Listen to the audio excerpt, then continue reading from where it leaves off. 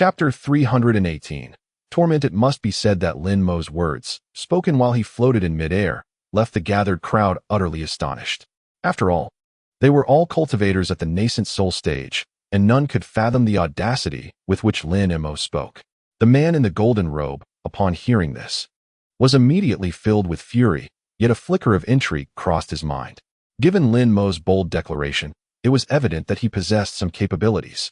Contemplating this, the golden-robed man refrained from acting impulsively and inquired with patience, "You speak so lightly. Do you intend to claim the treasures here for yourself? If you seek death, you may certainly come forth." Lin Mo maintained his composure and replied nonchalantly. In response, the golden-robed man, momentarily taken aback, remarked, "Though I may not know every cultivator in the chaotic star sea, I am familiar with most, yet I have never heard of you or your mission." Suddenly, a realization struck him, and he fixed his gaze intently upon Lin Mo, unable to restrain himself from exclaiming, "You seem somewhat familiar. Since you have spoken thus, I shall relinquish the barbarian bearded cave to you. We shall depart." In an instant, the golden-robed man seemed to recall something, and without further contemplation, he turned and made to leave. The enchanting woman beside him was left in astonishment. The golden-robed man, surrounded by a surge of golden light, swept the woman into his aura and transformed into a streak of light, racing away into the distance. "Humph," Lin Mo scoffed coldly, directing his gaze at the departing figure. "Isn't it a tad too late to consider fleeing now?" As he spoke, Lin Mo gently waved his right hand, unleashing a chilling aura. A palm-sized azure ice sword shot forth, morphing into a blue specter that appeared above the golden-robed man's head, poised to strike down with great force. Sensing the icy radiance above him, the elder Zhang Hua's escape light flickered, rendering him unable to flee. As he looked up at the impending ice sword, a glimmer of malice flashed in his eyes. His mouth slightly parted, and a beam of golden light erupted forth, revealing a palm-sized golden shield that soared into the air. The shield expanded rapidly in the wind, soon enveloping him entirely in a halo of golden light. With a resounding boom, a burst of golden brilliance erupted in the lower atmosphere, blindingly bright, causing Elder Zhang Hua and others to shut their eyes and retreat in alarm, unable to bear the sight. As the light dissipated, the disheveled figure of Elder Zhang Hua emerged below, while the golden shield lay in ruins, covered in ice crystals, indicating its utter destruction. Upon witnessing this scene, Elder Zhang Hua felt a pang of regret. It was well known that this golden shield was a cherished artifact of his, and its destruction significantly diminished his power. "What do you mean by this? I have already ceded this place to you. Why then do you still attack me?" Elder Zhang Hua growled, his face contorted with rage. "What do I mean? The moment you set foot here, you became a corpse." Lin Mo's lips curled into a slight smirk as he let out a cold laugh. Had it not been for his hesitance to exert his full strength after breaking through to the god transformation stage, that ice sword would have already claimed his life. However, Lin Mo was in no rush, relishing the opportunity to toy with Elder Zhang Hua. Gazing intently, he chuckled, "If you possess any means, feel free to unleash them." With that, Lin Mo elegantly waved his sleeve, and a formidable demon-suppressing staff soared into the air.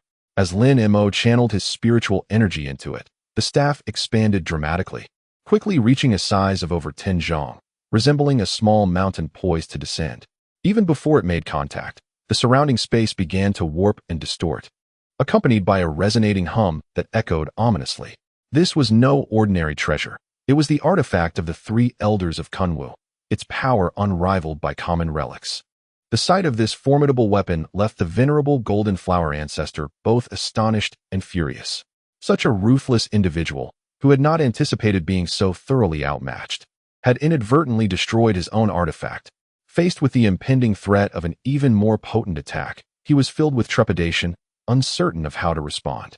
In desperation, the burly man refrained from summoning any artifacts. Instead, he deftly produced a golden talisman between his fingers. With a flourish, he muttered a series of strange incantations. And as his form twisted, a cascade of golden radiance enveloped him, dazzlingly brilliant. As the demon-suppressing staff struck down, a resounding thud echoed, and the golden aura transformed into a deluge of golden flowers, each the size of a fist, overwhelming both the burly man and the enchanting woman.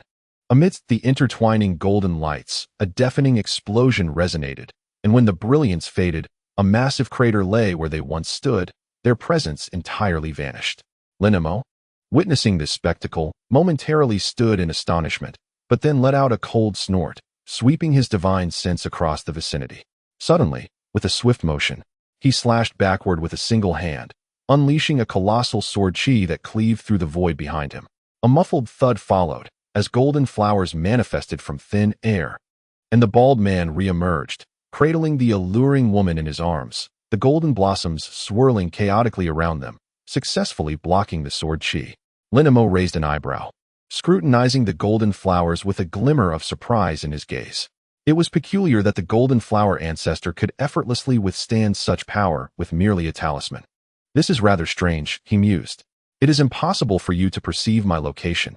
Even a mid-stage cultivator lacks such capabilities. The burly man, equally astonished, wore a look of disbelief. Humph, your talisman holds some merit, but to think you could slip away under my very nose is a foolish fantasy, Lin Mo remarked nonchalantly. Summoning the demon-suppressing staff once more, which surged toward the Golden Flower Ancestor with renewed ferocity. The man's expression darkened, a glimmer of cold light flickering in his eyes. He waved the golden talisman, transforming it into a golden flower, and deftly evaded to a nearby lower altitude. Abruptly, he cast the beautiful woman aside and bellowed fiercely. Old Lin, do you truly believe you can win with an illusory heavenly cauldron? Today, Jean shall also engage in this quarrel. With a resounding clap of his hand against his waist, a dark aura erupted from a pouch belonging to a fearsome beast, cascading downwards, and a bizarre bird of considerable size materialized above them. This creature, entirely black with sapphire eyes and a vivid crimson crest, appeared ominous and menacing. Upon his appearance, a harsh cacophony erupted from his mouth as he cast a venomous glare at Lin Mo, seemingly possessing a certain efficacy. A pigeon? You dare to confine such a wretched creature? Lin Mo remarked, clicking his tongue in admiration, yet remained utterly unperturbed. He, too, touched his waist, and upon hearing the cries of a monkey, his spirit soared.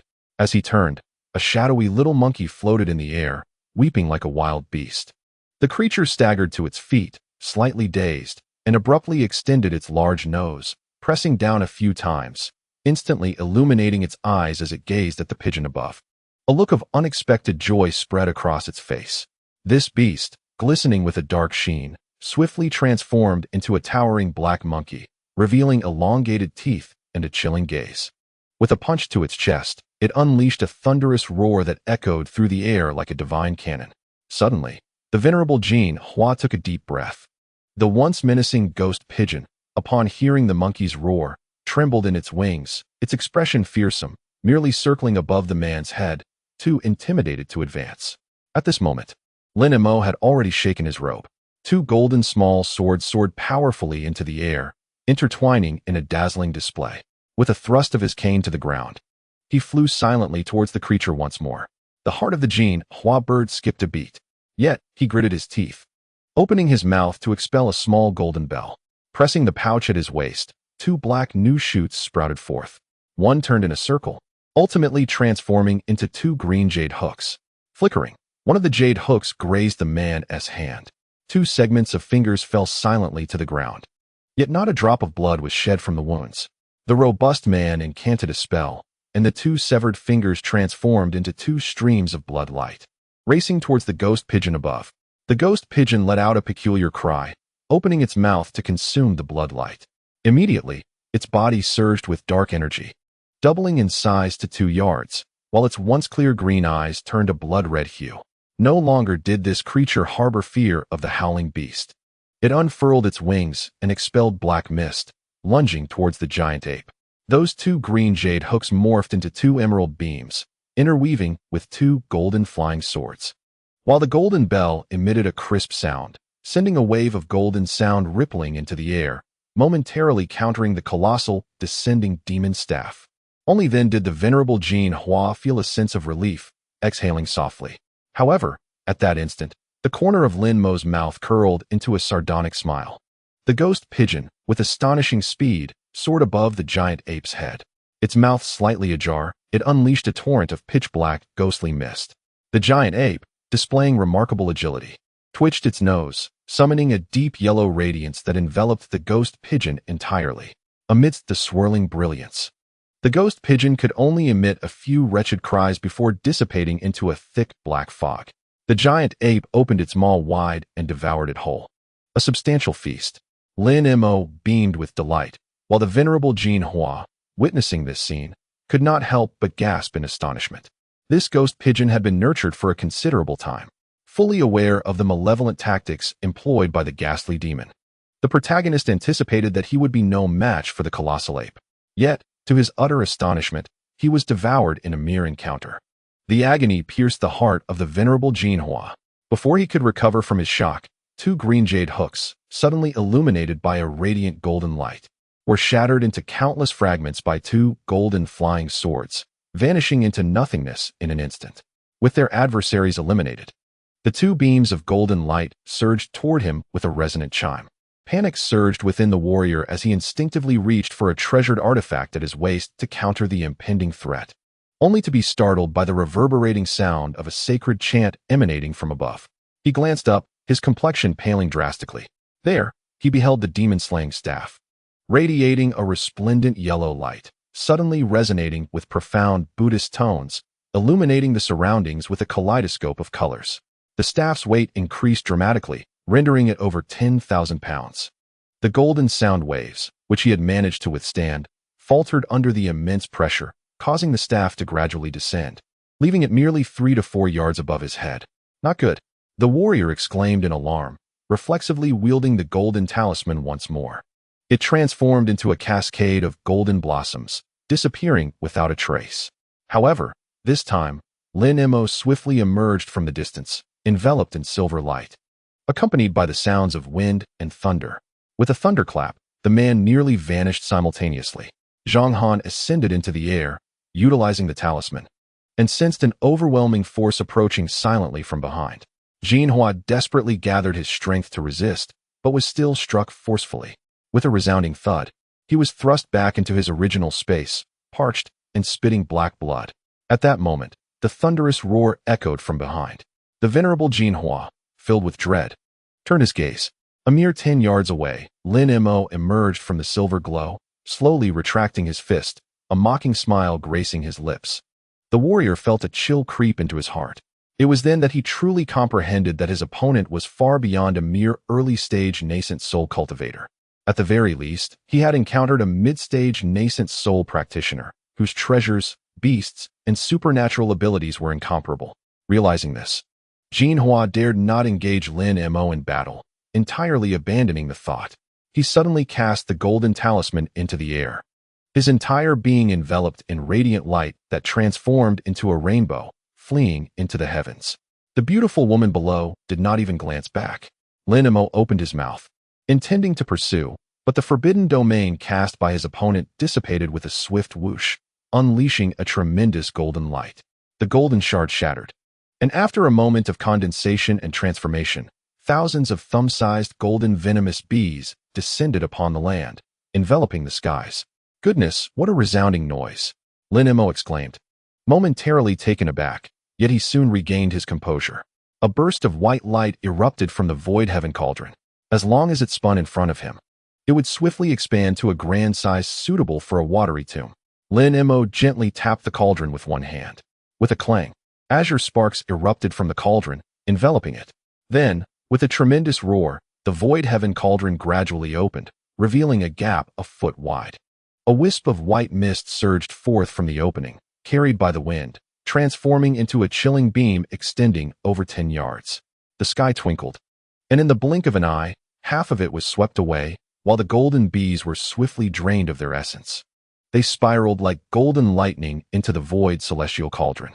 The cauldron emitted a phantom that absorbed all the golden venomous bees from the heavens. However, this slight delay allowed the transformed figure of the Golden Flower Ancestor, the stunning rainbow, to reach several dozen zhang away. For a cultivator in the early stages of the nascent soul realm, such speed was nothing short of astonishing. Lin Mo observed this scene with a hint of derision, choosing not to rush after them just yet, but instead casting his gaze around. His brows furrowed as he let out a cold snort. At that moment, He noticed that the gray-robed elder and the blue-robed youth had stealthily retreated over 100 zhang away, their escape lights entwined around them, evidently prepared to flee at any moment. These individuals displayed a measure of wisdom. As Lin Mo and the Golden Flower Ancestor emerged, their desire for treasure had long since dissipated, replaced solely by thoughts of how to save their own lives. The notion of seizing treasure had turned into nothing more than a delusion, an utterly unattainable aspiration. The two disciples of the barbarian Huzi sect exchanged glances, taken aback by the sudden appearance of this unfamiliar cultivator who had the audacity to engage the Golden Flower Ancestor in communication. They realized that even a nascent soul cultivator could be silenced. Being mere core formation cultivators, they understood the bleakness of their survival chances. Upon hearing mention of the void celestial cauldron, a realization dawned upon them. Though they lacked the prowess of the nascent soul realm, being disciples of the barbarian Huzi sect, they were certainly familiar with the cauldron. It was known that even now, the Reverse Star Alliance had been relentlessly pursuing anyone in possession of the void celestial cauldron. While Lin Mo was embroiled in battle with the burly man, the two had already discreetly retreated, particularly when Lin Mo's gaze fell upon them. They were struck with panic and hastily fled into the distance. As for the graceful woman, the moment the Golden Flower Ancestor abandoned her, she realized she was left to fend for herself. Surrounded by a surge of spiritual energy, she appeared as a blazing fireball racing away. The foundational and chi-refining cultivators further afield were too weak to comprehend the distant happenings. Yet, upon witnessing their master and ancestors fleeing, even the dullest among them understood something grave had transpired, causing an immediate stampede in every direction. Observing this unfolding chaos, Lin Mo let out a cold laugh and remarked, "Very well, I shan't play with you any longer." With a flick of his sleeve, he unleashed a flurry of icy azure sword flames. These diminutive flames darted through the air with astonishing speed, hurtling towards the crowd. The three core formation cultivators, upon seeing this spectacle, were struck with alarm, prompting them to hasten their escape. In an instant, they collided with the azure sword flames. As for the weaker cultivators, Lin Mo chose not to engage them. He was not a killer by nature, having never intended to eradicate every last one of them.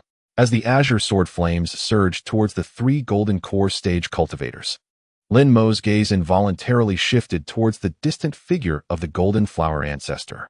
Crackling thunder echoed through the air, accompanied by the turbulent azure ice flames. Lin Mo turned his head, his eyes reflecting a chilling intent as they settled upon the Golden Flower Ancestor, who appeared to him as nothing more than a lifeless corpse. With a gentle flap of the azure wind and thunder wings behind him, he transformed into a blue arc, vanishing from sight. Though the Golden Flower Ancestor was already over 100 feet away, each of Lin Mo's swift movements brought him closer by several dozen feet. In just 6 or 7 blinks, he appeared ominously above the giant figure. Fixing his cold gaze on the Golden Flower Ancestor, Lin Mo declared, "Your time has come."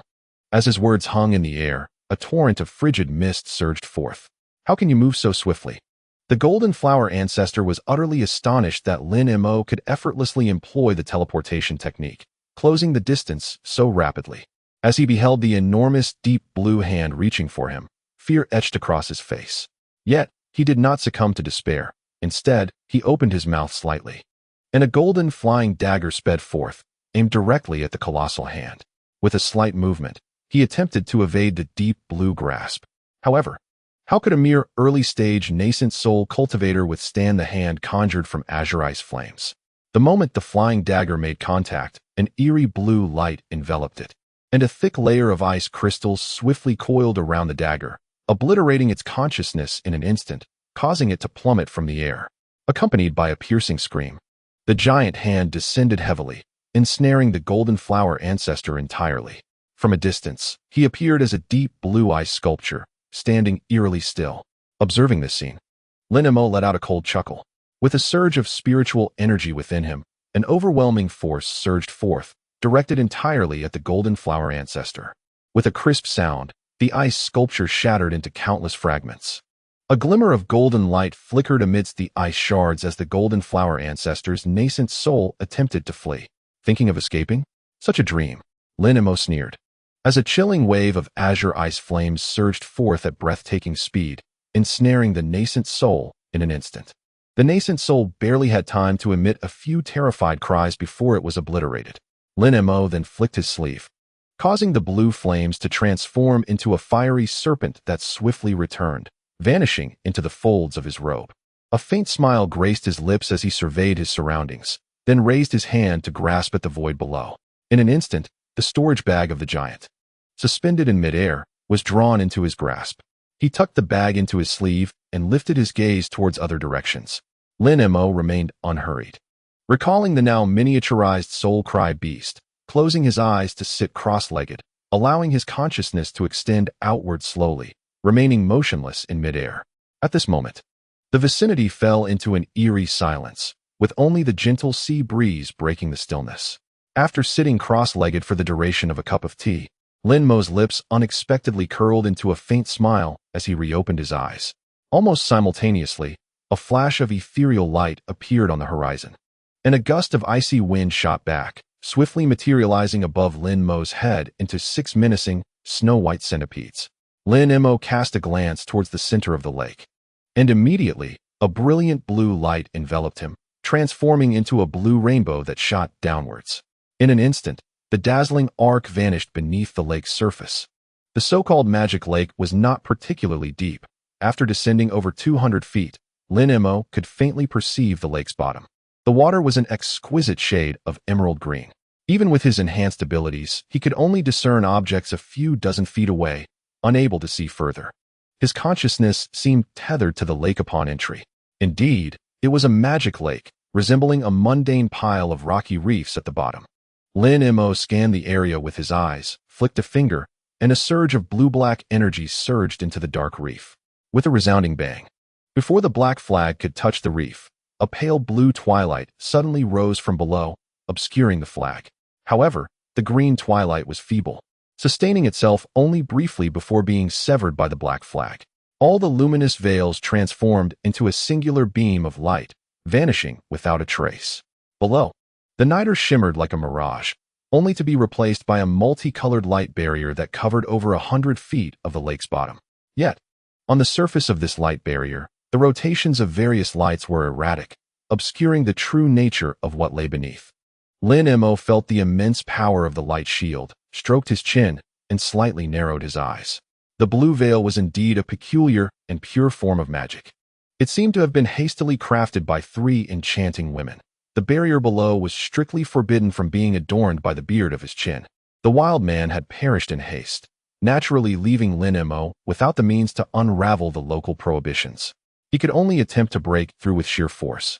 However, at first glance, this golden formation was a congealed manifestation of the 5 elemental powers, and even if one were to exert their divine abilities to shatter it, considerable effort would be required. Contemplating this, Lin Mo hesitated no longer. He formed a hand seal, and from his waist pouch, a silvery light glimmered, revealing a vague figure behind him. It was the doll. Lin Mo shook his sleeve once more, and several razor-sharp azure bamboo swords soared into the air. With a shout, they surged towards the center, each sword over 10 feet long, shimmering with golden light. Upon impact, a thunderous echo resounded as a massive, shimmering lake floated atop the sword's surface. It then spiraled, transforming into a vividly lifelike electric python. The serpent coiled around the grand sword several times, lifting its neck and emitting a hoarse sound, a display of astonishing ferocity. Nearby, the humanoid puppet raised a hand, causing a small red bow to materialize, and with a gentle tug, a blue arrow appeared. With a crack of thunder, the shimmering lake burst forth from the surface of the small arrow. Lin Mo's face stiffened, and with a delicate touch of his fingers in the air, a booming sound erupted, akin to a newly unveiled soldier in the mountains, suddenly contracting downwards. Almost simultaneously, the puppeteer's bow and arrows surged, sprouting black and golden buds. With a thunderous roar that shook the earth, the surface beneath the luminous crown trembled, swiftly enveloping the endless golden trenches. The nearby lake waters formed swirling vortices, violently churning and cascading to the surface. Yet, Lin Mo remained motionless within the whirlpool, perceiving the encroaching dark tides as inconsequential. At last, the light converged, and the golden glow vanished. Lin Mo focused intently downward, shifting his expression to a slight smile. However, the multicolored light shield had dissipated, revealing a small magical array, more than 10 feet in diameter, emitting a soft white radiance at the center of the circular base. The emerald waters flowed forth, but upon encountering the white light, they were completely obstructed. It was crafted from a unique material, exhibiting a remarkable ability to repel water. Lin Mo was taken aback, swiftly retracting the puppet with a motion of his hand, and leapt to stand upon the magical array. Rather than fleeing immediately, he lowered his gaze to inspect the teleportation array beneath him. With a sigh of relief, he struck the array's edge, activating it. Suddenly, a flash of white light enveloped him, and Lin Mo vanished within the array.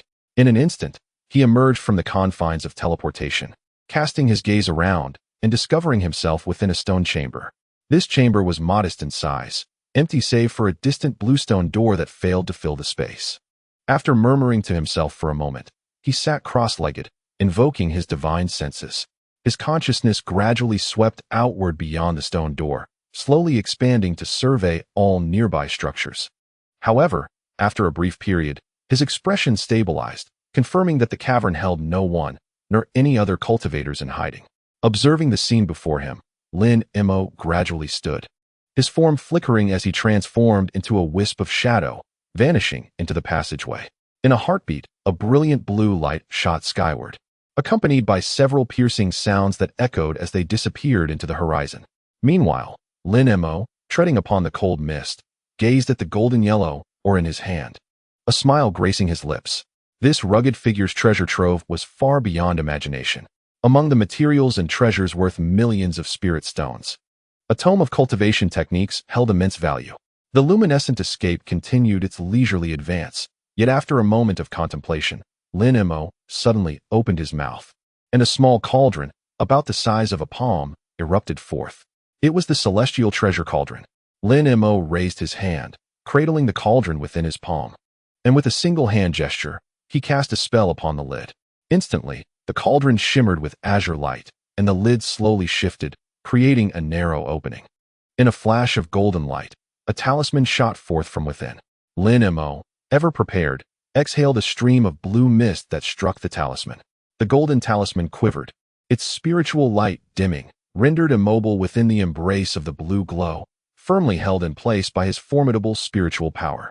Gazing at the talisman before him, Lin Mo maintained an unperturbed demeanor, gently raising his right hand. A force of attraction instantaneously grasped the talisman not far away, drawing it into his grasp. The consciousness surged, and he lowered his head to examine it closely. This talisman was undoubtedly seized from the hands of the venerable Grandmaster Jinhua. One must admit, Grandmaster Jinhua was indeed fortunate to have acquired such a talisman. This particular talisman was crafted with the intricate artistry of silver tadpole script, imbued with considerable power. It not only facilitated instantaneous movement, but also transformed into flowers and spiritual bees, showcasing formidable might. Even now, as Lin Mo had ascended to the god transformation stage, he could not help but feel a stir of desire upon encountering this talisman inscribed with silver tadpole script. At first glance, the talisman appeared rather ordinary. The runes inscribed upon it were familiar and commonplace.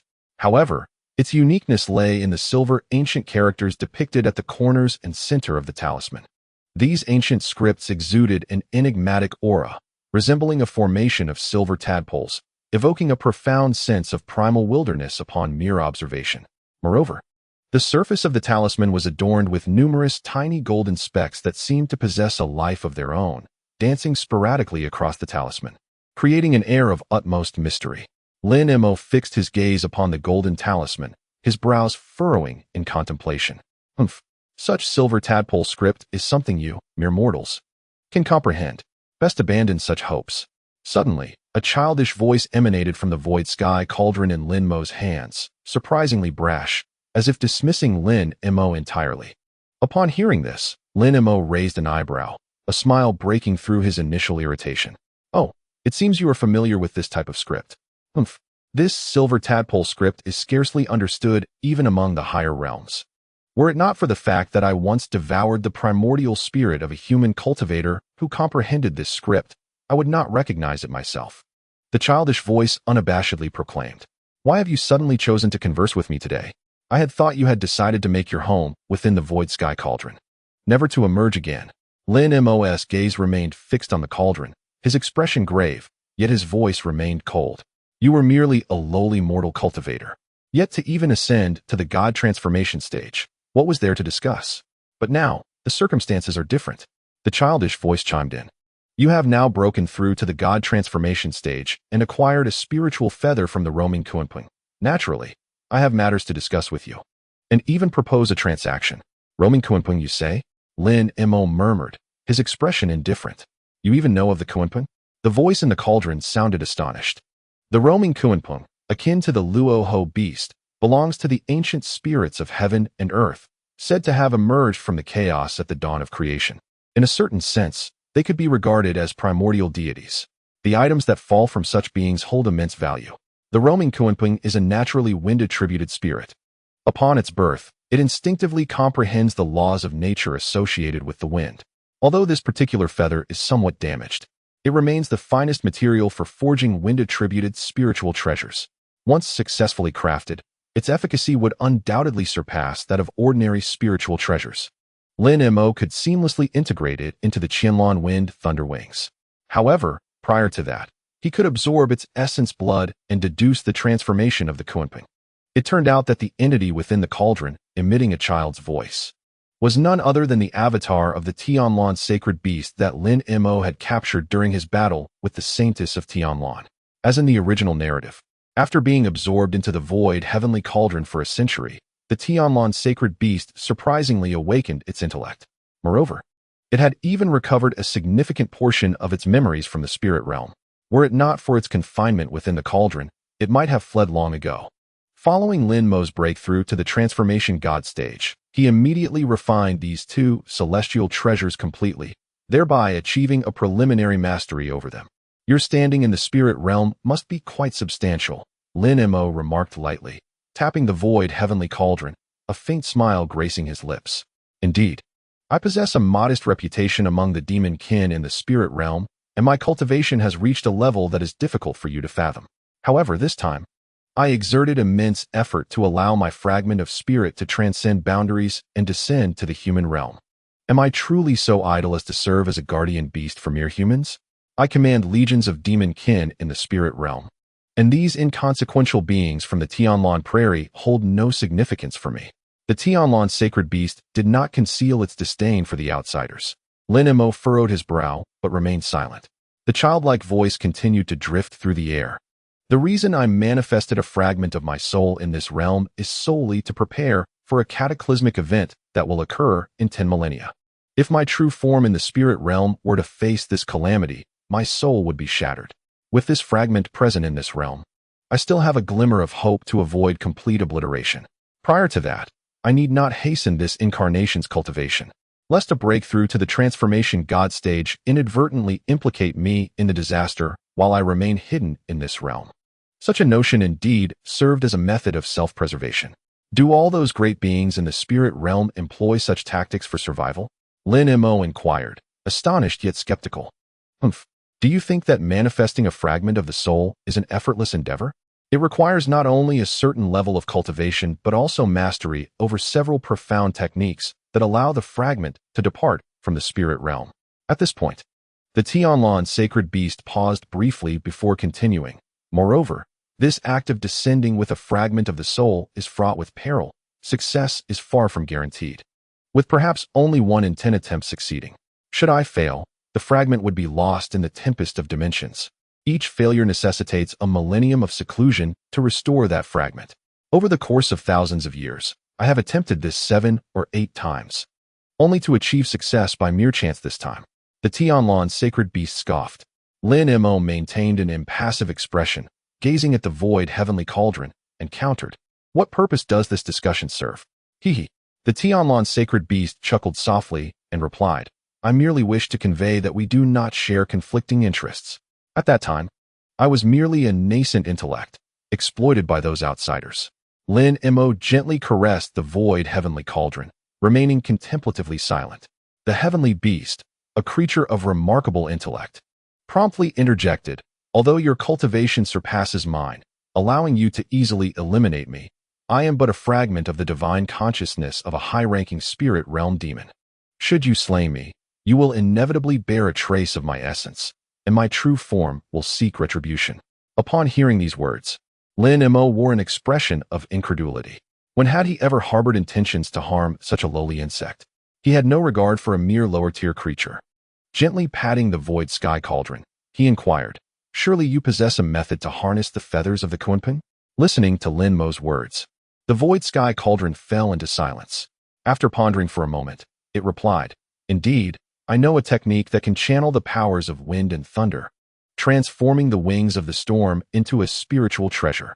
The celestial feathers inherently embody certain laws of nature related to the wind, enabling you to wield them without the necessity of wind attribute spiritual energy." At this juncture, the heavenly beast hesitated. While limitations in cultivation and materials prevent the crafting of a true transcendent spiritual treasure, producing a lower-tier spiritual artifact is certainly feasible. What do you wish to exchange for this knowledge? Surely, you do not intend to impart the method without compensation? Lin Mo did not display any signs of elation. Instead, he coldly queried, "What do you require?" "I ask that you find a way to sever the void sky cauldron's assimilation of me. Furthermore, before your ascension or demise, I seek your temporary protection.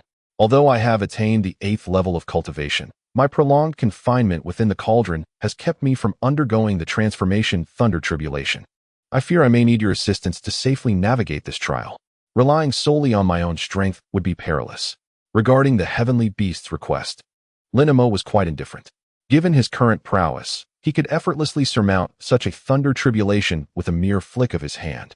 After a moment of contemplation, Lin Mo acquiesced. "Very well, I agree to your terms. I shall release you from the constraints of the void sky cauldron, but this must be accomplished before my ascension." The notion of demise had never crossed Lin Mo's mind. "Excellent. Your decision is undoubtedly wise. There is no need for us to be adversaries in matters of life and death." To demonstrate his sincerity, the elder proclaimed, "I can initially impart this silver script to you." The heavenly beast's heart lightened, and it burst into hearty laughter.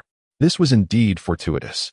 Lin Mo glanced at the golden talisman in his hand, accepting it without hesitation.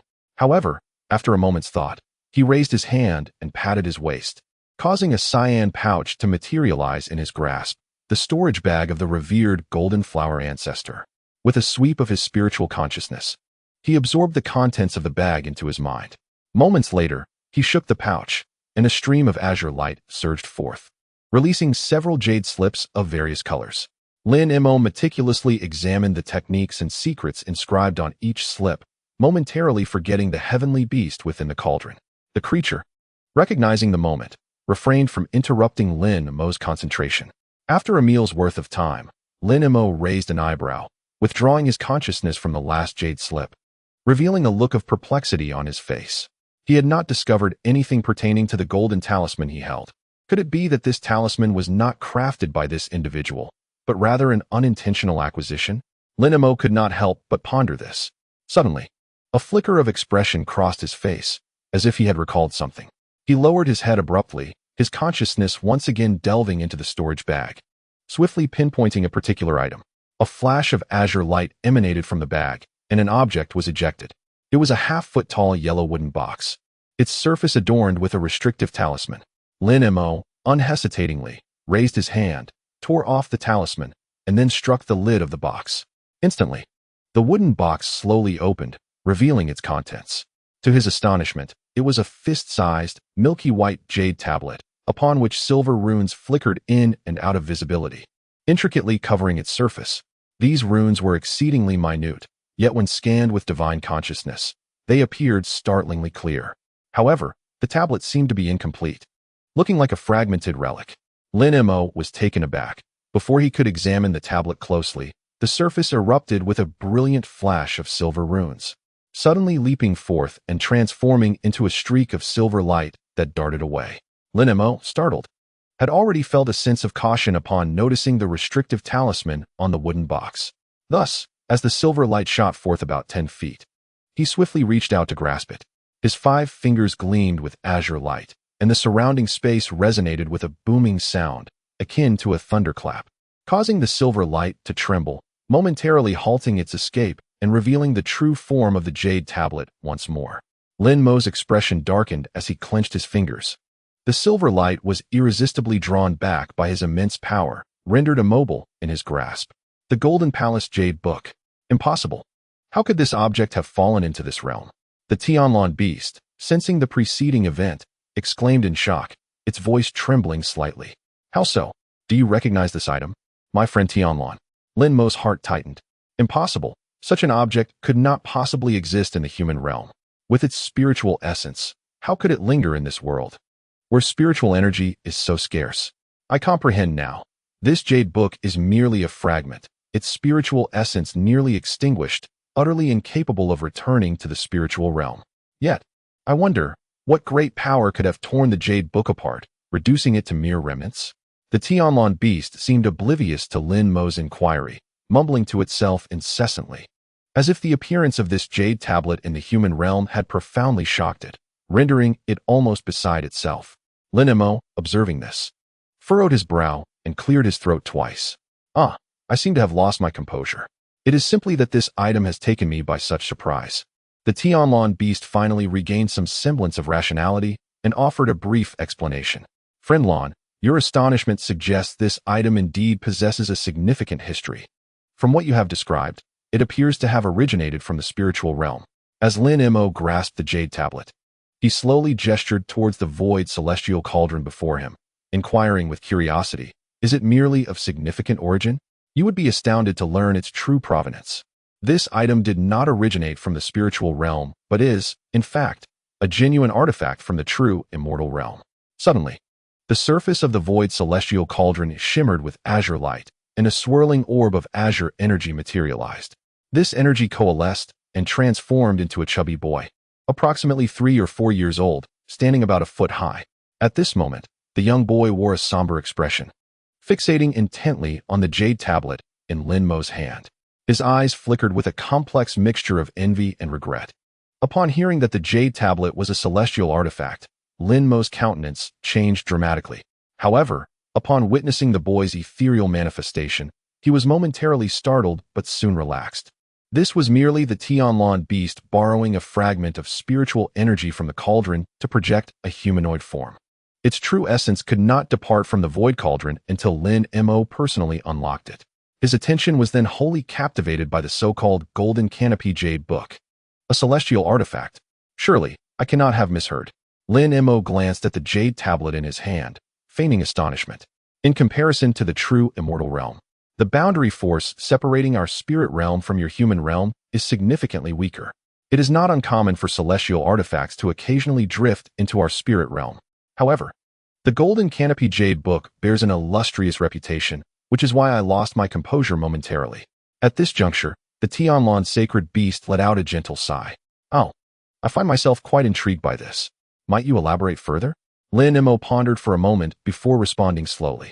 What could be the harm? This item is widely renowned among the human populace of the spirit realm. It is hardly a secret. To trace its origins, one must refer to the celestial beings of the true immortal realm. Artifacts from celestial beings frequently manifest in our spirit realm for various reasons, often finding their way into the human realm. However, truly useful treasures are exceedingly rare. Notably, a celestial remains was once discovered in the spirit realm. The Golden Canopy Jade Book was found upon this celestial's remains. According to legend, there are a total of 108 pages, each inscribed with celestial secrets, of which 36 pages contain the profound techniques for cultivation and transformation. The remaining 72 pages encompass a wide array of subjects, including talismans, formations, alchemy, and weapon crafting. The boy spoke enviously up to this point, pausing briefly before continuing. The 36 pages within the Jade Book are of utmost importance. While the 72 pages may appear diverse, very few can be directly applied, as the materials listed for alchemy, talisman crafting, and formation setting are often entirely unfamiliar, serving only as references for research. In truth, aside from a handful of pages, the 72 pages of the Jade Book are largely superficial. The conflicts of your primarily revolved around the 36 pages of the Jade Book. Of course, what truly captivates the heart is that the cultivators who have ascended to the immortal realm from our spirit realm over the past 100,000 years have all practiced the techniques inscribed within those Jade Books. Human cultivators? How is it that all these Jade Books have ended up in our hands? Initially, Lin Mo was taken aback, but he soon detected a hint of inconsistency, leaving him perplexed. Hee. At the beginning, our demon clan also participated in the contest. However, it was not long before the victorious elder from our clan discovered that the techniques within the Jade Books were only suitable for human cultivation. For us demons, attempting to practice those techniques would yield either no results or result in severe detriment to our cultivation, with some even leading to catastrophic explosions of their bodies. After several attempts, our demon clan completely abandoned the pursuit of the Jade Books. In other words, those pages that you, the human race, regard as exceptionally precious hold no value for us, the demon clan. However, the remains of that celestial being from years past were indeed of human form. It is not entirely surprising that the cultivation techniques inscribed in the Jade Books of Gold and Jade were specifically created for your kind, the humans, lamented the youth. Chapter 321, Learning. The page I hold in my hand is from the inner 36 or the outer 72 pages of the Jade Book. Lin Mo gently caressed the jade tablet with his other hand, observing the silver runes flickering with an ethereal brilliance, and could no longer suppress his curiosity. The outer pages are written in silver runes, while the inner pages utilize the more obscure golden seal script, a form of spiritual writing known to few. The youth did not answer directly, but rather responded with a knowing smile. So, the silver runes signify that what I possess is an outer page, and merely a fragment at that? Lin Mo maintained an expression of calm, revealing no trace of disappointment. It was as though he comprehended everything thoroughly. For Lin Mo in his current state, the distinction between outer and inner pages bore little significance.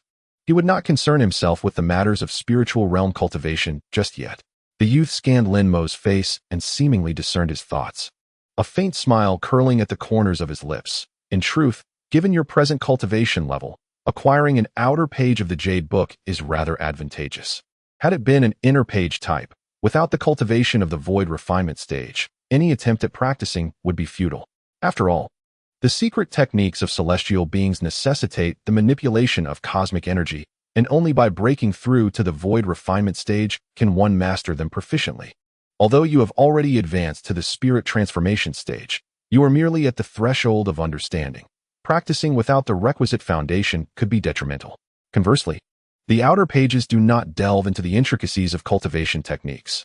If you can grasp even a fraction of its essence and apply it, the benefits could be substantial. However, it remains uncertain what content is contained within this half page, as we cannot ascertain if it can still be comprehended. It is likely related to the art of talisman creation, Lin Mo speculated, glancing at the golden talisman in his other hand. That is not necessarily the case. The silver runes are unknown to the cultivators of the human realm, the youth scoffed. As for that ancestor of the Golden Flower, it is likely he stumbled upon the Jade Book by mere chance. After all, even imitating celestial artifacts can yield inexplicable powers. Lin Mo's eyes flickered with intrigue as he chuckled softly. If that is the case, I shall delve into it thoroughly.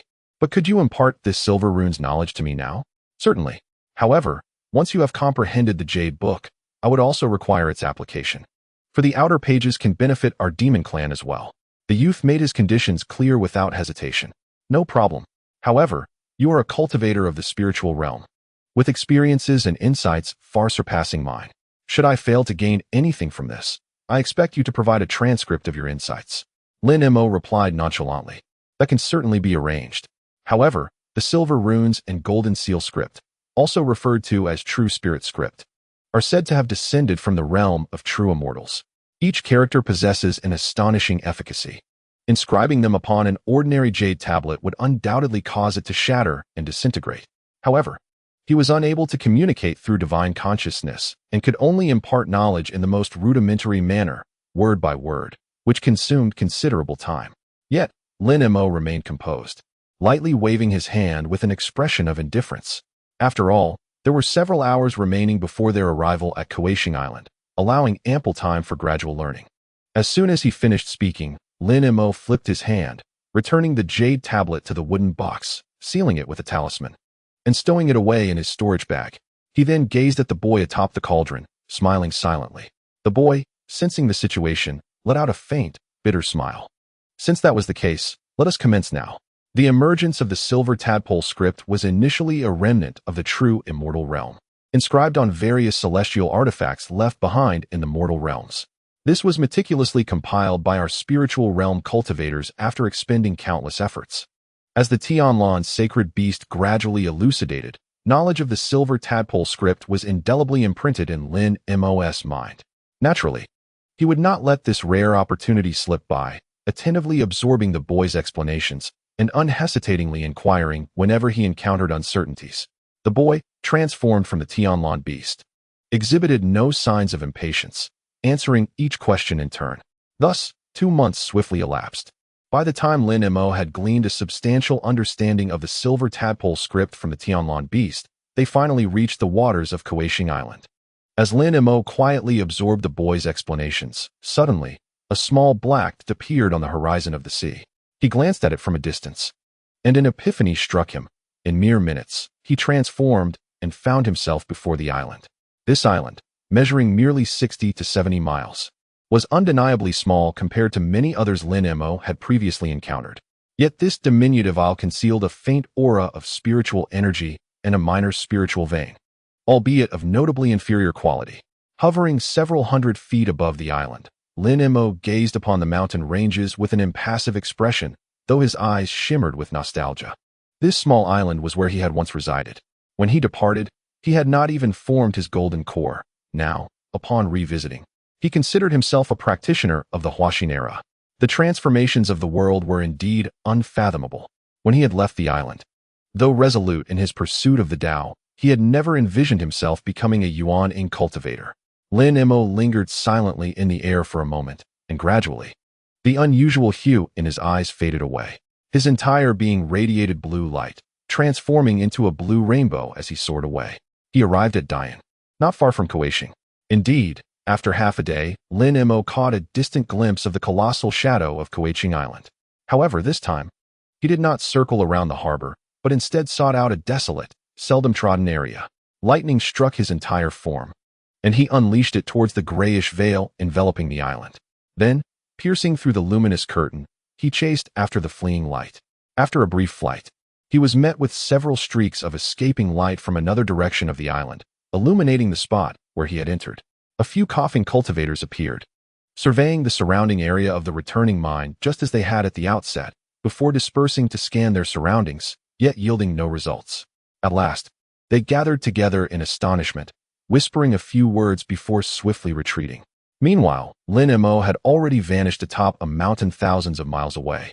His hand raised as a radiant, milky white magic disk materialized within his grasp. He exhaled a stream of azure spiritual energy onto the array, murmuring incantations. Instantly, the magic disk shimmered with intertwining hues of azure and white, becoming dazzlingly brilliant. Swiftly, he extended a finger to gently tap the surface of the array. Immediately, the radiance of the disk coalesced, transforming into a crystalline clarity akin to a mirror. Yet, upon the surface of this mirror, a flickering red light appeared. Observing this, Lin Mo nodded in satisfaction, then lifted the magic disk with one hand and ascended into the air. After determining a direction, he soared towards the horizon. A month later, on a continent tens of thousands of miles away in the chaotic sea of stars, within a desolate canyon in the southern region of the Yu Kingdom, robed cultivators clad in black flew through the gorge. Though their movements were graceful, their pace remained remarkably slow, indicative of their modest cultivation levels. After a while, these black-clad cultivators suddenly swerved and entered a concealed cave. Proceeding deeper, they soon encountered a meticulously crafted stone door. A menacing figure in black approached the entrance, fingers weaving intricate gestures while silently reciting a spell. A flash of white light erupted as the spell struck the stone door, causing it to slowly rise amidst flickering spiritual brilliance. Subsequently, a cloud of black gas surged from the cave, manifesting before the man as a pallid elder. "Oh, who could this be?" "It is none other than Junior Brother Ming," the elder remarked. "Could it be that the disciple on duty this time is you?" Initially stern, his expression softened into a smile upon seeing the imposing figure. This was hardly surprising, as the man possessed mid-stage foundation-building prowess, while the elder was merely at the early stage, naturally prompting a display of deference. "Indeed, Senior Brother Fan, I have been summoned to take over your watch of this spiritual mine. Is the entrance to the mine located within?" The man in black asked directly, his demeanor unfaltering. Haha, junior brother Meng, you truly are impatient. The entrance to the spiritual mind is indeed inside. However, have you brought only these few individuals? It seems rather insufficient. The elder observed, glancing at the scant number of followers behind the man, a hint of curiosity creeping into his tone. Currently, our ghost spirit sect is not what it once was. Most disciples are occupied with guarding against the spirit control sect and the fiery demon sect. These few are all I could procure with great difficulty from the affairs hall. Fortunately, this area is considered our sect's territory, merely overseeing some mortals. So they will suffice, the man replied with a huff, clearly somewhat dissatisfied. That is indeed the case. The elder nodded in agreement with the man's assessment. Very well, elder. Please lead me to the mining area, so I may understand the situation here before proceeding, the man stated, casting a glance into the cave. Of course, follow me. The elder replied with a nod, promptly turning to lead the group into the depths of the cave, sealing the stone door behind them. As a result, after turning west from the cave and walking a distance, a wide fissure resembling a water field appeared in the ground ahead, shimmering with a faint white light that subtly extended underground. At the entrance of the crevice, two men clad in dark fabric sat cross-legged on either side. As the elder and the young man approached, the two men hurriedly bowed in reverence. The elder, with a calm gesture, extended his hand, leading several men directly into the fissure. 15 minutes later, the elder had navigated the majority of the underground mineral passages with the young man. The labyrinthine tunnels were quite intricate, with many young male workers diligently extracting ore. The elder, guiding the way, gestured with familiarity, as if he were well acquainted with every corner of this place. It was no surprise, having spent over a decade here. He could likely navigate the passages with his eyes closed. The young man, with a grim expression, listened intently without readily speaking. As a few of them turned back to look, another passage suddenly emerged ahead, slanting downwards, seemingly leading to deeper depths. The elder from Heipu furrowed his brow upon seeing this new passage, shook his head, and chose not to lead the young man onward, instead turning back with the others. Senior Fan, where does this path lead? What awaits us? The young man, after inspecting the passage several times, paused to inquire with curiosity. That way leads to a location previously guarded against disciples, but such prohibitions have since been lifted. They have all retreated now. The elder replied with a hint of unease. Is it comfortable? A restricted zone? What lies within that has caused its abandonment? The young man's interest piqued further at this revelation. There is nothing there. It is merely an ancient transport matrix, evidently long in used and entirely inoperable.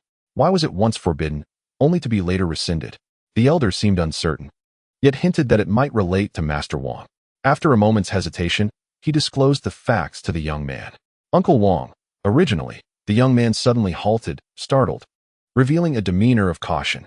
It suffices for the juniors to be aware. Matters concerning Uncle Wang are not for us to debate. The elder chuckled knowingly. If that is the case, might you lead me there first? Not only Senior Fan, but I too have been studying formations for several years. The young man fell silent for a moment before suddenly speaking. You have been researching formations? It requires considerable time. The elder, taken aback, wore a peculiar expression upon hearing this. Do not find it surprising, Senior Fan. I understand the abundance of wisdom.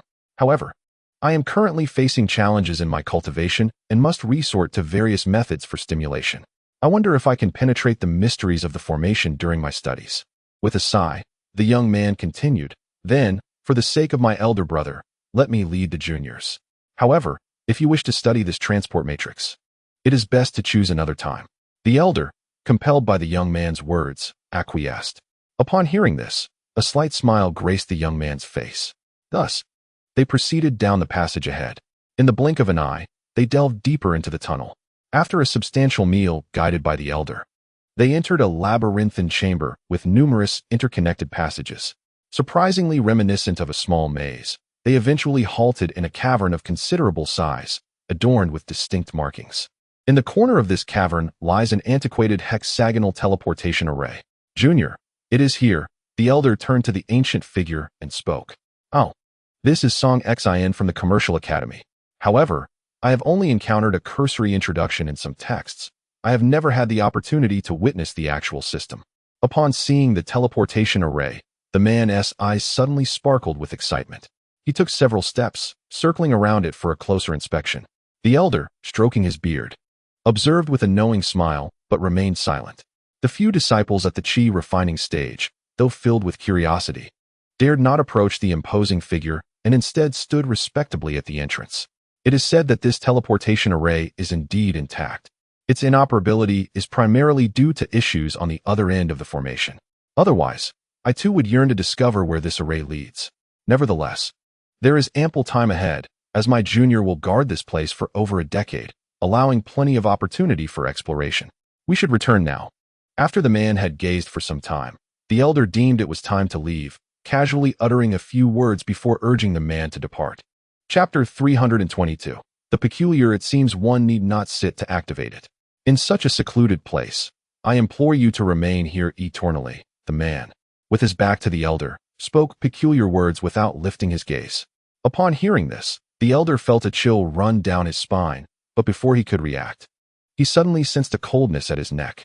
A dark flash passed, and his head rolled away. The elder's body swayed before collapsing to the ground. Only then did the man turn around, casting a complex glance at the elder's lifeless form, and he let out a soft sigh. Oh, does Ming Dao still yearn for the ghost spirit sect? Among the practicing disciples, an unassuming middle-aged cultivator suddenly raised a silvery, flying sword that hovered in the air. Gesturing with his hand, the sword flashed and transformed into a rainbow, darting towards him and landing in his grasp. The elder was taken aback by the sudden betrayal of this individual. Now, the root of this cultivation faction has surfaced. I have resolved to visit your spark gate. I harbor no regrets, he stated, acknowledging that although he had no close ties with this man, their past encounters would evoke some sentiments. The man of the Ming clan replied indifferently, it would be best for Ming Dao to consider it that way. The ghost spirit sect lost its dual cultivators over a century ago, and with the loss of many practitioners, its influence has greatly diminished, rendering it incapable of monopolizing a nation's territory. This time, we, the Mayan sect, the Yuling sect, and the newly formed Bloodkill sect, have united. Your ghost spirit sect cannot evade calamity.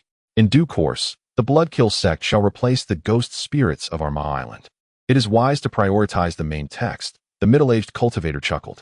At that moment, the remaining individuals experienced a sudden shift in their breathing, engaging in foundational prayers and carvings. They were all practitioners of the Fire Gate. As long as you assure me of your steadfastness, I shall do everything in my power to cooperate. The man from the Meng clan smiled and inquired. Haha, I am reassured by this. Brother Meng possesses commendable qualities. As long as we achieve a resounding victory in this battle, the Master will personally admit you into the fold. Is this truly superior to your solitary endeavors at the Ghostly Gate? Yet this place is so remote that even if numerous individuals are concealed here, the spirits would remain oblivious. The effectiveness of these resting talismans was specifically brought by Xia before the Master's departure. Otherwise, deceiving the divine would have been impossible. A middle-aged cultivator surveyed the corpses strewn upon the ground, a smug expression crossing his face. Thankfully, the ancient teleportation array is present here. I can lure them to this secluded location, creating a pretext for an attack. Otherwise, even a single strike would be perilous, with over 10 foundational stage disciples here. Should they activate their barrier, it would spell trouble. Now, by activating the restriction, I can forcibly summon the other disciples to eliminate every last one. The man's expression darkened imperceptibly as he spoke coldly. Indeed, senior brother, this is a fine plan. Let us proceed. Upon hearing this, the middle-aged cultivator revealed a hint of approval. At that moment, another individual swiftly retrieved the elderly man's storage bag and unleashed a fireball, turning the corpses to ash in an instant. Subsequently, they departed the cavern. Just then, the ancient teleportation array, previously ignored, suddenly hummed to life. The entire formation glowing with a brilliant white light, seemingly activating on its own, as if someone was being teleported. Observing this phenomenon, the man surnamed Meng and the middle-aged cultivator were left bewildered. Did not the old man claim that this formation had long since vanished? Why, at such a peculiar moment, had it suddenly returned to normal? Destroy the formation. The middle-aged cultivator reacted swiftly, shouting as he made his move. The knife he summoned transformed into a shard of cold frost, piercing towards the corner of the formation. The remaining individuals, realizing the gravity of the situation, hastily produced various magical artifacts, intent on instantaneously dismantling the teleportation array before them. Following a series of resounding booms, The ancient teleportation array erupted in dazzling white light. Yet unexpectedly, several magical flags rebounded. The middle-aged cultivators were taken aback. Otherwise, should the transporting cultivator encounter unforeseen complications on the other side, it would spell disaster. Amidst their astonished gazes, a man began to materialize within the formation, his body swaying as if he had just experienced a disorienting transport. Initially intending to scan the youth's aura, he witnessed the young man shake his head, seemingly on the verge of regaining his composure. In a moment of urgency, he disregarded assessing the other's cultivation level and shouted decisively, "Act now, swiftly eliminate them." The young man appeared no older than a foundational stage cultivator at best. Naturally, it was prudent to strike while his opponent was still dazed, thereby averting future complications. "Hold on, do not attack." Upon recognizing the youthful visage, the man surnamed Meng was seized by a sudden panic, urgently calling for restraint. However, the other disciples of the Demon Flame sect, led by the middle-aged cultivator, despite finding the big man's words peculiar, did not hesitate to activate their artifacts, directing them toward the pair within the array. The middle-aged cultivator, misinterpreting the big man's alarm as a sign of familiarity with the couple, chose to feign ignorance and disregarded the warning. As the dazzling light from 4 or 5 magical artifacts engulfed the two individuals within, a chilling scoff cut through the air. "You lot, are you seeking death?" Following this ominous proclamation, a thunderous roar reverberated, and a blinding azure light erupted within the formation, akin to a cerulean sun manifesting in that very spot. The moment the magical artifacts made contact with the azure glow, they shattered into countless fragments.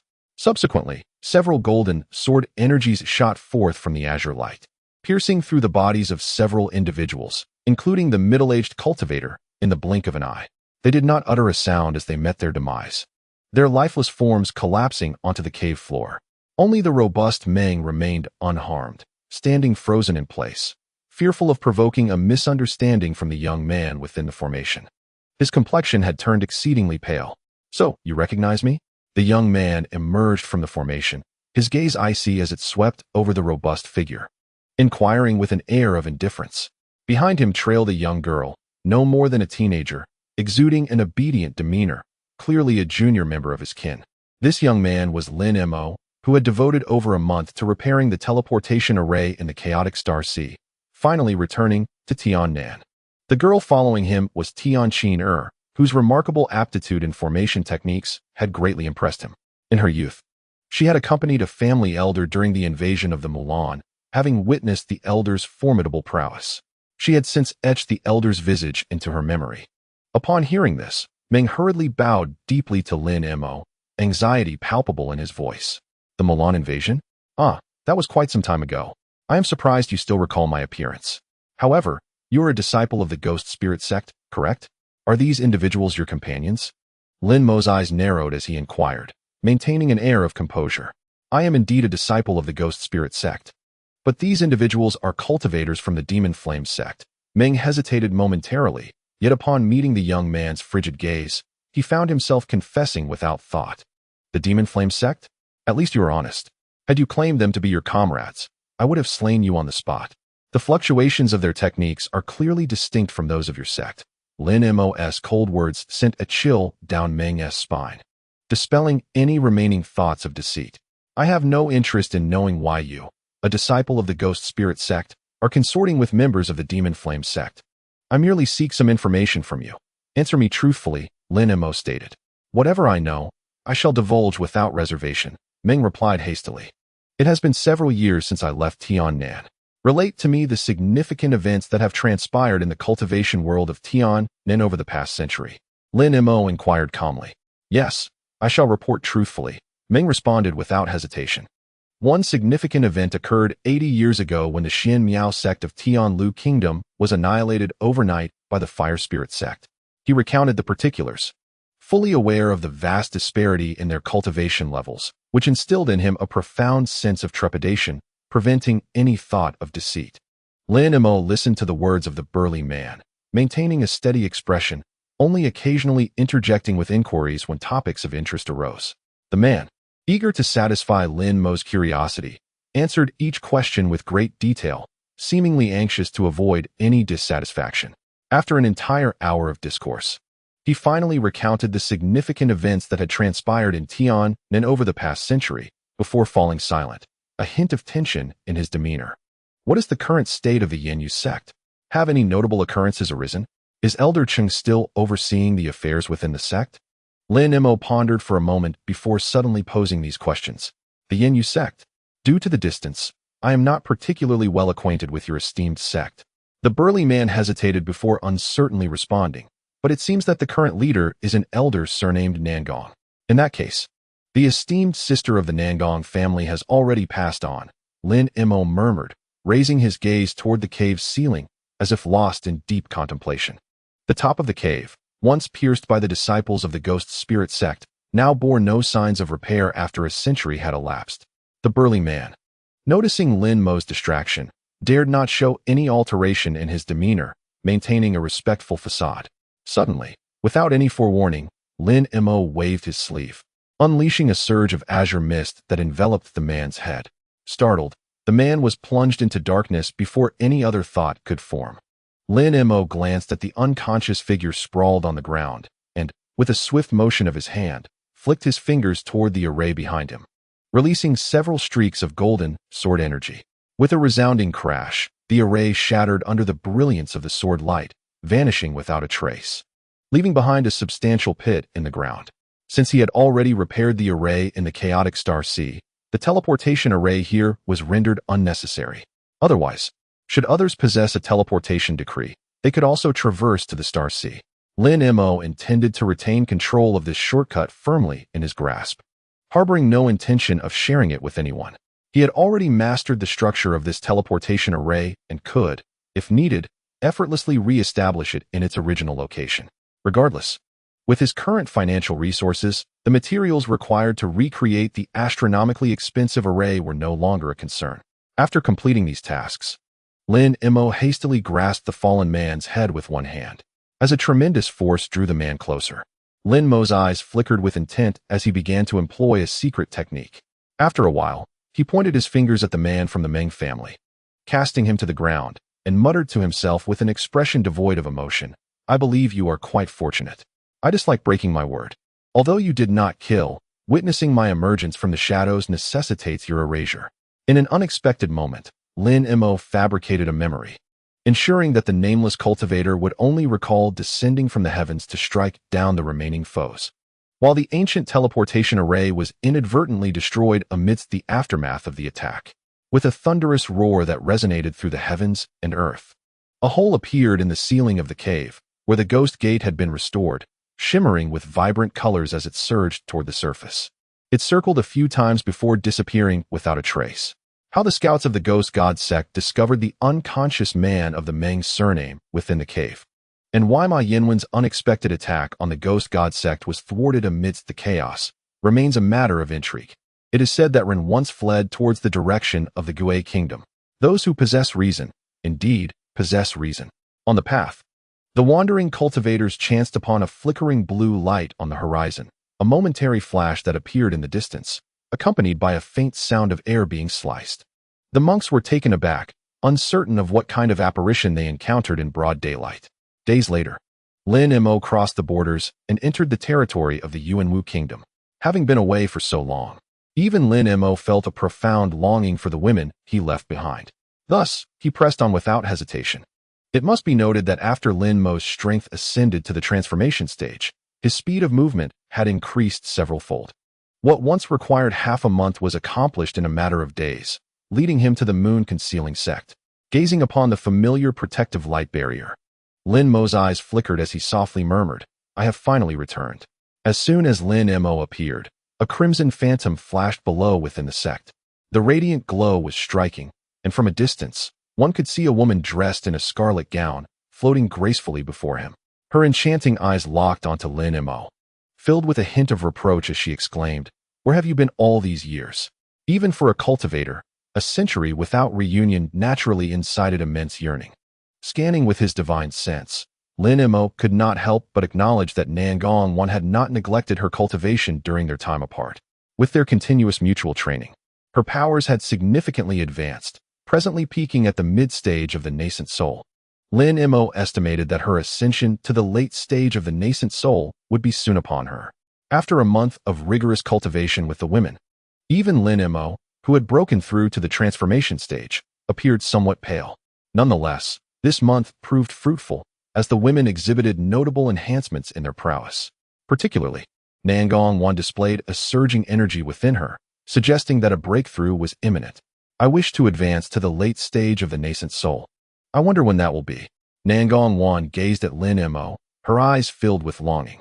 Lin Mo smiled gently at her and reached out his right hand to caress her face. Let us strive once more. Upon uttering these words, the atmosphere shifted dramatically, and a torrent of spiritual energy surged from all directions, flooding into the bodies of both Nangong Wan and Lin Mo months later.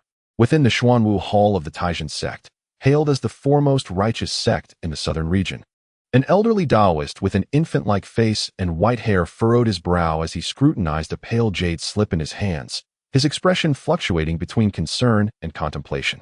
After a prolonged silence, he sighed deeply and suddenly commanded someone outside the hall, "Come in." At this command, two middle-aged Taoists entered the hall, bowing respectfully.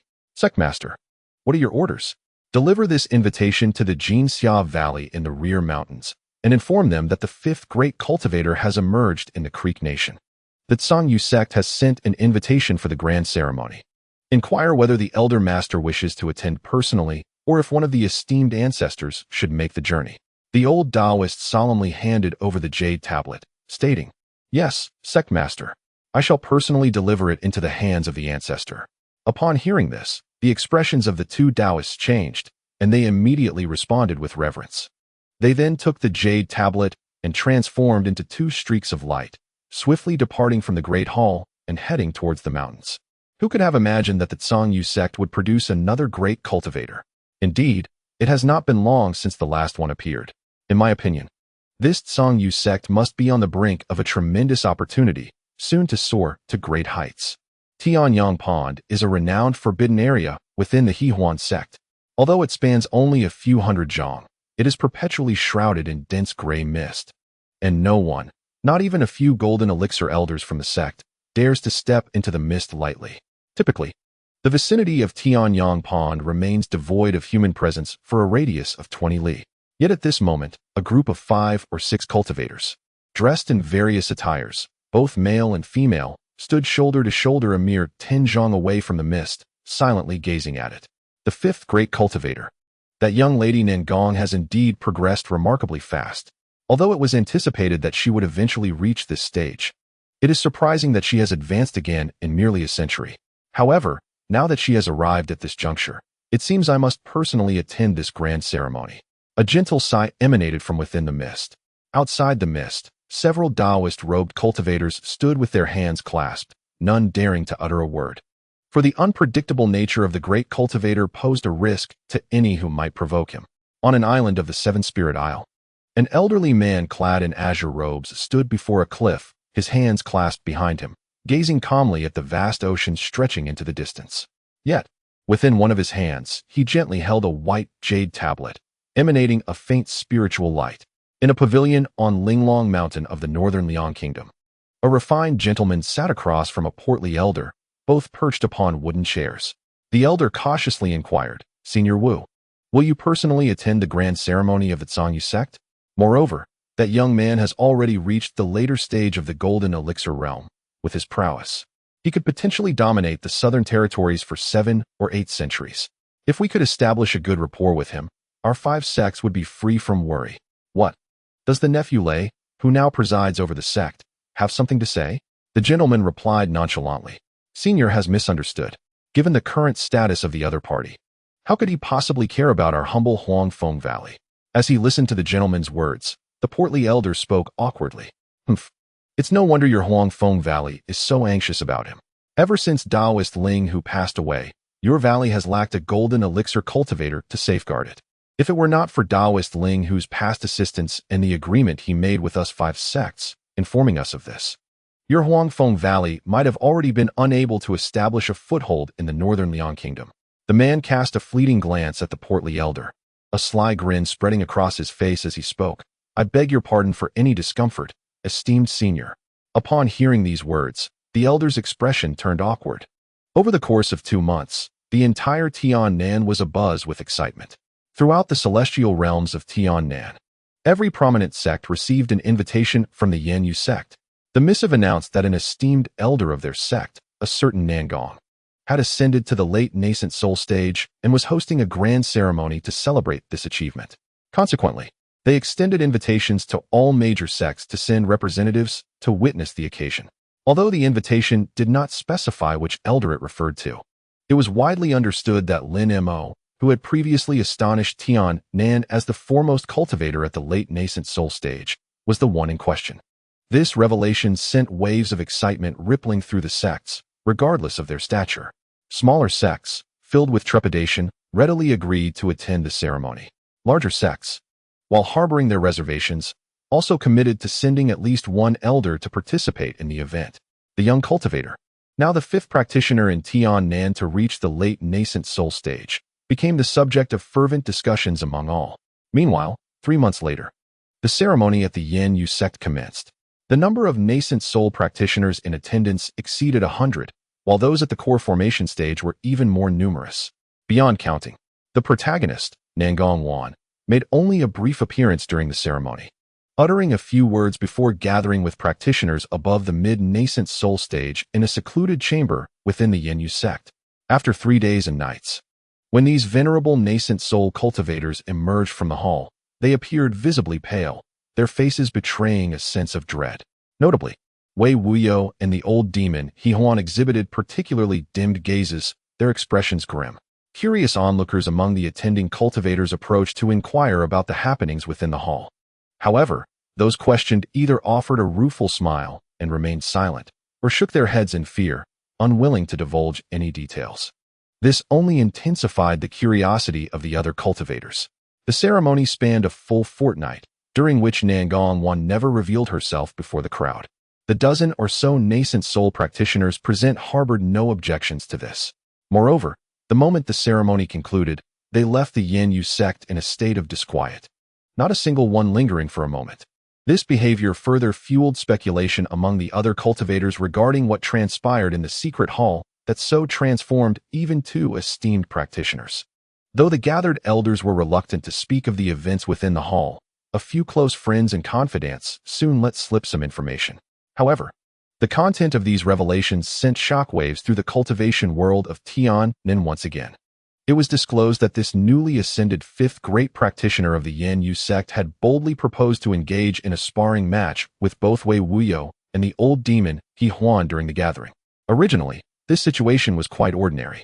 After all, Elder Lin had just begun to master his cultivation, and it was only natural for him to showcase his abilities during the ceremony, comparing them with other eminent cultivators while establishing his authority among mid-stage practitioners. However, what Elder Lin proposed was nothing short of astonishing. He challenged both Wei Wuyo and the old demon He Huan simultaneously with just his own strength. This was truly extraordinary. It was perplexing to see how Wei Wuyo and the others deliberated for only a brief moment before agreeing to the challenge. The outcome of this contest left the assembled old monsters utterly speechless. Nangong Wan single-handedly unleashed a series of incredible abilities, wielding several immensely powerful treasures to effortlessly defeat the 2 formidable cultivators. Despite being renowned for centuries throughout Tiannan, Wei Wuyo and the old demon He Huan were no match for Lin Mo, and in their struggle, they each sustained minor injuries to their essence. The onlookers were astonished to realize that Elder Lin's seemingly nonchalant demeanor suggested he had not even exerted his full prowess. Everyone was left in stunned silence. The remaining time was spent under Nangong Wan's guidance, as the old masters exchanged insights on their cultivation, yet their usual fervor was replaced with an unsettling restlessness, akin to sitting on pins and needles. As the 3 days concluded, these ancient beings emerged from the secret hall. Their peculiar expressions caught the attention of other cultivators. Such astonishing news spread rapidly, with many initially dismissing it as absurd. However, as the rumors proliferated, the dozen or so participants from the gathering maintained their silence, failing to refute the claims. It was then that everyone began to grasp the possibility that there might be truth to the matter, and an eerie stillness enveloped Tiannan. Whenever Lin Mo was mentioned or any related discussions arose, Even in secluded chambers or desolate wilderness, voices naturally hushed, wary of speaking disrespectfully or casually. The title of the foremost cultivator in Tian quietly circulated throughout the realm. Did you suffer a minor setback? Wei Wuyo inquired, narrowing his eyes suddenly. What? Do you truly believe that even with Hahuan's collaboration, we cannot contend with that lad named Lin? The master of Zhiyang asked in astonishment. You overestimate me. Even in our combined efforts, we could only hold our ground for a brief moment before sustaining injuries to our essence.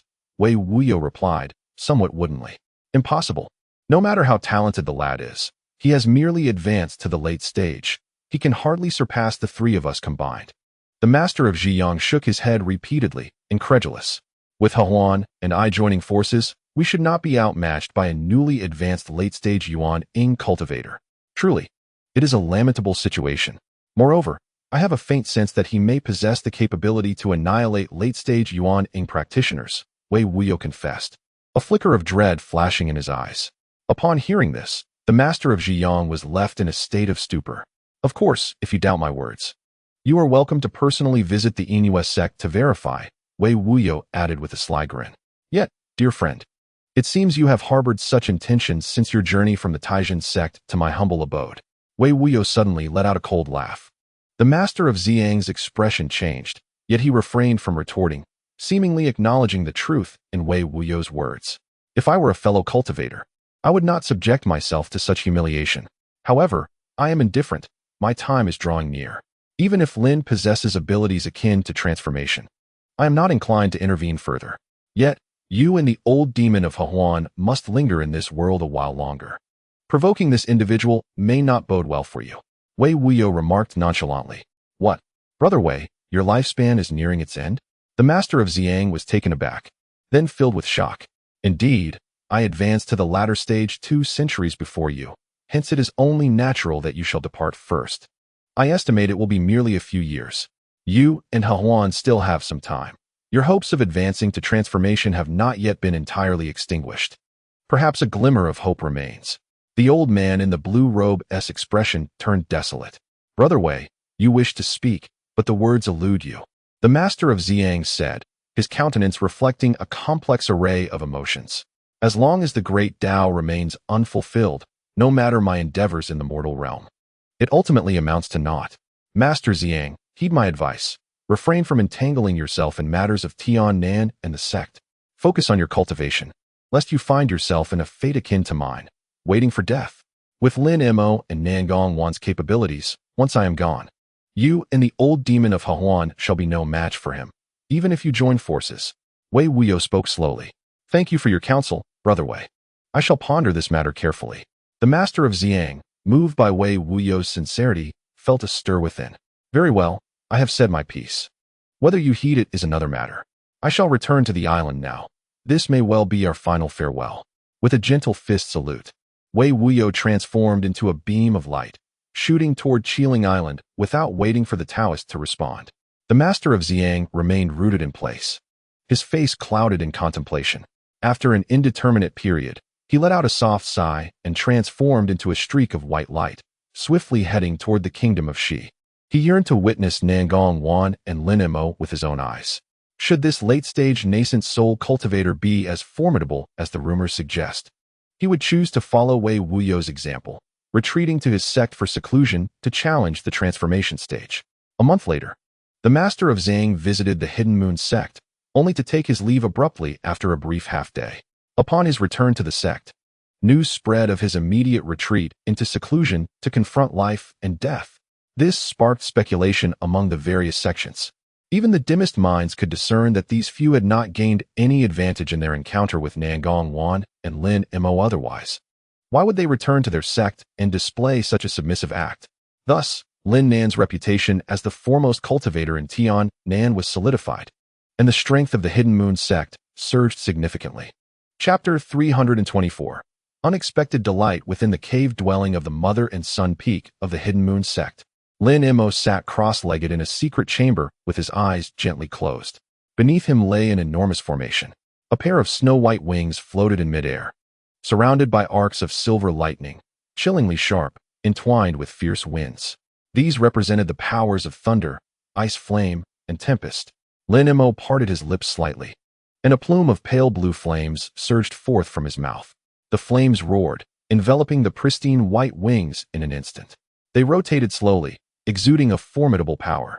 As the wings continued to spin, layers of unknown runes materialized upon their surface, densely packed with an uncountable number of symbols. Lin Mo inhaled deeply, his hands deftly weaving intricate gestures, and suddenly, the formation beneath him erupted with endless, bizarre columns of fire, relentlessly consuming the wings. With the passage of time, Lin Mo abruptly ceased his incantations and opened his eyes. He gestured with one hand toward the wings, and with a sharp whoosh, they unfurled magnificently. A brilliant azure light emanated from them, accompanied by a cacophony of thunderous roars. Observing this spectacle, Lin Mo furrowed his brow, feeling a sense of dissatisfaction. For him, his ambitions for the Qianlong Wind Thunder Wings extended far beyond this. After a moment of silence, he suddenly opened his mouth, expelling a small azure cauldron. The cauldron spun, then settled steadily upon the ground before him. What now? Haven't I explained the refining method to you countless times? A sigh emanated from within the cauldron, the voice strikingly youthful, yet imbued with an oddly mature tone, eliciting amusement. However, Lin Mo bore no trace of a smile. Instead, he replied coldly, I have followed your instructions for the refinement. Although it has been integrated into the Qianlong Wind Thunder Wings and can channel wind-based spiritual energy, its power barely rivals that of a pseudo-spiritual treasure. Lin Mo cast a sidelong glance at the boy, sneering, its strength is nowhere near what you claim. Impossible. The feather of the Kunwu is an extraordinary treasure. How could it possess such meager power? Allow me to see the wind thunder wings you have refined, came the reply. A flicker of spiritual light danced upon the cauldron's lid, revealing a faint silhouette, the illusion of the celestial beast Tianlong. Lin Mo remained silent, raising his hand to beckon the wings within the formation. With a whoosh, the wind thunder wings transformed into a streak of azure-white light, soaring toward him before coming to a halt, hovering motionless above the boy's head. The boy fixed his gaze upon the wings, scrutinizing them intently, his expression shifting unpredictably. After what felt like an eternity, he finally closed his eyes in contemplation. I understand now. The refinement of this Kunwu feather is far more challenging than I anticipated. Although it has merged into the wings before me, the elemental laws of wind it contains have not been truly activated. Thus, this treasure currently possesses only the power of an imitation spiritual treasure, not comparable to a genuine transcendent spiritual treasure. When the boy opened his eyes again, he spoke in a measured tone. How can we awaken the power of the Kunwu feather? Lin Mo inquired without reservation. To activate it now, either you must modify your wind-based cultivation method, which, given your current level, is feasible, or alternatively, you could seek out a top-grade wind attribute spirit stone, which would also suffice, the boy replied. Modifying my cultivation method is impractical. Lin Mo shook his head slightly, responding coolly. Finding a top-grade wind attribute spirit stone is somewhat more realistic, but is there truly no other method? The young disciple dismissed the objection with a light laugh, stating, there are indeed methods available, but alas, none can be executed in the human realm. Thus, discussing them is futile. With a huff, he added, so, it seems the fault does not lie with my refining technique, but rather with your prior misjudgment. Lin Mo replied with a hint of irritation. This, I fear, may be the case, the young disciple admitted, finally revealing a trace of embarrassment on his face. Nevertheless, I am satisfied that the wind and thunder wings can simultaneously harness the powers of wind and thunder. If they possessed the grand potency you described, it would be beyond my current control. Lin Mo's gaze flickered for a moment before his expression softened, indicating he no longer intended to pursue the matter further. The young disciple was momentarily taken aback, his face betraying a hint of skepticism. He was acutely aware that, despite the insignificance of the human cultivator's power in his eyes, Lin Mo was not one to easily concede. What conditions do you have? Speak them forth. To compensate for my earlier oversight, I am not averse to accommodating you, the young disciple declared, fixing his gaze on Lin Mo for a moment before straightforwardly proposing, since you have broached the subject, I shall graciously comply. Lin Mo smiled slightly, genuinely following the young disciple's lead. Meanwhile, the incarnation of the heavenly lawn sacred beast rolled his eyes. Lin Mo patted his storage bag, and a flash of white light revealed several peculiar items before him, a gelatinous substance the size of a fist and an eyeball. Lin Mo feigned ignorance, claiming these materials were acquired by chance. However, I can hardly recognize these items. Did you perhaps come from the spirit realm? You must be well acquainted with them. The young disciple raised an eyebrow at the materials, exclaiming in surprise, "How did you come by these? The other items are one thing, but these two are exceedingly rare even in the spirit realm." He then picked up the transparent object and the eyeball. "So, my friend from Tianlan, do you recognize them? How did you come by these two items? Do enlighten me." Lin Mo glanced at the young disciple before candidly responding. "One was obtained from a fire cauldron that has burned for an untold number of years, and the other is the eye of a three-eyed demon beast." He did not conceal the truth, offering a brief explanation. "That aligns perfectly with my assumptions," the young disciple remarked, a knowing expression crossing his face. He weighed the transparent gelatinous substance and said, "The item from the cauldron is called fire spirit silk, one of the finest materials for crafting fire-based armors. And it is exceedingly rare even in the spirit realm. Its essence is derived from a mineral of the yin attribute, which has endured searing flames for countless years, fortuitously remaining unscathed and transforming into this material." With a smile, the young disciple continued, "Fire spirit silk." Lin Mo gazed at the gelatinous substance in the young disciple's hand, a peculiar look gracing his features. Of course, in its current form, it is not the final manifestation of fire spirit silk. It requires a cultivator skilled in fire techniques to refine it into threads. Fire spirit silk is indeed a rare treasure. It can serve as a material or be wielded directly as a magical artifact. Yet, it is strange that its color seems somewhat off. The young disciple appeared contemplative. "Oh, generally speaking, how long does it take to smelt this material?" Lin Mo pondered, a flicker of realization crossing his expression. The rarity of this substance is attributed to its lengthy refining process, which can take a minimum of over 100 years and potentially extend to several centuries. Typically, the longer the duration, the smaller the volume of the material becomes, resulting in heightened purity, explained the youth. "I see." Lin Mo's eyes glimmered with understanding. "What has crossed your mind?" the youth inquired, eyeing Lin Mo with curiosity. "It is nothing. Please proceed to discuss another item," Lin Mo replied with a faint smile, his gaze settling upon the dark orb. After a moment of silence, the youth refrained from pressing the matter further. Instead, he glanced at the ebony orb and remarked, "This object has quite a significant origin. Even I find it somewhat enticing upon encountering it. Regrettably, my presence in this realm is merely a fragment of my consciousness, and this item's attributes are somewhat incompatible with me. The benefits of cultivating it are limited, and it may even cause harm to my spiritual essence." Such an orb carries such weighty origins? Lin Mo was taken aback by the youth's words, feeling a tinge of disbelief. When he had slain the three-eyed beast, he had sensed some mystical power in its eye, yet it was far from the level described by the celestial beast of Tianlan. What do you know?" The youth scoffed. "A true dragon or a qilin. Those are the genuine spirits of heaven and earth, are they not?" Lin Mo nodded slightly. "Of course. Although our human realm lacks these celestial beasts, many records persist in legends. Could this possibly be a material from a genuine spirit? You are quite astute." The youth regarded Lin Mo with a profound gaze, stating, "It is, in fact, the third eye of a fierce beast that is the sworn enemy of the true dragon. This is none other than the infamous disintegration eye from the spirit realm, possessing 3 heads and 5 tails, with the central head bearing a single eye. This very disintegration eye, according to legend, when it unleashes its powers, it can tear through the air, obliterating adversaries. If only this orb remains, its prowess is naturally diminished. However, when cultivated through secret techniques, it can be integrated into one's being, allowing one to see clearly through various illusions, evasive techniques, and even instantaneous teleportation. Thus, for cultivators specializing in ocular arts, it is indeed regarded as a treasure," the youth stated gravely. Lin Mo maintained his composure, exhibiting no overt excitement, and calmly inquired, "Those I can vanquish surely cannot be true spirits, can they?" "Indeed, that is correct. Yours is certainly not the pure disintegration eye. If it were, its value would rival, if not exceed, that of the golden tablet and jade book."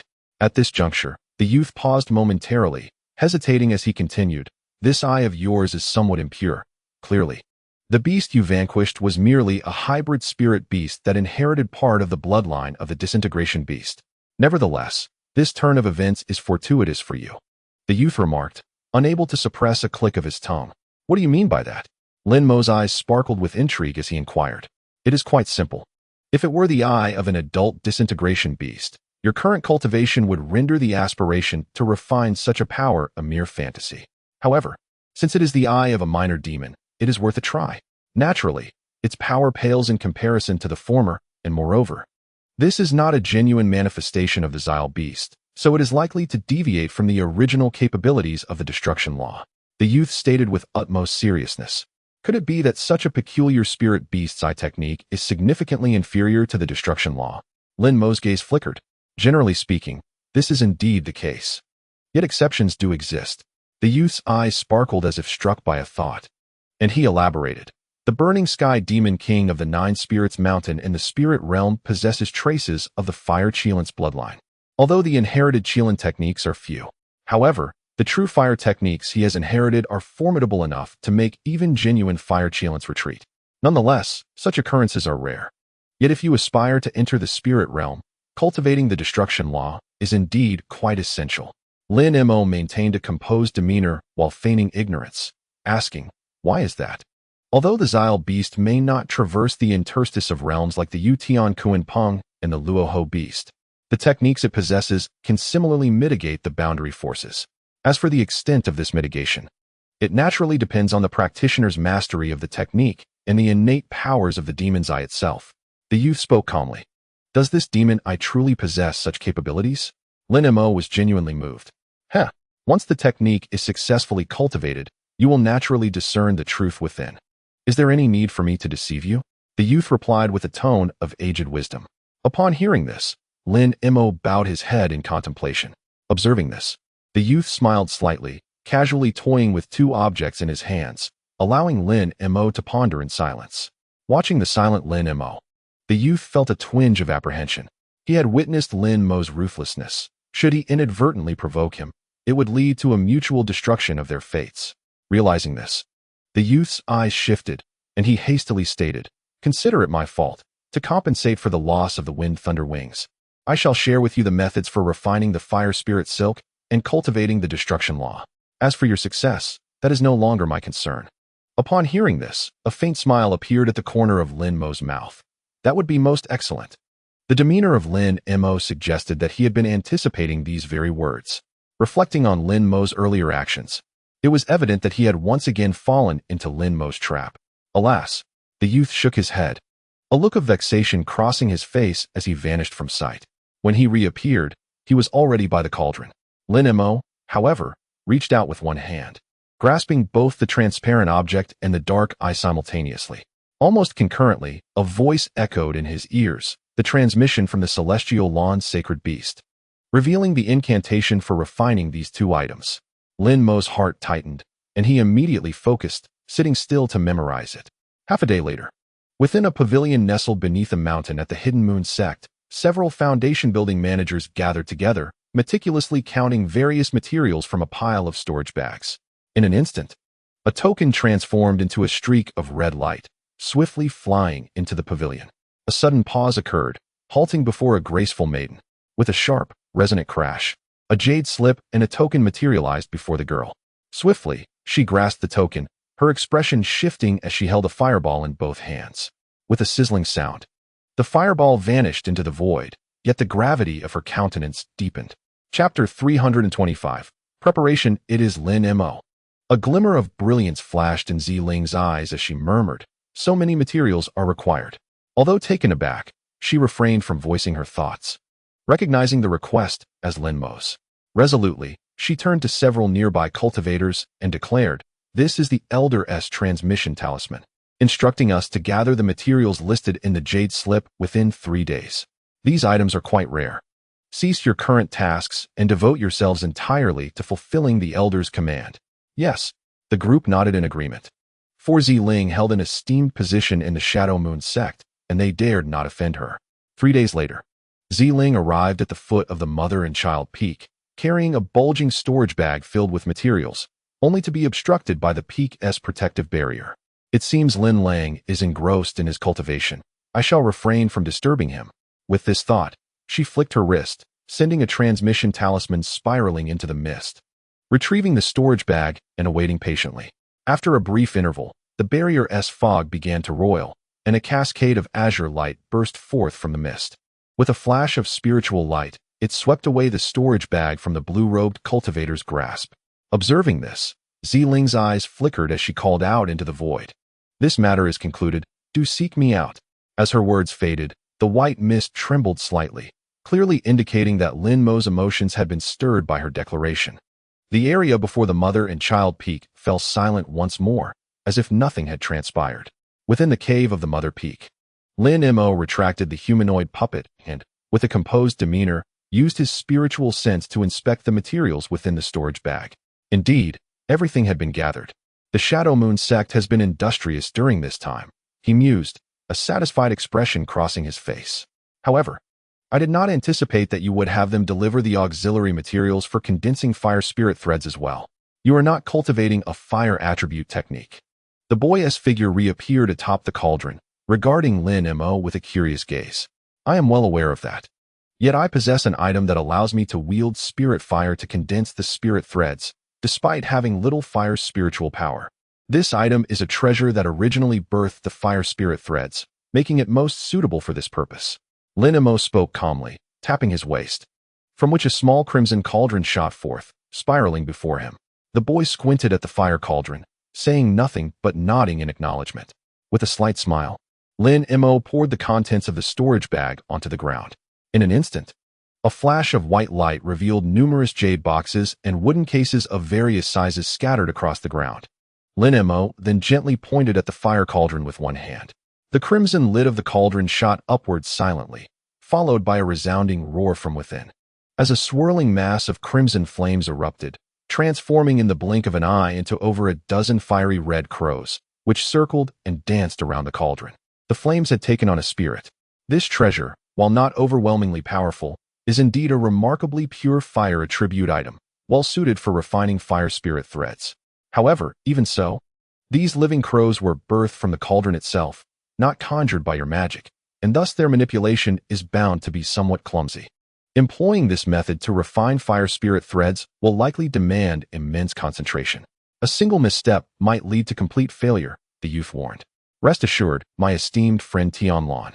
Lin has no shortage of patience," Lin Mo replied with a chuckle, dismissing the concern. With Lin Mo's assurance, the youth ceased his objections. Lin Mo then began to weave hand seals, channeling a spell into the cauldron. Instantly, the cauldron spun rapidly, its form swelling to several times its original size.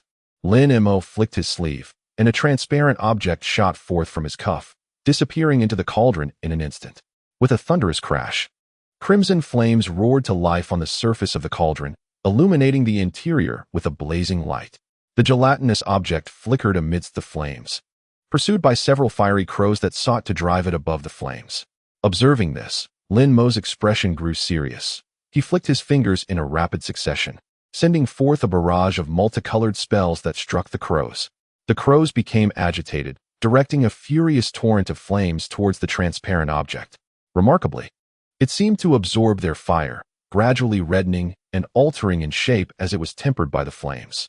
Lin Mo's heart swelled with joy at this sight.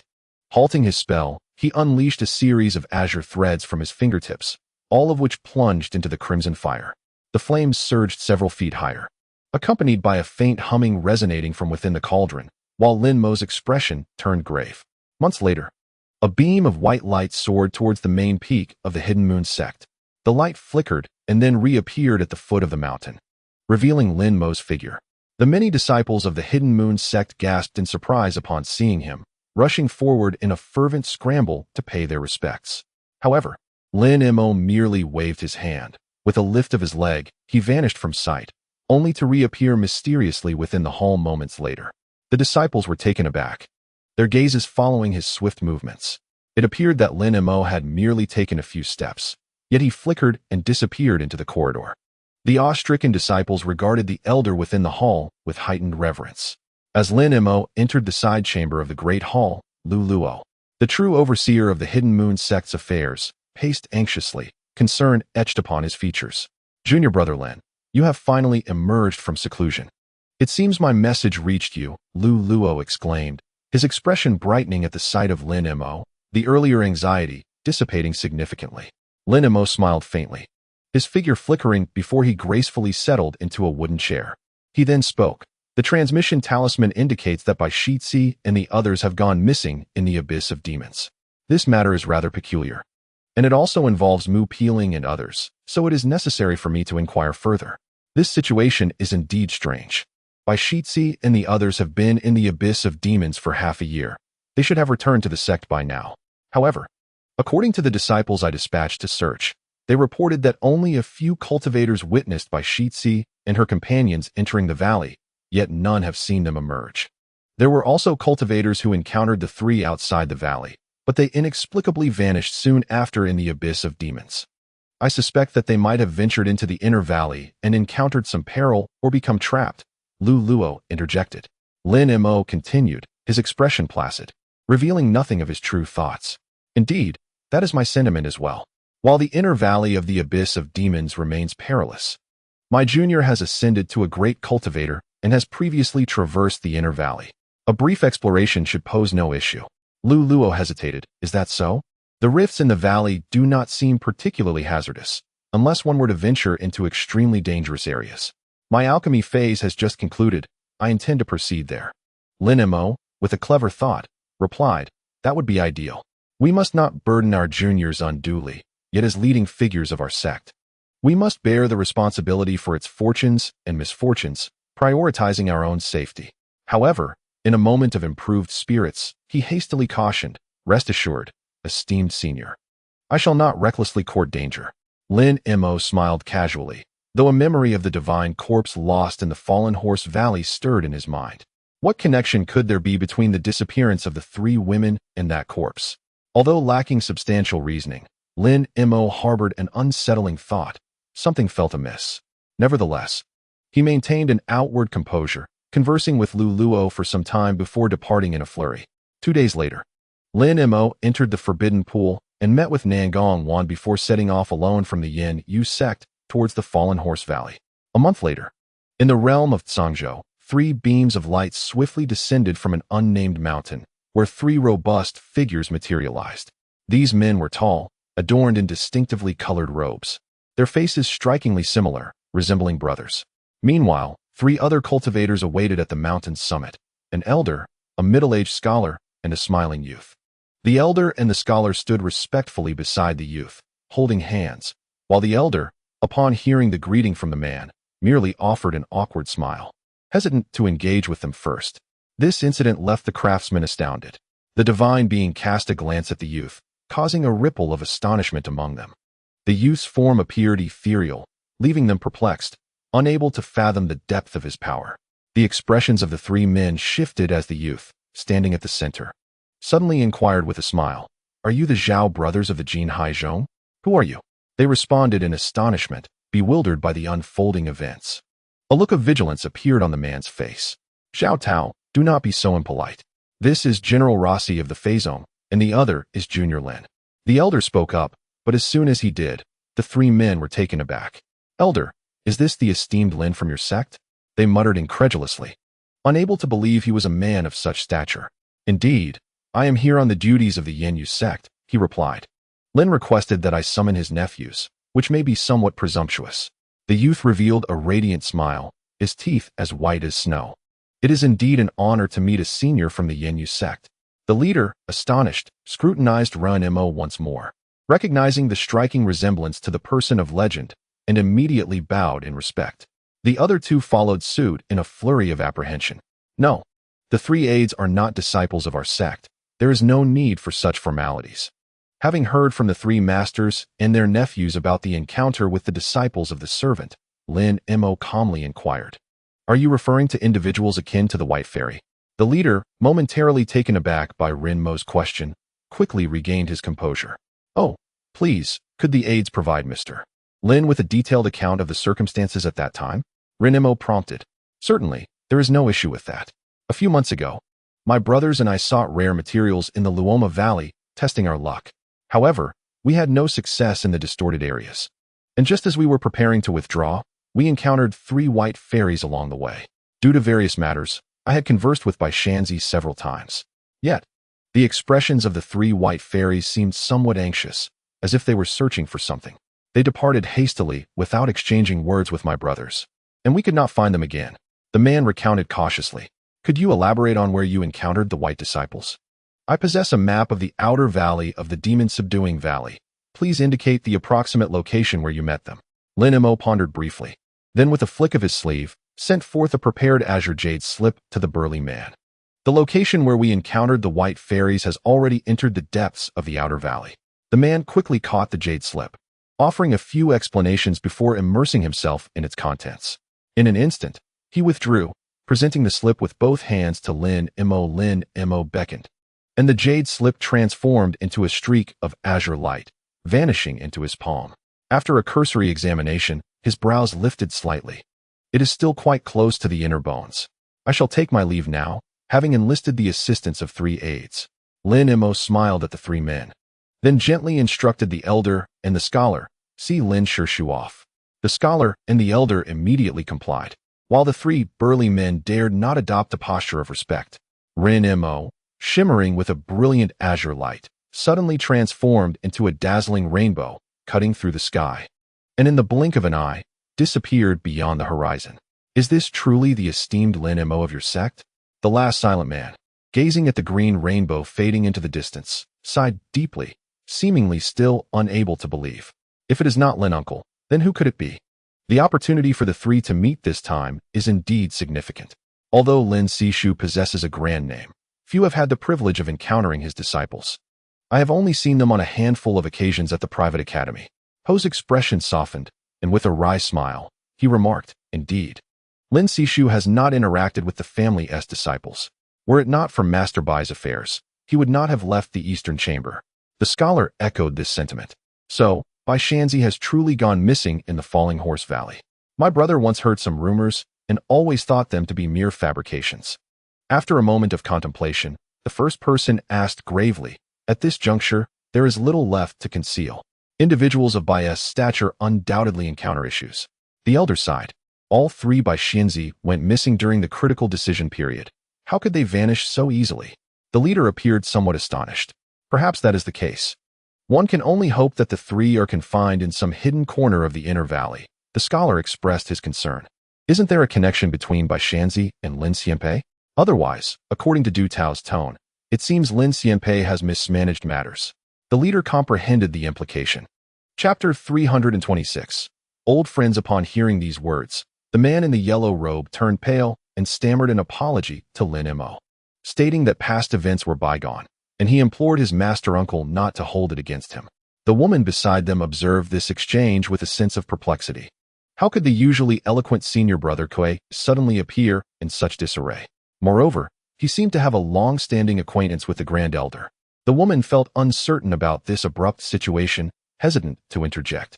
Lin Mo smiled slightly, a hint of amusement gracing his features.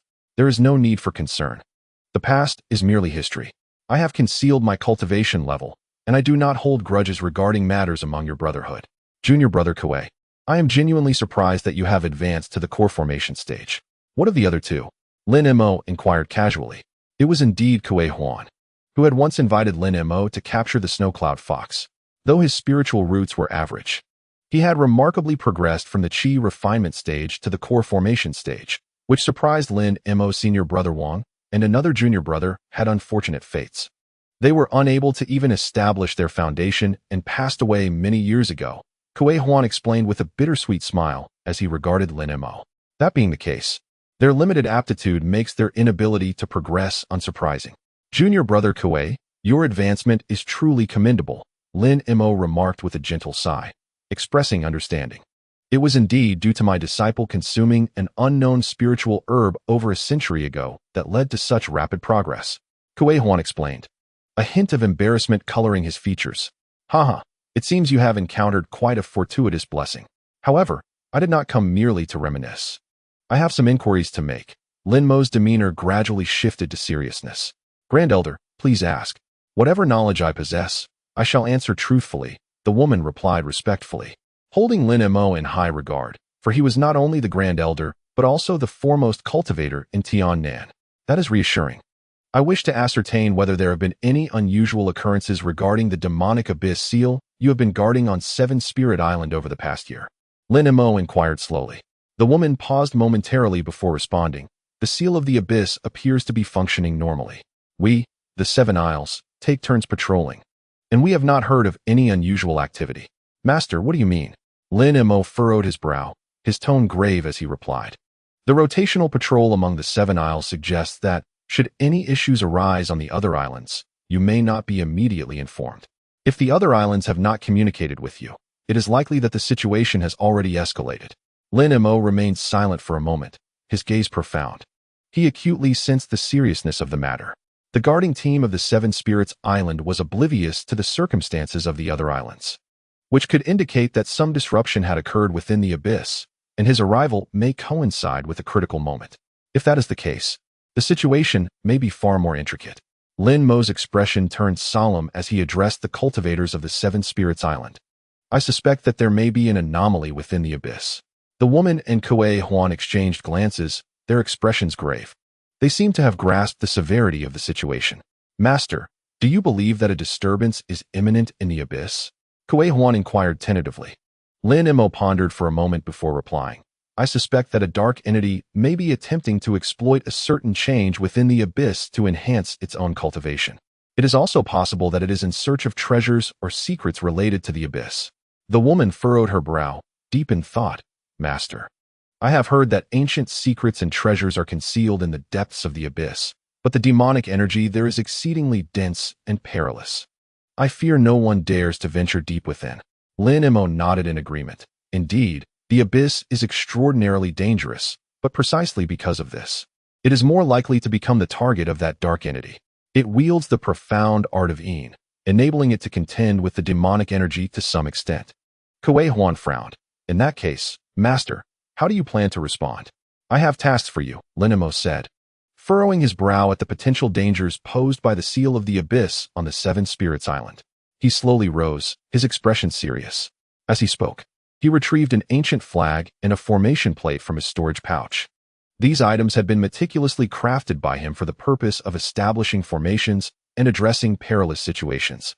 He then used his spiritual sense to communicate, explaining the details to the two of them. I intend to set up a formation near the entrance of the abyss to investigate the conditions within. If any abnormalities are detected, you must inform me promptly. Kuei Huan and the woman gazed curiously at the flag and formation plate in Lin Mo's hands, a glimmer of anticipation crossing their faces. I will enter the abyss first to investigate. You must exercise caution and ensure that the formation remains undisturbed, Lin Mo instructed gravely. The others nodded in agreement. A wave of demonic energy surged forth, and Lin Mo's gaze shifted toward the abyss, which lay shrouded in darkness, seemingly concealing endless mysteries and dangers. Taking a deep breath, he produced a silver fan adorned with 3 blazing flames, the 3-flame fan. He gently waved the fan, and flames erupted, transforming into a sea of fire that sliced through the seal of the abyss. Half an hour later, before a cave on the Seven Spirits Island, 2 core formation cultivators stood solemnly, holding the flag and formation plate. Senior brother, according to Master Lin's instructions, are we to set up this formation at the designated location of the abyss? The woman asked softly. Indeed, he remarked that he had significant matters to investigate, and this array was an exquisite tool for probing the fluctuations of demonic energy. It should prove to be immensely useful, Kuei Huan nodded. It appears that Master Lin possesses a valid basis for his concerns regarding the anomalies of the demonic abyss seal. However, as we set up the array here, he is delving into the inner valley. Is it not akin to a woman hesitating to speak? True, although we have cultivators stationed on this island, none possess Master Lin's capabilities. It is likely that the intelligence he gathers is beyond our perception, Kuei Huan said somberly. The array has now been completed. At this moment, Lin Mo had already entered the demonic abyss. Upon his entrance, the atmosphere grew heavy, suffused with a thick, dark energy that sent shivers down his spine. As he ventured deeper, the demonic aura intensified, as if the very air were tainted by this malevolent energy. Lin Mo sensed a formidable barrier of demonic energy ahead, impeding his progress. Frowning, he realized that the demonic essence was affecting his physical form, prompting him to remain vigilant. From his storage pouch, Lin Mo retrieved a black lightning-shaped talisman known as the exorcising thunder.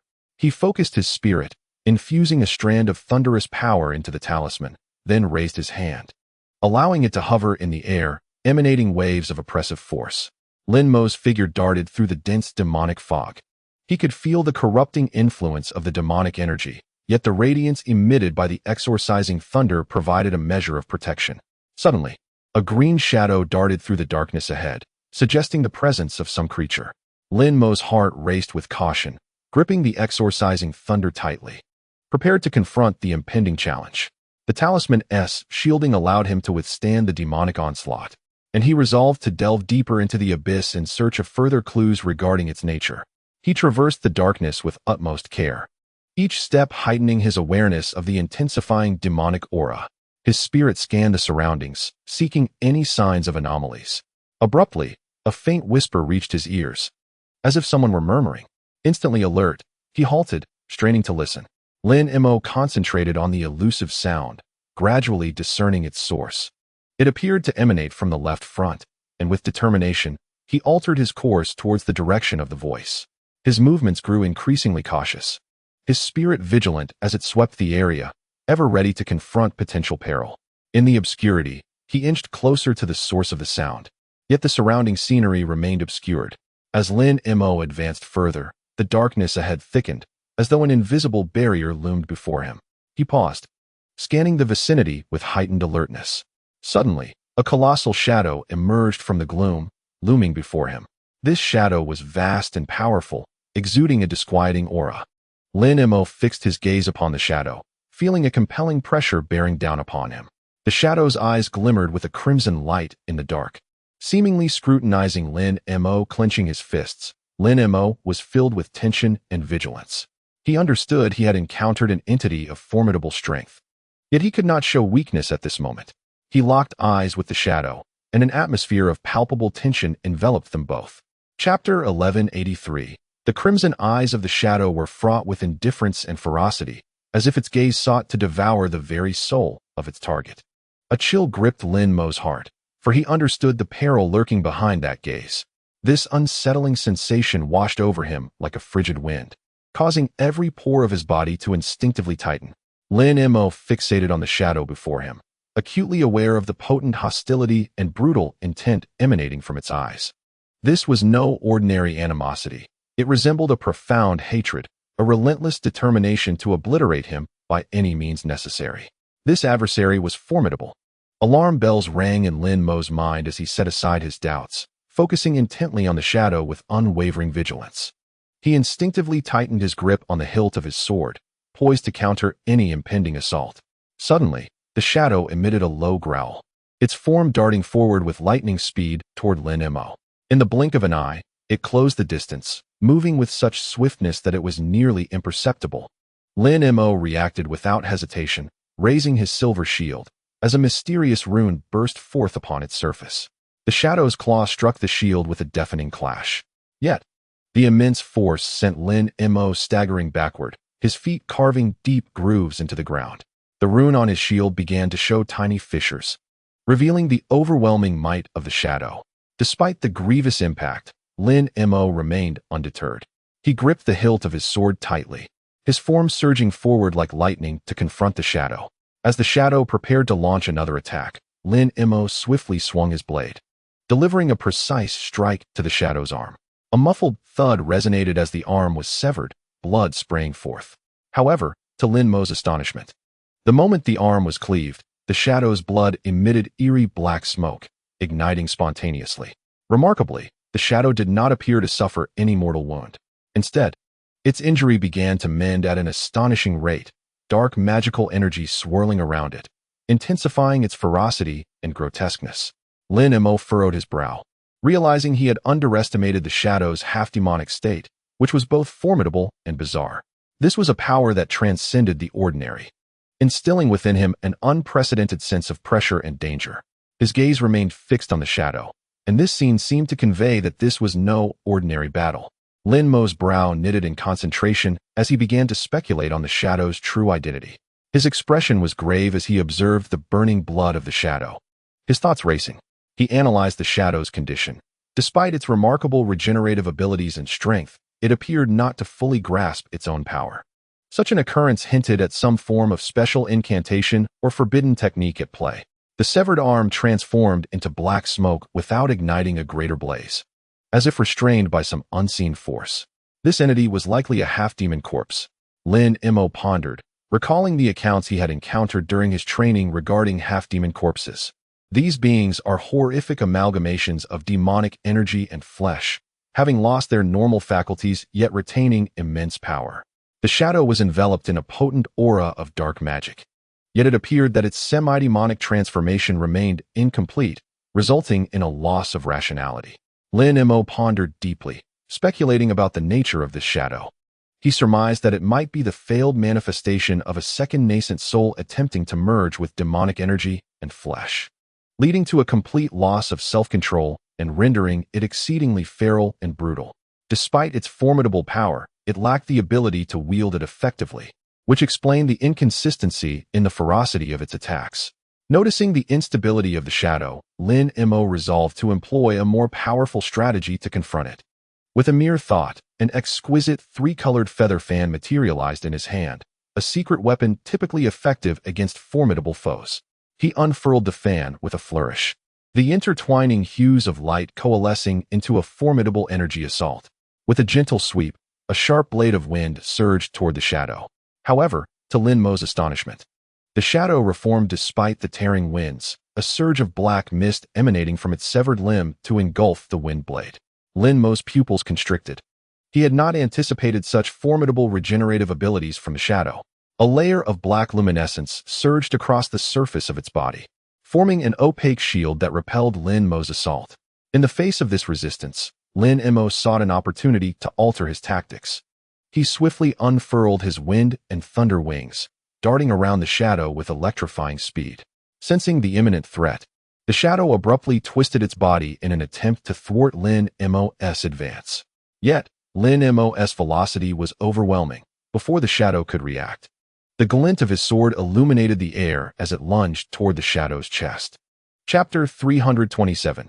Resolving the trouble, a peculiar shriek erupted from the shadow as Lin Mo's surprise attack struck true, blood gushing from its chest as it was violently thrust backward several steps. Unfazed, Lin Mo pivoted swiftly to launch another assault. His relentless strikes finally exposed a chink in the shadow's defenses, and he seized the opportunity to pursue, denying the shadow any respite. Perceiving Lin Mo's relentless chase, a cunning glint flickered in the shadow's eyes, suggesting it had a plan. Suddenly, the dark energy within its body surged once more, transforming it into a swirling mass of black smoke in an attempt to escape Lin Mo's pursuit. Determined not to let this chance slip, Lin Mo chased after the smoke, pushing his speed to its utmost limit. The smoke endeavored to slip through a fissure in the abyss of magic, seeking to flee this realm. But Lin Mo remained steadfast in his pursuit. After an intense chase, the black smoke gradually weakened, ultimately unable to maintain its form and reassembling into a humanoid shape. Can you truly escape? Lin Mo's voice was cold and resolute, refusing to allow the shadow another chance to elude him. The shadow was forced to a halt by Lin Mo's flying sword, as he swiftly closed in, an overwhelming aura pressing down upon the shadow, nearly suffocating it. Unyielding, the shadow formed hand seals, rapidly conjuring a massive black net in an attempt to ensnare Lin Mo. In response, Lin Mo summoned a silver shield, placing it firmly before him to intercept the dark net. He sensed the immense power contained within the black web, yet he did not falter. Instead, he stood resolutely to withstand the impending onslaught. In Lin Mo's eyes flashed a resolute glimmer as the radiance of his sword erupted forth. A sharp sword aura struck the massive black net, slicing through it effortlessly and transforming it into a cloud of swirling black smoke. In the moment of the shadow's astonishment, Lin Mo had already closed the distance, his sword light dazzling as it aimed directly for the shadow's vital points. Their forms intertwined, and a piercing scream echoed as the shadow sustained even more grievous wounds, its semi-demonic state becoming increasingly pronounced. The two resumed their fierce battle, each clash unleashing terrifying waves of energy that shook the surrounding abyss of demons. As Lin Mo and the shadow engaged in their intense skirmish, the atmosphere of the demon abyss grew ever more tense. On the surface of the abyss, a group of cultivators gathered, emanating a formidable aura as they prepared for battle. The less powerful among them formed several teams, each stationed at different points, wielding formation flags and gazing gravely at the entrance of the abyss. This situation appears to be more dire than before, one cultivator murmured. Indeed, the shadow has managed to escape its seal. It seems we must exert all our strength. Another replied, his expression grave. The collective gaze of the group remained fixed on the direction of the abyss, sensing the tremors of Lin Mo and the shadow's combat. Suddenly, a deafening noise erupted from within the seal as it violently trembled. A massive black sword broke through the seal, carving a fissure approximately 10 feet long. A shadow surged forth, roaring as its form expanded dramatically, a torrent of black mist coiling around it as it transformed into a streak of darkness, attempting to flee. Yet, at that moment of imminent escape, a powerful force surged from afar, and several figures appeared on the surface of the abyss, their presence commanding and their gazes resolute. Without uttering unnecessary words, they sprang into action to intercept the shadow. Simultaneously, a command rang out. Activate the formation. Both Kuei Huan and the woman issued their orders in unison. 36 disciples of the Moon Concealment Sect simultaneously hurled their formation flags and discs toward the seal above. In an instant, the formation instruments radiated with multicolored spiritual light, creating layers of resplendent halos that cascaded downward. The vibrant hues coalesced, forming a vast formation. As the light swirled, a mysterious power began to operate within it, gradually solidifying the formation. The sudden influx of multicolored halos enveloped the black energy, trapping it within instantaneously. Caught off guard, the black energy was entirely sealed, unable to escape. The shadow was, in fact, Han Li's second nascent soul, struggling amidst the flames. Han Li's second nascent soul emitted heart-wrenching cries, yet it remained ensnared. In that moment, it was still in a frenzied state, lacking much awareness, instinctively releasing the demonic energy that had once filled its body. Although the demonic energy was incinerated by the flames, and its demonic form had largely been refined, it alleviated the nascent soul's demonic transformation, restoring its clarity of mind. In the dire straits of life and death, Han Li's second nascent soul let out a wild howl. Realizing that if things continued this way, escape from this calamity was impossible. Unwilling to remain bound, it emitted a series of low growls as the magical power within it surged violently. Suddenly, a torrent of black magic erupted from its being, forming a layer of dark light that rapidly spread. This light appeared almost tangible, like an indomitable shield that instilled fear in all who beheld it. The emergence of the black light curtain shattered the stability of the ceiling formation, causing the five-colored radiance to waver uncertainly, while fissures began to appear within the array. Drawing upon Lin Mo's memories, it resolutely detonated the crimson blood sword, breaking through the tricolored flames. Subsequently, to thwart Lin Mo's pursuit, it gritted its teeth and self-destructed the repaired banner. The formation surrounding it erupted in a dazzling brilliance, as a powerful wave of energy surged through the entire space. The black primordial infant and the formation exploded simultaneously, instantaneously creating a chaotic vortex of energy. Seizing the opportunity, Han Li's second primordial infant executed a teleportation technique, vanishing from sight, leaving only an afterimage in the trembling of the formation. Observing this, Lin Mo's brows furrowed, a glint of darkness flashing in his gaze. Yet he remained composed. Taking a deep breath, his thoughts raced through his mind. He swiftly recognized the perilous situation. The escape of the second primordial infant implied they might lose their trail. After a rapid contemplation, he resolved not to allow the second primordial infant to flee. Seal the exit immediately. Lin Mo's voice was cold and commanding, a flicker of determination gleaming in his eyes.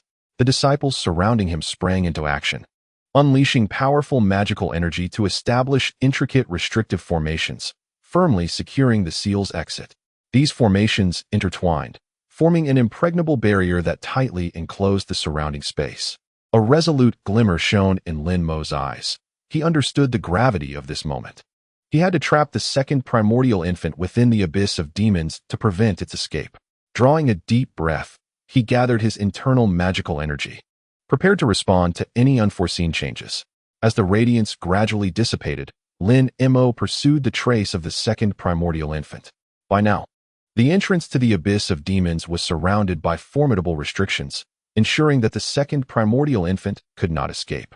As he followed the narrow path, Lin Mo suddenly sensed a powerful surge of dark magical energy. Scanning with his spiritual awareness, he discovered the second primordial infant hiding in a concealed cave. Stepping into the cave, a shadow flickered in his vision as the second primordial infant attempted to flee. However, Lin Mo's figure flickered and appeared before it. The second primordial infant, unwilling to concede, unleashed a black primordial infant in an attempt to resist Lin Mo's pursuit. Lin Mo let out a cold laugh. Lightly slapping his palm, and a golden rune materialized out of thin air, suppressing the black primordial infant. His movements were ghostly, and within a series of swift flashes, he appeared before Han Li's second primordial infant, magnifying a green small cauldron that emitted a resonating hum. "Bind," Lin Mo commanded sharply. As the green small cauldron radiated a formidable binding force, tightly enveloping Han Li's second primordial infant. The second primordial infant thrashed violently, but the binding force only grew more robust, confining it firmly. The second primordial infant struggled with all its might, releasing dark sword energy, yet the emerald light remained undiminished. Trapping it in place, Lin Mo chuckled coldly, snapping his fingers once more as the cauldron lid closed, drawing Han Li's second primordial infant into the vessel. Lin Mo promptly transmitted the news of capturing Han Li's second primordial infant, prompting Kuei Huan and other disciples to rush over upon hearing the news. Upon witnessing Han Li's second primordial infant captured by Lin Mo, they could not help but express admiration. Kuei Huan stepped forward and respectfully bowed, his voice solemn as he addressed. "Master Lin Mo, it is thanks to you that we were able to successfully seal this malevolent entity." The other disciples also expressed their reverence. Fully aware of the significance of this action, had this demon emerged from the abyss of demons, it would undoubtedly have posed a grave threat. With the matter concluded, Lin Mo stated, "You may handle the aftermath. I shall take my leave first." With that, he departed the abyss of demons, leading a group of foundational stage disciples. Kuei Huan proceeded to reinforce and restore the stone pillars surrounding the seal, ensuring its stability. Days later, Lin Mo returned to the Moon Concealment Sect, gazing upon the mountain gate shrouded in mist. Without the slightest hesitation, he alighted upon a peak. With a gentle wave of his hand, an ethereal barrier flickered into view, appearing rather peculiar. At that moment, he shifted his form and arrived at the Mother Peak. As he parted the barrier and descended before the cave dwelling of the Mother Peak, a woman clad in white stood awaiting him. "Greetings, Master." The white-clad woman bowed respectfully. She was none other than his named disciple, Lu Yu. "Have you been waiting here all this time?" Lin Mo inquired, a frown creasing his brow. "Not just me, but Senior Sister Mu and Senior Sister Song are also here, waiting with me. We have been taking turns to await your return. They are currently gathered within the cave." Lu Yu replied. Lin Mo chuckled wryly. "Given my current cultivation, capturing a second nascent soul should not be a cause for concern." Lu Yu bowed her head in silence, patiently waiting for her master to speak.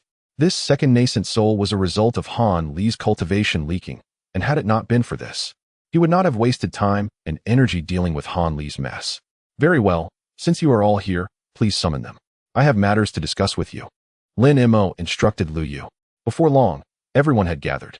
In the main hall of the cave, Lin Mo strode to the center and took his seat at the head. He clapped his sleeves, revealing a faintly shimmering protective barrier interwoven with intricate patterns. This was a subtle application of his magical power he had comprehended in the late nascent soul stage, even when confronting formidable foes of the same rank. This barrier could dissipate most of the damage. Seated in the main position, Lin Mo emanated an unparalleled aura of authority. Senior Sister Mu and Senior Sister Song stood by his side, their expressions grave, not daring to exhibit the slightest neglect. Lin Mo turned his gaze toward the three women standing to either side. "You dared to venture into the abyss of demons. Had I not arrived in time, you would have likely perished within." Lin Mo's countenance darkened, his voice laced with anger. The three women immediately bowed, repeatedly expressing their apologies. Mu Peeling looked at Lin Mo and softly said, "Master, we understand that our recklessness was unwarranted." Senior Sister Song quickly added, "Indeed, Master, we were rather impulsive." Lin Mo furrowed his brow, but refrained from reproaching them. "You three are capable disciples. However, the abyss of demons is fraught with peril. Do not act rashly again." "We shall obey, Master," Mu Peeling replied earnestly, while the other two stood with bowed heads, awaiting further orders. Fortunately, you have returned unscathed, which is the most important thing. I have come here to discuss a matter of great importance. Lin Mo's expression softened, and his tone became more measured. At this moment, the cave door swung open with a thunderous sound, and Lu Yu hurriedly arrived, bowing deeply to express her apologies. Lin Mo, satisfied, nodded and began to clarify his intentions. Your daring venture is presumably aimed at concocting the illusionary extinction pill. With a flick of his hand, a dark, opaque vial appeared in his palm. Sister Mu's heart stirred as she realized Lin Mo was inquiring about her efforts to create the illusionary extinction pill. A flicker of joy crossed her face as she quietly responded, Master, I have already located the illusionary spirit herb and am prepared to commence the pill's preparation. Indeed, had it not been for your urgent quest for the illusionary spirit herb, you would not have ventured into the perilous abyss of demonic descent, Sister Song interjected promptly. One single herb suffices. It hardly warrants the presence of all three of you. Lin Mo sighed, yet acknowledged their fortunate encounter. This vial of illusionary extinction pills I shall bestow upon you. I trust it will aid your breakthroughs. Sister Song and the others stepped forward eagerly to accept it. Expressing their profound gratitude, Lin Mo waved his hand dismissively, explaining that this was merely a single herb he had accumulated over the years, offering little benefit to him. Thus he deemed it appropriate to share. Thank you, Uncle Master, for your generosity. We shall strive diligently to cultivate and endeavor to break through our limitations as soon as possible, said Mu peeling, her lips parting to voice the sentiments of all present. Upon hearing Lin Mo mention the illusionary spirit herb, Lu Yu and Sister Tian exchanged glances filled with envy. Lin Mo, setting the illusionary extinction pill aside, continued. The illusionary spirit herb is a treasure of the heavens and earth, exceedingly precious. The herb you encountered in the abyss of demonic descent is but one of its kind. It may be more prudent to reserve it for your own alchemical pursuits. Furthermore, concocting the illusionary extinction pill necessitates additional materials. So be wary of the lurking dangers posed by insects and other cultivators. Sister Mu respectfully replied, Yes, Master, I will take great care in safeguarding it. Lin Mo smiled and added, The illusionary extinction pill is merely a basic elixir, yet it will significantly aid your cultivation. Naturally, acquiring higher-grade pills would undoubtedly prove more beneficial. Turning his gaze to Lu Yu, Lin Mo's eyes shimmered with admiration. Lu Yu, our master-disciple bond has grown quite profound. Today, I have summoned you to entrust you with a matter. Please enlighten me, Master, Lu Yu replied, her cheeks flushing as she lowered her gaze. For many years, your diligence and eagerness to learn have pleased me greatly. As I have been in seclusion more frequently of late, I am unable to personally attend to many matters within the sect. Thus, I require you to represent me and manage the affairs of our mountain gate, assisting your senior brothers in rectifying the sect's conduct. From this day forth, you shall be recognized as my official disciple, responsible for handling various daily tasks within the sect.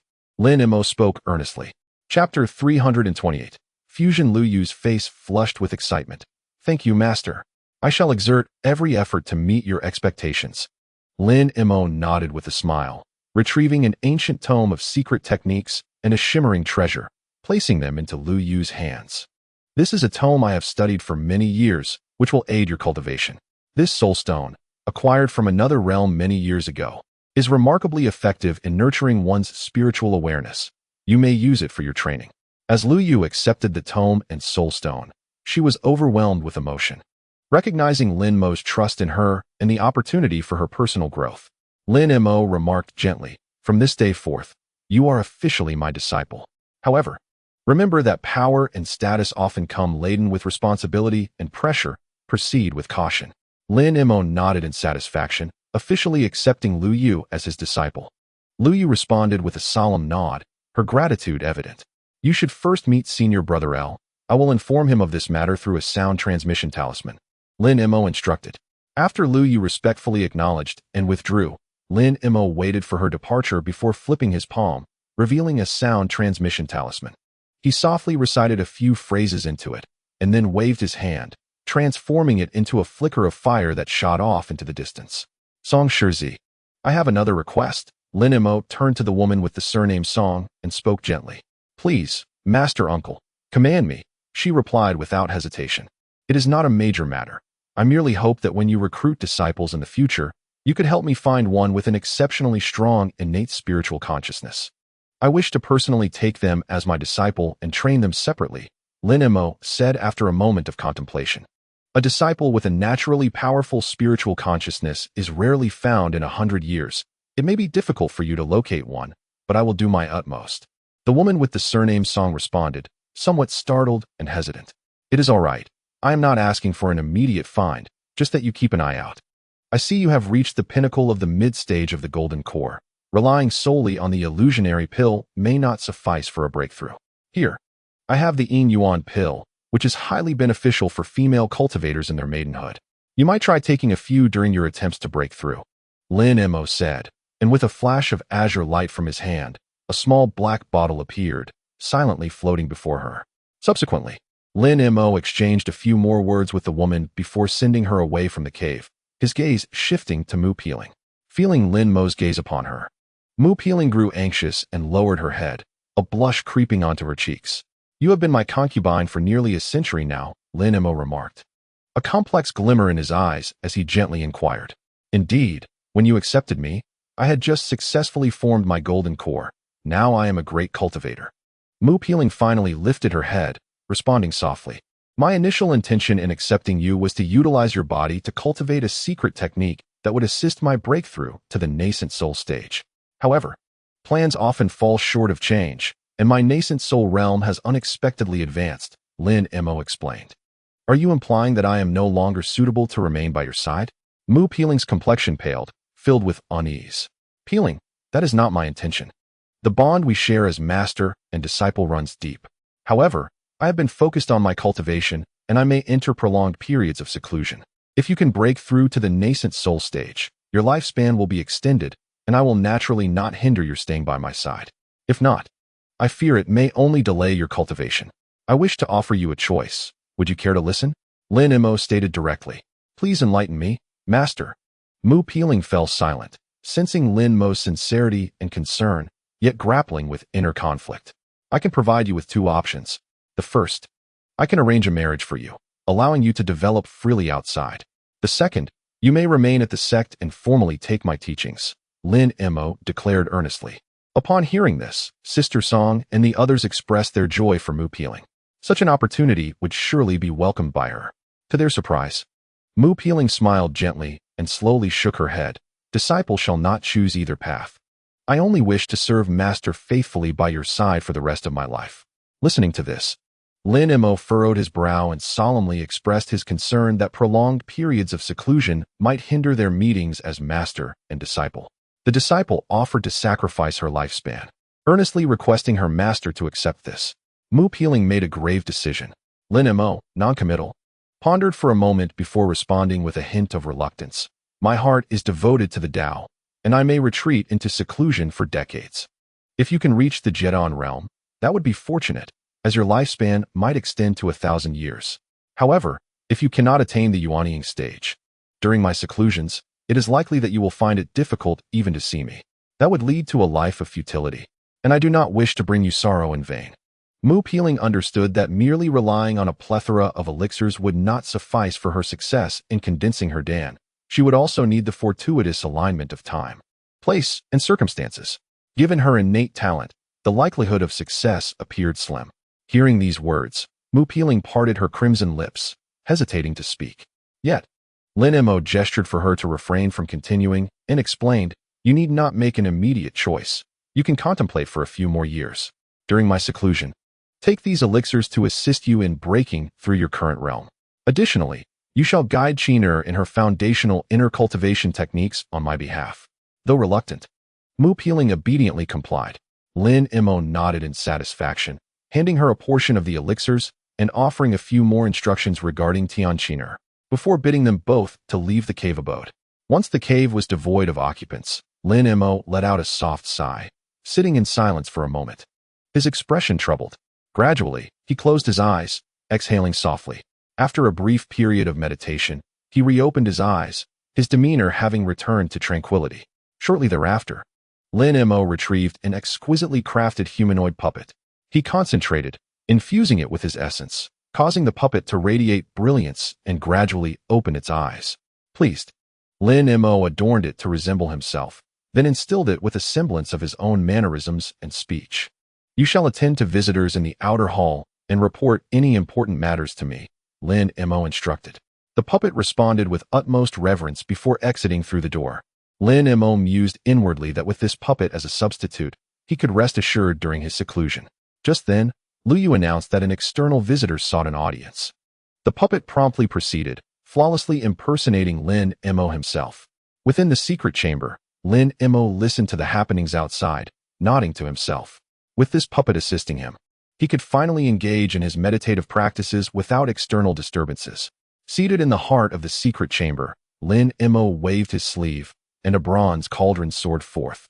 A youthful figure manifesting atop it. Lin Mo did not gaze at him, instead using one hand to deploy a series of array flags around the chamber.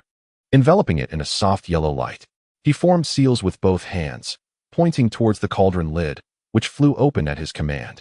The youth evaded and observed the scene within the cauldron. At that moment, Lin Mo concentrated, employing his technique to bind Han Li's second yuanying, rendering it immobile. Chanting incantations, several silver threads shot forth, firmly ensnaring Han Li's second yuanying.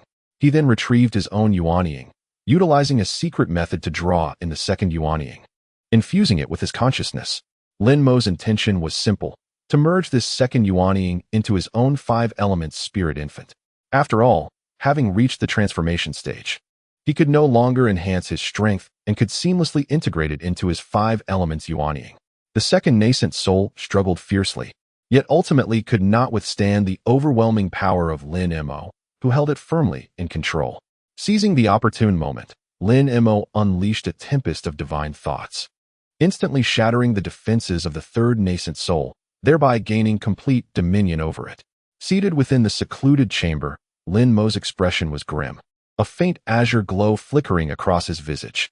He had been in seclusion for an extended period, and the assimilation of the second nascent soul had drained a considerable portion of his energy.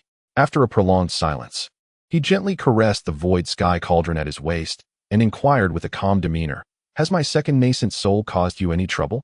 A languid voice emanated from within the cauldron. What interference could a mere mid-stage nascent soul pose? It simply adds another occupant to my space, which feels a tad congested. A subtle smile graced Lin Mo's lips as he responded, "I have gradually brought it under control and shall soon fully assimilate it. At that time, we shall be free of these burdens. We once made a pact. I promised to assist you in overcoming the transformation thunder tribulation and to help you take on human form. I, Lin Mo, have always honored my word and will never go back on my promises." Haha, Lin brother remembers my small favor. I am indeed gratified. I hope you will not renege when the time comes, came the cheerful laughter of the spirit from within the cauldron. Lin Mo nodded indifferently. He had always been a man of his word, and the promise made would certainly be fulfilled after the transformation thunder tribulation. With the second nascent soul now under control, the path to assisting the spirit through its tribulation was finally opened. Lin Mo contemplated that once this trial was surmounted, his cultivation would ascend to new heights, enabling him to gather greater strength for the impending tribulations ahead. Deeply engrossed in comprehending the secrets of the Great Transformation Sutra, he endeavored to merge the second nascent soul into his consciousness. However, the second nascent soul began to writhe restlessly, attempting to escape Lin Mo's grasp. Trapped firmly within the void sky cauldron, it was rendered immobile. Desperately, it struggled within the cauldron, seeking to break free from its restraints and glimpse the light of day once more. It exerted its internal energy, causing numerous cracks to form upon the walls of the cauldron. Just as it was on the verge of breaking through, a sudden sharp reprimand from Lin Mo echoed in the air, and several strands of silvery light swiftly ensnared it, binding it tightly. Lin Mo furrowed his brow, wholly concentrating his power as he gathered the silver threads into a bundle, binding the second nascent soul securely. With a slight frown, he employed a more potent means of control, gradually quelling the second nascent soul's resistance. The third nascent soul let out a wail, attempting to muster its remaining strength to counterattack, but Lin Mo's magic was too formidable, quickly rendering it immobile. At last, following a tumultuous struggle, the second nascent soul succumbed to unconsciousness, falling silent, and ultimately succumbing to the binding light.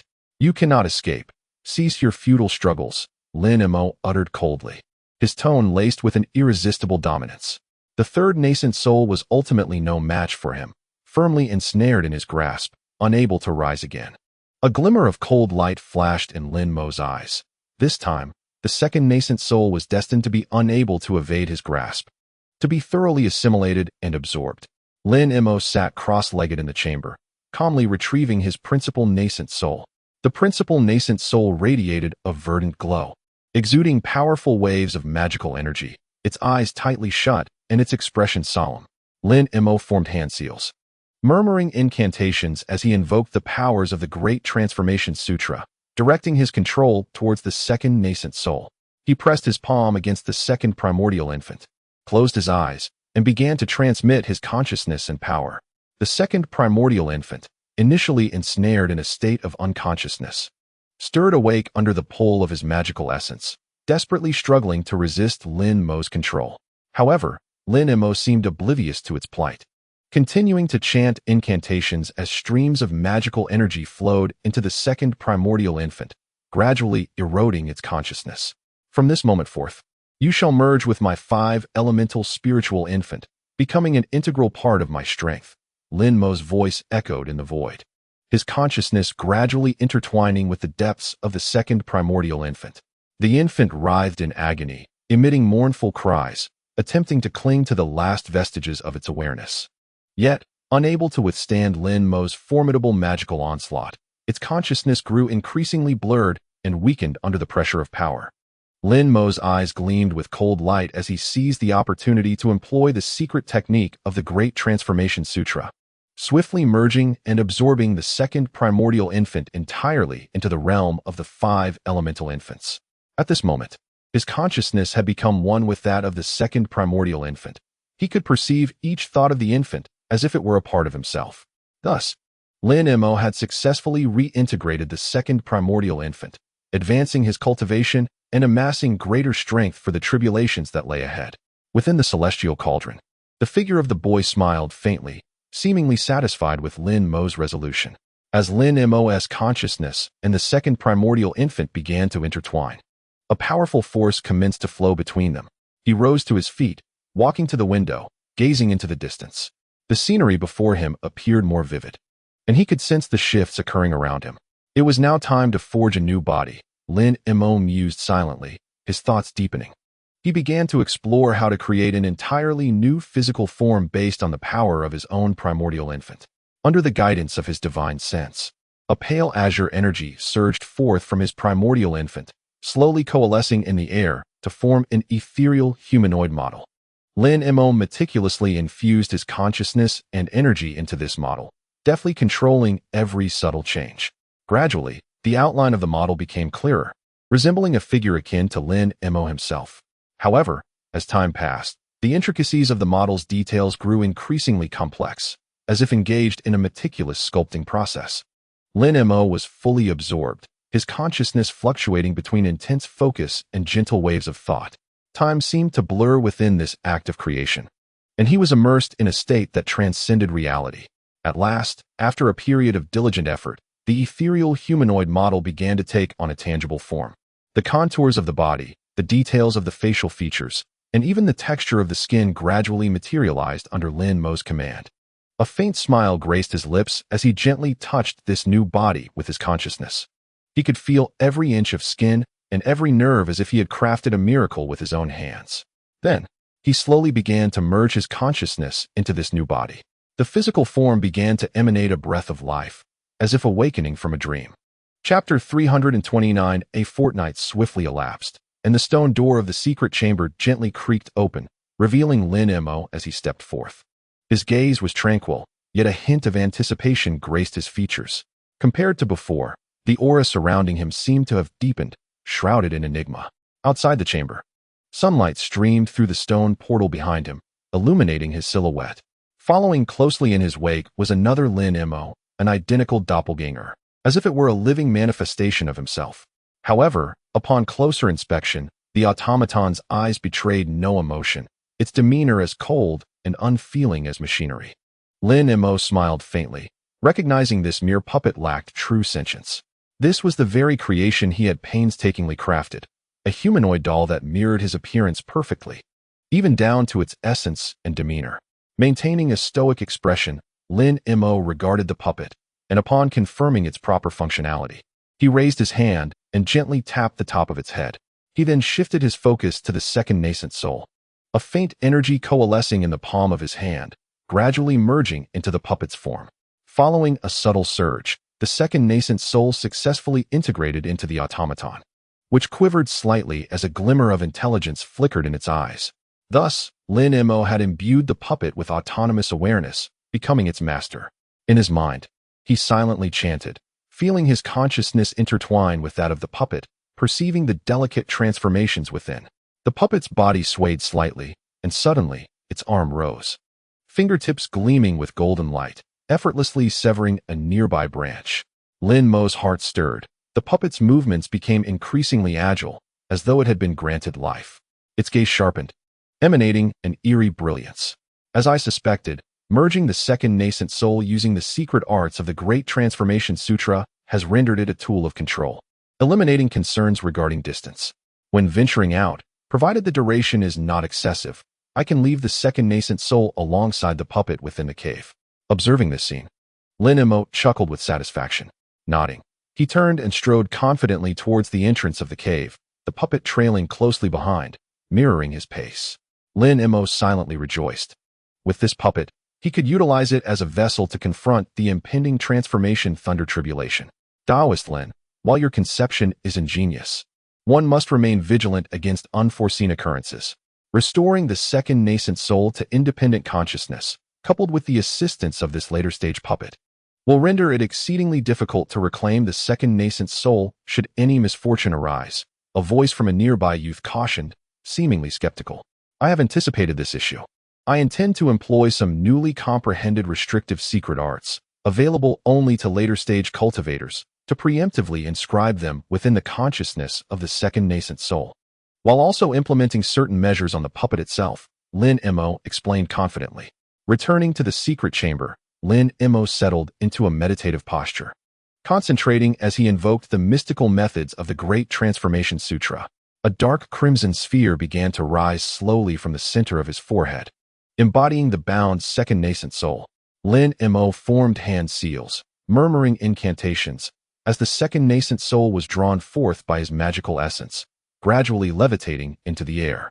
He inhaled deeply, then pressed his palm against the forehead of the humanoid puppet. A potent surge of magical energy flowed from his fingertips, permeating the puppet's body along its nerve fibers.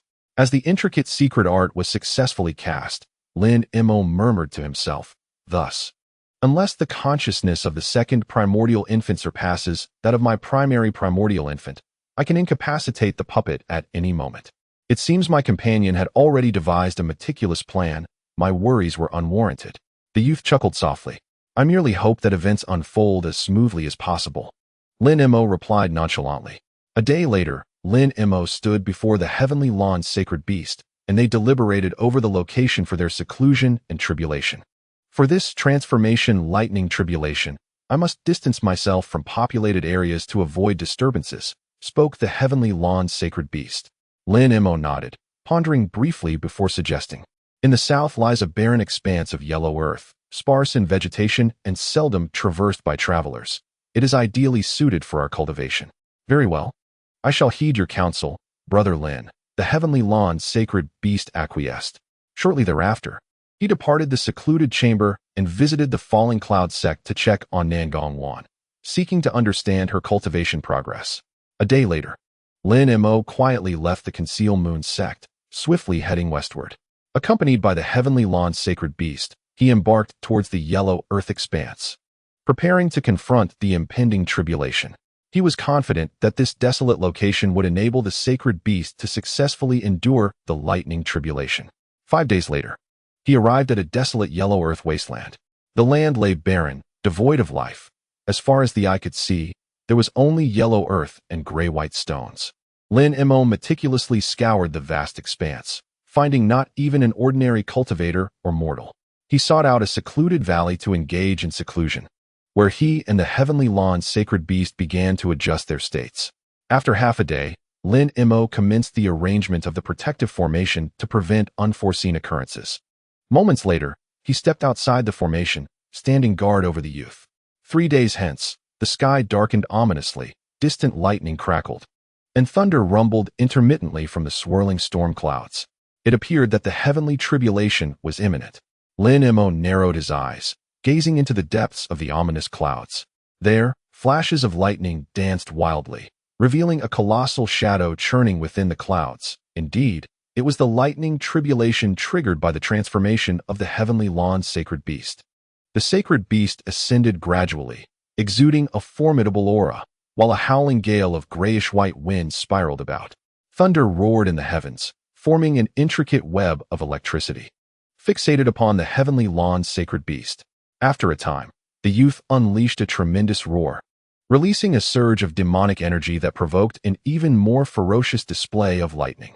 Lin Mo stood quietly to the side, focused and ready to intervene at any moment to assist the sacred beast through this trial. Within the depths of the storm clouds, the heavenly lawn's sacred beast transformed into a towering behemoth, baring its fangs and claws in defiance of the heavenly thunder. The youth appeared to perform some kind of secret technique amidst the tempest, causing the demonic energy to swell violently, coalescing into a massive whirlwind. Striving to break free from the encirclement of lightning, the tempest intensified, the clouds thickened, and the entire sky turned pitch black, with thunder resounding continuously. Lin Mo watched the youth intently, his heart a tumult of anticipation and concern. Suddenly, he observed a shift in the demonic energy surrounding the youth, as a powerful surge of demonic force erupted forth, causing the youth's form to expand several-fold. It unleashed a torrent of electricity from its mouth, tearing a stunning rift in the clouds. Subsequently, it manifested several arcs of lightning, dancing like a web, attempting to cleave through the storm clouds. This is the aura of an 8th-tier demon beast. The young boy has completely unleashed his demonic power, leaving Lin Mo astounded. A tremendous rumble of thunder cascades from above, striking toward the Tianlan's sacred beast. Lin Mo senses a chaotic energy surging through the air. This thunder tribulation has reached an unprecedented intensity. He silently recites incantations, his magical artifact shimmering in his grasp, prepared to offer assistance when the boy requires aid. As time passes, the ferocity of the lightning escalates, the hurricane distorts violently, and the boy's demonic aura intensifies. The sacred beast roars, its limbs stirring, conjuring a tempest of demonic winds from the clouds to counter the heavenly thunder. Suddenly, lightning coalesces from the dark clouds, forming a massive sphere of thunder, which descends with fierce intent upon the boy. The boy's demonic energy erupts. He breaks free from his constraints, transforming into a bolt of lightning that collides with the gigantic sphere of thunder. A thunderous explosion reverberates, the space quakes, and bolts of lightning scatter as waves of energy surge forth. Witnessing this spectacle, Lin Mo is profoundly shaken. The thunder tribulation is astonishing. The boy is indeed extraordinary to withstand the thunder sphere. He silently marvels. The sky abruptly darkens, followed by a searing arc of electricity slicing through the clouds, akin to a silver-white lightning bolt, instantly striking the demonic winds. This formidable electrical energy pierces through the winds, cleaving them apart, and both the winds and the lightning vanish simultaneously. As the thunder and demonic winds dissipate into the void, a colossal demon beast gradually materializes. It is none other than the Tianlan's sacred beast. Bathed in the glow of the lightning, the sacred beast begins to unveil its new form. It transforms into a creature with the head of an ox and the body of a dragon, bearing a pair of enormous horns that shimmer with mysterious light. Its violet flesh wings unfurl behind it like a celestial canopy, while its green arms appear robust and powerful. The Tianlan's sacred beast trembles slightly, and its previously smooth skin suddenly sprouts a pair of massive crimson-purple wings, which flap and generate fierce gales, while 2 sturdy green arms emerge. Lin Mo, standing in the distant valley, gazes intently at the transformation of the Tianlan's sacred beast, filled with curiosity. He initially believed this was merely an ordinary thunder tribulation, yet he is astonished by the magnitude of change occurring within the sacred beast, prompting a sense of wonder. Lin Mo squints, silently observing the sacred beast. He sees it gazing upward toward the elusive arcs of electricity hidden within the clouds, its flesh wings gently fluttering, and with each flap, bizarre grayish-white, demonic energy swirls around, soon enveloping the entire Tianlan's sacred beast. Lin Mo cannot help but ponder whether each demon beast experiences its tribulation uniquely. His knowledge of demon beasts undergoing tribulations is scant, as such events are rare in the human realm and seldom recorded in texts. Despite his questions, Lin Mo maintains focus, understanding that the priority lies in confronting the imminent tribulation. He takes a deep breath, calming his mind, and begins to channel his own magical energy, ready to act at a critical moment to assist the Tianlan sacred beast in overcoming this thunder tribulation.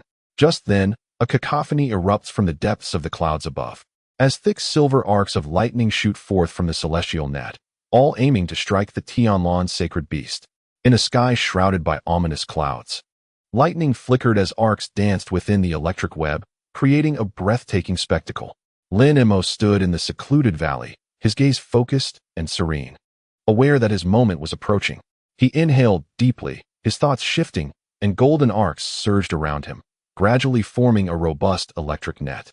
This net emanated a formidable energy, resembling an impervious barrier capable of shielding him from the impending thunderous tribulations.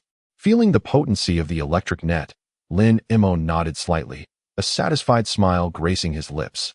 He recognized that this net was sufficiently strong to protect him from the onslaught of lightning. Subsequently, he awaited the arrival of the thunder tribulation of the Tianlan sacred beast with quiet anticipation.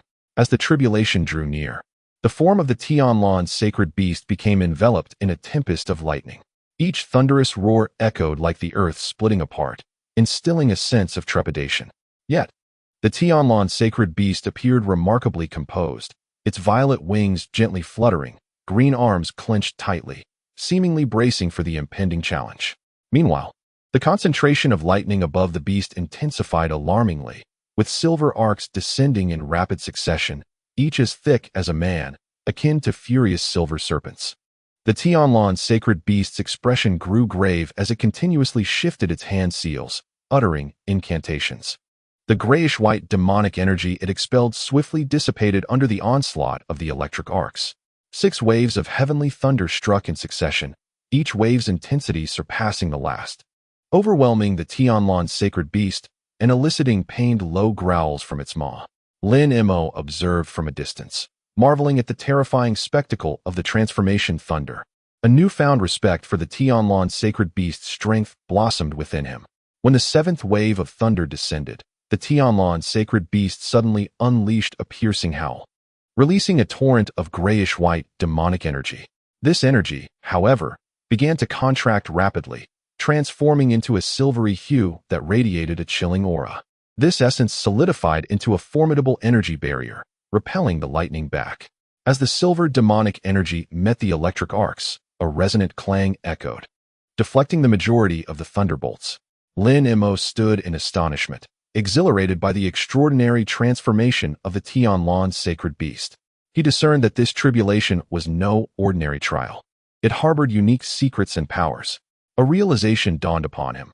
This phenomenon was likely linked to the cold marrow the Tianlan sacred beast had previously consumed. He contemplated that, should he seize the opportunity, this silvery demonic energy could prove immensely beneficial to him. Observing the Tianlan sacred beast successfully rebound the tribulation, Lin Mo inhaled deeply, his resolve solidifying further. Standing beside the formation, he watched the unfolding events with a tranquil heart.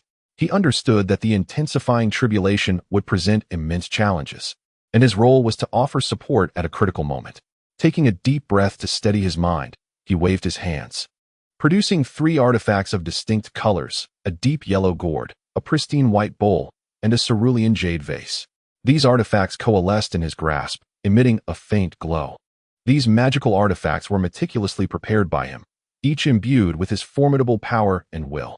Lin Mo strategically placed these artifacts throughout the valley, crafting a complex and concealed formation. This array was designed to amplify the strength of the Tianlan sacred beast, aiding it in facing the impending tribulation of thunder. As time passed, the 8th wave of lightning commenced. Thunder roared, as if attempting to rend the heavens and the earth asunder. The body of the Tianlan sacred beast trembled slightly, clearly sensing the pressure of the tribulation. With a fierce glint in its eyes, it let out a resonant roar, confronting the impending calamity. The silvery aura it exhaled thinned and weakened under the relentless assault of the arcs of electricity, and it emitted desperate cries as if on the brink of demise. In chapter 330, Lin Mo's gaze sharpened. He knew it was time to act. He moved swiftly to the side of the Tianlan's sacred beast, raising the thunder command in his hand. Golden arcs of electricity swirled around him, forming a vast electric net that enveloped both him and the sacred beast. In that critical moment, Lin Mo suddenly opened his eyes, and a deep yellow fissure erupted on the ground in the distance. A colossal figure emerged from the earth, soaring towards the heavens as a blaze of intense flames ignited in the sky. A gigantic unicorn earthworm descended from the void, its horn radiating a dazzling light, akin to a meteor streaking across the night sky. This enormous creature was immensely massive, its body as unyielding as steel, adorned with flame-like patterns resembling the essence of fire. The giant worm's gaze fixed intently on Lin Mo and the Tianlan sacred beast, perceiving them as a threat. Remarkably, the immense horn attracted the lightning, channeling the arcs of electricity into the creature's form.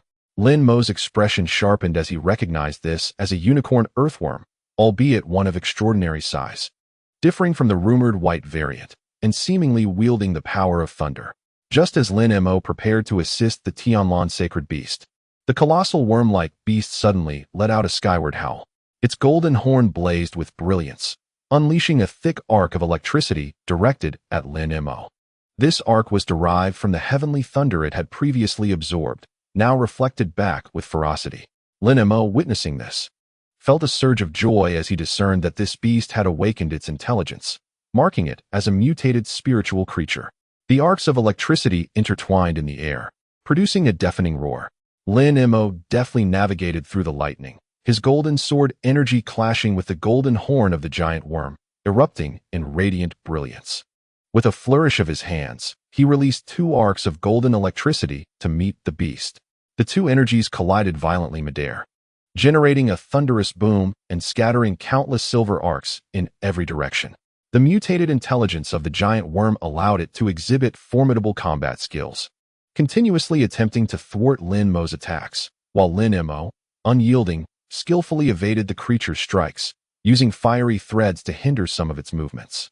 The beast grew increasingly enraged, its golden horn shining brightly as it attracted nearby heavenly thunder, preparing to launch another assault on Lin Mo. With a cold smirk, Lin Mo unleashed a small golden sword, which swiftly transformed into a golden rainbow, slashing towards the beast's head. The creature attempted to evade, but the golden horn blocked its path, only to be severed by the golden rainbow. The colossal beast's head was abruptly severed, and blood gushed forth. Its massive body trembled, and its tentacles recoiled. Yet the fire spirit's silk suddenly thickened, enveloping its upper body in flames. The beast became increasingly frenzied, its golden horns attempting to counterattack by projecting the absorbed fire. However, Lin Mo unleashed golden sword chi, piercing through the beast's body and eliciting a furious roar. The giant earthworm absorbed the flames but was struck by a golden rainbow. The beast suffered severe injuries, retracting its upper body into the ground while its lower half extended its fleshy tendrils. Lin Mo conjured a spell, releasing golden flying swords that rained down upon the giant earthworm.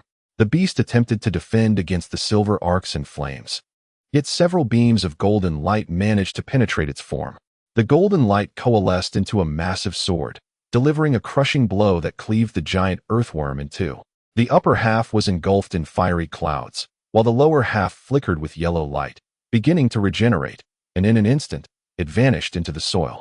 Just as Lin Mo prepared to launch another assault, the ground suddenly quaked violently, and the giant earthworm re-emerged with astonishing speed. The upper half of the beast burst forth from the earth, its jaws revealing sharp fangs as it lunged at Lin Mo simultaneously. Its lower half also emerged, its fleshy tendrils rapidly thickening to a steel-like hardness, matching the upper half's formidable size. Lin Mo immediately felt an intensified pressure from the giant earthworm, his expression grave as he readied himself for battle once more.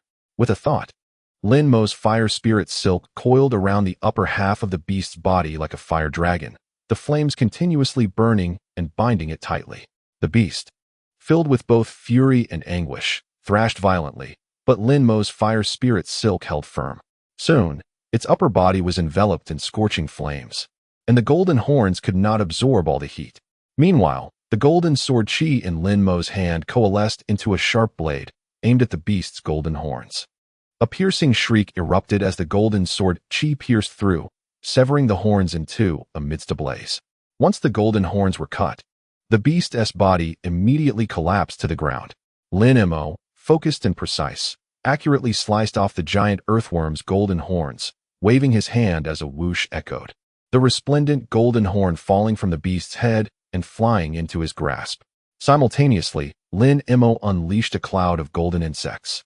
A swarm of golden beetles that rushed towards the beast's remnants, dragging its body beneath the earth. Turning back, Lin Mo scrutinized the golden horn carefully. It shimmered with radiant light, inscribed with arcane totems that emanated a powerful energy wave, signaling its extraordinary nature, causing Lin Mo's heart to tremble. Narrowing his eyes, he cast a few incantations, causing the golden horn to shrink several-fold to the size of a palm. He then affixed a sealing talisman to it and cautiously stored it in his pouch. However, at the very moment the golden horn entered the pouch, Lin Mo suddenly sensed a subtle disturbance within, as if something were attempting to burst forth. His heart raced at the realization, and he quickly retrieved the pouch. Witnessing the golden horn expanding within, emitting a faint metallic, grinding sound, Lin Mo's expression shifted. He swiftly deduced that this change was anything but ordinary, implying that the horn contained some form of potent explosive energy. He immediately enacted a spell, striving to stabilize the energy within the golden horn. At the moment when Lin Mo was filled with anxiety, a flash of golden light reappeared, revealing a golden beetle before him, emitting a humming sound. It seemed to perceive the anomaly of the golden horn and voluntarily plunged into the storage bag, engaging in a fierce clash of energies with it. Lin Mo let out a sigh of relief, as the emergence of the golden beetle once again salvaged the situation. He could sense the energy within the golden horn merging with that of the beetle, gradually stabilizing. Although Lin Mo did not fully comprehend how the golden beetle achieved this, the outcome was undeniably favorable. Without hesitation, Lin Mo sprang into action, casting several incantations towards the golden horn. A series of crisp sounds erupted as the dark energy was dispersed by his spells, restoring the golden horn to its original state. He carefully retrieved a wooden box from his storage bag and placed the golden horn inside, swiftly closing the box thereafter. While Lin Mo was tending to the golden horn, the ground suddenly quaked violently, accompanied by a piercing scream. The half-escaped monstrous beast burst forth from the earth, now entirely covered in countless golden beetles that were voraciously feasting upon its flesh. The creature writhed in agony, desperately trying to rid itself of the golden insects. But all efforts proved futile. Soon, the beetles penetrated its skin, burrowing into its body, inflicting unbearable pain. Moments later, the monstrous beast convulsed in midair before crashing heavily to the ground, lifeless and on the brink of death. A glint of cold satisfaction flickered in Lin Mo's eyes as he withdrew his gaze, turning towards the array where the celestial beast of Tianlan was valiantly resisting the onslaught of descending lightning strikes, shrouded in a swirling mist of grayish-white. Standing outside the array, Lin Mo focused intently on the celestial beast's struggle against the bolts of lightning. Deep within the dark clouds, immense arcs of electricity, resembling silver serpents, struck down in succession, each one several yards thick and resonating with thunderous roars. The celestial beast wore a grave expression, murmuring incantations as the mist swirled, barely holding off the barrage of electric arcs.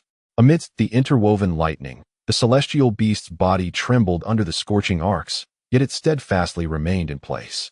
As if preparing to endure the tribulation of thunder, Lin Mo stood quietly to the side, intently observing the actions of the celestial beast. At that moment, a peculiar fragrance wafted towards him from the depths of the dark clouds. He looked up to see the clouds above the array suddenly roiling, and a massive moon-like object emerged from the layers of clouds.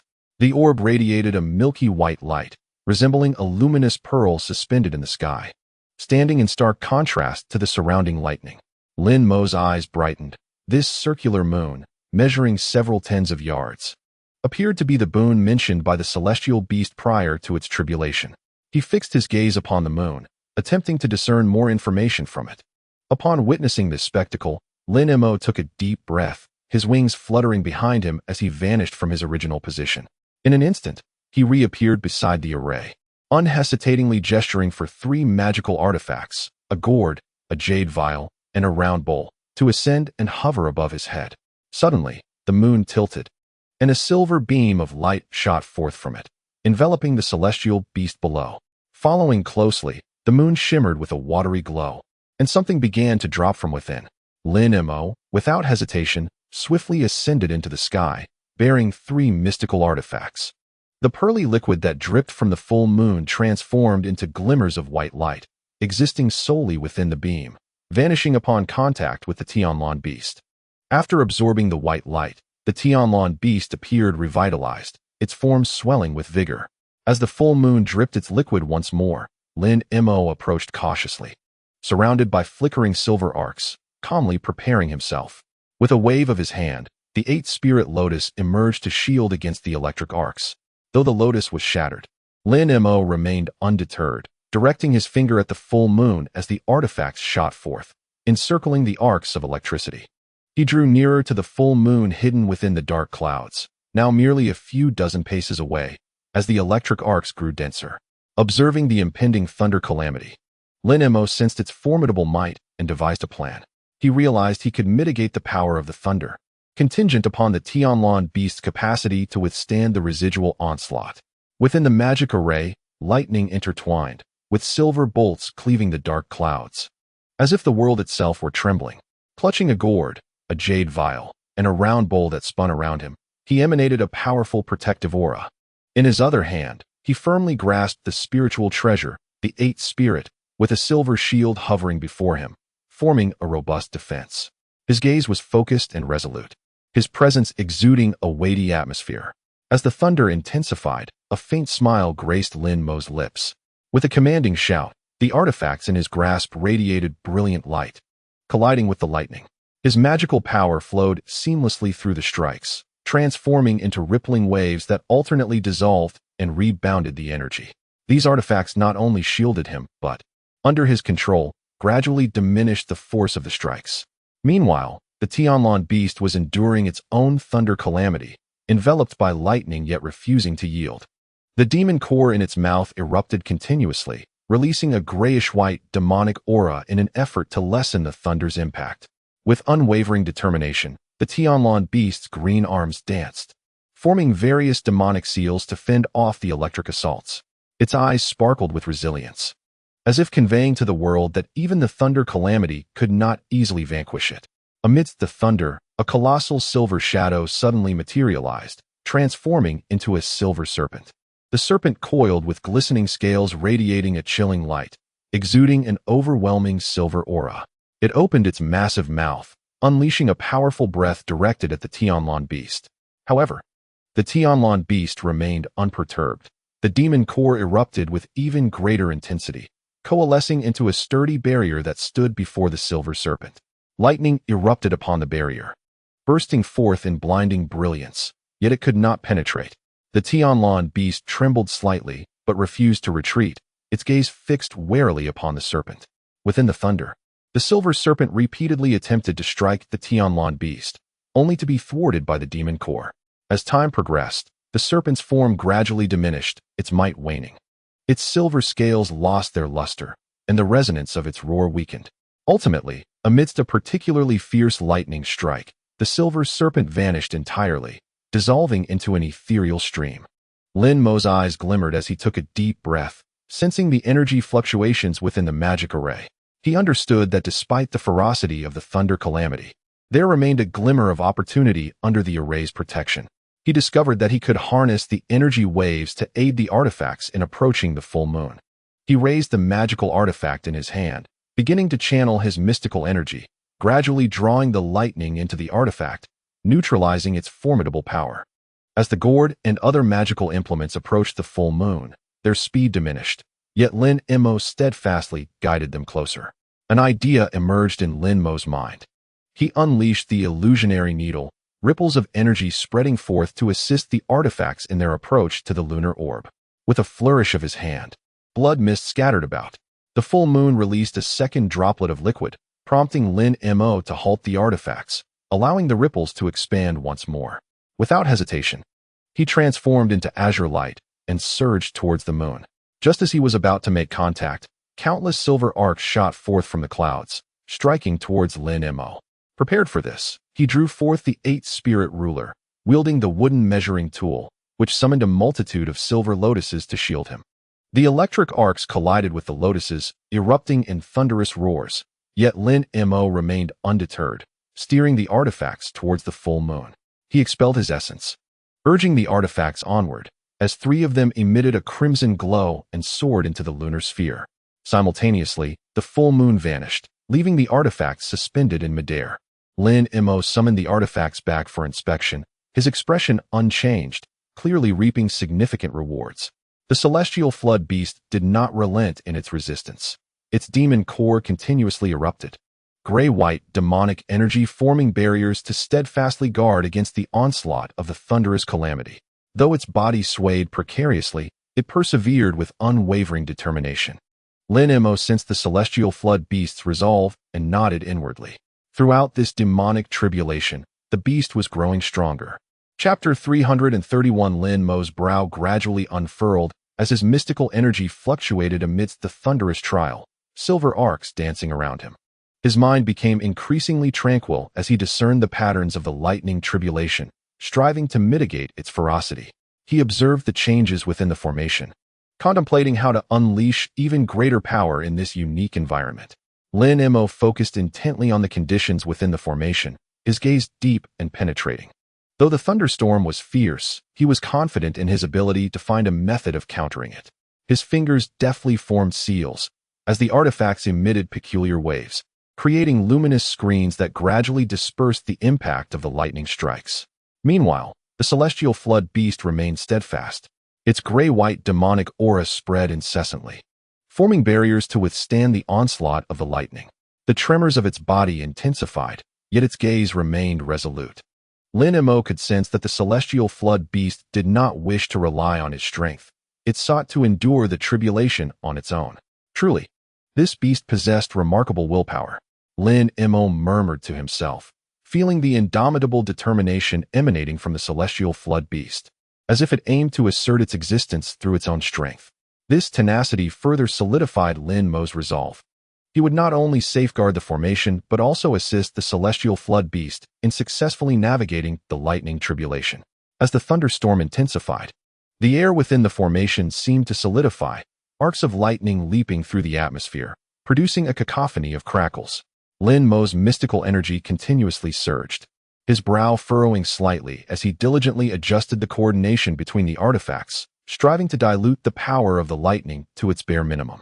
Amidst the tumult of the tribulation, the celestial flood beast's demon core finally absorbed the bulk of the lightning strikes. Its body began to stabilize, enveloped in demonic energy, resembling an immovable deity. Lin Mo observed the scene before him, feeling a subtle sense of relief wash over him. He understood that the Tianlan beast had successfully navigated the most perilous phase of the thunder tribulation. For the moment, the Tianlan beast was safe, and Lin Mo calmly scrutinized the situation of the tribulation, contemplating his next course of action. Now is the time for me to take action, he murmured to himself.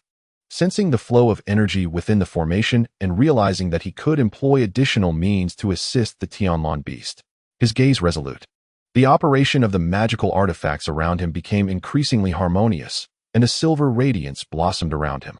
With deft movements, Lin Mo executed the incantation, and instantly, the entire space was enveloped by a vast magical array, suffused with a gentle white light.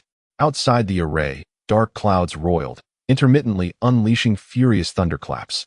At the center of the array stood the sacred Tianlan beast, surrounded by various magical artifacts Lin Mo had arranged. Though the array appeared unremarkable, it exuded an extraordinary sense of protection. Whenever the descending thunder approached the edge of the array, it would refract and deviate within the white light, unable to penetrate the confines of the formation. Within the array, the thunder tribulation gradually subsided, and the arcs of electricity became sparse.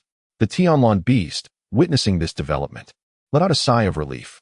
Outside the array, the thunder continued to clash against the silver light curtain enveloping the formation, erupting in bursts of brilliance, causing the curtain to tremble, yet it remained unbroken. Very well, my friend, You may now dispel the formation. I am capable of handling it. The Tianlon beast proclaimed loudly from within the silver screen. Upon hearing these words, Lin Mo deftly gestured with his hands, and the silver light curtain vanished in an instant. On their journey thus far, the beast had cautioned Lin Mo in advance. Although the transformation Thunder Tribulation could summon protection and even mitigate part of its power, ultimately, the recipient of the tribulation must endure approximately half of the force of each wave of lightning personally. Otherwise, the onslaught would persist indefinitely. Thus, the so-called request for Lin Mo's intervention was, in truth, a plea for assistance in bearing the brunt of the remaining 3 waves of the tribulation. Consequently, upon hearing the beast's words, Lin Mo promptly ceased the formation. Without the protection of the silver screen, the thunder, manifesting as electric serpents, lunged towards the Tianlon beast, only to be thwarted by a grayish-white demon core that interposed itself. The tremendous arcs of electricity struck the core, causing it to tremble slightly. However, it remained steadfast, unwaveringly absorbing the diminished force of the lightning strikes. Subsequently, regardless of the direction from which the silver serpents assailed the Tianlon beast, they were preemptively intercepted by this demon core. With each resounding crash, the size of the silver serpents diminished rapidly. Lin Mo observed this unfolding spectacle, gently stroking his chin, and gazed skyward, silently reflecting. It appears that mitigating the power of the final 2 waves of lightning presents no challenge for me. After all, this is merely the thunder tribulation of an 8th-level demon beast. While it may be daunting for creatures of such caliber, for me, withstanding it would not demand excessive exertion. The thunder raged in the sky. Arcs of electricity leapt within the magical array, resembling colossal silver dragons roaring in fury. Lin Mo's attention remained fixated on the Tianlon beast.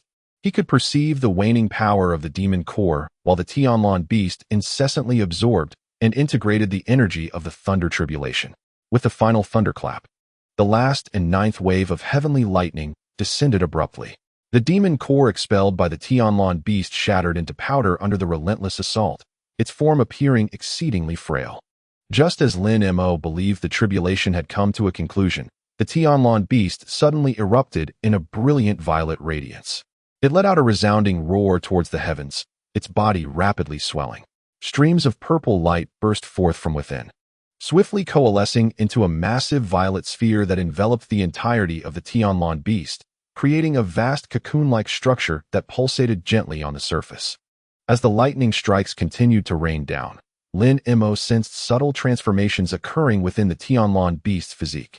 Its initially fierce demonic aura gradually subsided, replaced by a holy and enigmatic presence. Lin Mo distinctly felt that the Tianlon beast was at a pivotal juncture, endeavoring to complete its metamorphosis amidst the tribulation. Surrounded by the tempest of lightning, the beast's form began to diminish, its fur softening, while its original demonic essence slowly transitioned into a divine aura. Lin Mo focused intently, noticing that one of the beast's forepaws seemed to be undergoing a transformation, becoming increasingly translucent. He watched with rapt attention, his heart understanding the significance of the moment. He realized that after enduring such a formidable tribulation, the Tianlon beast had finally amassed sufficient strength to commence its transformation, soon to reshape its body into human form. The process of metamorphosis proved to be arduous. Lin Mo mused quietly, aware that the Tianlon beast was undergoing a profound baptism of both body and soul, a trial that would ultimately dictate its future path. This transformation was not entirely within the Tianlon beast's control. Rather, it resembled the physical changes experienced by a newborn at birth, contingent upon the whims of fortune. However, the nuances of this process could vary based on the species and lineage of different demon beasts. For instance, naturally graceful creatures like the demon fox often emerged as strikingly attractive individuals upon transformation, while some less aesthetically pleasing beasts retained their unattractiveness in human form. Lin Mo surmised that the Tianlon beast's eventual transformation would likely bear some resemblance to the human phantom it had previously assumed. Given that its essence had already successfully transformed once in the spirit realm, it should possess some awareness of its forthcoming human appearance. Deciding not to dwell further on these thoughts, Lin Mo found a tranquil spot to sit and closed his eyes, awaiting the completion of the Tianlon beast's metamorphosis. Suddenly, a realization struck him, prompting him to glance towards the distance. The remains of the mutated giant earthworm had long been consumed by the golden-eating insects, which now hovered and buzzed in the low air. Without hesitation, Lin Mo released a long cry, summoning the golden cloud of insects, which swiftly converged and drew the golden-eating insects into his spirit beast pouch. At that moment, Lin Mo recalled the golden horn he had obtained from the giant earthworm. He retrieved the wooden box, revealing the softly glowing horn within. As he held it, he felt an innate spirituality emanating from the horn, suggestive of its potential to absorb various forms of spiritual energy. With a thought, he resolved to keep the horn, envisioning its future utility in crafting various defensive artifacts, particularly battle armor. Lin Mo tentatively infused some spiritual energy into the horn, observing as a translucent yellow membrane rapidly formed on its surface, absorbing all of the energy. It became evident that this horn was indeed precious. Should it be forged into armor, it would undoubtedly enhance his protective capabilities significantly. This notion briefly flickered through Lin Mo's mind.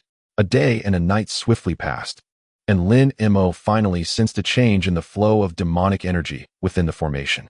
The body of the Tianlan beast gradually stabilized, its form now entirely transformed from its previous ferocious appearance. The once fearsome visage had vanished, replaced by that of a handsome and enigmatic youth. Upon opening his eyes, a pristine white arm suddenly emerged from the enormous cocoon, followed by a familiar childish voice proclaiming, "The great work is accomplished. Thank you, Taoist Lin, for your assistance." Lin Mo smiled gently and rose slowly to his feet. Days later, Lin Mo quietly returned to the mother and child peaks of Yunming Mountain. At this moment, he sat in the hidden chamber of his cave dwelling, toying with a golden horn in his hands, while 3 magical artifacts, including a gourd, lay before him. Suspended in the air was a massive azure cauldron, atop which stood a young boy clad in yellow, intently studying a tome made of animal hide. This boy was none other than the transformed Tianlan beast, resembling its previous phantom by a considerable margin. Lin Mo's gaze fell upon the golden horn, tracing its uneven patterns with his fingertips. After a moment, he spoke, "I have experimented with it. This golden horn can nearly absorb all types of spiritual energy and subsequently release it. The only drawback is its limited absorption capacity and relatively slow rate." The boy responded with a smile, "This is a rare talent for absorbing spiritual energy, making it exceptionally suitable for crafting defensive treasures. Many renowned defensive spiritual artifacts utilize this material." Perplexed, Lin Mo inquired, "Could it be used to forge battle armor?" The boy pondered for a moment before replying, "Yes. But I have a suggestion, if you plan to enter the spirit realm." Lin Mo interrupted, continuing to ask, "What treasures would be best crafted from it?" The boy mentioned the transformation sphere, asserting its usefulness for traversing spatial nodes. Upon hearing the name, Lin Mo curiously asked, "How does it differ from the transformation stone you used back in the day?" "The effects of both are similar," the Tianlan boy explained. "But the power of the transformation sphere is only about 1% of that of the transformation stone. However, the transformation sphere is exceedingly rare, and it would greatly assist you in breaking through spatial restrictions. I can teach you its crafting method in return for the favor you previously bestowed with the cold essence." After a moment of contemplation, Lin Mo nodded. "In that case, I shall set this golden horn aside for now, and once I successfully forge the transformation sphere, I will consider other uses. After all, without the assistance of the transformation sphere, attempting to breach the spatial nodes and enter the spirit realm would be akin to chasing a mirage. I initially intended to use it for crafting battle armor, but upon reflection, it seems wiser to reserve it for forging the transformation sphere, as it will significantly aid my journey to the spirit realm." Gently caressing the horn, Lin Mo had made his decision. Ultimately, only by breaking through the spatial nodes could he step into the spirit realm, and this golden horn would become a crucial element in overcoming the barriers to his spiritual voyage. The Tianlan boy smiled with satisfaction, extending his hand to point into the air. Suddenly, several lines of small characters appeared, detailing the crafting method of the transformation sphere. After carefully studying the instructions, Lin Mo committed them to memory, then slowly closed his eyes, beginning to mentally simulate each step of the crafting process. Meanwhile, the Tianlan boy resumed his study of the animal hide tome. Approximately an incense stick's worth of time later, Lin Mo opened his eyes and recalled the matter of the Tianlan beast undergoing its transformative tribulation. The two exchanged a few words, and Lin Mo subsequently produced a tome titled The 9 Transformations of the Gale, a secret manual of the demon race, hoping that the Tianlan youth could assist him in making slight modifications to suit his cultivation needs. This particular technique was profoundly intricate, requiring a physique that corresponded perfectly to its demands for successful practice. The Tianlan youth furrowed his brow and remarked, "Given your current constitution, it may prove somewhat challenging for you to fully unleash this technique." Lin Mo nodded in acknowledgement, stating, "I am aware of the difficulties involved. However, I have already ascended to the second layer of the Buddha's lineage technique, the Ming Wangju. A further advancement will allow me to meet the requirements of the 9 transformations of the Gale. Please adapt it to suit my physique for now. And once I progress further in the Ming Wangju, I shall be able to commence my practice of this technique." Raising an eyebrow, the Tianlan youth responded, "As far as I am aware, the Buddhist sect indeed possesses a technique known as the diamond body, specifically designed to enhance the physical form. Is your Ming Wangju related to it?" "Indeed," Lin Mo replied. "In that case, I can offer you some guidance," the Tianlan youth continued. "I have encountered a similar Buddhist secret art, also divided into 7 layers, the final layer of which can render an ordinary person's body harder than steel. If you can cultivate it to the 4th layer, you will be able to adapt to the 9 transformations of the Gale. It seems we may exchange insights, and both of us shall gain significantly," Lin Mo exclaimed with delight as he retrieved a jade tablet to record the Tianlan youth's teachings regarding the Buddhist secret art. His interest in the diamond Ju deepened.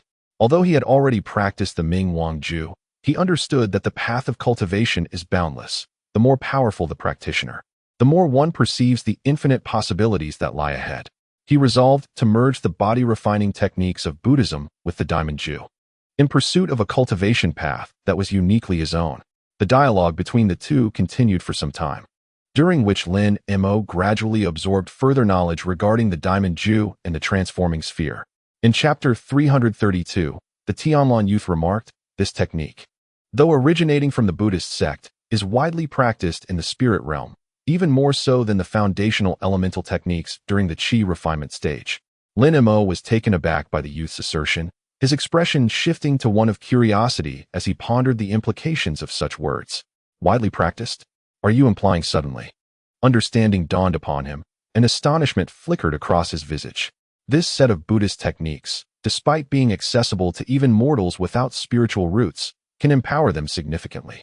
Once practiced to the 3rd layer or above, supplemented by unique weaponry, they may contend with low-tier cultivators and demon beasts. Should one reach the 5th layer, even mid-tier cultivators and demon beasts would regard them with caution, the youth scoffed.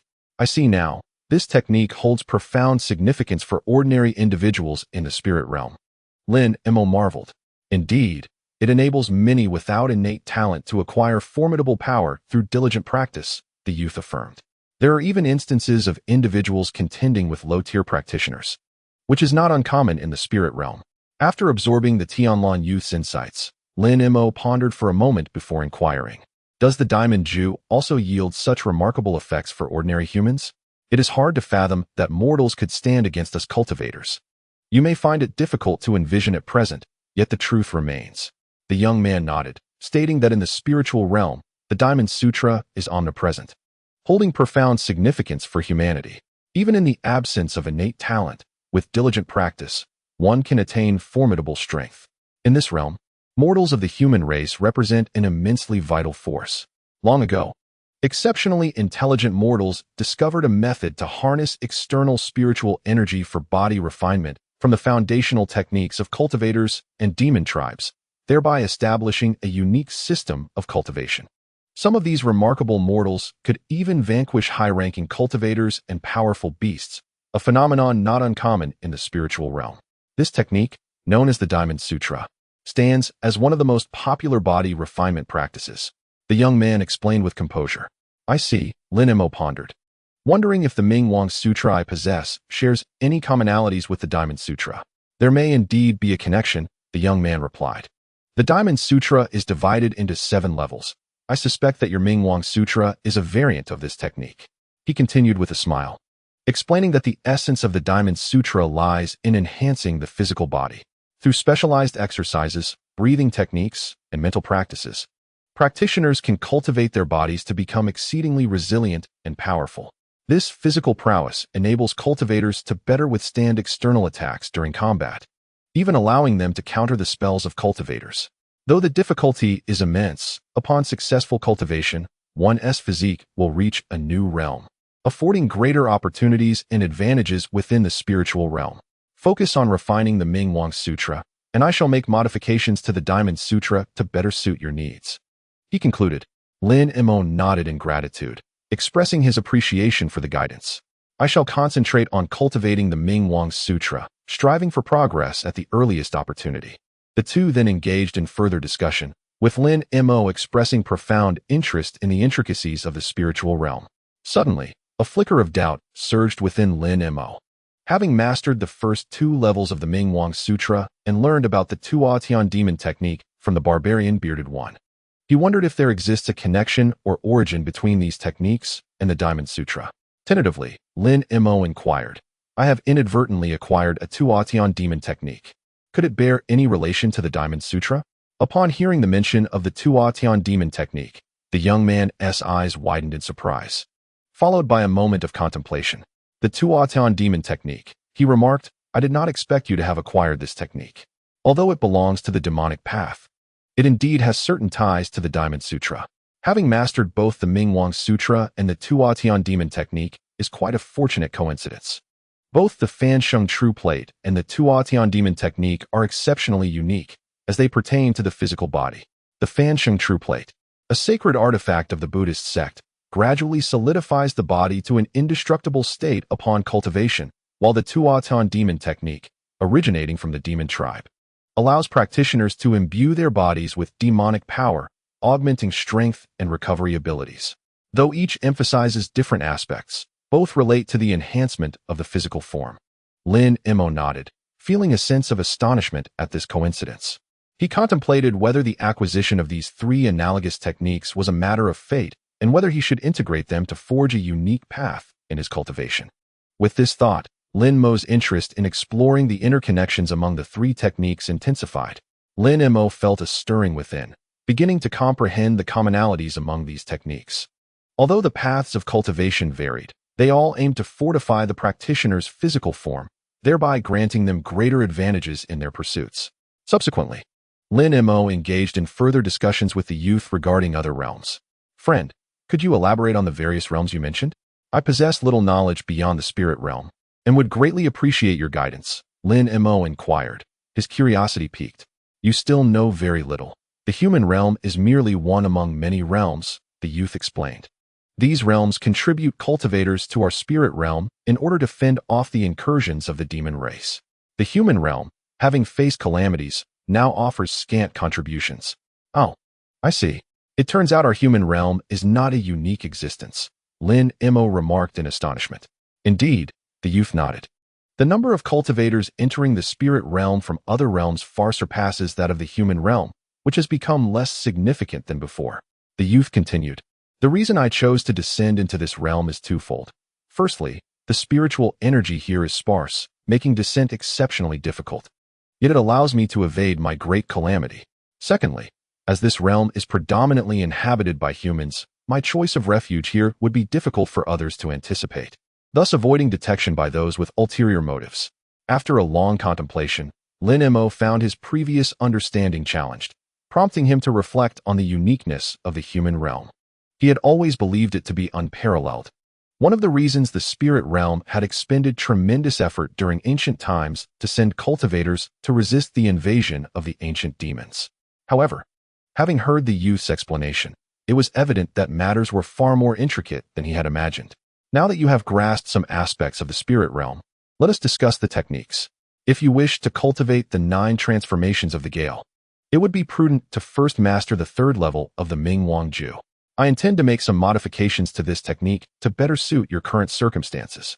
As for the Golden Quill and Jade Book you promised, do not forget to allow me some time to comprehend them when the time comes. The youth appeared well prepared, briefly waving a beast-skin book in his hand. Rest assured, dear friend Tianlan, I shall not go back on my word.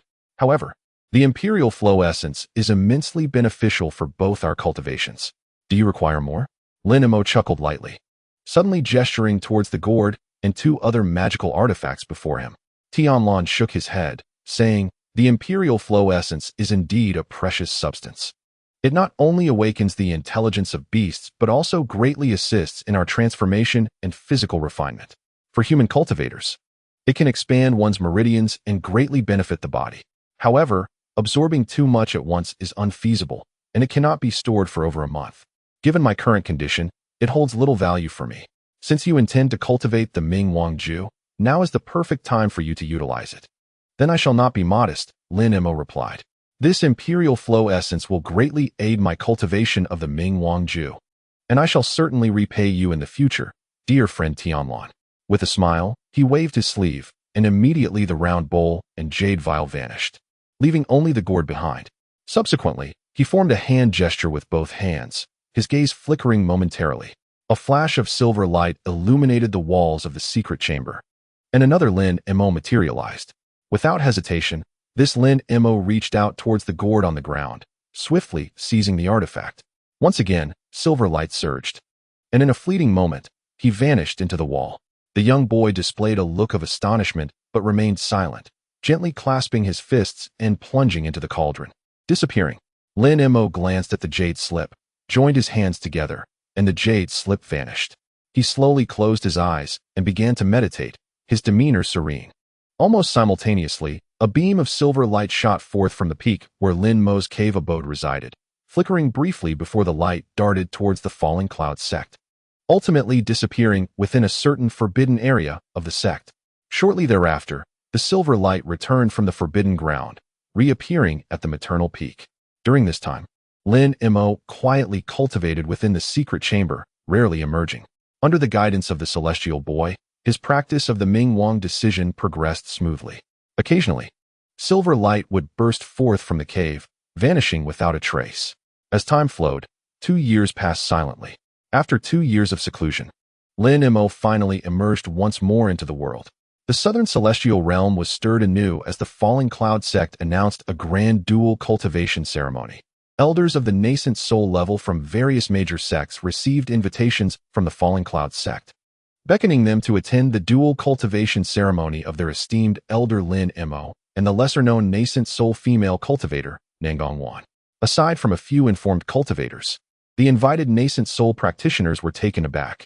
Lin Mo was universally acknowledged as the foremost cultivator in the southern celestial realm, his reputation so resounding that none dared to decline the invitation.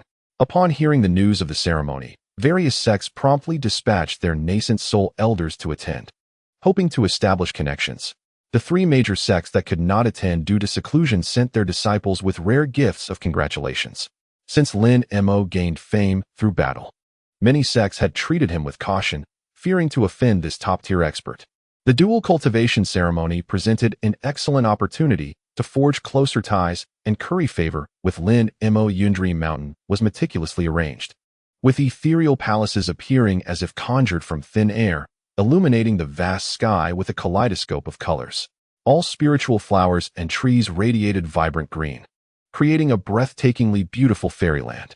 The 3 major sects collaborated to ensure the ceremony was grand and illustrious. During those days, the entirety of Yundream Mountain was bustling with cultivators, and with the disciples from the 3 sects, a total of over 10,000 practitioners gathered, marking it as the largest celebration in history. The visiting cultivators, guided by the disciples of various sects, selected their accommodations. The entire mountain resonated with music and joy, as long-lost friends reunited and acquaintances took the opportunity to deepen their bonds. To this end, the 3 major sects spared no effort, dispatching numerous disciples to oversee the reception and arrangements, ensuring the ceremony proceeded smoothly. At the dual cultivation ceremony, Lin Mo's status was indisputable. He showcased his formidable cultivation, instilling a sense of reverence among all sections. 2 years of seclusion had significantly enhanced Lin Mo's power, and with his current abilities, no cultivator in the southern celestial realm could stand against him. He possessed the capability to single-handedly obliterate any sect of immortal practitioners. This rendered him the center of attention, with all sects eager to win his favor, fearful of offending this towering figure. Lin Mo emerged as the unequivocal foremost cultivator of the southern celestial realm, a phenomenon of resounding acclaim. At the ceremony, his brief appearance was enough to captivate all present, establishing him as the focal point of the grand event. Lin Mo and Nangong Wan made a fleeting appearance at the ceremony before hastily departing, leaving the seasoned elder El Luo to manage the proceedings. With his extensive experience, El Luo expertly orchestrated the ceremony, ensuring that all guests departed with joyful hearts. The dual cultivation ceremony spanned 3 to 4 days before concluding. Although most guests had already taken their leave, a few unexpectedly remained. After the grand occasion, Lin Mo and Nangong Wan ascended to the summit of the mother and child peak, standing side by side as they gazed at the ethereal clouds in the distance. Their silence spoke volumes, and their hearts were in harmony. Moments later, Nangong Wan brushed her hair from her forehead and smiled radiantly at Lin Mo, expressing her gratitude for his assistance. Thanks to her husband, she had finally succeeded in breaking through to the mid-stage of the Yuan-Ing realm with the Cha Nu Tian Yuju, a feat long sealed away. Had it not been for her husband's gift of the imperial liquid, a precious elixir, she might still be ensnared in her predicament. She marveled at Lin Mo's rapid progress in cultivation, acknowledging that his prowess was unmatched, and only a few ancient beings in Tian-Nen could rival him. Lin Mo humbly chuckled, dismissing the notion of being invincible. He noted that Tian-Nen was still teeming with talent, attributing his current fortune to the assistance of the natural spiritual energies, thus remaining modest. He revealed that he had brought back a more valuable nurturing elixir from Beijing, which, once consumed, would undoubtedly aid her in breaking through her bottleneck and advancing to the late stage of the Yuan-Ing realm. As they shared a tender moment, a flash of white light suddenly pierced the sky, drawing their attention. Simultaneously, they beheld Mu Peeling emerge from the brilliance, respectfully reporting to Sister Nangong that 2 groups of female cultivators remained on the mountain, claiming to be acquaintances of the young master and requesting an audience. Brother L, uncertain of the young master's wishes, had sent her to inquire. Should the young master prefer not to meet, Brother L could kindly ask them to depart. Nangong Wan arched her brows, teasingly suggesting that her husband was about to repay his romantic debts. Lin Mo cleared his throat, instructing Mu Peeling to arrange the 2 groups of female cultivators in separate guest pavilions, as he intended to meet with each one individually. With a smile, he gently patted Nangong Wan's hair and reassured her, saying, "You are my one and only wife. The others are merely friends." Nangong Wan understood Lin Mo's sentiments deeply. She was aware of his genuine affection for her, a bond that had been tested by time. As they prepared to part, Lin Mo sighed, "Waner, your Cha Nu Tian Yuju requires the convergence of In Moon power, which interferes with my techniques, compelling us to cultivate on separate peaks. This truly saddens me." Chapter 333. The Cha Nu Tian Yuju that Nangong Wan practiced relied on the assistance of In Moon power for her cultivation, presenting challenges for her secluded training. She had to establish a specialized array to harness the In Moon's spiritual energy for successful advancement. However, this In Moon energy posed a disturbance to other cultivators, preventing Lin Mo from training alongside Nangong Wan in the same cave. Consequently, the 2 were obliged to carve out separate cultivation chambers on different peaks of Yunming Mountain. Despite the necessity of their physical separation for cultivation, the bond between Lin Mo and Nangong Wan remained profound. Whenever they were not in seclusion, they would spend cherished moments together in the same cave. Lin Mo was both gentle and considerate toward Nangong Wan, who, in turn, relied heavily on him. It was this deep affection that ensured their emotional connection remained unscathed, even in the face of their physical distance during cultivation. However, the 2 caves are not far apart, and we can still keep each other company on ordinary days, which does not greatly affect our deep affection for one another. I shall now visit those familiar acquaintances. You may return to the cave and rest." Lin Mo then spoke again. He watched as Nangong Wan departed before swiftly taking flight to meet a few mysterious old friends, arriving at the Falling Cloud Sect.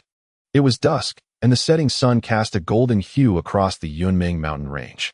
Mu Peeling was observing from the guest pavilion of the Falling Cloud Sect when a brilliant flash shot across the sky, signaling Lin Mo's arrival at the esteemed venue, where important guests were received.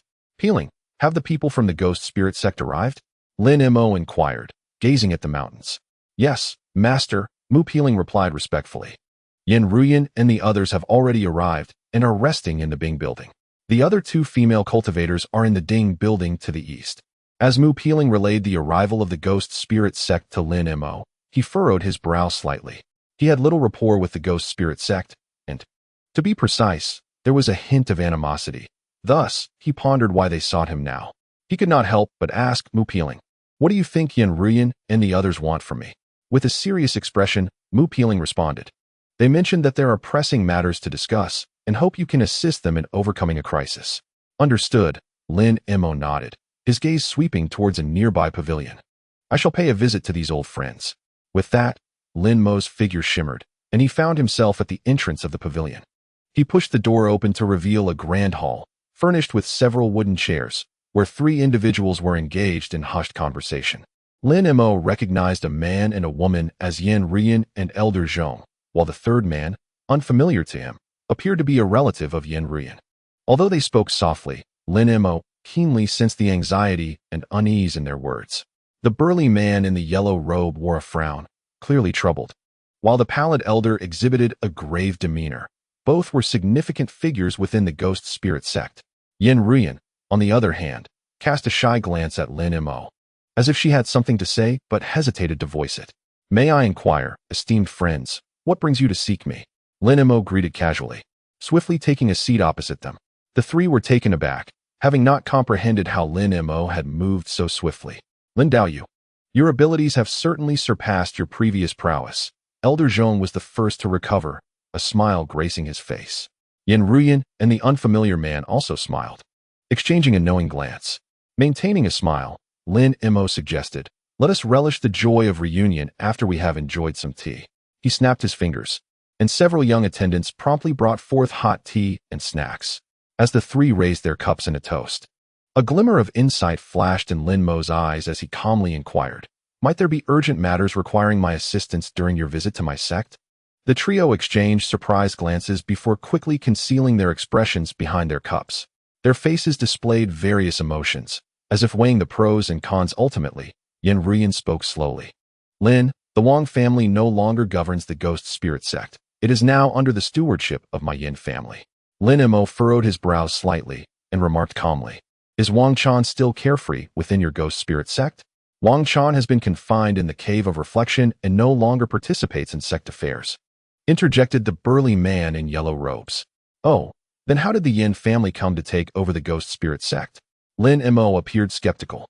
"It was due to Wang Chan's transgressions that we temporarily assumed control," Elder Zhang elucidated. Lin Mo's expression remained unchanged as he replied indifferently, "Even so, I have no ties to the ghost spirit sect. I wonder what brings the 3 of you here." The trio exchanged glances, their eyes settling on Yin Ruyan. Biting her lip, Yin Ruyan finally spoke, "Brother Lin, the ghost spirit sect currently faces an unprecedented crisis, and we specifically seek your assistance to help us navigate through this calamity." "Oh, what crisis does your esteemed sect face that necessitates my aid?" Lin Mo inquired with newfound curiosity. "The other sects have united against the ghost spirit sect, and we find ourselves unable to withstand their onslaught," Elder Zhang explained. "Thus, we wish to request your intervention. In return, we are willing to cede the entirety of the Yu Kingdom to the Falling Cloud sect. Our only desire is to preserve our lineage," the burly man hastily added. Upon hearing this, Lin Mo was momentarily taken aback. He was not easily swayed. "Since the Yin family is now in control, why do you still seek my help? Does the Yin family lack the means to resolve this predicament?" Elder Zhang offered a wry smile and replied, "The situation is, in truth, quite complicated. After taking over the ghost spirit sect, we discovered that the internal dynamics were far more intricate than we had anticipated. There are now signs of division within the sect, leading to instability. We require your assistance to solidify the ghost spirit sect's standing." The burly man added, "Lin Mo, your reputation in the southern celestial cultivation realm is immense, and you have ascended to become the foremost cultivator in the south. If you were to represent us, other sects would hesitate to confront you, which would significantly aid our position." Listening to their explanations, Lin Mo began to glean their motives. They sought him not solely to resolve the immediate crisis, but rather to leverage his influence and power to bolster the ghost spirit sect's standing. Nevertheless, Lin Mo had no intention of acquiescing easily. Narrowing his eyes, he scrutinized them and stated, "If you wish to cede territories to buy my favor, then the future of the ghost spirit sect is your concern, not mine." Seeing Lin Mo's firm demeanor, Yin Ruyan grew anxious and said, "We acknowledge that we have wronged you in the past, Brother Lin, and we sincerely ask for your forgiveness. We truly have no other recourse. Lin Mo fixed his gaze on Yen Ruyan for a prolonged moment before slowly nodding. Very well, I may consider assisting you through this ordeal. However, what will you offer to persuade me? The three of them brightened with hope and promptly inquired, Brother Lin, please tell us. We will meet any condition. A faint smile crept across Lin Mo's face, though his eyes remained devoid of warmth. Noticing Lin Mo's softened stance, the burly man quickly produced a cloth bag and revealed 3 items, placing them on the table. This is a small token of our appreciation. We hope Brother Lin will graciously accept it, he chuckled awkwardly. The offerings included a vial of dark red liquid, a silver bracelet adorned with bloodstones, and a greenish wooden box. This red elixir is our ghost spirit sect's life-saving medicine, the blood rebirth pill. Consuming it can regrow severed limbs. The blood soul bracelet is an ancient magical artifact capable of imprisoning an enemy's soul, allowing the wielder to manipulate it at will, thus providing a significant advantage in battle. Elder Zhang elaborated sequentially. Lin Mo, upon hearing their descriptions, exhibited little emotional fluctuation. He was not particularly captivated by these treasures, having cultivated a certain foundation in his training. He possessed superior methods for healing injuries and harbored a distaste for excessive reliance on magical artifacts. Yen Ruyan observed Lin Mo, acutely aware that the first 2 gifts introduced by the Pallid Elder had failed to fully captivate him. A tinge of anxiety stirred within her. After all, for a cultivator of Lin Mo's remarkable caliber, a blood limb pill and a blood soul bracelet were hardly extraordinary items. The most precious offering, she believed, was the wooden box. Noting Lin Mo's indifference, she hastily interjected, inside lies the wood spirit pearl from the 5 elements gathering spirit beads, which can consolidate with spirit energy, complementing wood attribute techniques. If one practices wood attribute techniques with it, the results will be significantly enhanced. Lin Mo's eyes sparkled with newfound interest. He recognized the rarity of the 5 elements gathering spirit beads. Each was a treasure of heaven and earth, capable of amplifying cultivation efficiency, enabling him to practice wood attribute techniques with unprecedented ease. He accepted the wooden box, scrutinizing the intricate restrictions inscribed upon it. Clearly, this box was extraordinary. Its protective inscriptions were complex and exquisite, evidently designed to safeguard the treasure within. Intrigued, Lin Mo gently dispelled the restrictions and slowly lifted the lid of the wooden box. Inside, he beheld a thumb-sized emerald orb emanating a faint green glow. At that moment, a verdant radiance flooded Lin Mo's vision. Nestled within the box lay a translucent green sphere, exuding a refreshing scent of wood. This is the legendary wood spirit pearl. Lin Mo's gaze fixated upon the orb, recognizing it as a rare cultivation treasure. As he reached out to grasp the sphere, he immediately sensed the rich wood spirit energy contained within, resonating harmoniously with his own cultivated wood spirit heart method. It truly is one of the legendary 5 elements gathering spirit beads, Lin Mo murmured, excitement glinting in his eyes. We can assure Brother Lin that this is no counterfeit, Elder Zhang interjected hastily. Yen Ruyan, taken aback, remarked, I never expected your ghost spirit sect to possess such a treasure. Lin Mo cast a surprised glance at the trio. Clutching the wood spirit pearl, he felt a surge of exhilaration. Acquiring such a gathering spirit pearl would greatly benefit his cultivation. The wood attribute technique held a pivotal role in his training plans, presenting a rare opportunity. This treasure, if retained within the sect, would inevitably become a liability. Moreover, its attributes do not align with our sect's techniques. Thus, exchanging this treasure for Brother Lin's assistance would be the optimal choice, Yen Ruyan said with a wry smile. Very well, I shall accept your gift, Lin Mo replied, securing the wood spirit pearl. After a moment of contemplation, he raised his gaze to the 3. In that case, I am willing to consider aiding the ghost spirit sect. Relief washed over the trio, their faces brightening with joy. However, Lin Mo continued, I have 2 additional conditions. The trio promptly inquired, please, Brother Lin, enlighten us. We shall do our utmost to fulfill them. Firstly, I no longer wish to encounter Wang Chan. I trust you understand my sentiment. Lin Mo narrowed his eyes. The burly man in the yellow robe exchanged a contemplative glance with the pale elder. Meanwhile, Yen Ruyan's expression betrayed a hint of complexity, as she was Wang Chan's wife. Secondly, I shall take these gifts as compensation. The burly man decisively spoke, Brother Lin, we agree to your terms. Subsequently, The trio from the Ghost Spirit Sect departed from the Falling Cloud Sect. As Yin Rian turned to leave, she cast a fleeting glance back at Lin Mo. Her lips parted slightly, yet no words escaped her. A sigh was all she offered before she hurried away. Uncle, as Wang Chan's wife. It is difficult for me to endorse his elimination. However, since we have acquiesced to Lin Mo, we must proceed as such. Pain flickered in her eyes. Yenner, I comprehend your predicament. The man sighed. We must consider the future of the Ghost Spirit Sect. This is an unavoidable choice. Yin Rian nodded slowly, her demeanor sorrowful and intricate. She turned to depart, her slender figure gradually fading into the corridor. The burly man and the elder exchanged a knowing glance, falling silent as they followed suit. The trio soon exited the Falling Cloud Sect, transforming into 3 fleeting shadows en route to the Ghost Spirit Sect.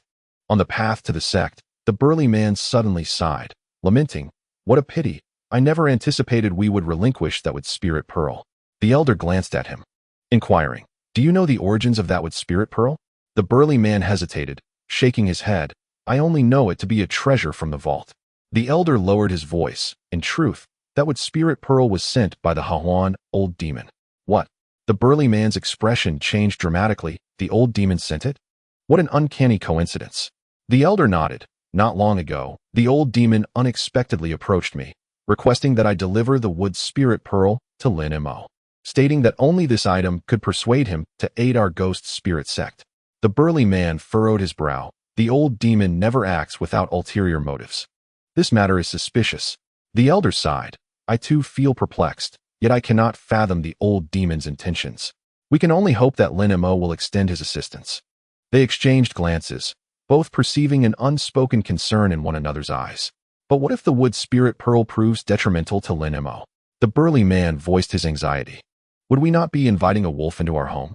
The elder pondered. "I have scrutinized the wood spirit pearl. It is indeed genuine, identical to the legends. Furthermore, Lin Mo himself has affirmed its authenticity without question. Very well, since we have reached this juncture, we must proceed accordingly.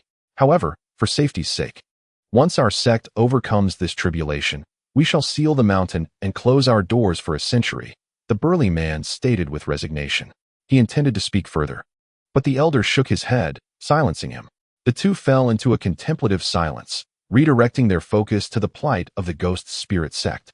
They yearned for Lin Mo's swift intervention to support the sect, yet unease lingered over the unknown variables.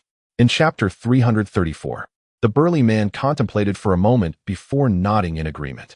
"Moreover, we must eradicate the root of the issue concerning Wang Chan. This is crucial for the future of the Ghost Spirit Sect," he declared solemnly. The elder surnamed Zhang suddenly sighed, lamenting, "It is unfortunate that Wang Chan previously offended Lin Mo. Who could have foreseen that Lin Mo would ascend to become the foremost practitioner in the Southern Realm?" He then turned to the burly man, inquiring, "What shall we do to remedy the situation with junior sister Yin? Now that Wang Chan has passed away and we have offered our gift to Lin Mo, what more can we do?" Upon careful reflection, I believe Lin Mo has grown indifferent towards our Ghost Spirit Sect. Moreover, Wang Chan's demise has rendered him irrelevant to our concerns. However, we still need Lin Mo's support. To completely eliminate any lingering resentment he may harbor towards us, I suspect we may need Ru Yin to intercede on our behalf. The burly man in the yellow robe sighed. "That seems feasible. In that case, I shall approach Ru Yin and humbly request her assistance. For I believe my aged visage may sway her to plead for us." The two reached a consensus regarding the deceased Wang Chan. They now had little need to deliberate further. Meanwhile, deep within the forbidden grounds of the Hehuan sect, at the depths of Tianyang Pond, a figure sat cross-legged upon a massive stone, murmuring, "Considering the time, that treasure should have already fallen into the hands of the young man with the surname Lin. The wood spirit pearl. With this extraordinary gem, your cultivation speed will accelerate. However, when you encounter the bottleneck of transformation," he revealed a sinister smile. The figure continued to whisper, emitting a chilling laughter that echoed amidst the deathly silence of the pond. Lin Mo sat in the tranquil chamber of the guest pavilion, gently toying with a crystal-clear wood spirit pearl. This was a gift bestowed upon him by the Ghost Spirit Sect a few days prior, rumored to assist cultivators in breaking through their limits. As he gazed at the pearl, a flicker of doubt crossed his eyes. "Friend Lin, do you truly intend to keep this pearl? Is there an issue? Are there any drawbacks to this gathering spirit pearl?" Lin Mo inquired with a furrowed brow. Hee. The pearl itself is without flaw, but it is a semi-finished treasure. For cultivators in the initial stages, its effects are swift, yet at a certain point, one will encounter a bottleneck, making further progress arduous. For advanced cultivators who must perceive various spiritual energies, the wood spirit pearl, which rapidly absorbs and transforms would attribute spiritual energy, is akin to poison. Utilizing it for cultivation would yield more harm than benefit. While it is commonly employed to elevate the prowess of lower-tier cultivators within the spiritual realm, advanced practitioners refrain from using such treasures, the youth elaborated. I see now. It would be futile for me to retain it, Lin Mo remarked, his expression shifting with disappointment at the wood spirit pearl in his grasp. Do not rush. Should you discover other rare wood attribute materials, you can forge this pearl into a treasure known as the wood birth pearl, which enables the manifestation of an indestructible body. Though it will not expedite your cultivation, it may save your life in critical moments, the youth continued to explain. Indestructible body? Lin Mo's heart stirred at the mention, as the name clearly signified a life-saving technique. Indeed, a single wood birth pearl is sufficient for you to invoke the indestructible body, though it may only be used once. It is ample to preserve your life in dire circumstances, the youth smiled. Only once? Lin Mo queried, feeling somewhat dissatisfied. Having a backup plan that can ensure survival is already commendable, and using it for cultivation seems impractical. Moreover, acquiring the materials for the wood birth pearl is no easy feat, and whether it can be successfully forged remains uncertain, the youth lamented. Indeed, I have been greedy. Do you possess the knowledge of the forging method, my friend? Lin Mo inquired with a smile. I am willing to share the method of forging, but I hope you can offer me something in return, the youth stated candidly. Not a problem. Speak freely of your desires, Lin Mo replied. Lin Mo smiled in agreement, fully aware that there is no such thing as a free lunch. I require some spiritual herbs to solidify my realm, he stated. Given your status, acquiring such items should be a simple task. The youth presented his request. Very well, I shall provide the materials you seek, Lin Mo acquiesced. And thus a transaction was established between them. However, Lin Mo scrutinized the wooden spirit pearl in his hand, his brow furrowing in concern.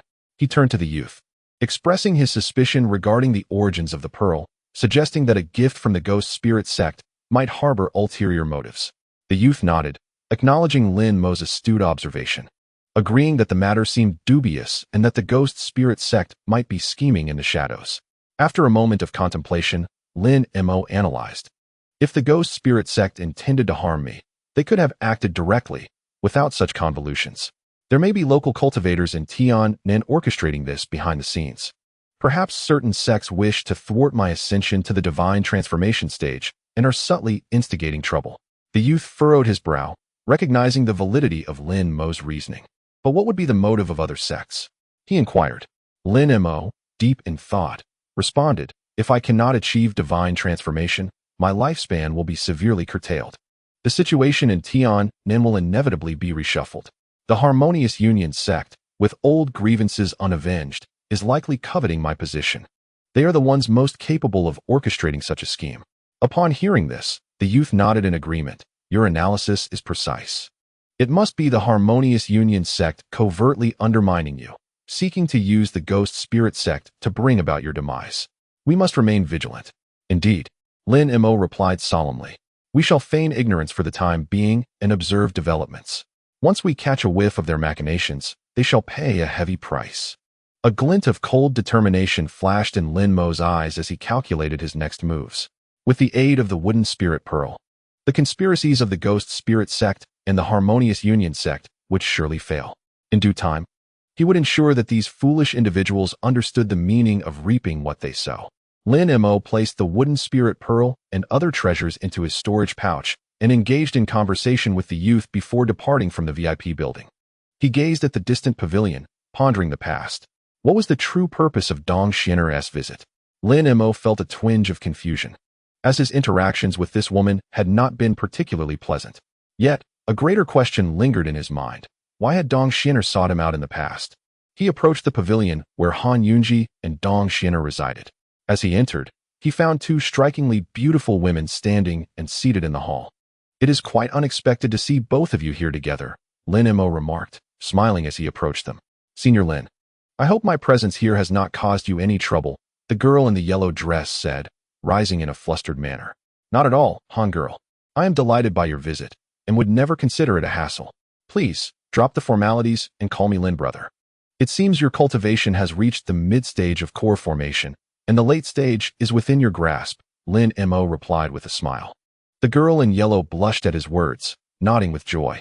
Meanwhile, Dong Xin'er, clad in pristine white, observed the two reuniting with a complex expression, one that flickered between excitement, joy, a hint of unfamiliarity, and resentment.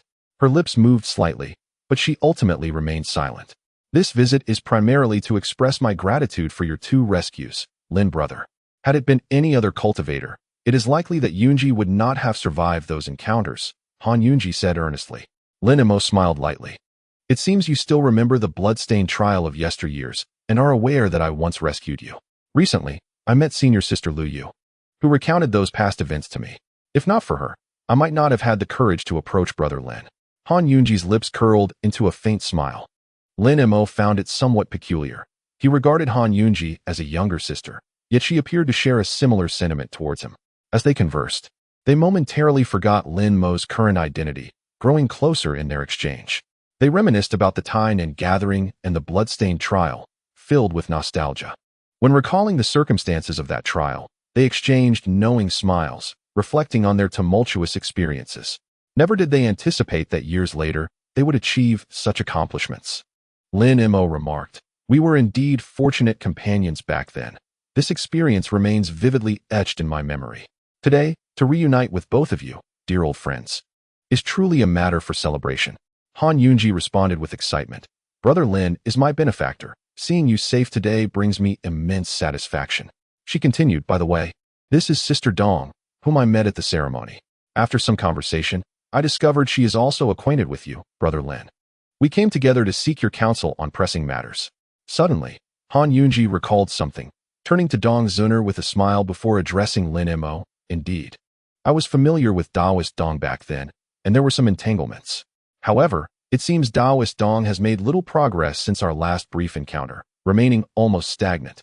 Upon hearing Han Yunji's words, Lin Mo cast a sidelong glance at Dong Xin'er, his tone cool and unwelcoming.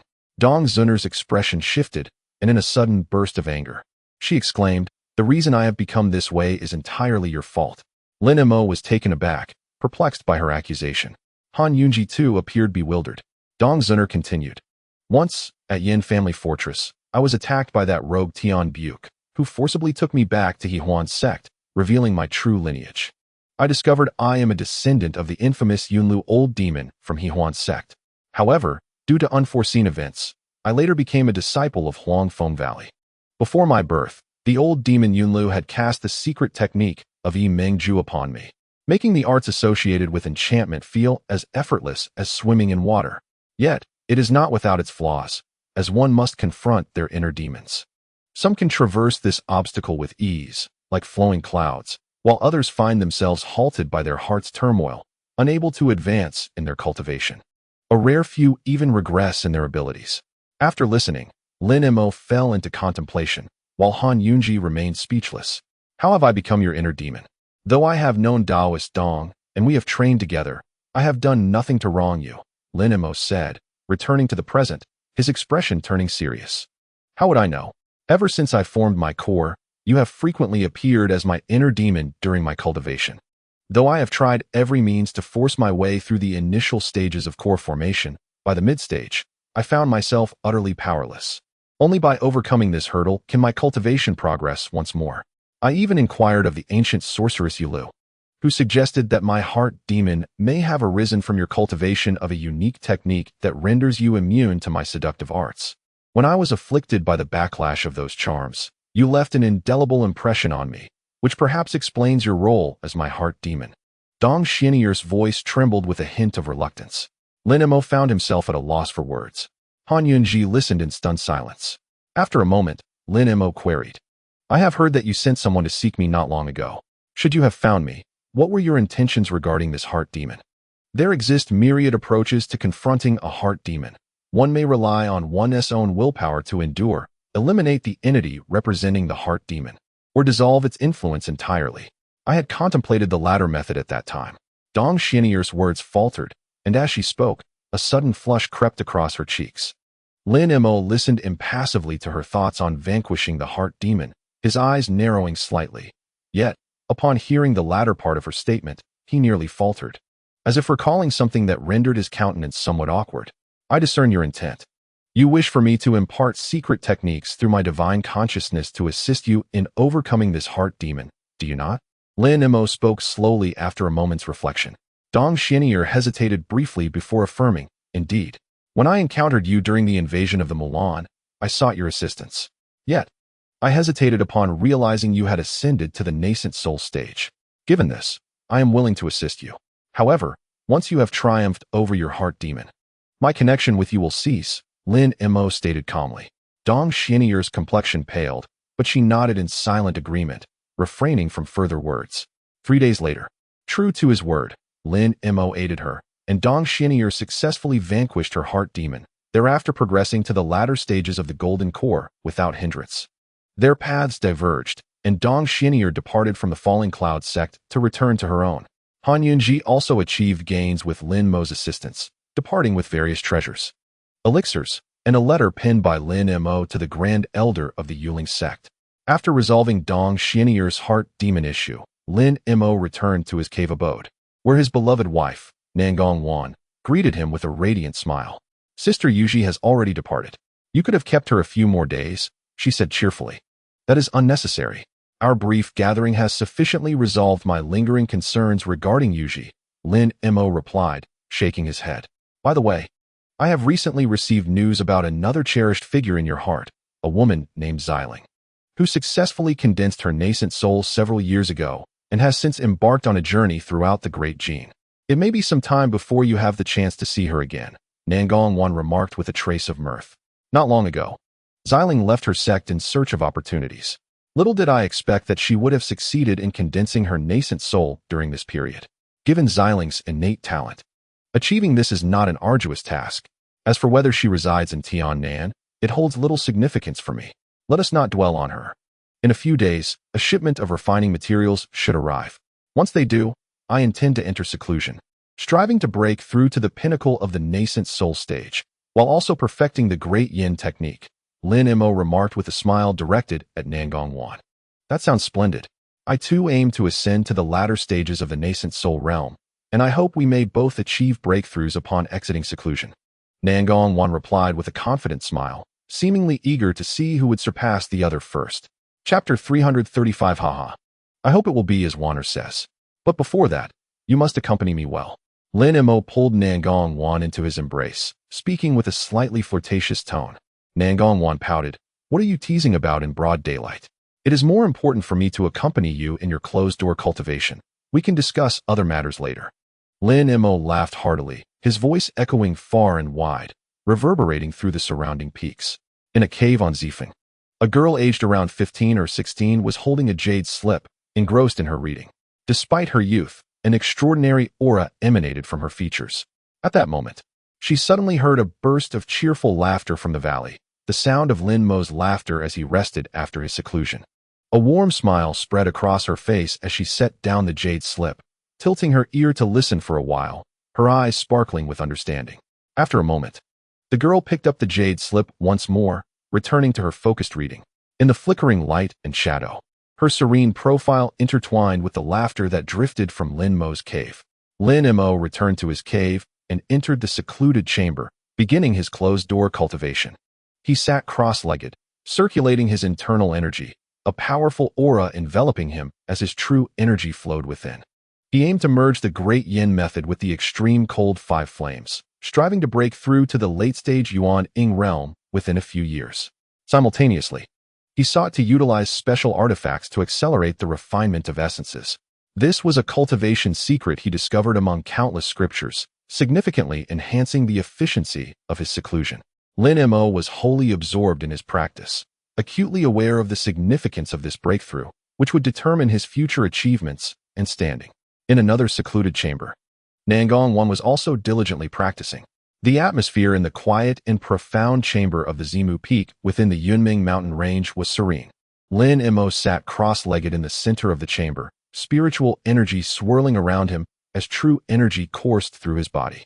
5 humanoid skeletons surrounded him, each emanating a different colored flame, illuminating the entire chamber.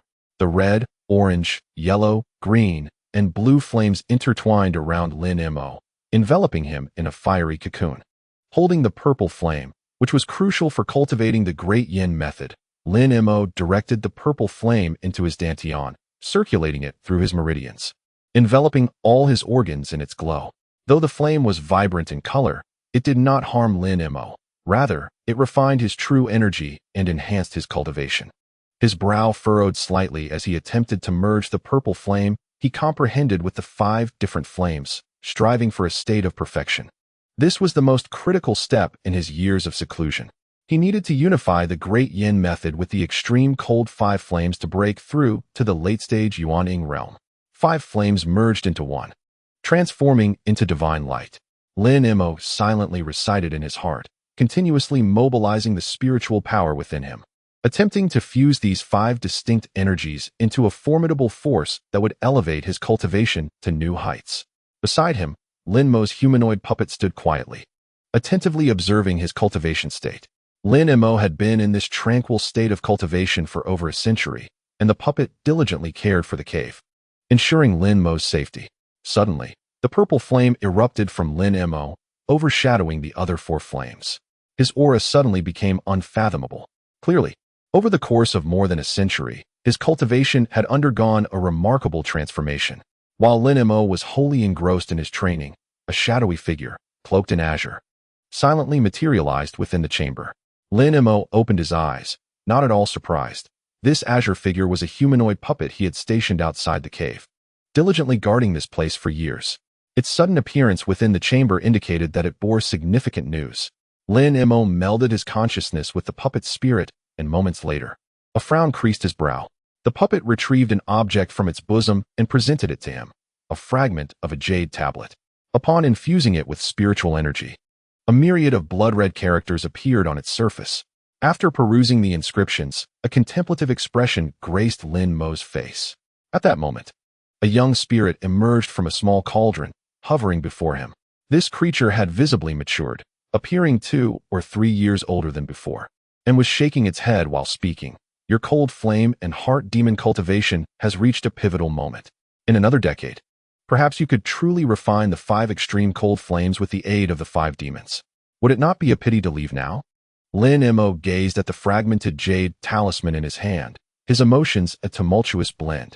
He had initially intended to remain in seclusion for an extended period, but it seemed he must now conclude his retreat prematurely to rescue his old friend.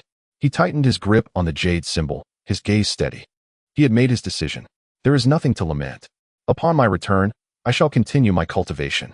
Moreover, Ling Yuling has encountered trouble and requires my assistance.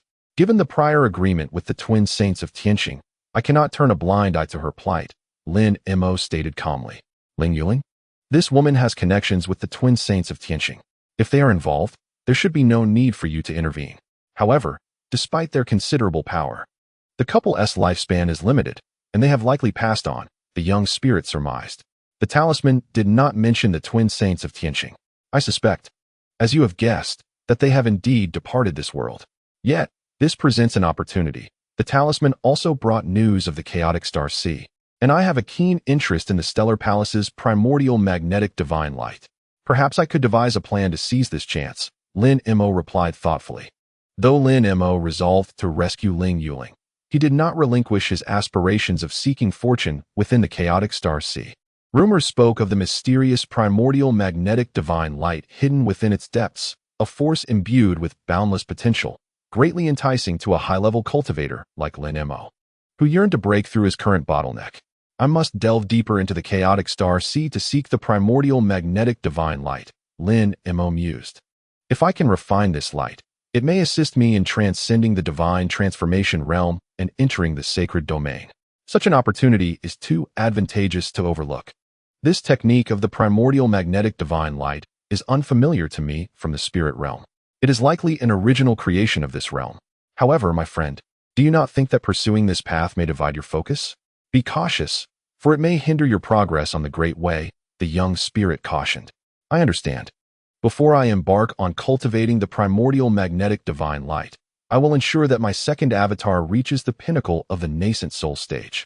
Furthermore, my strength has already attained the divine transformation stage. Thus, it is of little concern, Lin Mo replied solemnly. Very well, as long as you are aware of your own limits. By the way, how has your cultivation progressed over the past century? Your power appears to have significantly increased. The young spirit inquired, casting a discerning glance at Lin Mo. I have faith that with your companionship, I can turn peril into safety and successfully break through my bottleneck. Lin Mo jested. I shall naturally assist my fellow cultivator, yet regrettably. The few methods I know for transcending into the divine realm are rendered ineffective due to the scant spiritual energy in this realm. The youth seemed to sigh as he spoke. Lin Mo also felt a sense of regret. Inadvertently recalling the crimson cloud elixir he had personally concocted years ago within the mysterious medicinal garden. This elixir had significantly aided his cultivation at the time, alas. As time passed, the spiritual herbs in that space had dwindled to near extinction, rendering the creation of new crimson cloud elixirs impossible. Lin Mo sighed softly, muttering to himself that had he been able to bring forth a sufficient quantity of spiritual herbs for cultivation back then, he would not have to struggle so much now to achieve even the slightest advancement. The efficacy of the crimson cloud elixir was truly beyond imagination.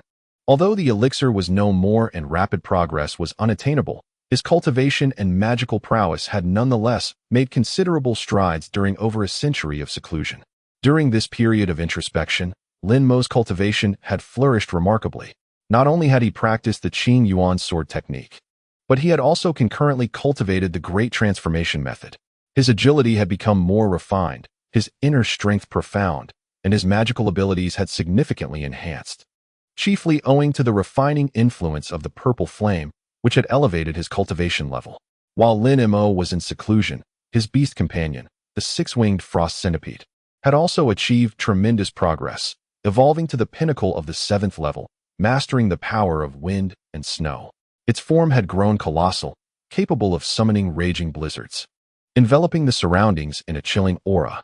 Moreover, Lin Mo devoted his time not only to meditation, but also to the crafting of magical artifacts using the 5 radiant flames. He successfully forged a wood spirit pearl, enabling him to wield the indestructible body divine ability, safeguarding his physical form from harm. In addition, he crafted a pair of venomous hooks and a fire dragon pillar. The venomous hooks could unleash toxic assaults, while the fire dragon pillar could emit searing flames, making them formidable offensive artifacts. The creation of these treasures consumed considerable time and resources, yet Lin Mo deemed it worthwhile. These artifacts would serve as his crucial support in perilous situations, particularly as he prepared to venture into the chaotic Star Sea, fraught with dangers. With these artifacts as his backing, Lin Mo felt an added sense of confidence. Lin Mo quietly reflected on the gains he had made during his period of seclusion. Although he had concluded his retreat prematurely, he believed that with his current strength, he was adequately equipped to face the chaotic Star Sea. After this deliberation, Lin Mo resolved to depart from this place. Let us set forth, not only to rescue Ling Yuling from the chaotic Star Sea, but also to pave the way for my cultivation endeavors. Lin Mo rose, his gaze resolute. With a focused expression, Lin Mo waved his hand to dispel the restrictions of the stone chamber. The stone door swung open, allowing the sunlight from outside to stream in.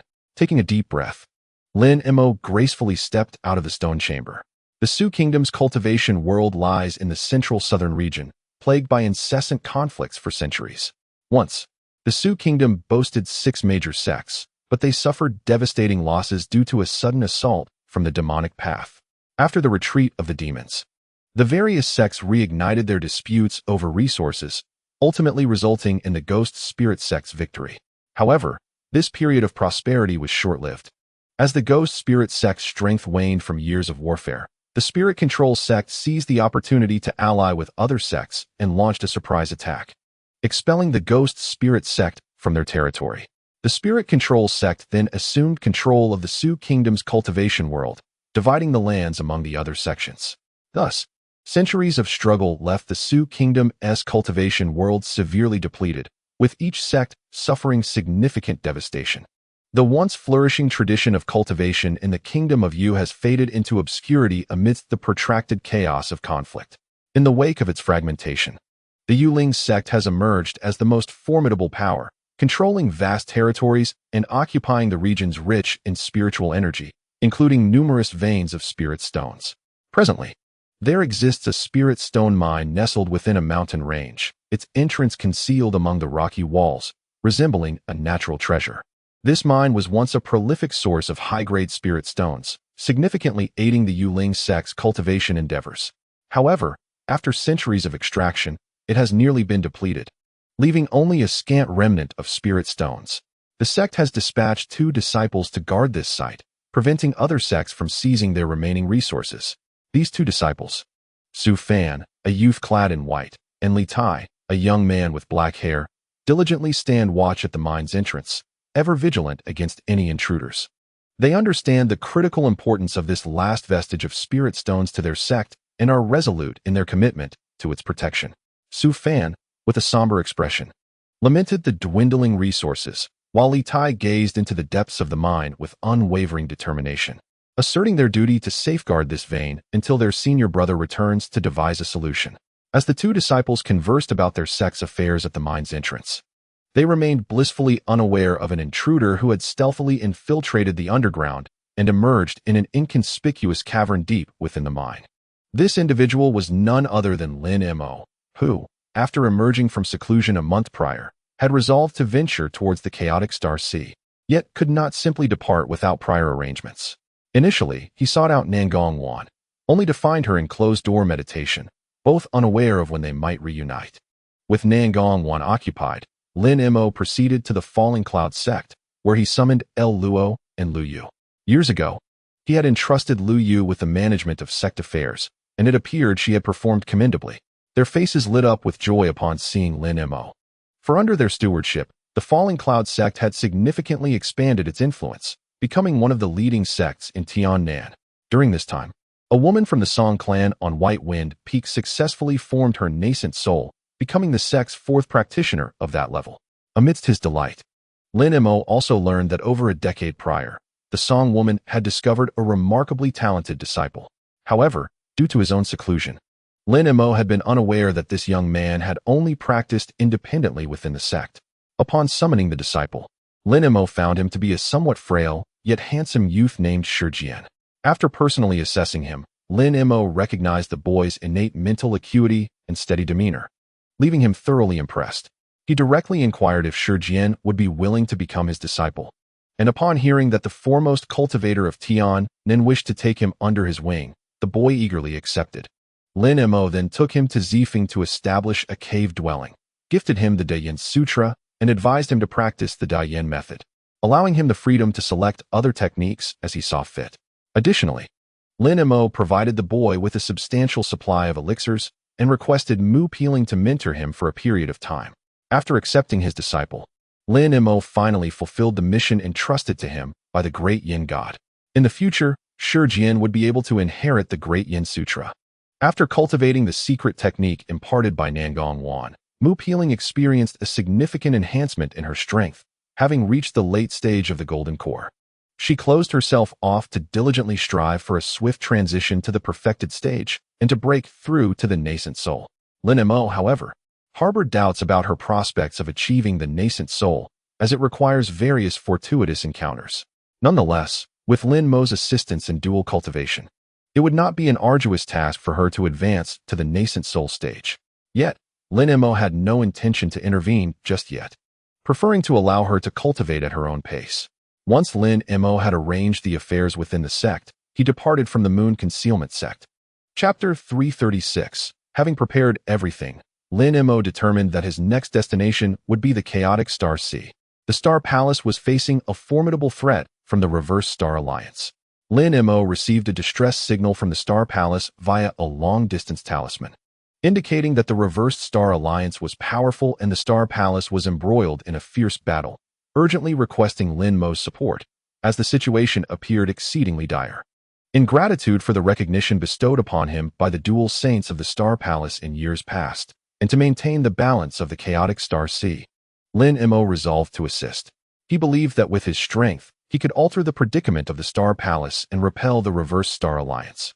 At this moment, Lin Mo arrived at an underground cavern, where he first set up a concealment and disguise formation outside the cave, ensuring that outsiders would perceive everything as normal, even if they discovered the cavern. After establishing the concealment formation, Lin Mo proceeded to set up a new teleportation array. He retrieved various materials from his storage bag and began his work. This time, Lin Mo employed a more robust formation, incorporating additional stealth measures, with spirit insects guarding the array, making it difficult to detect. As he arranged the formation, Lin Mo pondered that he must exercise greater caution this time, determined not to allow the teleportation array to be compromised as it had been previously. He aimed to hide the formation seamlessly, ensuring a smooth teleportation. Thus, this teleportation array would seem to vanish into thin air, evading detection and destruction once more. Feeling reassured, Lin Mo was confident that this teleportation would be flawless. After a full day and night of meticulous arrangements, a brand new ancient teleportation array emerged in a corner of the cavern. Lin Mo had successfully completed this discreet and sturdy new array, commanding the spirit insects within the cave to remain vigilant in protecting the array. He conducted several trial activations, and upon confirming the success of the teleportation, he let out a sigh of relief, preparing to embark on his journey. After conducting a final check of all preparations in the cave, Lin Mo took a deep breath, then closed his eyes and slowly stepped into the teleportation array. Following a dazzling flash of white light, Lin Mo found himself on the edge of a small island. In the distance, the vast expanse of the chaotic star sea unfolded before him. Lin Mo gazed intently towards the horizon, where the direction of Tianqing City appeared faintly visible. I have arrived. Tianqing City, Lin Mo murmured to himself. With a flicker of his figure, he gracefully soared northward. Lin Mo's silhouette sped across the skies of the chaotic star sea, his destination set for Tianqing City. This time, he did not linger on other islands. He was acutely aware of the urgency of the situation. He was uncertain about the status at the Star Palace, whether it was on the brink of collapse or engaged in a stalemate without imminent danger. Thus, Lin Mo recognized that heading directly to Tianqing City might not be the wisest course of action. In this ever-changing landscape of turmoil, he first needed to comprehend the specific circumstances of the chaotic star sea before determining his course of action. Lin Mo's expression was grave as he sensed the undercurrents of unrest swirling through the starry expanse. Occasionally, while passing by some isles, he observed the hurried and vigilant actions of the cultivators upon them. Skirmishes erupted along the roads, starkly contrasting with the leisurely scenes of days gone by. It seemed that the predicament of the Star Palace was far more dire than he had anticipated, Lin Mo mused quietly. To ascertain the situation, Lin Mo resolved to alter his course, directing himself toward islands with a greater population to gather information. He soon noted that numerous islands had become battlegrounds for cultivators. Some conflicts were merely verbal exchanges, while others had escalated into deadly confrontations. Lin Mo astutely detected the acrid scent of gunpowder in the air, heralding the imminent arrival of a brutal storm of bloodshed. The influence of the Reversed Star Alliance appeared to have permeated the Star Sea, and relying solely on the strength of the Star Palace would likely be insufficient. Lin Mo furrowed his brow. At that moment, a brilliant flash suddenly erupted nearby, the massive shockwave causing even Lin Mo to tremble. He swiftly moved closer to observe, finding two cultivators engaged in fierce combat midair, armed with magical artifacts.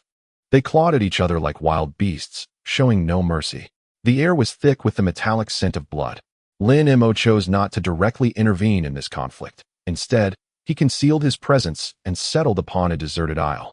He understood that to grasp the true state of the Star Sea, he must investigate personally rather than rely on hearsay. Lin Mo arrived at a sparsely populated town, nestled in a remote corner of an island, seldom frequented by outsiders. He altered his appearance, masquerading as an ordinary itinerant cultivator, and walked discreetly through the town, hoping to gather useful information. Indeed, in a dilapidated tavern, he overheard a conversation between two elderly men. Have you heard? Tianqing City has recently strengthened its defenses, forcing several families who have dwelled there for generations to relocate outside the city. Yes, an old friend of mine mentioned that his family has taken refuge in the 10,000 Great Mountains. This portends an impending disaster. It appeared that the Reversed Star Alliance was resolutely intent on annihilating the Star Palace, leaving us insignificant figures to accept our misfortune. Upon hearing this, Lin Mo had gleaned a general understanding of the current plight of Tianqing City. He laid down his payment for the drink, stood, and prepared to venture to Tianqing City for further investigation. At that moment, a tremendous crash echoed not far away, accompanied by shouts and curses. Lin Mo warily turned to see two cultivators locked in fierce combat midair. One wielded a golden ring, while the other brandished a blood-red longsword, each seeking to end the other's life. Lin Mo focused intently and discerned that both were formidable, seemingly strong at the core formation stage. The outcome of this battle would determine the balance of power for their respective factions in the area. After a moment's hesitation, Lin Mo ultimately chose to reveal himself and intervene. He floated gracefully toward the combatants, his presence exuding an unintentional air of authority, akin to the weight of celestial might, causing the two cultivators to feel an overwhelming pressure. The battling monks ceased their actions, lifting their gazes toward Lin Mo, their expressions a mixture of shock and confusion. Lin Mo smiled calmly, his tone serene. "Dear friends, why must we resort to conflict over trifles?"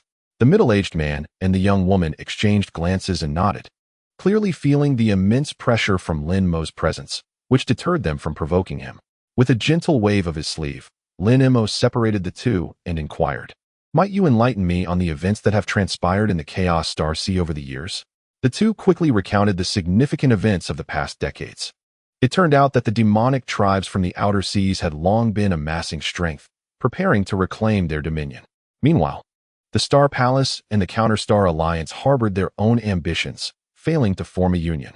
Lin Mo listened thoughtfully as they continued, revealing that decades ago, the chieftain of the barbarian tribes had gathered over 10,000 warriors, swiftly seizing control of more than a dozen islands in the outer seas due to their numerical superiority. The Star Palace and Counterstar Alliance did not intervene, resulting in a severe decline of human influence in the outer seas.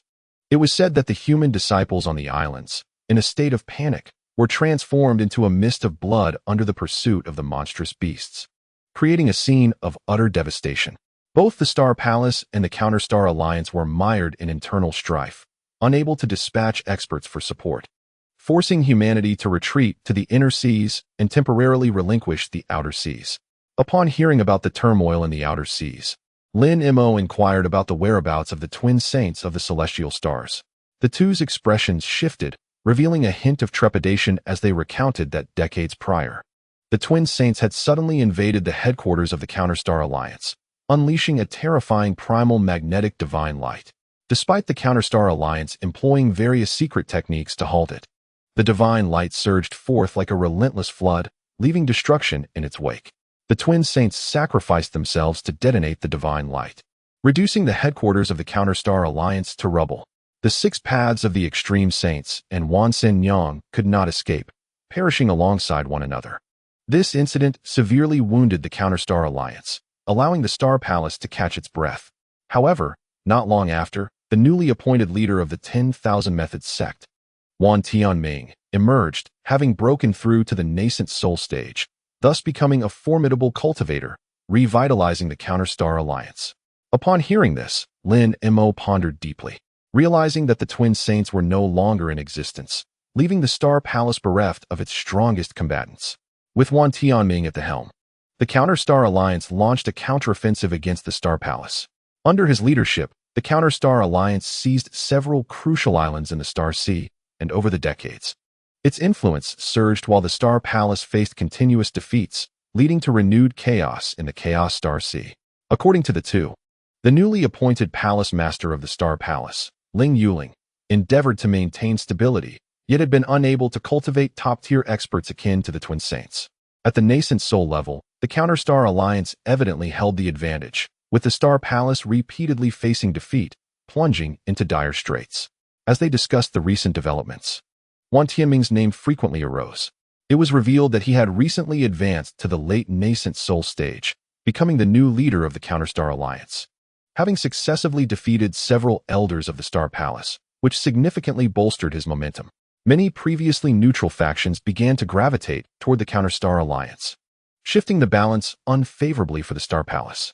Reports suggested that Wan Tianming had commenced plans for a surprise assault on Star City, intending to dismantle the Star Palace's rule in one fell swoop. Lin Mo mused, recognizing Wan Tianming's remarkable prowess.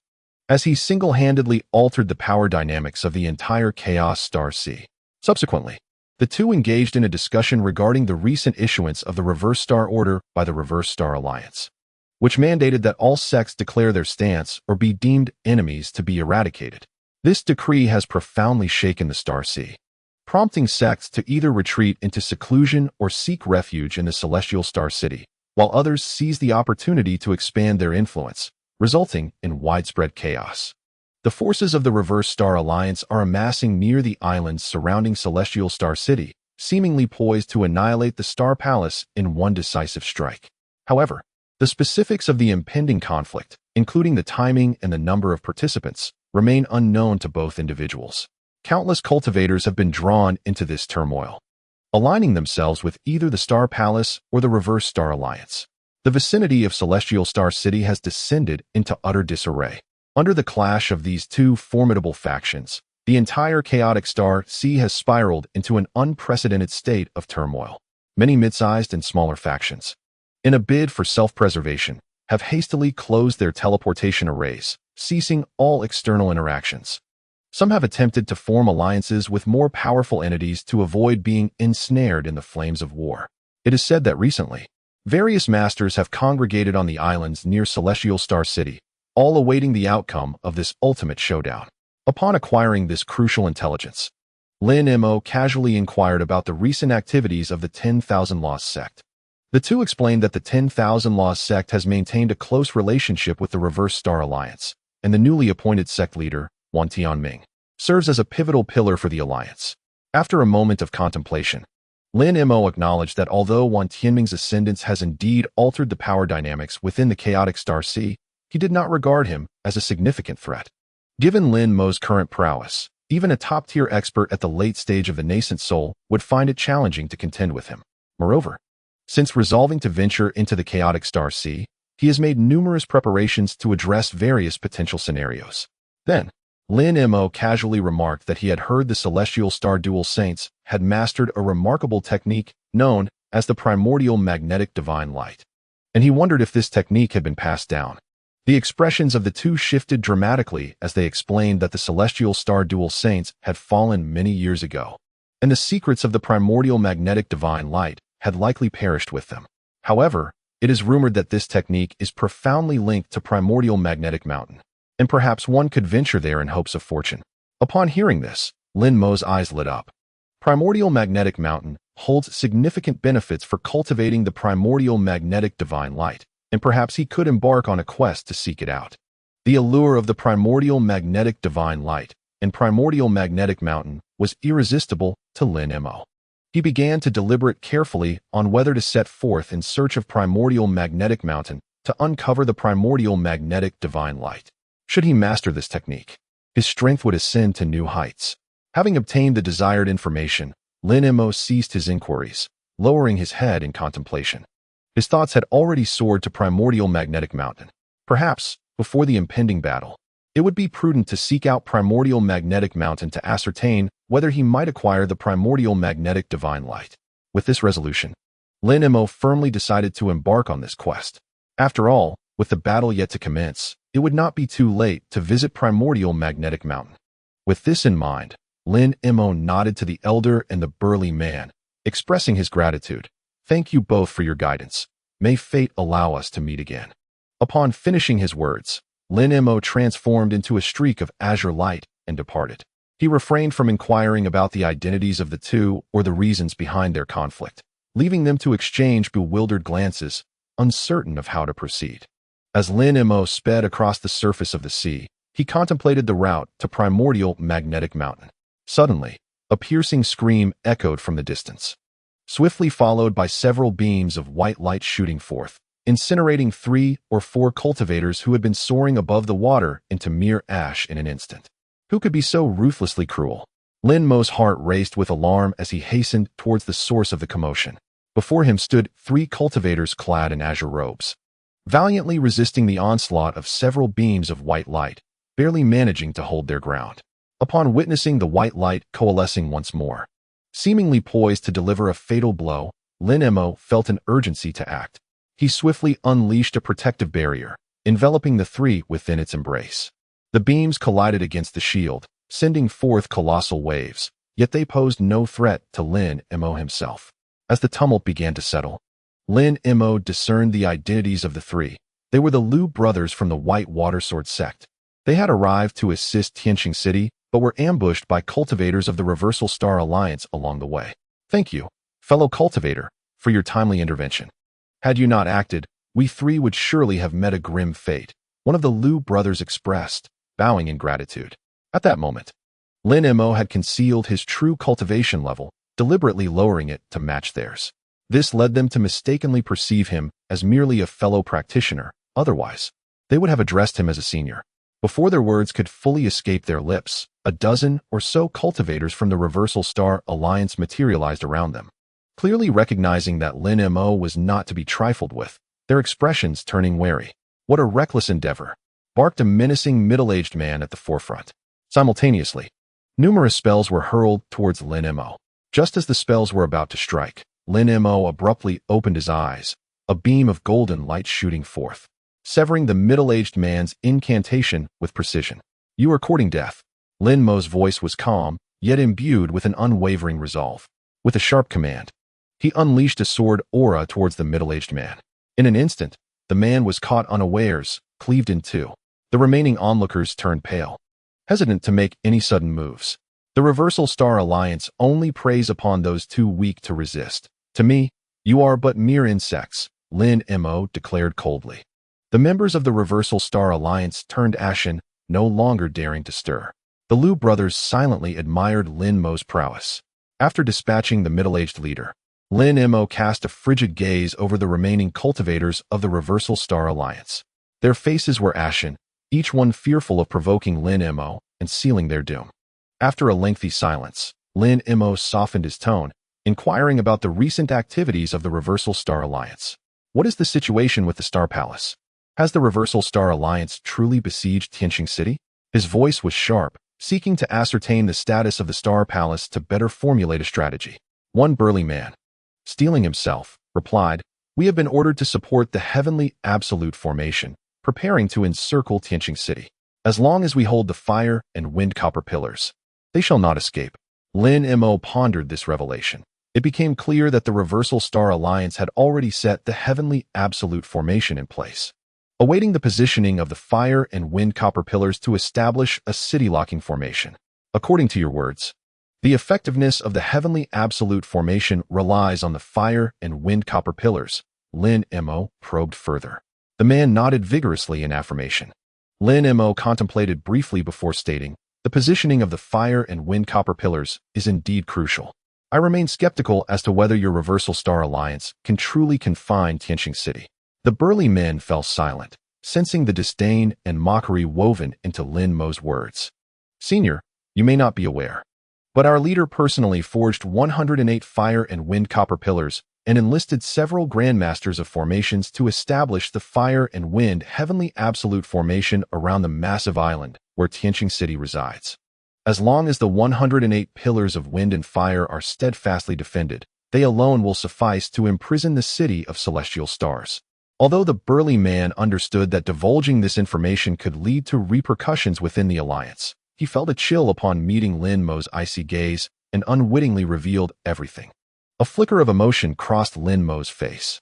Though he had not thoroughly studied the wind and fire Heavenly Absolute Formation, he had encountered it in ancient texts, which described it as a formidable, forbidden array from antiquity that harnessed the elemental forces of wind and fire. Its scale was immense, and if someone were adept at setting it up, it could indeed confine the city of celestial stars.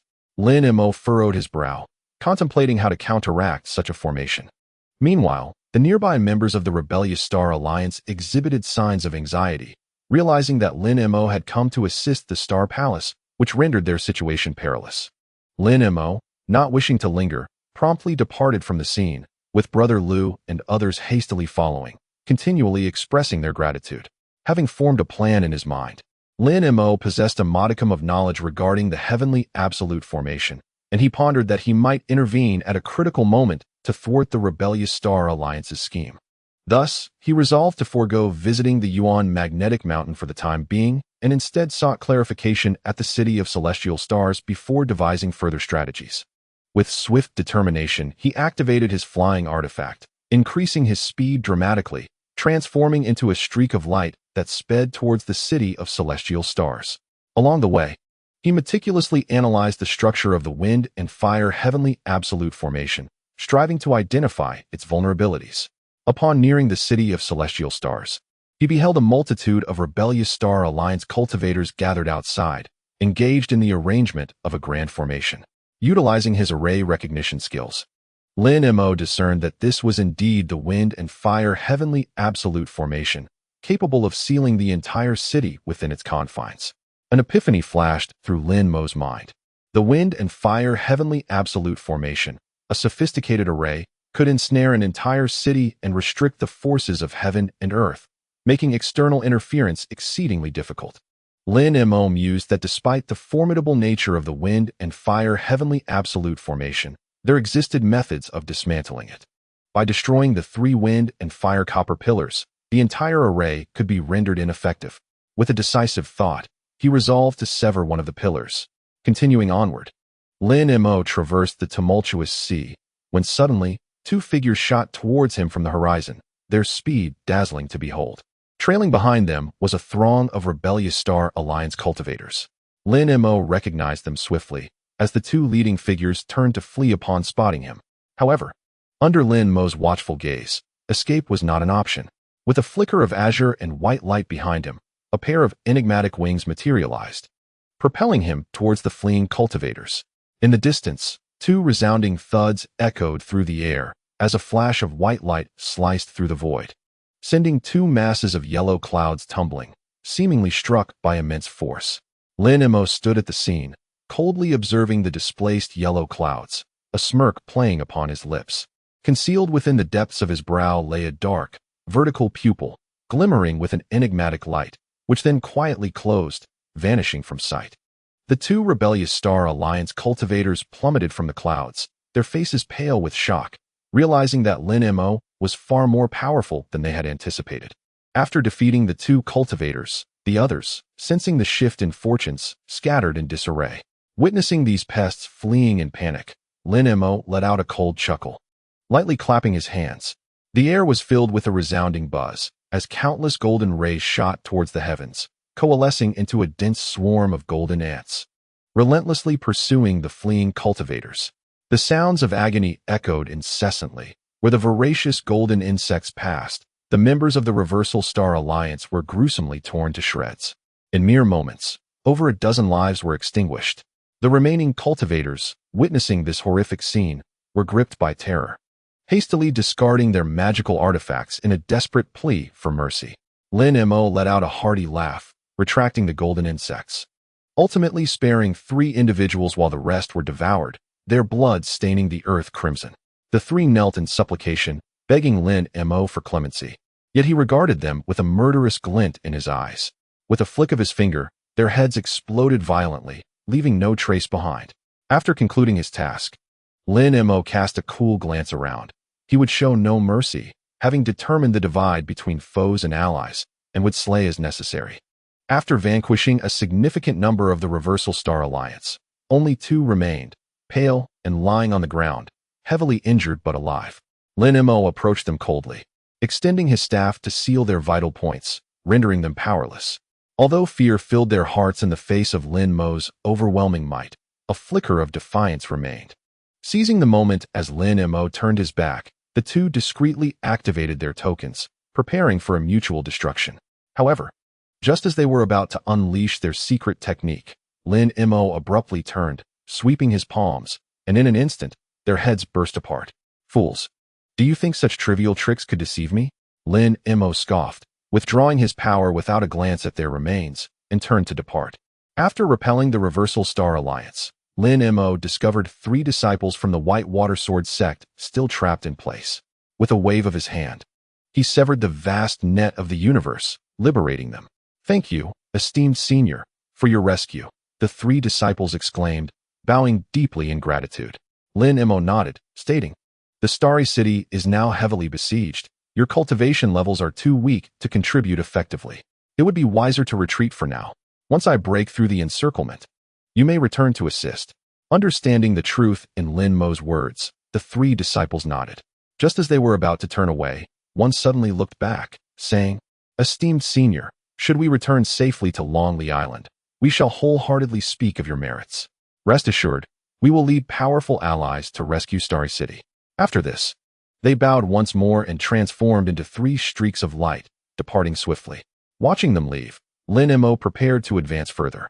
He focused, closing his eyes, as an otherworldly aura gathered within his gaze. Slowly opening his eyes, they glowed a sinister crimson. Harnessing the power of his otherworldly vision, he scanned the surroundings from a distance.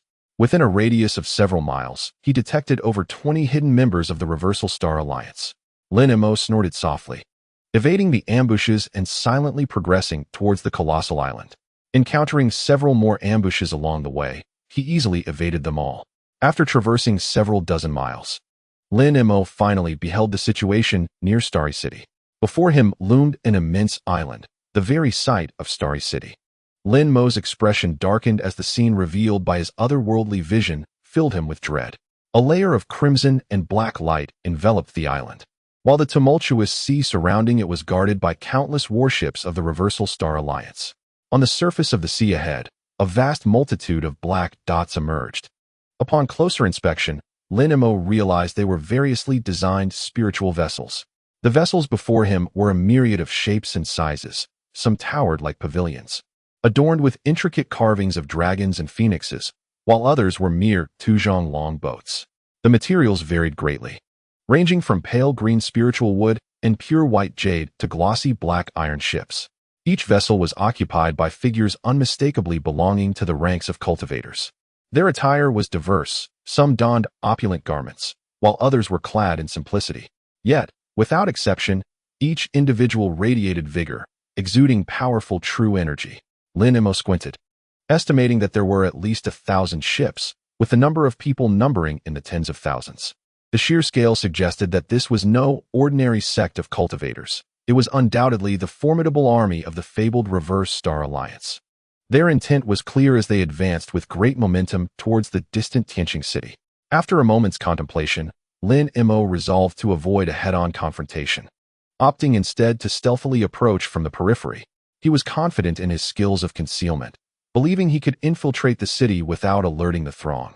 With focused determination, he observed the vast island surrounded by numerous warships of the Reverse Star Alliance, their military presence tightly secured. Above, a red-black shimmering barrier enveloped the area, an impenetrable blockade set by the Alliance. Lin Mo's expression darkened. He realized breaching this barrier would not be a simple task. Nevertheless, having arrived, he steeled himself to muster the courage to face the challenges ahead. Taking a deep breath, he summoned his full strength, preparing to pierce through the luminous curtain. Just as Lin Mo rose to his feet, a sudden disturbance rippled beneath the water. Alarmed, he swiftly submerged. Before him, 3 enormous sea beasts swam towards him, clearly under the control of the Reverse Star Alliance. A glint of cold light flickered in Lin Mo's eyes as he brought his fingers together, unleashing a beam of golden light that pierced through the chest of one beast. It let out a mournful cry before disintegrating into 3 wisps of blood mist. Lin Mo scoffed, aware that the Reverse Star Alliance had now detected his presence. It seemed he had no choice but to hasten his actions. Channeling the true essence within him, he transformed into a streak of azure light, darting into the red-black barrier. After penetrating layer upon layer of blockade, Lin Mo finally reached the outskirts of Tianqing City. Employing his stealth techniques, he advanced silently. As he surveyed his surroundings, he noticed the island was heavily guarded by troops of the Reverse Star Alliance, with the encirclement nearly complete. Seeing the Star Palace in such dire straits stirred a sense of urgency within him. Yet, he suppressed his growing agitation and proceeded cautiously toward the interior of the island. Ahead lay a ridge crowned by 9 colossal stone pillars, guarded by several cultivators of the Reverse Star Alliance. Taking a deep breath, Lin Mo concealed his form and stealthily circumnavigated the ridge, pressing onward into the city. As he infiltrated the great island of the Reverse Star Alliance, he glimpsed hundreds of wind and fire copper pillars arranged across the landscape, with numerous disciples vigilantly overseeing them. Lin Mo realized these pillars were likely components of the legendary wind and fire heaven severing array. To avoid alarming the enemy, he refrained from a closer investigation. Yet he was certain that powerful Yuanian cultivators were stationed beneath the pillars, an almost indisputable truth. Whether the master of the 10,000 Methods sect was also present remained a mystery known only to the heavens. As Lin Mo approached quietly, he faintly sensed a formidable presence deep within the array, indicating that powerful Yuanian experts were indeed stationed there. However, he also understood that for those with extraordinary cultivation levels, the wind and fire heaven severing array would not pose a significant threat. Lin Mo resolved to traverse the intricate arrays directly, refusing to be hindered by them. He believed that his strength rendered the obstacles presented by the wind and fire celestial array non-lethal. At this moment, locating the individuals trapped within Star City was paramount. Taking a deep breath, Lin Mo channeled his entire energy, transforming into a streak of azure light, swiftly penetrating the array as he began to navigate through it. As Lin Mo soared within the array, he suddenly beheld a pavilion-like jade vessel ahead, where several practitioners from the Anti-Star Alliance were engaged in conversation. Approaching closer, he overheard them discussing a strategy to first conquer the Star Palace, and subsequently seize the 10,000 Lost Sect, thereby establishing a foothold to Tianrui Island. A scholar clad in white inquired with a smile of a green-robed elder, expressing curiosity regarding the rumor that should they succeed in capturing the Star Palace, the leader Wan Dao would bestow Tianrui Island upon the elder's Golden Lotus sect, and he wondered if there was any truth to this. The elder cast a sidelong glance at the scholar and replied indifferently, "Your information is quite astute. The leader Wan indeed harbors such intentions. The spiritual essence of Tianrui Island surpasses that of my current abode, and for the advancement of the Golden Lotus sect, I shall gladly accept it." At this moment, a gray-clad Taoist teased, "Friend Long, you are exceedingly modest. The spiritual vein of Tianrui Island is renowned throughout the Star Sea, producing spirit herbs and divine flowers. The Golden Lotus sect's acquisition of it will undoubtedly lead to grand prospects." The elder chuckled lightly. "What do you mean by that? Have you not also acquired over a dozen rare treasures? Otherwise, how would this reclusive sage have deigned to grace the scene and lend assistance?" The Taoist smiled faintly, refraining from further argument.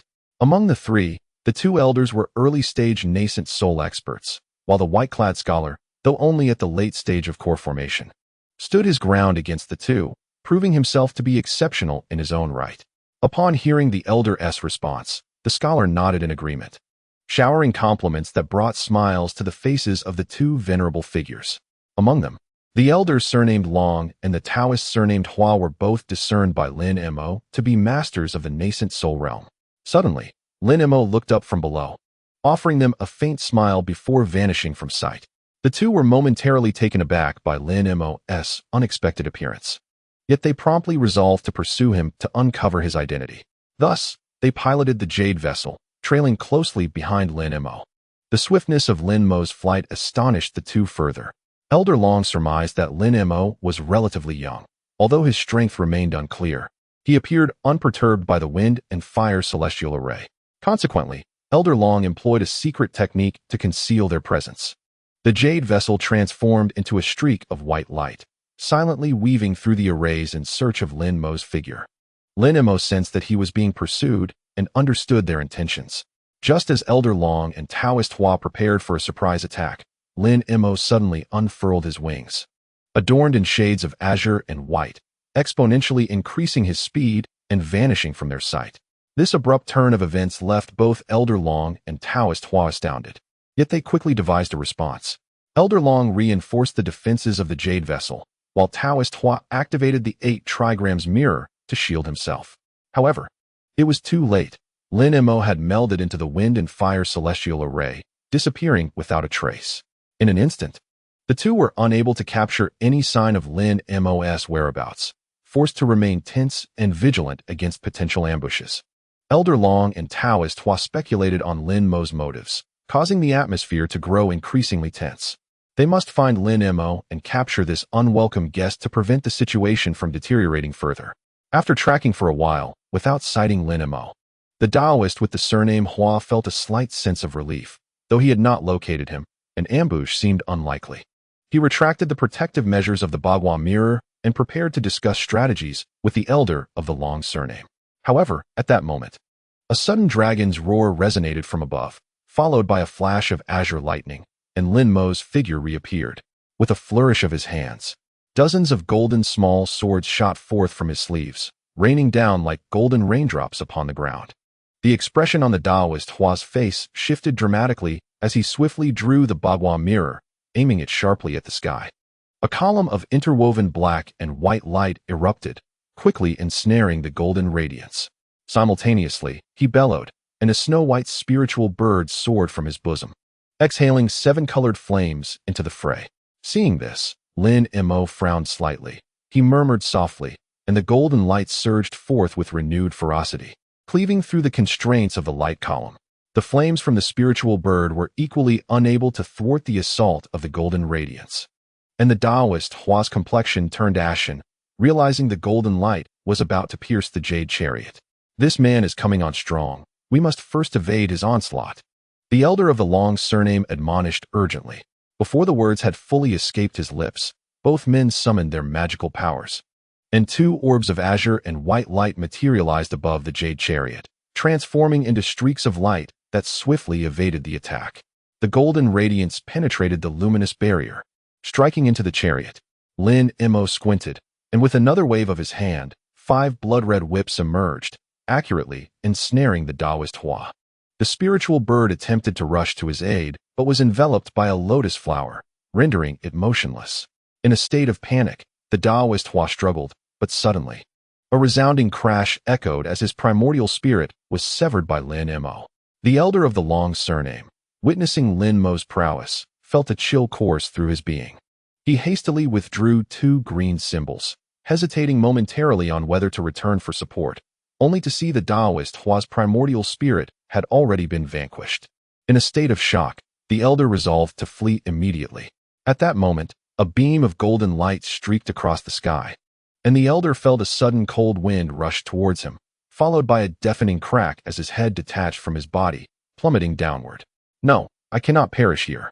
The elder of the long surname howled, fiercely slashing his sword to sever his own arm.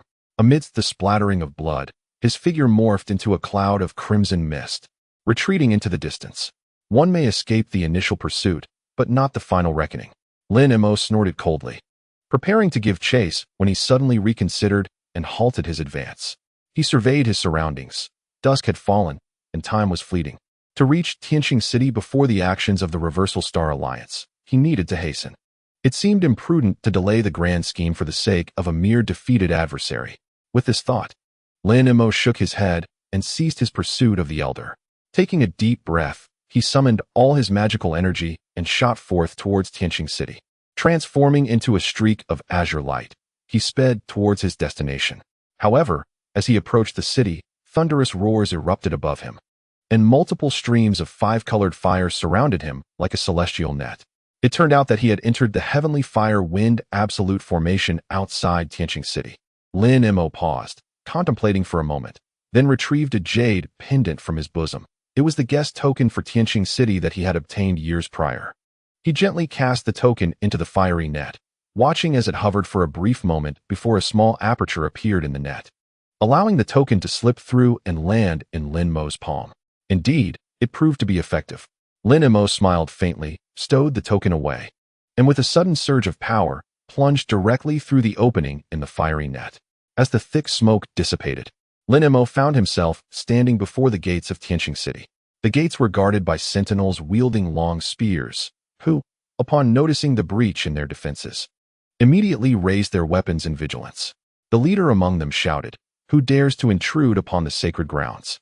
Stand down at once.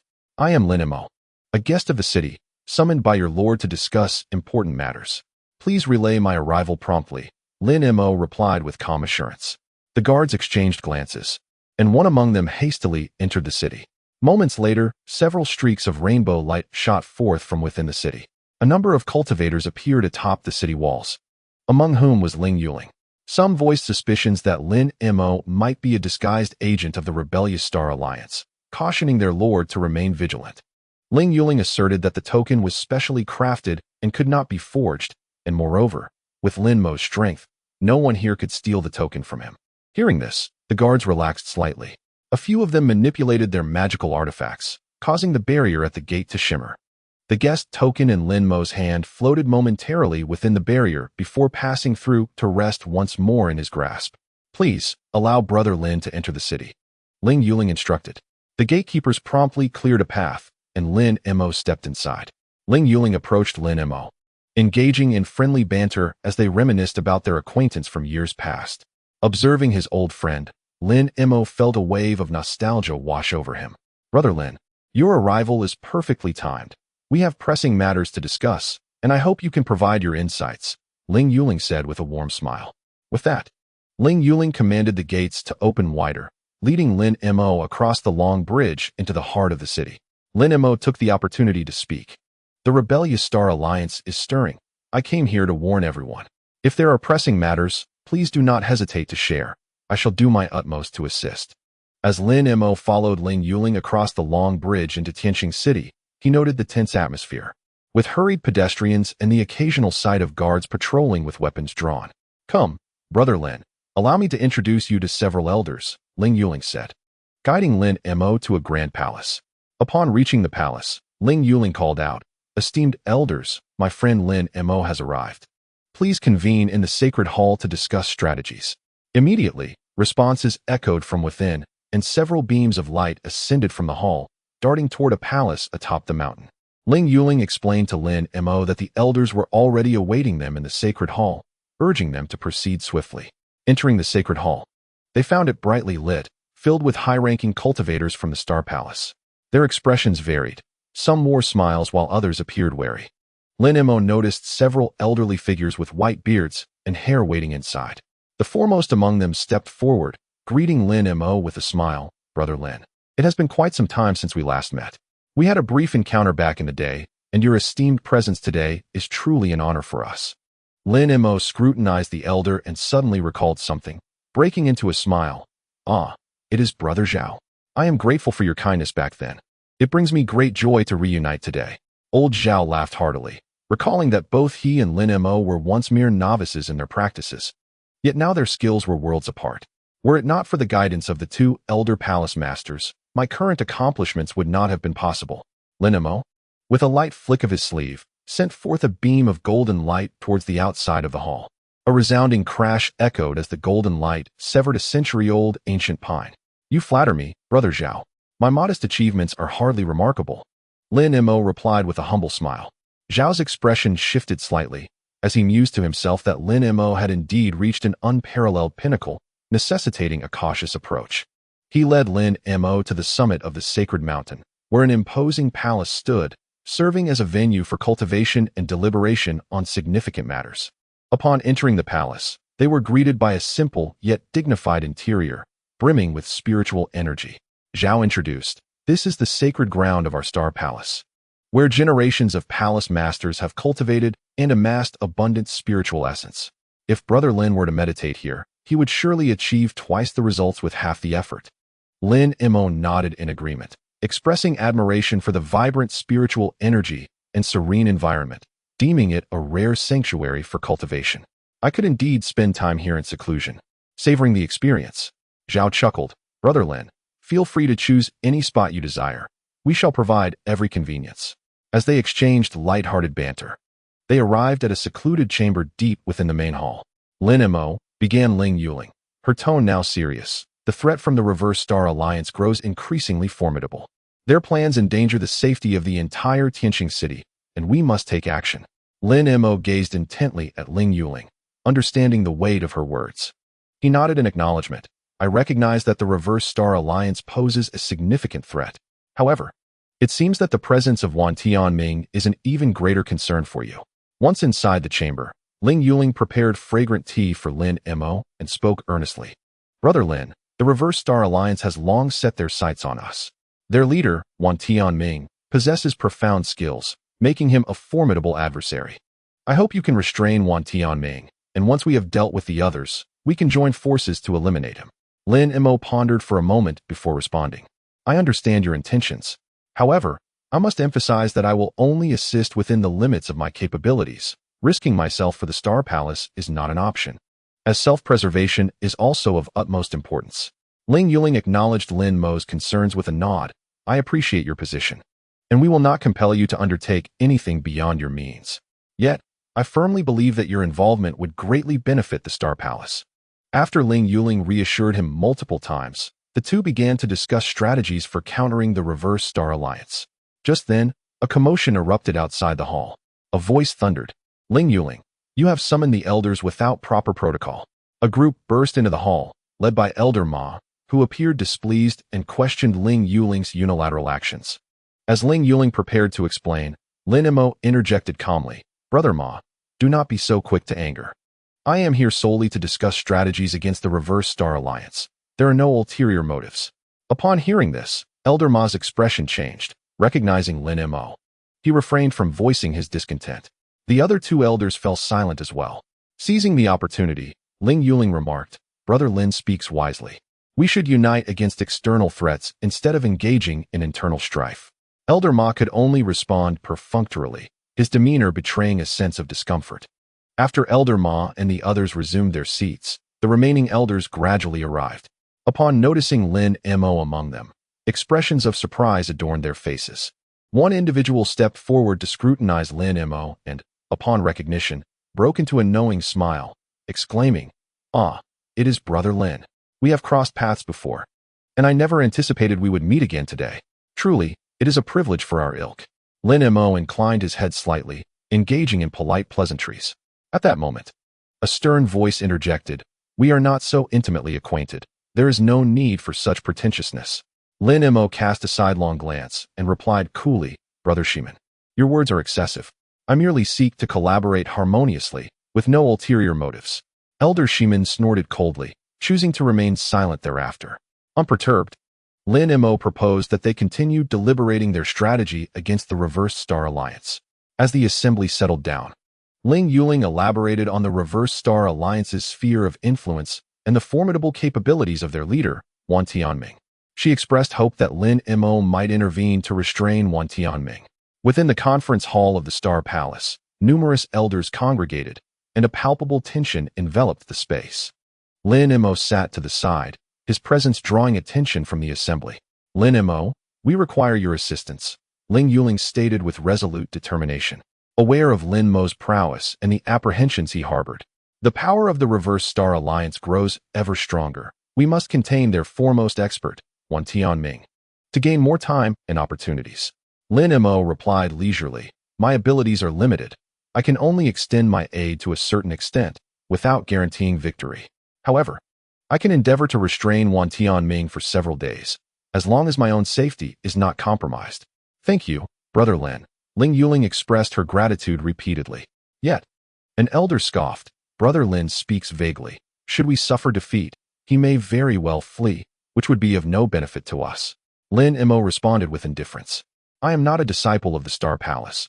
I can only assist within my capabilities and cannot sacrifice myself for your cause.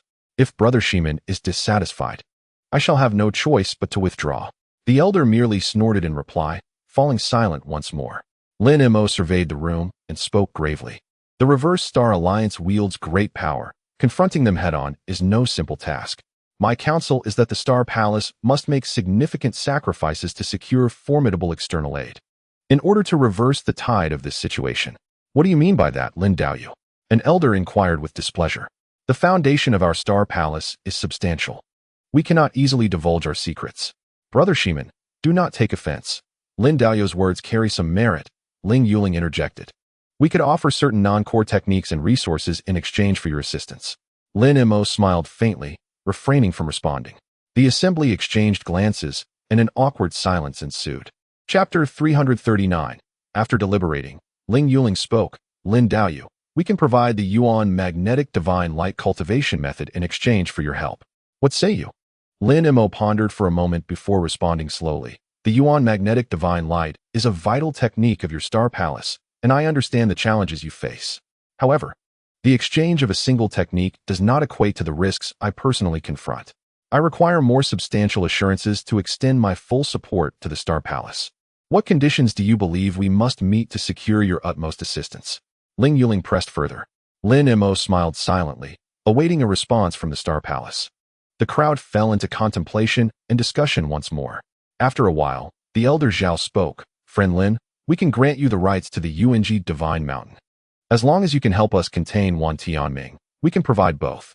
Lin Mo pondered for a long moment before slowly nodding. Very well. With the Yung Divine Light and the Yung Divine Mountain, I can agree to assist the Star Palace in restraining Wan Tianming. However, I must ensure my own safety. I hope for your understanding. The crowd displayed expressions of joy, as the Star Palace had finally found a glimmer of hope. After Lin Mo took his leave from the Grand Hall of the Star Palace, Elder Zhao personally escorted him to a side hall for rest. Your assistance is greatly appreciated by all of us at the Star Palace. Please take the time to recuperate here for a few days, and depart only when your vitality is restored. Elder Zhao greeted him with a warm smile. Thank you, Elder Zhao, for your support. I shall quietly cultivate here for the next few days, Lin Mo replied politely. Watching Elder Zhao depart, Lin Mo stood alone in the side hall, deep in thought. Recalling the negotiation, he felt an inkling that Elder Zhao had hinted at something during the critical moment. I wonder if Elder Zhao harbors any ulterior motives, or if I am simply being overly suspicious, Lin Mo mused. He decided to remain vigilant during his time at the Star Palace, prepared to face any uncertainties. After Lin Mo's departure, Ling Yuling convened several elders of the Star Palace to discuss strategies. I have reached an agreement with Lin Mo. We are likely to gain his assistance, Ling Yuling stated. We need to devise a detailed battle plan to annihilate the Rebellion Star Alliance. Elder Zhao analyzed. The protective formation of the Rebellion Star Alliance is exceptionally powerful. We must find a way to breach it. Another elder suggested. I believe we can have Lin Mo help restrain Wan Tianming while the Star Palace focuses all its efforts on breaking the formation. Excellent idea. We can divide our forces. One contingent led by Lin Mo can divert Wan Tianming, while the other can assault the city. Ling Yuling's eyes sparkled with inspiration. Shall we set the decisive battle for the night of the full moon? We must act swiftly. Agreed, it is settled. We will give our all to decisively crush the Rebellion Star Alliance. The crowd nodded in agreement, and the date for the Star Palace's decisive battle was firmly established.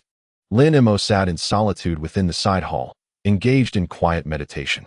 Suddenly, he opened his eyes, a peculiar smile gracing his lips.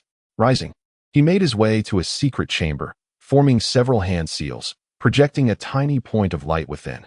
Old thief Shiman, I have finally found you. This time, you cannot escape, Lin Mo murmured, a sinister expression upon his face. He fixed that point of light within Elder Shiman's body, waiting for the opportune moment to strike. You hide so deeply. It seems you are quite wary of me. But this is of no consequence. I shall not let you slip through my fingers. The following day, Lin Mo heeded Elder Zhao's advice and paid a visit to Elder Shiman. Friend Lin, your cultivation is remarkable. It is an honor for me to discuss wood attribute techniques with you, Elder Shiman said courteously. The two exchanged numerous insights regarding wood attribute heart methods. And Elder Shiman gradually opened up to Lin Mo. As Lin Mo listened, he silently analyzed Elder Shiman's weaknesses. This old fellow is quite hospitable. It appears he holds no reservations against me. This time, success is imperative, Lin Mo thought to himself. After a cordial exchange between the two, Lin Mo took his leave, having grasped the habits of Elder Shiman and laid the groundwork for his plans.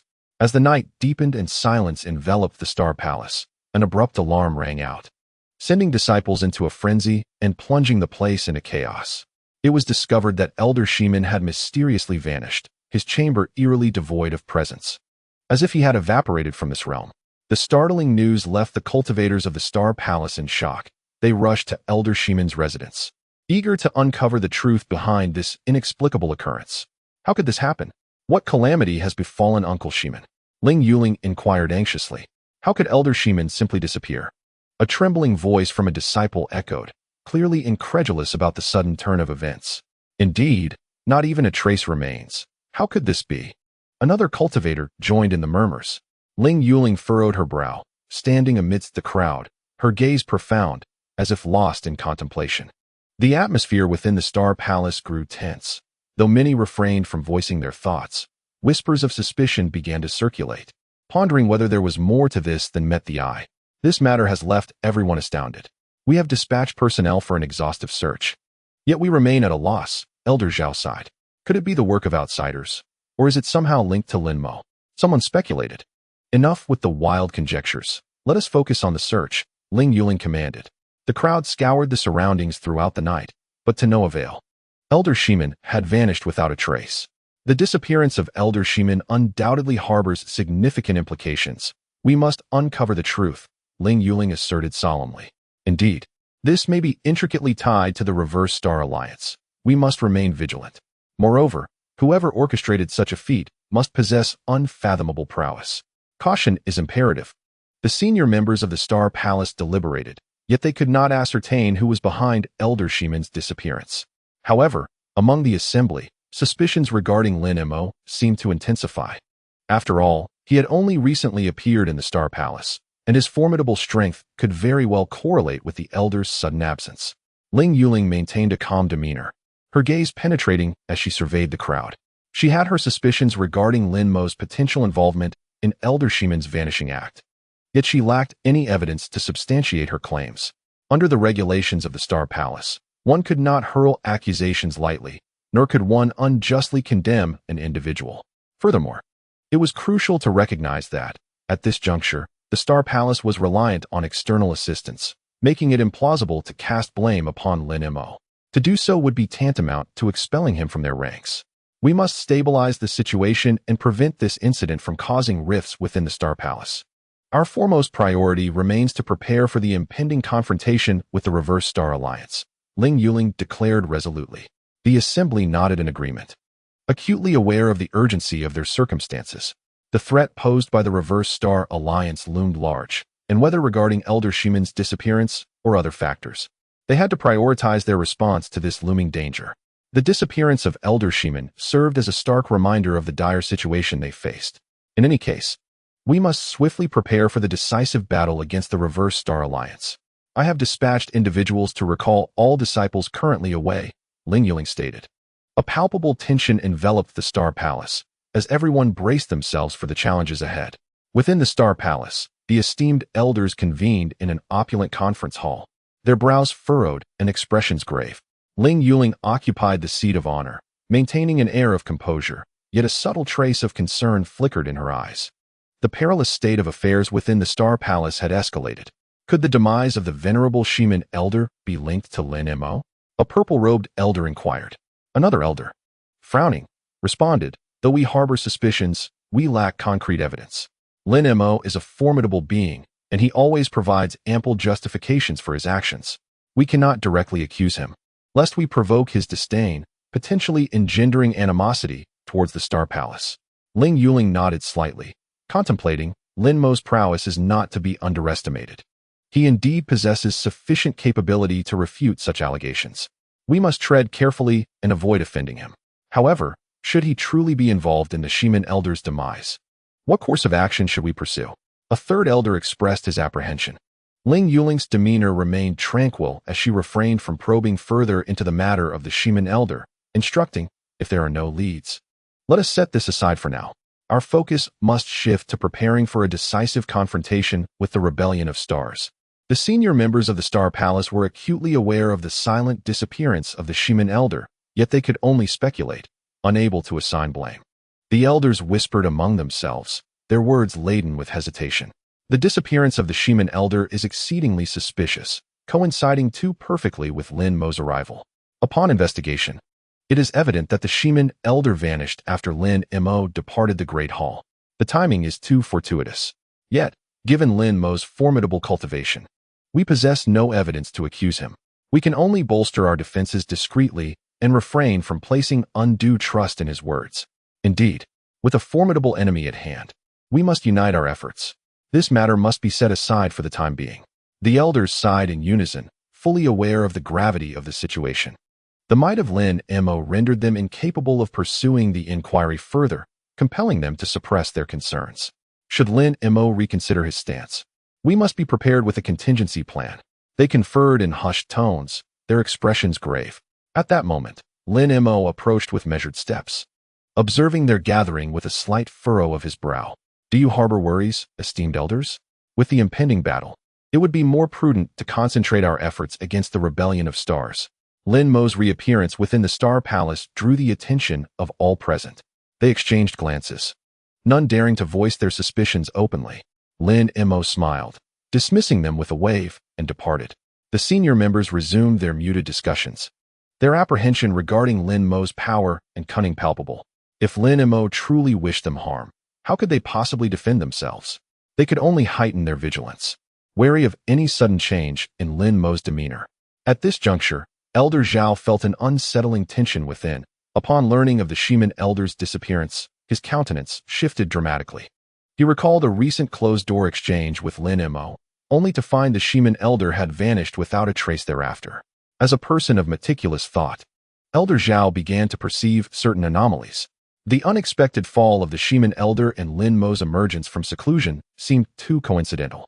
He contemplated fleeing, but was increasingly aware that he had nowhere to escape. Elder Zhao, what troubles you? A perceptive monk noticed Elder Zhao's expression and inquired with concern. Elder Zhao quickly composed himself, forcing a smile as he replied, "It's nothing, merely a moment of tension. With the great battle approaching, I find myself somewhat anxious." Internally, Elder Zhao surmised that Lin Mo must have found a way to eliminate the elder from the Shiman. He recalled the foreboding glance Lin Mo cast towards the elder as he departed the grand hall, which seemed to foreshadow ill fate. Now that the Shiman elder had fallen, Elder Zhao dared not hastily accuse Lin Mo. He could only keep his distance. He feigned having pressing matters to attend to and refrained from serving Lin Mo any further. Lin Mo seemed to sense Elder Zhao's unusual demeanor, but chose not to confront it directly, merely stating, "If you have urgent matters, my friend Zhao, I wouldn't want to delay you. For now, let us focus our thoughts on addressing the challenges posed by the Reversal Star Alliance." Elder Zhao breathed a silent sigh of relief, hurriedly exchanging pleasantries before taking his leave. In the following days, Elder Zhao secluded himself in his cave abode, ever vigilant of Lin Mo's movements, fearing he might meet the same fate as the elder from Shiman. Lin Mo's strength was unfathomable, compelling Elder Zhao to tread carefully, avoiding any direct confrontation, and hoping for the swift conclusion of the impending conflict. When Lin Mo reappeared before the disciples of the Star Palace, although they regarded him with awe, they still harbored doubts regarding his intentions in the battle. Lin Mo, a formidable practitioner, could easily confront the Reversal Star Alliance single-handedly. Why then did he impose so many conditions? It was rumored that he would only take action against Wan Tianming, disregarding any other disputes among them. What could be done about this? The crowd murmured among themselves. Their expressions varied. Lin Mo remained impassive, calmly stating, "I harbor enmity solely towards Wan Tianming and do not wish to involve myself in your internal conflicts. However, capturing Wan Tianming would greatly benefit you as well. Do not overthink it." Upon hearing this, the crowd recognized Lin Mo's resolute stance and could only remain cautious, refraining from voicing further doubts. At that moment, Ling Yuling appeared, exuding calm and confidence, and cheerfully remarked, "Brother Lin has already made a promise and will not go back on his word.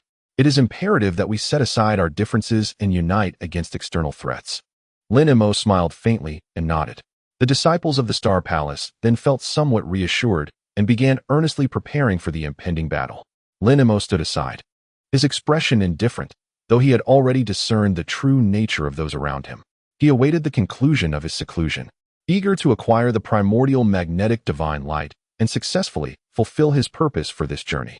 Ling Yuling gathered the disciples and outlined the offensive strategy. Pointing to a red dot on a vast strategic map, she identified it as the fire and wind pillar of the Reversal Star Alliance. This location represented a crucial stronghold. Controlling significant resources, breaching it would severely undermine the strength of the Reversal Star Alliance. We have received reliable intelligence indicating that the defenses at the fire and wind pillar are currently relatively weak. We will launch a surprise attack in 3 days. Hoping to decisively capture their stronghold, Ling Yuling announced with unwavering confidence. The assembled practitioners gazed intently at the strategic map, aware that this battle would determine the fate of the Star Palace. Should they succeed in breaching the fire and wind pillar, it would bestow a substantial advantage upon the Star Palace. This battle cannot be underestimated. We must prepare thoroughly. Each of us must unleash our utmost potential. We cannot afford to lose. Ling Yuling's voice rang with fervor, conveying her steadfast resolve. Chapter 340. Subsequently, Ling Yuling began to assign tasks. You are the elite of the Star Palace. This time, you shall lead the charge, dividing into 3 routes. Directly targeting the fire and wind pillars, and striking at the heart of the enemy. Upon hearing these words, the disciples felt a surge of spirit and responded in unison. Ling Yuling continued, "The left flank will be led by the Thunder Brigade. The center will be commanded by me alongside the Golden Dragon Brigade. And the right flank will be under the leadership of the Fire Phoenix Brigade. Each division must coordinate their efforts to decisively shatter the formidable fire and wind formation." The three grand teams stood tall and synchronized, their morale soaring as they echoed in unison to Ling Yuling's commands. Lin Mo stood quietly aside, observing with an air of indifference. He was not particularly invested in the strategic discussions, instead yearning for a swift resolution to the matter of Wan Tianming. To fulfill his own objectives, Ling Yuling then directed the assembly of the Grand Formation, dispatching envoys to liaise with various factions, ensuring every possible preparation was in place before confidently announcing the commencement of battle. Lin Mo joined the others at the spirit-gathering platform, gazing at the distant clash of fire and wind, contemplating his own strategies. Standing atop the high platform, he surveyed the horizon, appearing calm on the surface. Yet his thoughts drifted to Yuan-Ci Mountain. There was something extraordinary about that mountain, capable of aiding in the cultivation of the Yuan magnetic divine light. After a moment's reflection, Lin Mo's gaze shifted to an ancient beast cart in the distance. The items it bore were likely of great significance. Ling Yuling's grand display suggested she intended to employ the Star Palace's treasured artifact. Lin Mo's mind raced, yet his demeanor remained composed. Sensing his unease, Ling Yuling approached him, softly explaining, "This beast is a rare find from my ancestors, capable of harnessing the Qiankuan treasure cart. Its origins are extraordinary. What it carries is our Star Palace's ultimate treasure. Deploying it signifies our desperate resolve to confront the Anti-Star Alliance, even at great risk. I assure you, Brother Lin, the Star Palace harbors no secrets. The transaction will undoubtedly proceed." Upon hearing her mention the use of the Qiankuan treasure cart, Lin Mo's heart stirred, though his exterior remained unruffled. "If that is the case, I shall certainly do my utmost. The Anti-Star Alliance cannot evade disaster." Ling Yuling's eyes sparkled, her smile radiant. "With Brother Lin's assistance, our fortunes will surely turn, and we shall avenge our past grievances." As the cultivators gradually gathered at the edge of the light barrier, Ling Yuling and Lin Mo ascended the Qiankuan treasure cart, ready to embark on their breakthrough. Unity among the ranks assured victory over the Anti-Star Alliance. Ling Yuling proclaimed with fervor within the cart. The beast cart emitted a roar reminiscent of a dragon, swiftly breaking through the protective light barrier. Heading straight for the tempestuous battlefield, Lin Mo maintained a detached expression at the rear of the cart, gazing towards the tumultuous skies ahead. The formidable formation of the Anti-Star Alliance unfolded before him, appearing imposing. Lin Mo focused intently, discerning the weaknesses of the formation, with a strategy already forming in his mind. He suppressed his battle fervor, awaiting the opportune moment to strike. Ling Yuling commanded the troops to take their positions from within the cart, while the lower-tier disciples of the Star Palace set up formations, preparing for a decisive battle. Lin Mo's visage remained impassive, yet his mind raced with calculations. He aimed to eliminate Wan Tianming amidst the chaos of battle, while also keeping a vigilant eye on the movements of the Qiankuan treasure cart. At that moment, Ling Yuling approached Lin Mo, her presence fragrant and her tone sincere. "Brother Lin, I understand your purpose here is solely to restrain Wan Tianming.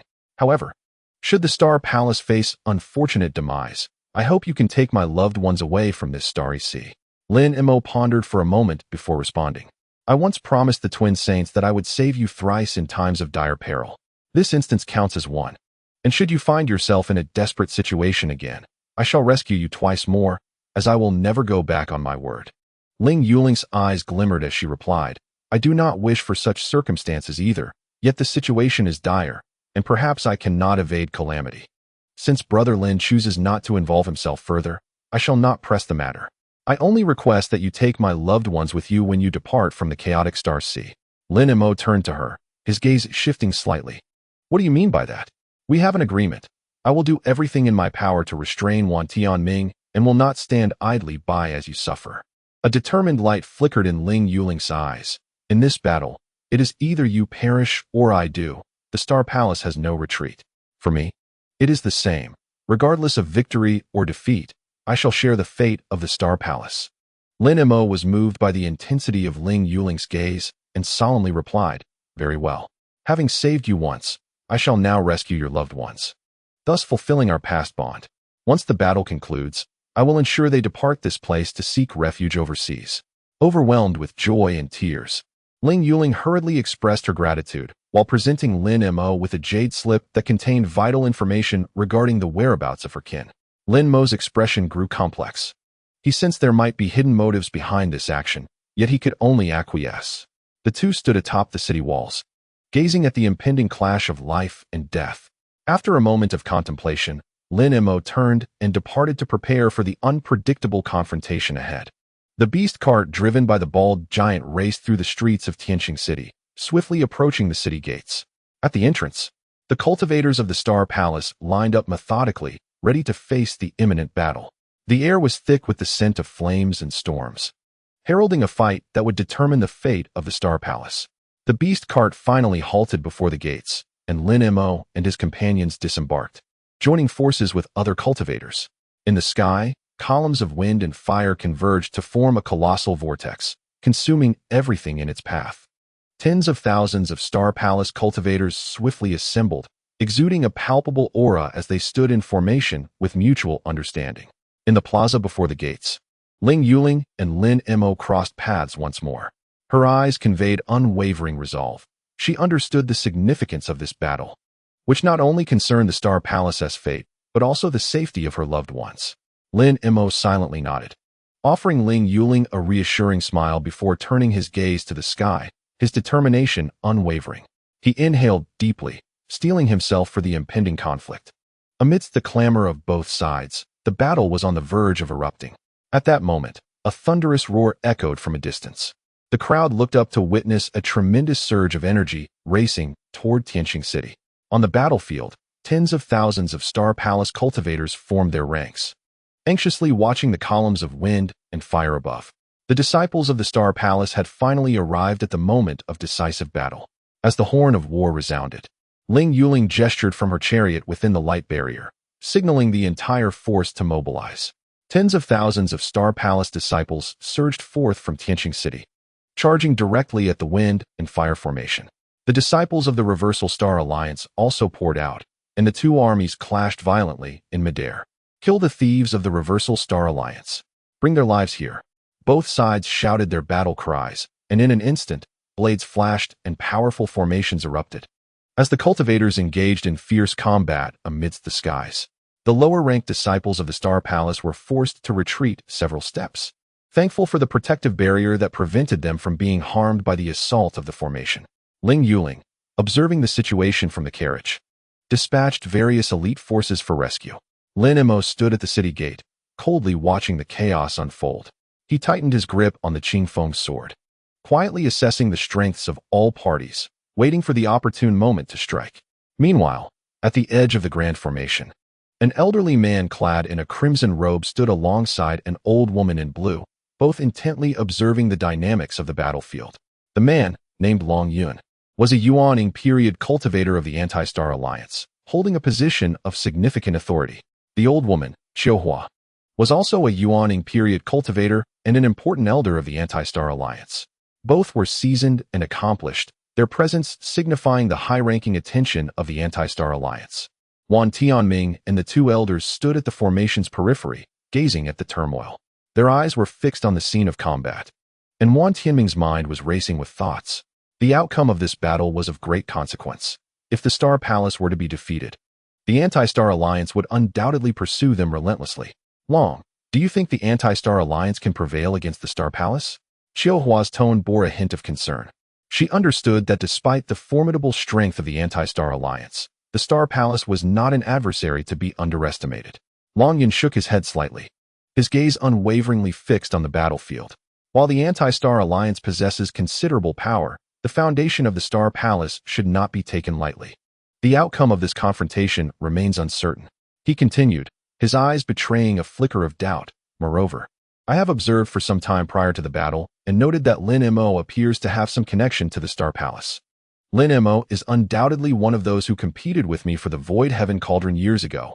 Otherwise, how could he be linked to the Star Palace? Wan Tianming muttered, his brow furrowed in thought. The silver-haired old woman scoffed. Lin Mo was merely a core formation cultivator back then.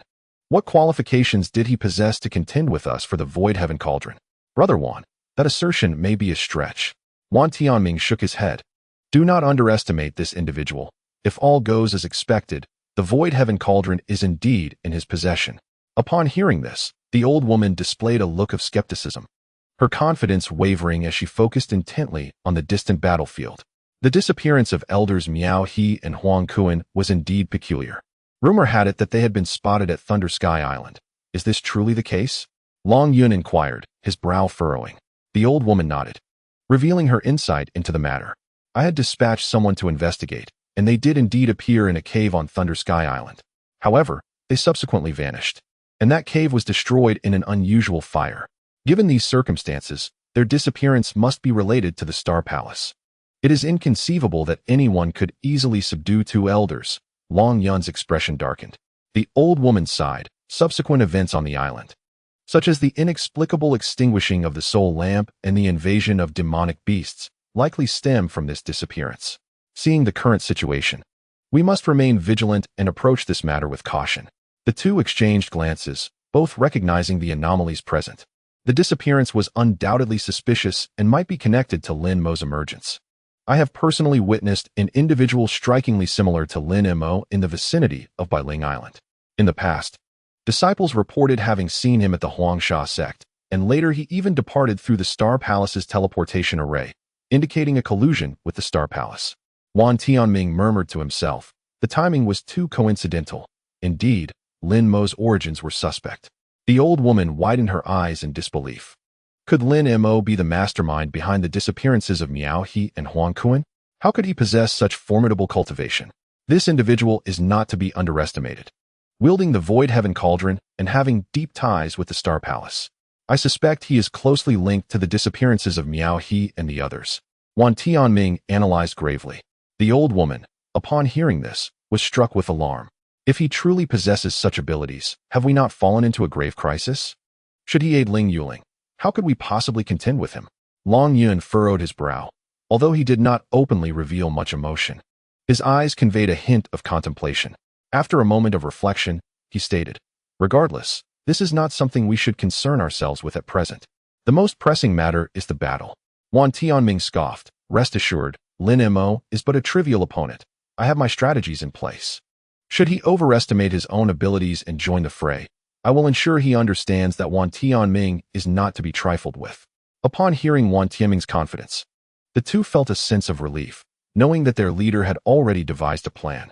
The old woman and Long Yun exchanged glances, realizing that the leader had anticipated various scenarios. Thus, victory for our Reverse Star Alliance in this battle is assured.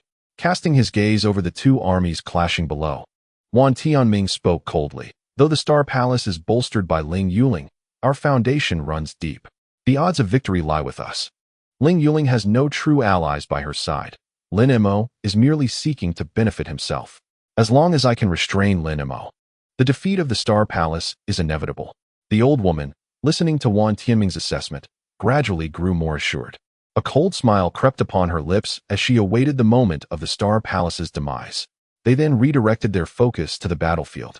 Amidst the columns of wind and fire, the figures of cultivators fought fiercely, the violent clashes of the formations producing deafening roars. Long Yun and Xiao Hua remained at the edge of the grand formation, calmly observing the entire situation. Lin Mo stood at the city gate, intently gazing in the direction of Wan Tianming and the others, a glint of cold light flashing in his eyes. He stood before the gates of Tianqing City, surveying the tumultuous waves of red and green flames outside. This was not his first encounter with the Reverse Star Alliance's assault. Yet the tension this time felt more palpable than before. He sensed the anxious atmosphere among the cultivators within the city, as if it were shrouded in a suffocating veil of gloom. Lin Mo, what are your thoughts? Ling Yuling, standing beside him, asked in a low voice, her gaze anxiously fixed on the force of wind and fire outside the city. Lin Mo pondered for a moment before gently responding. The assault from the Reverse Star Alliance is evidently more intense than before. They seem to have greater confidence in their grasp of Tianqing City. We must exercise caution and not let our guard down. Ling Yuling nodded, her expression serious. She understood the current situation was exceedingly perilous. Should Tianqing City fall, the entire Star Sea would succumb to the dominion of the Reverse Star Alliance. The battlefield was chaotic, and after a while, an unusual expression surfaced on Wang Tianming's face at the edge of the formation.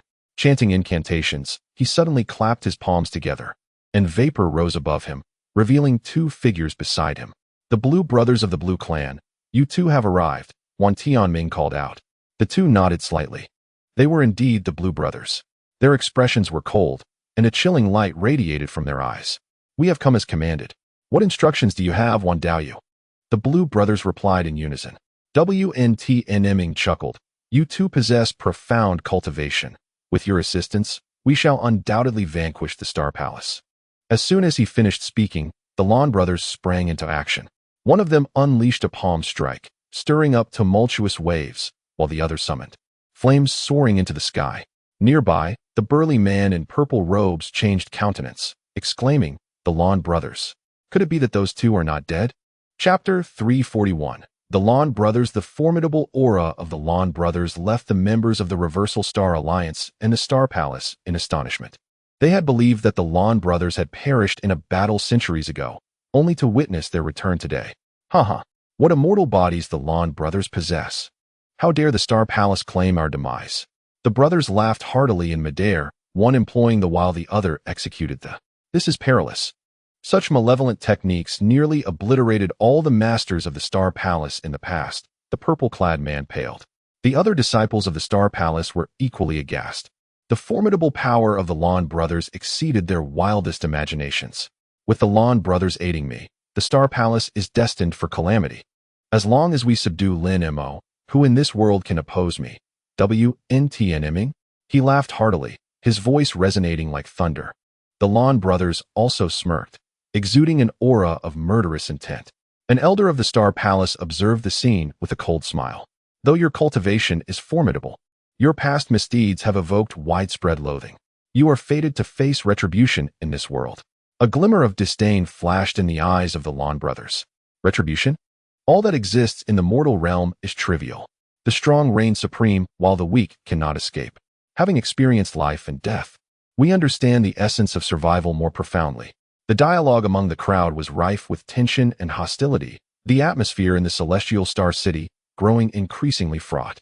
All cultivators were preparing with utmost effort to counter the assault of the Reversal Star Alliance, and the emergence of the Lin brothers complicated the situation further. Ling Yuling gazed at the Lin brothers, her heart heavy with concern. She understood that although these two had been defeated in the past, they had evidently sustained little weakening at present, likely becoming pivotal in the impending battle. Lin Mo stood at a distance, his expression unchanged.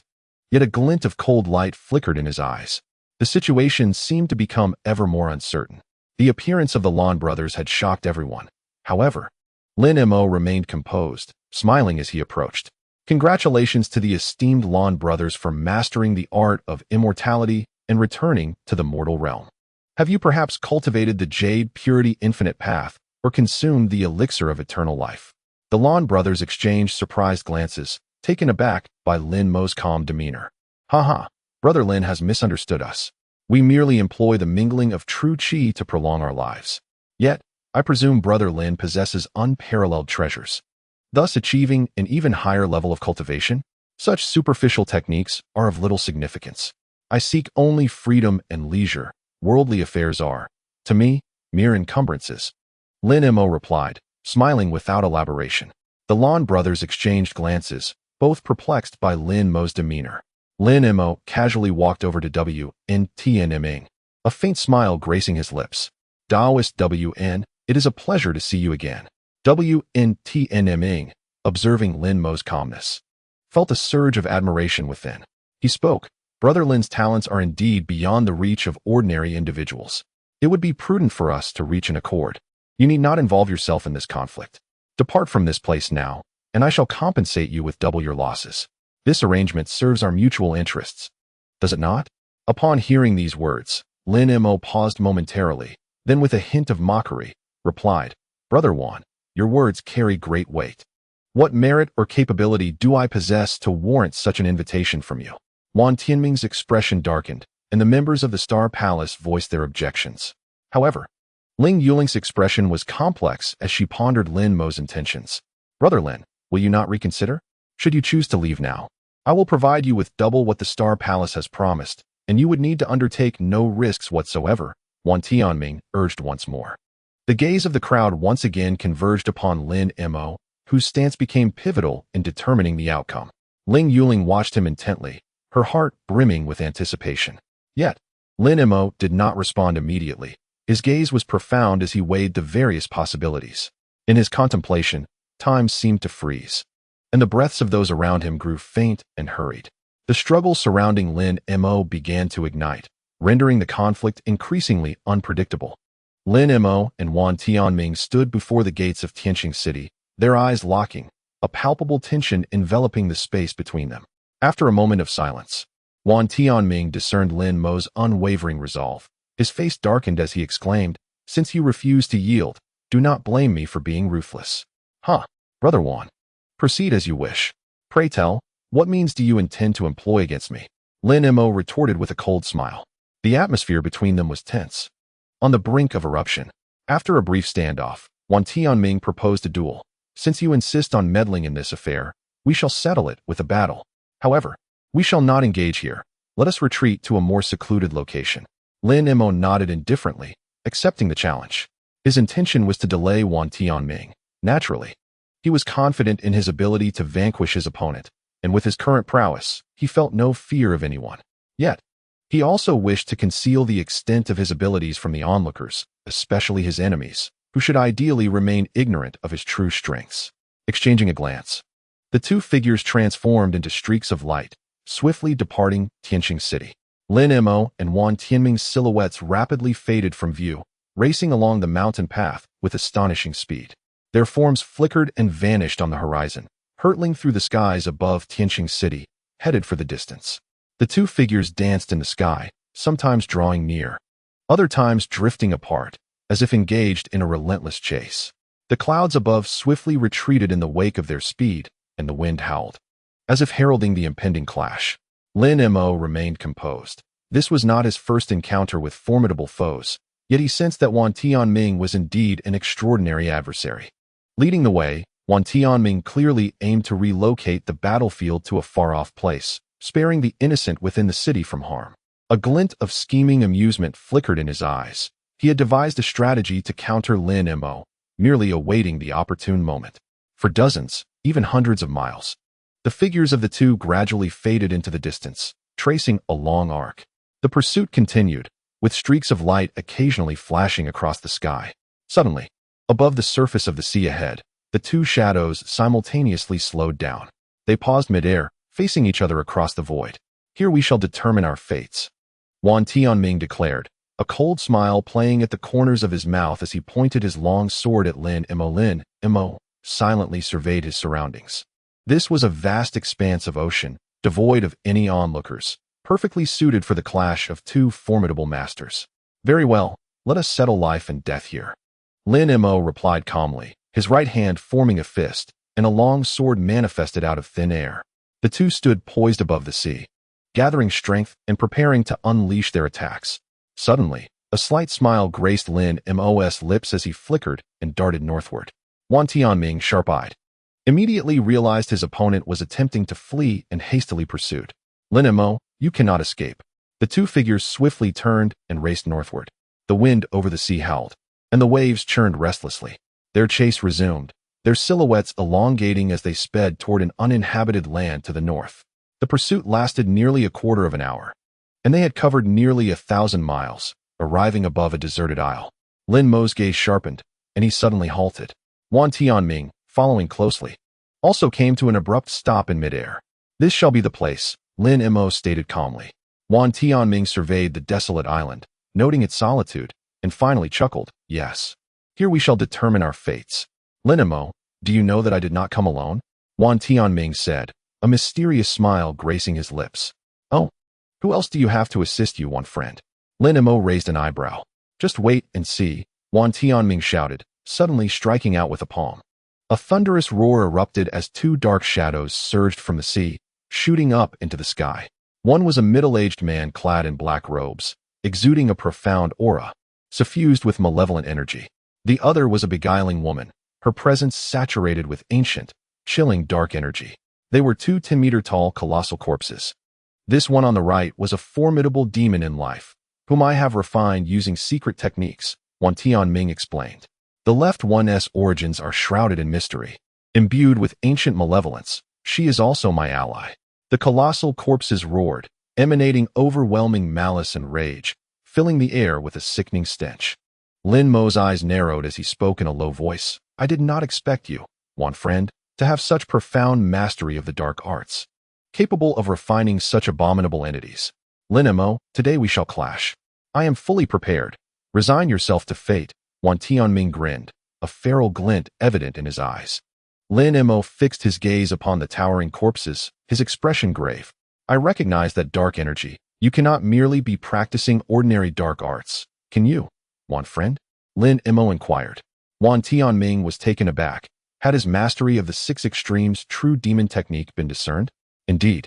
I have grasped the secrets of the legendary Six Extremes true demon technique, he replied solemnly. Since you have seen through it, do not expect to leave here unscathed. The Six Extremes true demon technique, Lin Mo murmured, furrowing his brow. I did not anticipate you would tread such an extreme path in the dark arts. No wonder the malevolence has grown ever stronger. With a hearty laugh, Wan Tianming declared that Lin Mo would undoubtedly meet his demise today. Lin Mo shook his head with a sigh, acknowledging that the Six Extremes true demon art was a profoundly sinister and malevolent practice, often leading its practitioners to succumb to the dark path. Very well, since our stances diverge, let us determine who shall live and who shall perish, Lin Mo proclaimed, his demeanor turning grave. Come forth, he bellowed, summoning an 8-foot-long ebony treasure ruler into his grasp. This was the 8-spirit ruler, newly acquired by Lin Mo. Adorned with intricately carved representations of 8 divine beasts, each embodying a unique and extraordinary power. With another wave of his hand, a massive, pitch-black fan materialized before him, the 3-flame fan, a manifestation of 3 types of extreme cold flames. Wan Tianming, not to be outdone, activated his own incantations, causing a surge of demonic energy to envelop him. 2 colossal, howling corpses transformed into 10-meter-tall demons, their blood-red eyes radiating an overwhelming intent to kill. Come! They both shouted in unison, as their magical artifacts and demons clashed with a thunderous roar, igniting the battle that lay ahead. Lin Mo's gaze was resolute, his body emanating a fervent battle spirit. He inhaled deeply, and in that instant, the 8-spirit ruler and the 3-flame fan erupted in blinding light, unleashing an amalgamation of flame and icy attacks. Wan Tianming's figure flickered in the void, deftly evading Lin Mo's onslaught, his form gradually becoming translucent, as if he could vanish into the ether at any moment. Lin Mo maintained unwavering focus on Wan Tianming, his eyes reflecting determination. He understood that this clash would not be facile, yet he was prepared to exert every ounce of his strength. Suddenly, Wan Tianming halted, his form solidifying from the void as he coldly regarded Lin Mo. Is this the extent of your abilities? It seems I have overestimated you. With a derisive sneer, Lin Mo intensified his assault. The 8-spirit ruler transformed into a streak of light, hurtling towards Wan Tianming, while the 3-flame fan exuded a chilling aura that froze the surrounding seawater. Wan Tianming's figure flickered again, morphing into a shadow that effortlessly evaded Lin Mo's attack. His body became ethereal once more, blending seamlessly with the void. Lin Mo furrowed his brow, for though he was no stranger to formidable foes, Wan Tianming's prowess exceeded his expectations. He realized that this confrontation might prove to be the most formidable challenge he had ever faced. The sea breeze howled, waves crashing upon the surface as if rallying in support of the fierce struggle. Lin Mo's mind raced, seeking an opportunity for breakthrough while attempting to unravel the enigma surrounding Wan Tianming. With a more sinister smile, Wan Tianming's form suddenly solidified, transforming into a shadow that swiftly approached Lin Mo, his demonic blade glinting with cold light, aimed at Lin Mo's vital points. Sensing the imminent threat of death, Lin Mo deftly evaded, simultaneously wielding the 8-spirit ruler and the 3-flame fan in a defensive flourish, erecting a formidable barrier. The battle escalated to a fever pitch, their exchanges fraught with intensity as flames and demonic energy intertwined, unleashing astonishing waves of power. Abruptly, Wan Tianming's demonic energy surged, enveloping the surroundings in a dense fog of malevolence. As the figure of Wan Tianming gradually twisted and morphed within the malevolent energy, 6 ethereal apparitions of monsters materialized around him. Lin Mo's countenance shifted slightly as he hastily summoned his magical power to resist the violent onslaught of dark energy. From the mist of demonic essence emerged a resounding, arrogant laughter, followed by a silhouette that materialized within the eerie haze. Behind this figure, 6 exceptionally clear phantoms emerged, towering and seemingly substantial, some with protruding horns and others with bared fangs, each exuding a menacing aura, clad in what appeared to be scaled armor, as if demons had resurrected upon the earth. Once the laughter subsided, the figure regarded Lin Mo with a condescending demeanor, a hint of derision flitting across his face. Although this individual's attire bore a striking resemblance to that of Wan Tianming, his visage and physique were entirely different from what Lin Mo had previously encountered. At this moment, Lin Mo beheld the true countenance of the man, disbelief etched upon his features. Chapter 342. How could it possibly be you? Lin Mo raised an eyebrow slightly and remarked coolly. The figure finally materialized in full. A sinister middle-aged man stood before him, unmistakably the Six Paths Extreme Sage, who once dominated the Chaos Star Sea. Lin Mo, we meet again. You thought you had annihilated me back then. Yet I have been reborn through the body of Wan Tianming. Today, I shall rend you into a myriad of pieces, the Six Paths Extreme Sage declared with a chilling, malevolent laugh. Lin Mo's gaze sharpened as he focused intently on the Six Paths Extreme Sage, his heart brimming with shock and confusion. He had initially believed Wan Tianming to be an ordinary practitioner of demonic arts, only to discover that he was, in fact, the Six Paths Extreme Sage who had mastered the Six Extreme True Demon technique. Thoughts raced through Lin Mo's mind. Had the Six Paths Extreme Sage left a mark within Wan Tianming's body long ago? Was this all part of his cunning scheme? However, your physical form is not that of the true Six Paths Extreme Sage, Lin Mo suddenly asserted, his eyes piercing as they fixated on Wan Tianming. The smile on Wan Tianming's face faltered slightly. He offered no denial, merely sneering as he replied, Indeed, you are quite the astute one. But this realization holds no significance for you now. Such delusions. Lin Mo's eyes gleamed with golden light as a long sword instantly appeared in his grasp. I have cultivated the supreme secret technique, the Six Extreme True Demon technique. I am no longer the same as before. How dare you oppose me? The Six Paths Extreme Sage bellowed, the 6 demonic apparitions behind him swaying ominously. With a sudden, piercing cry, the Six Paths Extreme Sage summoned the 6 demonic shadows, which rapidly expanded, transforming into 6 colossal spectral monsters that blotted out the sky. He gestured with his hands, murmuring incantations. The 6 monstrous apparitions flickered ominously, as if on the verge of taking tangible form. Startled, Lin Mo swiftly employed a teleportation technique to evade them. A thunderous shout from the Six Paths Extreme Sage echoed in the air, and the 6 gigantic demons materialized, roaring as they lunged toward Lin Mo. One creature, riddled with bone spikes, another cloaked in bronze scales, along with 4 other bizarre entities, all possessed formidable combat prowess. Die! The Six Paths Extreme Sage laughed maniacally, commanding the 6 monsters to besiege Lin Mo. His expression was grave. The strength of these 6 fiends surpassed his expectations, and a single misstep could lead to his demise beneath their vicious jaws. Nevertheless, they were ultimately mere phantoms, and after several exchanges, they found themselves utterly unable to contend with Lin Mo. The gaze of the Six Paths Supreme became profound as he waved his hand, unleashing 2 colossal corpse-refining creatures, initiating the incantation for their catalysis. In the darkness, these 2 abominations gradually took on a formidable and terrifying demonic form. Lin Mo, witnessing the emergence of these gigantic demons, felt an unusual sense of vigilance. The methods employed by the Six Paths Supreme exceeded his expectations. This confrontation would prove to be far more arduous than he had anticipated. Slowly, the Six Paths Supreme raised his head, his voice cutting through the air like a chilling wind. These 2 demons have been summoned through my unique powers derived from the 6 Extremities True Demon technique. They herald the beginning of your demise. A shiver ran through Lin Mo's heart as he sensed the overwhelming pressure radiating from the 2 demons. One bore a multitude of bone spikes and exuded a cold gaze, while the other was adorned with copper scales, resembling a mobile fortress of impenetrable armor. What is your true intention? Six Paths Supreme. Lin Mo's voice bore a hint of severity, his eyes glimmering with resolute determination.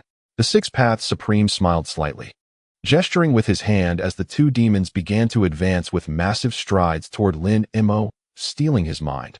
Lin Mo gripped his magical artifact tightly, summoning a formidable shield of the Vajra barrier before him, while the three-flame fan was poised in his other hand.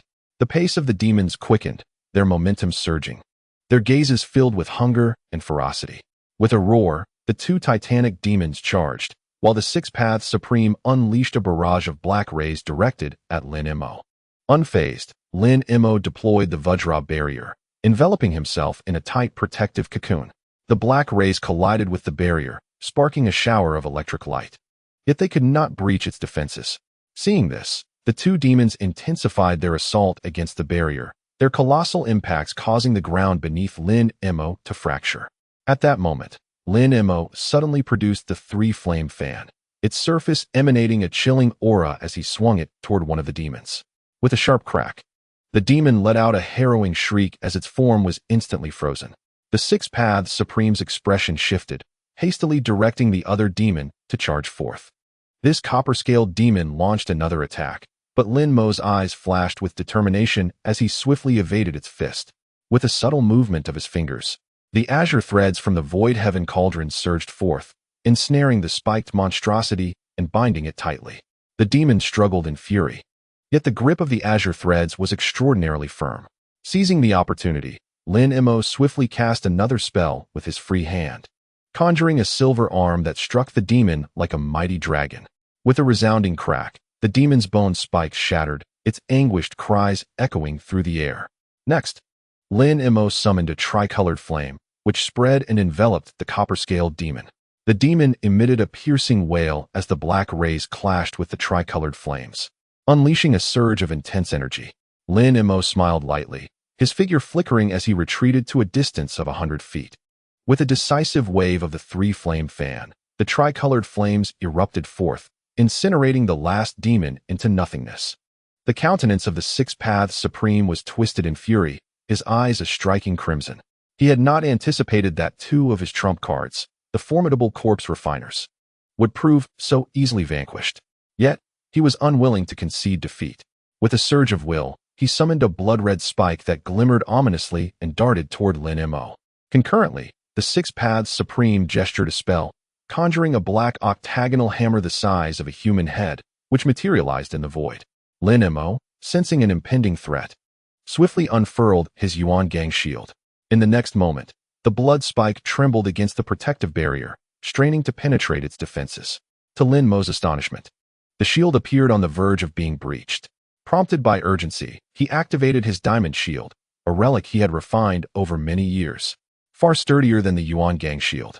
As anticipated, the silver luminescence of the Yuan-Gang shield faltered and dissipated after a brief struggle, yet the blood spike, undeterred, struck the diamond shield. This time, no matter how fiercely it twisted and turned, it could not breach the barrier. Simultaneously, Lin Mo's Su Tian Ding emerged from his sleeve, levitating above his head. From its mouth, azure tendrils manifested, swiftly ensnaring the black octagonal hammer that sought to ambush him from the void. The hammer radiated blue flames, which erupted in 8 fiery tongues, swirling around its form, seemingly intent on incinerating the Su Tian Ding. Lin Mo concentrated, channeling energy as the Su Tian Ding expelled several azure ribbons, gracefully entwining the black octagonal hammer, resisting the searing flames with unwavering resolve. As the azure tendrils surged toward the hammer, they coalesced into a chain-like binding, ensnaring the flame-emitting head. The blue flames extinguished instantly upon contact with the azure ribbons, suppressed into a state of cold stillness. The Six Paths Supreme immediately sensed the shift in momentum, his anger boiling over. How could the Su Tian Ding possess such arcane capabilities? Unwilling to yield, he struggled to free the black octagonal hammer, but the bindings only tightened, rendering it nearly immobile. Such a formidable black octagonal hammer. Let us see if my Su Tian Ding can match your strength, Lin Mo mused, his lips curling into a smirk, though his gaze remained fixed on 4 streams of black light approaching. Within the shadows of the black light, for towering demonic silhouettes could be discerned. Can a mere artifact harm me in the slightest? With a furious roar, the the Six Paths Supreme swung the black octagonal hammer, unleashing a whirlwind of blue flames that tore through the air toward the Su Tianding. Almost immediately, he chanted incantations, performing hand seals, and the hammer released 4 beams of black light. As the beams drew closer, Lin Mo prepared to shield himself. He retracted the Su Tianding with his left hand and wielded a thunderous giant hammer with his right, unleashing a brilliant arc of golden lightning that repelled the foremost black beam. The giant hammer crackled with electric energy, transforming in his grasp into a series of dazzling thunder spheres, akin to a tempest of lightning. "Go!" Lin Mo shouted, launching the thunder spheres toward the remaining 3 beams of black light. After a series of resounding booms, the 3 beams momentarily retreated. Just then, a blood-red glow descended from the heavens. In an instant, Lin Mo transformed into a youth clad in azure, brandishing a scarlet bow. With a swift motion, he drew the bowstring, unleashing a volley of fiery arrows that soared toward the blood-red luminescence. Yet before they could reach their target, they were deflected by a crimson barrier. A luminous dome appeared to emanate from a single point of sanguine light in the sky, as this bloodlust coalesced into a vast crimson array. "Six Paths of the Extreme Sage, do you truly believe these trivial tricks can ensnare me?" Lin Mo remarked, seemingly indifferent, yet imbued with a hint of disdain and derision. He raised his hand to retract the arrows, summoning forth a beam of azure light, which manifested a silhouette wielding a fiery bow, launching another volley of arrows toward the scarlet dome. Concurrently, a verdant arrow shot forth from behind Lin Mo, aiming directly at the nexus of the sanguine light within the dome. As the arrows detonated upon impact with the dome, the emerald arrow pierced through the clouds, creating a small aperture at the convergence of the blood light. Several tendrils of sanguine energy surged forth, seemingly intent on mending the breach, only to be met by the oncoming icy blue daggers that swiftly pierced through, resulting in a gaping blood hole. The daggers, dark and lustrous, carved a chilling arc through the sanguine light, cleaving it asunder. Such a pitiful blood sacrifice array. Lin Mo scoffed, "Observe this." At the very moment the array was compromised, a nebulous shadow abruptly materialized at its center. Gradually, the silhouette took form, revealing a humanoid puppet that bore an uncanny resemblance to Lin Mo himself. The puppet extended its arms, drawing the demonic energy from the blood sacrifice array into itself. The energy coalesced, morphing into a colossal sphere of dark magic, which slowly drifted into the second nascent soul within the puppet. Subsequently, the puppet performed a series of gestures, releasing a stream of black radiance from its palms.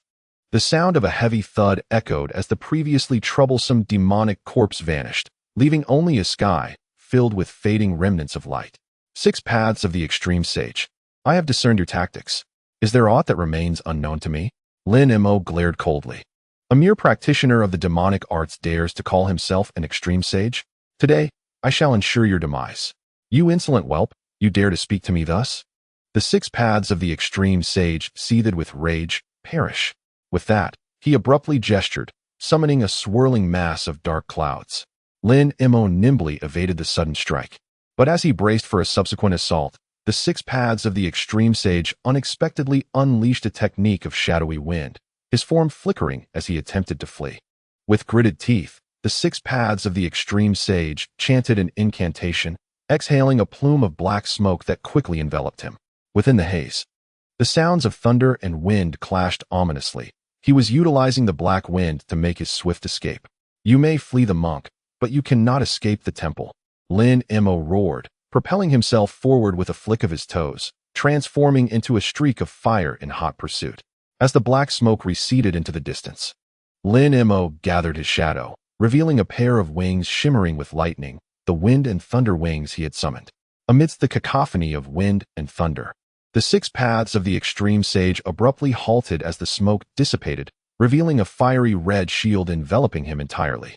Lin Mo pressed his palms together, muttering incantations, as a stream of golden red energy erupted from his hands, swiftly coalescing into a colossal sphere of wind and thunder. This sphere surged forth like an arrow released from its bow, striking the 6 Paths of the Extreme Sage with a thunderous boom, shattering the fiery shield. The sage let out a muffled groan, staggering back unsteadily. "King of the underworld's decree, the fusion of wind and thunder," Lin Mo proclaimed, his aura intensifying in an instant. as if embodying the very essence of wind and lightning. He took a step forward, his figure vanishing into thin air, only to reappear before the Six Paths Supreme Sage. A flash of purple light emanated from his hand as a long blade cut through the air. The Six Paths Supreme Sage hastily managed to parry the strike, his heart still racing. Lin Mo's movements were ceaseless, his speed so elusive that it was difficult to grasp. The wind thunder wings propelled him with the swiftness of thunder, allowing his silhouette to dart across the battlefield, rendering him nearly unrecognizable. Yet, beneath his agile form, a grave expression began to settle upon his face. Although the power of the wind-thunder fusion was formidable, it came with its evident limitations. Signs of fatigue began to manifest in his body. Each time he summoned the wind-thunder wings, he expended more energy to recuperate from the drain on his physical and magical reserves. This burden began to accumulate within him, causing his movements to feel slightly cumbersome. The voice of the young boy resonated. Lin Mo. The extreme Wind 9 transformations executed with the Wind Thunder Wings places immense demands on the human physique. You must be wary of overexertion. It was then that Lin Mo realized that he had not felt this burden while utilizing the Wind Thunder Wings in the confined space of the secret chamber. Now, in the prolonged pursuit of an enemy during battle, the drawbacks became apparent. Nodding in understanding, Lin Mo resolved to refrain from using the Wind Thunder Wings recklessly until he had fully mastered them, and to hasten his cultivation of the Mingwang Ju. The Wind Thunder Wings merged the powers of wind and thunder, forcibly transcending bodily limits in pursuit of speed. However, prolonged use would undoubtedly take a toll on his health. My friend, you must further integrate and master the Mingwang Ju at a higher level to alleviate this burden, the boy elucidated. Lin Mo nodded, acutely aware that he could not unleash his full potential and would need to employ cunning strategies for a swift resolution. He ceased to use the wind-thunder fusion extensively and opted for a more precise combat approach, utilizing the speed of the wind-thunder wings. He flashed before the Six Paths Supreme Sage, while simultaneously unleashing a dazzling display of blade light that transformed into a curtain of purple luminosity, enveloping the Supreme Sage. Chapter 343. As he murmured incantations, he formed a peculiar hand seal, and in an instant, a beam of white light flickered. The Six Paths Supreme Sage felt an immense force gripping him, rendering him unable to withdraw. This was the white silk escape technique that Lin Mo had unleashed. Seizing the opportunity, Lin Mo abruptly altered his form, manifesting as a robust man wielding a purple flame blade, its edge reflecting an eerie glow as it lunged towards the Six Paths Supreme Sage. Lin Mo's purple flame blade swept through the air with a sound akin to a breaking void, its brilliance akin to lightning, aimed directly at the Six Paths Supreme Sage. However, the Supreme Sage remained composed in the face of danger, brandishing a fiery red shield to block the assault of the purple flame blade while his body swiftly moved, enveloping him in a swirling black wind, allowing him to slip away. Unexpectedly, Lin Mo unleashed another white silk escape technique. The silken threads wove through the black wind, ensnaring the Supreme Sage's hands. Alarmed, the Supreme Sage struggled to condense black energy into a shield. In the next moment, Lin Mo's purple flame blade indeed struck the shield formed from the black energy, causing the Supreme Sage's body to sway unsteadily. With his hands bound, the Supreme Sage was filled with fury, attempting to break free from the silken restraints. Chanting incantations, he expelled a plume of black smoke, seeking to escape once more using the black wind technique. Yet, Lin Mo's white silk seemed impervious to this black wind, the threads weaving through the clouds, intricately binding the Six Paths Supreme Sage. With a resounding crash, the black shield the Supreme Sage had conjured was pierced by the white silk, shattering completely. Immediately, several strands of white silk entwined around his arms, binding them tightly. The Six Paths Extreme Saint attempted to break free, yet the threads only tightened their grip, rendering his arms immobile. At that moment, Lin Mo's figure flickered and vanished. The Six Paths Extreme Saint, anxious, felt his arms ensnared but focused his mind on locating Lin Mo's position. As he remained vigilant, a sudden roar of wind and thunder erupted, and a blue figure swiftly passed before him. Upon closer inspection, he found the surroundings devoid of any presence. Just as he pondered this, the sound of wind and thunder returned, and again a beam of white light swept past him from behind. In the next instant, Lin Mo sped by his side. When Lin Mo came to a halt, One of the Six Paths Extreme Saint's arms fell to the ground. Impossible. How could this be? The Six Paths Extreme Saint was filled with terror, sensing his magical power draining from his arm as if it were being entirely consumed by the white silk. His heart raced with fear and fury as he suddenly produced a white cloth adorned with 3 skulls from his robe. He hurled it forth, and the cloth expanded in midair, transforming into a massive banner towering 10 zhang high. The eye sockets of the skulls on the banner erupted with flames, exuding an eerie and chilling aura. The 3 divine bone banners' attendant's expression changed. This was one of the 7 malevolent artifacts, immensely powerful, urging his companions to exercise utmost caution. At that moment, 2 shadowy figures shot forth from the skull's mouth on the banner, swirling upon the ground, transforming into 2 double-headed giant pythons, their blood-red eyes fierce and imposing.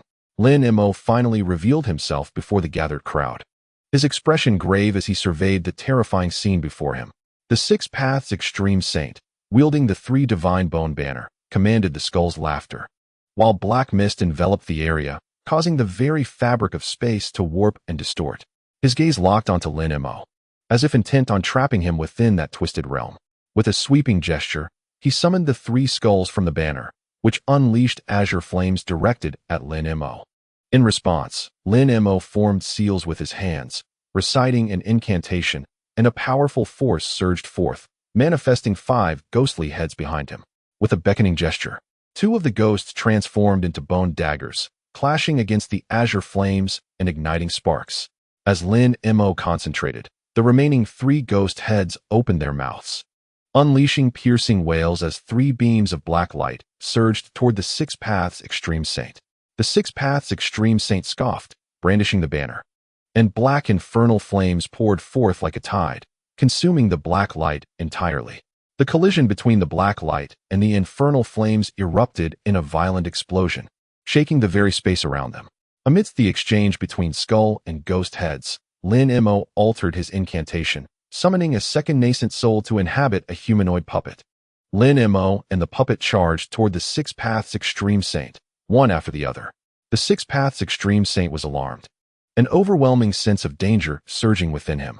Suddenly, the double-headed giant python coiling above the old sorcerer emitted a piercing shriek, causing the sorcerer's expression to shift as he hurriedly turned to look. There, just a few zhang behind him, a green figure flickered erratically, a jet black, gleaming flying knife slicing through the black wind, slowly advancing toward the Six Paths Extreme Saint. If he did not turn in time, he would find himself in grave peril. The second nascent soul, witnessing the ambush revealed, unhesitatingly activated its spell, and a flash of light erupted as the demonic essence flying knife plunged fiercely into the protective barrier. At nearly the same moment, a cold glimmer flashed in Lin Mo's eyes as he faced the front. He raised a hand, and a green light flickered, revealing the 8 spirit ruler mysteriously floating in his grasp. The Six Paths of Extreme Saint hastily produced 8 blood-red flying knives crafted from demonic marrow, aiming them at Lin Mo and the puppet, launching them forth with precision. With a swift motion of the 8 spirit ruler, Lin Mo deflected several of the flying knives, while the human-shaped puppet transformed into a wisp of black smoke, vanishing from sight. More flying knives surged toward him, and Lin Mo clapped his palms together. With immense force, he swung the 8 spirit ruler, sending forth a green light that sliced through the air, causing Lin Mo's figure to disappear instantly. The Six Paths of Extreme Saint, ever vigilant, scanned the surroundings, yet Lin Mo's silhouette was nowhere to be found. However, he could not dwell on Lin Mo for long, as the dark flying knives had momentarily paused before effortlessly piercing through the protective barrier, hurtling toward him with alarming speed. The old demon roared, his form shimmering as a black beam erupted from his chest, meeting the flying knives head-on. In that moment, his figure split into 2 identical phantoms, darting swiftly to either side. Simultaneously, the double-headed serpent previously summoned by the Six Paths of Extreme Saint seemed to receive a command from the old demon. The serpent moved, both heads opening their gaping maws to unleash a torrent of dark liquid that quickly morphed into a dense cloud of toxic mist. An inaudible wave spread forth, colliding with the black beam and the flying knives, resulting in a sudden explosion of black light, seemingly a self-detonation of a treasured artifact by the old demon. The force of the explosion did not disappoint him, sending the flying knives spiraling away. In a silent turn of events, the previously vanished human-shaped puppet reappeared in the old demon's original position, engulfed by the rolling toxic mist spewed forth by the serpent. The 6 paths of extreme saint's eyes turned crimson, and with a sudden roar, he began chanting incantations. A cloud of blood mist dispersed into the air, swiftly coalescing toward the double-headed serpent. The serpent then opened its cavernous mouth, its body moving like a streak of black lightning as it darted toward the direction of the puppet. It opened its massive jaws, unleashing a powerful stream of poisonous mist directly at the puppet. The puppet formed hand seals and began to chant, directing a beam of black light toward the serpent's heads. The dark serpent abruptly halted its spray and lifted its head to swallow the black light. With a resounding explosion, the black light detonated within the serpent's belly. The serpent's toxic mist was exceedingly treacherous, capable of silently infiltrating various protective barriers and energy walls, inflicting immense harm upon cultivators. Even those at the nascent soul stage were not immune, suffering grievous injuries that would ultimately lead to their demise. However, the 6 paths of extreme saint was unaware that this human-shaped puppet was not composed of flesh and blood, rendering it impervious to the toxic mist. Just as the 6 paths of extreme saint reveled in his perceived advantage, a sudden fragrance of silver lotus flowers wafted through the air, causing the serpent to falter as its limbs became ensnared by countless silver threads. The serpent struggled, emitting piercing shrieks, yet it was unable to escape the binding of the silver lotus. With a resounding pop, the serpent's 2 blood-red eyes were wrenched from their sockets by the silver threads. Falling to the ground, the human-shaped puppet hesitated no longer. With a wave of its violet flame hand, a stream of silver thread-like substance surged forth from its palm, striking the serpent's body in an instant. The silver threads collided with the serpent, producing a crisp metallic clink, causing its form to disintegrate rapidly, ultimately dissolving into a pool of black liquid. The countenance of the 6 paths supreme changed dramatically as the humanoid puppet effortlessly subdued his black serpent. With a sudden clap of its hands, the humanoid puppet unleashed a surge of purple flames towards the 6 paths supreme. Realizing the dire situation, the Supreme's nascent soul hastily transformed into a mass of black mist, dispersing in all directions. The black mist swiftly divided into several slender black threads, fleeing towards various paths. However, just as he traversed the purple flames, a golden thunderbolt arrow shot forth from the humanoid puppet's hand with astonishing speed, leaving no time to react. The arrow struck one of the black threads belonging to the 6 paths supreme's nascent soul, emitting a piercing shriek as it shattered the thread into fragments, causing one of his avatars to vanish instantaneously. Yet, escaping was not so simple. Lin Mo pressed his palms together, launching numerous golden thunderbolt arrows from his palms, which quickly pursued each black thread. A series of crackling sounds echoed as the threads were all obliterated, and in mere moments, the original avatars of the 6 paths supreme's nascent soul were extinguished by a silver rain of arrows. With no avenue for escape, the 6 paths supreme, in a fit of fury, transformed into a colossal black dragon and ascended into the sky. At that moment, the 5 children of the same heart demon cast a spell, employing 5 colored cold flames to sever the black dragon into multiple segments. The 6 paths supreme's nascent soul let out a wail of despair.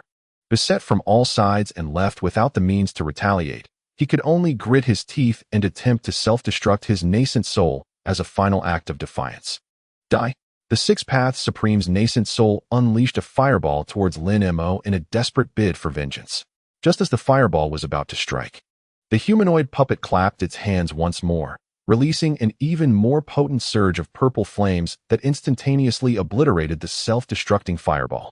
No, it's impossible. The anguished cries of the 6 paths supreme's nascent soul ceased abruptly. The humanoid puppet formed a seal with its hands, gathering the purple flames into its palms, completely annihilating the 6 paths supreme's nascent soul. Lin Mo nodded in satisfaction as the humanoid puppet accepted the nascent soul vial of the 6 paths supreme, calmly awaiting further instructions. In the distance, the 5 children of the same heart demon continued their fierce battle against the black mist transformed into a dragon, where fierce flames and icy blasts intertwined, creating a chaotic battlefield. The 5 children summoned 5 gray-white ghostly heads, which spewed forth flames of red, yellow, green, white, and black, enveloping the black dragon entirely. The black dragon, ensnared by the 5 colored flames, became sluggish in its movements. Seizing the opportunity, the ghostly heads unleashed a barrage of ice shards, slicing the black dragon into countless pieces, eliciting a horrific wail. The 3 skeletal heads, alarmed by this turn of events, attempted to rescue the black dragon but were deterred by the intense heat of the 5 colored flames, left only to watch helplessly. Although the 6 Paths Supreme had perished, his bone banner continued the fight. A torrent of black mist surged forth from the banner, striving to resist the 5 colored flames. The black mist coalesced into sharp arrows, shooting into the sea of flames. A series of thunderous crashes ensued as several holes appeared in the fiery expanse, yet they were quickly sealed by the resurgent flames. As the flames grew ever more ferocious, the black mist from the bone banner proved insufficient to withstand the onslaught, resulting in anguished cries from the 3 skeletal heads. Soon, the 5 colored flames suppressed the black mist within the banner, encircling the 3 skeletal heads and compelling them to emit mournful wails. The 5 children of the same heart demon dispatched 5 ghostly heads, advancing on the skeletal heads in a coordinated assault. The 3 skeletal heads attempted to retaliate, but 2 of them were already caught in the grip of 4 ghostly heads, producing a cacophony of gnashing and tearing sounds.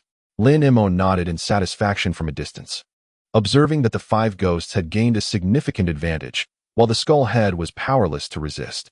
Just as the battle seemed to have reached its conclusion, a voice emerged from the boy. Your 5-colored cold flame bears a striking resemblance to the 5-element divine skills of the spirit realm.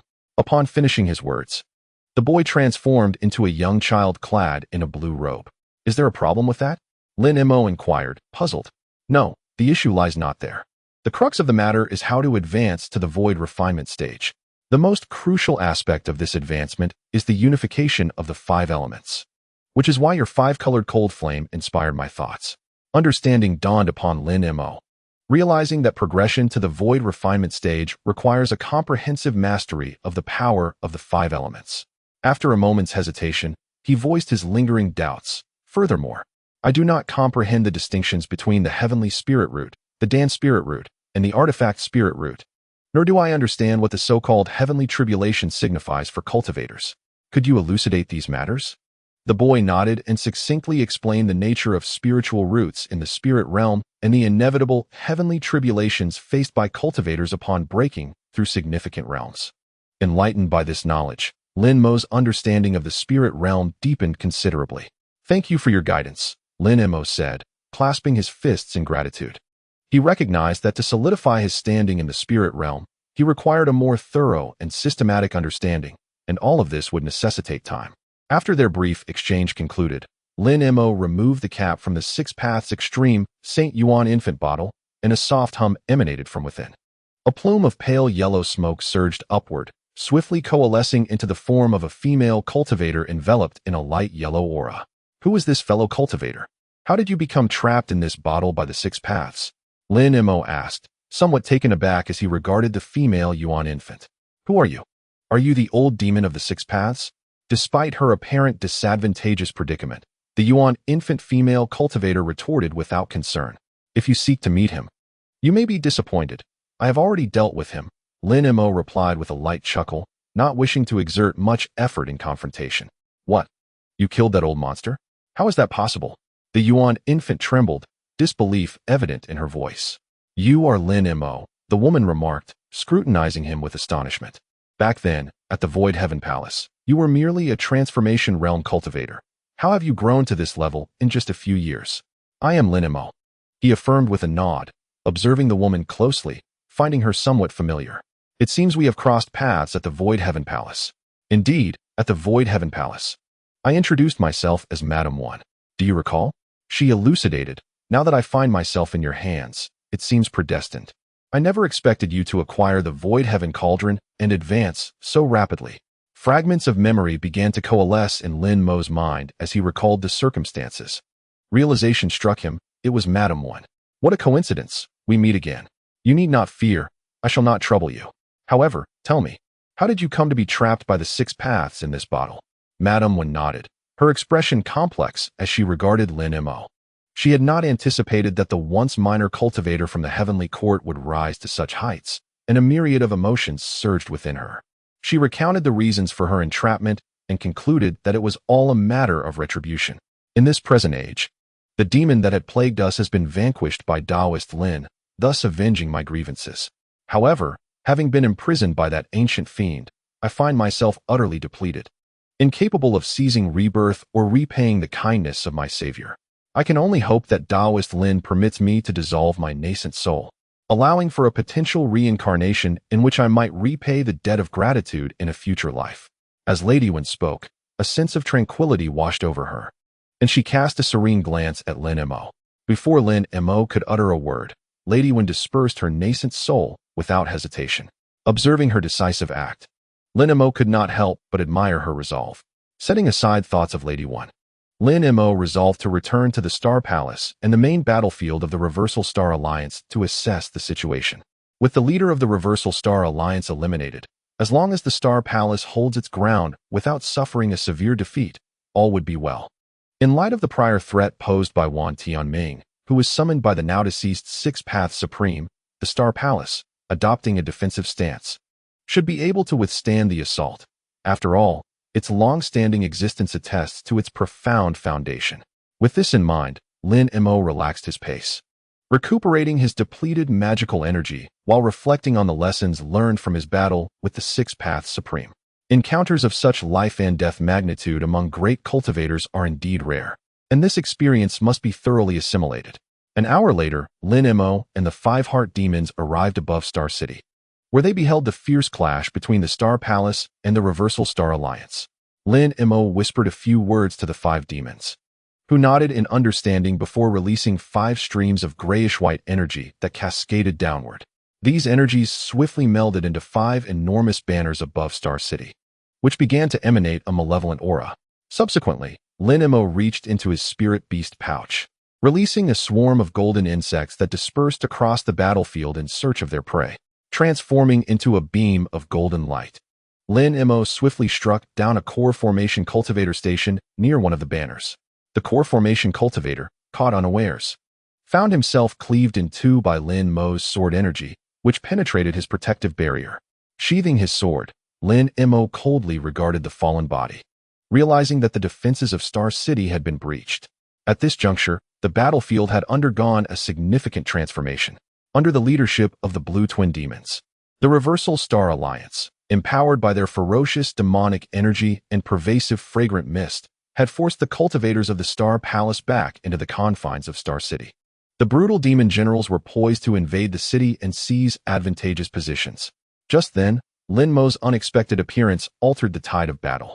Utilizing his golden sword energy, he swiftly eliminated several core formation cultivators from the Reversal Star Alliance, creating a breach in their defenses. Witnessing this, the morale of the Star Palace cultivators surged, prompting them to mount a counteroffensive. With Lin Mo's intervention, the balance of power began to shift, rekindling hope within the Star Palace ranks. On the battlefield, Lin Mo unleashed his unique swordsmanship techniques. Grasping his sword with both hands, he struck down in a flurry of golden sword energies, resembling a torrential downpour aimed at the cultivators of the Reversal Star Alliance. These sword energies, as if tangible, bore immense weight and force, piercing through the protective barriers of the core formation cultivators, defending their vital energy centers. The formidable cultivators at the core formation stage found themselves utterly defenseless, swiftly vanquished by the radiant sword aura. Lin Mo's swordsmanship was nothing short of extraordinary. Each strike was precise and swift, cutting through all opposition. The onlookers were left in awe, astonished by Lin Mo's prowess, which had ascended to an unimaginable realm, far surpassing their comprehension of swordsmanship. In the face of Lin Mo's powerful retaliation, the Reverse Star Alliance began to falter, their earlier advantage swiftly overturned. This spectacle undoubtedly invigorated the cultivators of the Star Palace, while plunging the Reverse Star Alliance into disarray. As Lin Mo wreaked havoc, chaos ensued among the ranks of the Reverse Star Alliance. The Blue Clan's twin demons took notice of Lin Mo and instantly felt a sense of retreat. They understood that Lin Mo's pristine condition and his rampage here likely meant dire straits for their leader, Wan Tianming. The fact that even Wan Tianming, a formidable cultivator in the late nascent soul stage, could not contend with Lin Mo, and likely fell to him, instilled genuine fear within them. Similarly, not only they, but also the members of the Reverse Star Alliance who had noted Lin Mo's return were thrown into confusion. They had presumed that their leader would surely subdue Lin Mo. Yet the figure before them was not Wan Tianming, but Lin Mo. Fortunately, after claiming a number of lives, Lin Mo grew disinterested in further slaughter. To him, those below the nascent soul stage were merely ants, indistinguishable from one another, and he ceased his assault. Seeing this turn of events, the Reverse Star Alliance hastily retreated to regroup. This provided the Star Palace a moment to breathe, enabling the cultivators within Star City to reassemble and prepare for a counterattack. Just as both sides reached a stalemate, the gates of Star City swung open, and a cohort of senior elders from the Star Palace, accompanied by numerous disciples, surged forth. The elder with white beard raised a hand, unleashing dozens of pale blue spells towards the Reverse Star Alliance. The Reverse Star Alliance scrambled to defend themselves, but the sheer power of the spells sent several demon generals flying. The white-bearded elder smirked and once more gestured, releasing an even more potent assault. A new round of combat erupted, with both sides exchanging blows, the situation once again becoming fiercely contested. Observing the Star Palace preparing to counterattack, Lin Mo recognized the opportune moment and resolved to lend his strength. The long sword in his hand emanated a dazzling golden light as he brandished it. The sword's radiance slicing through the air, aimed directly at the core formation of the Reverse Star Alliance, the main copper pillars of the Wind and Fire Absolute Heaven Array. Approaching the towering copper pillar, Lin Mo gazed upward at its lofty height. With both hands gripping the sword, it shone with brilliant golden light, exuding an aura of unyielding might. With a fierce roar, Lin Mo unleashed a powerful slash.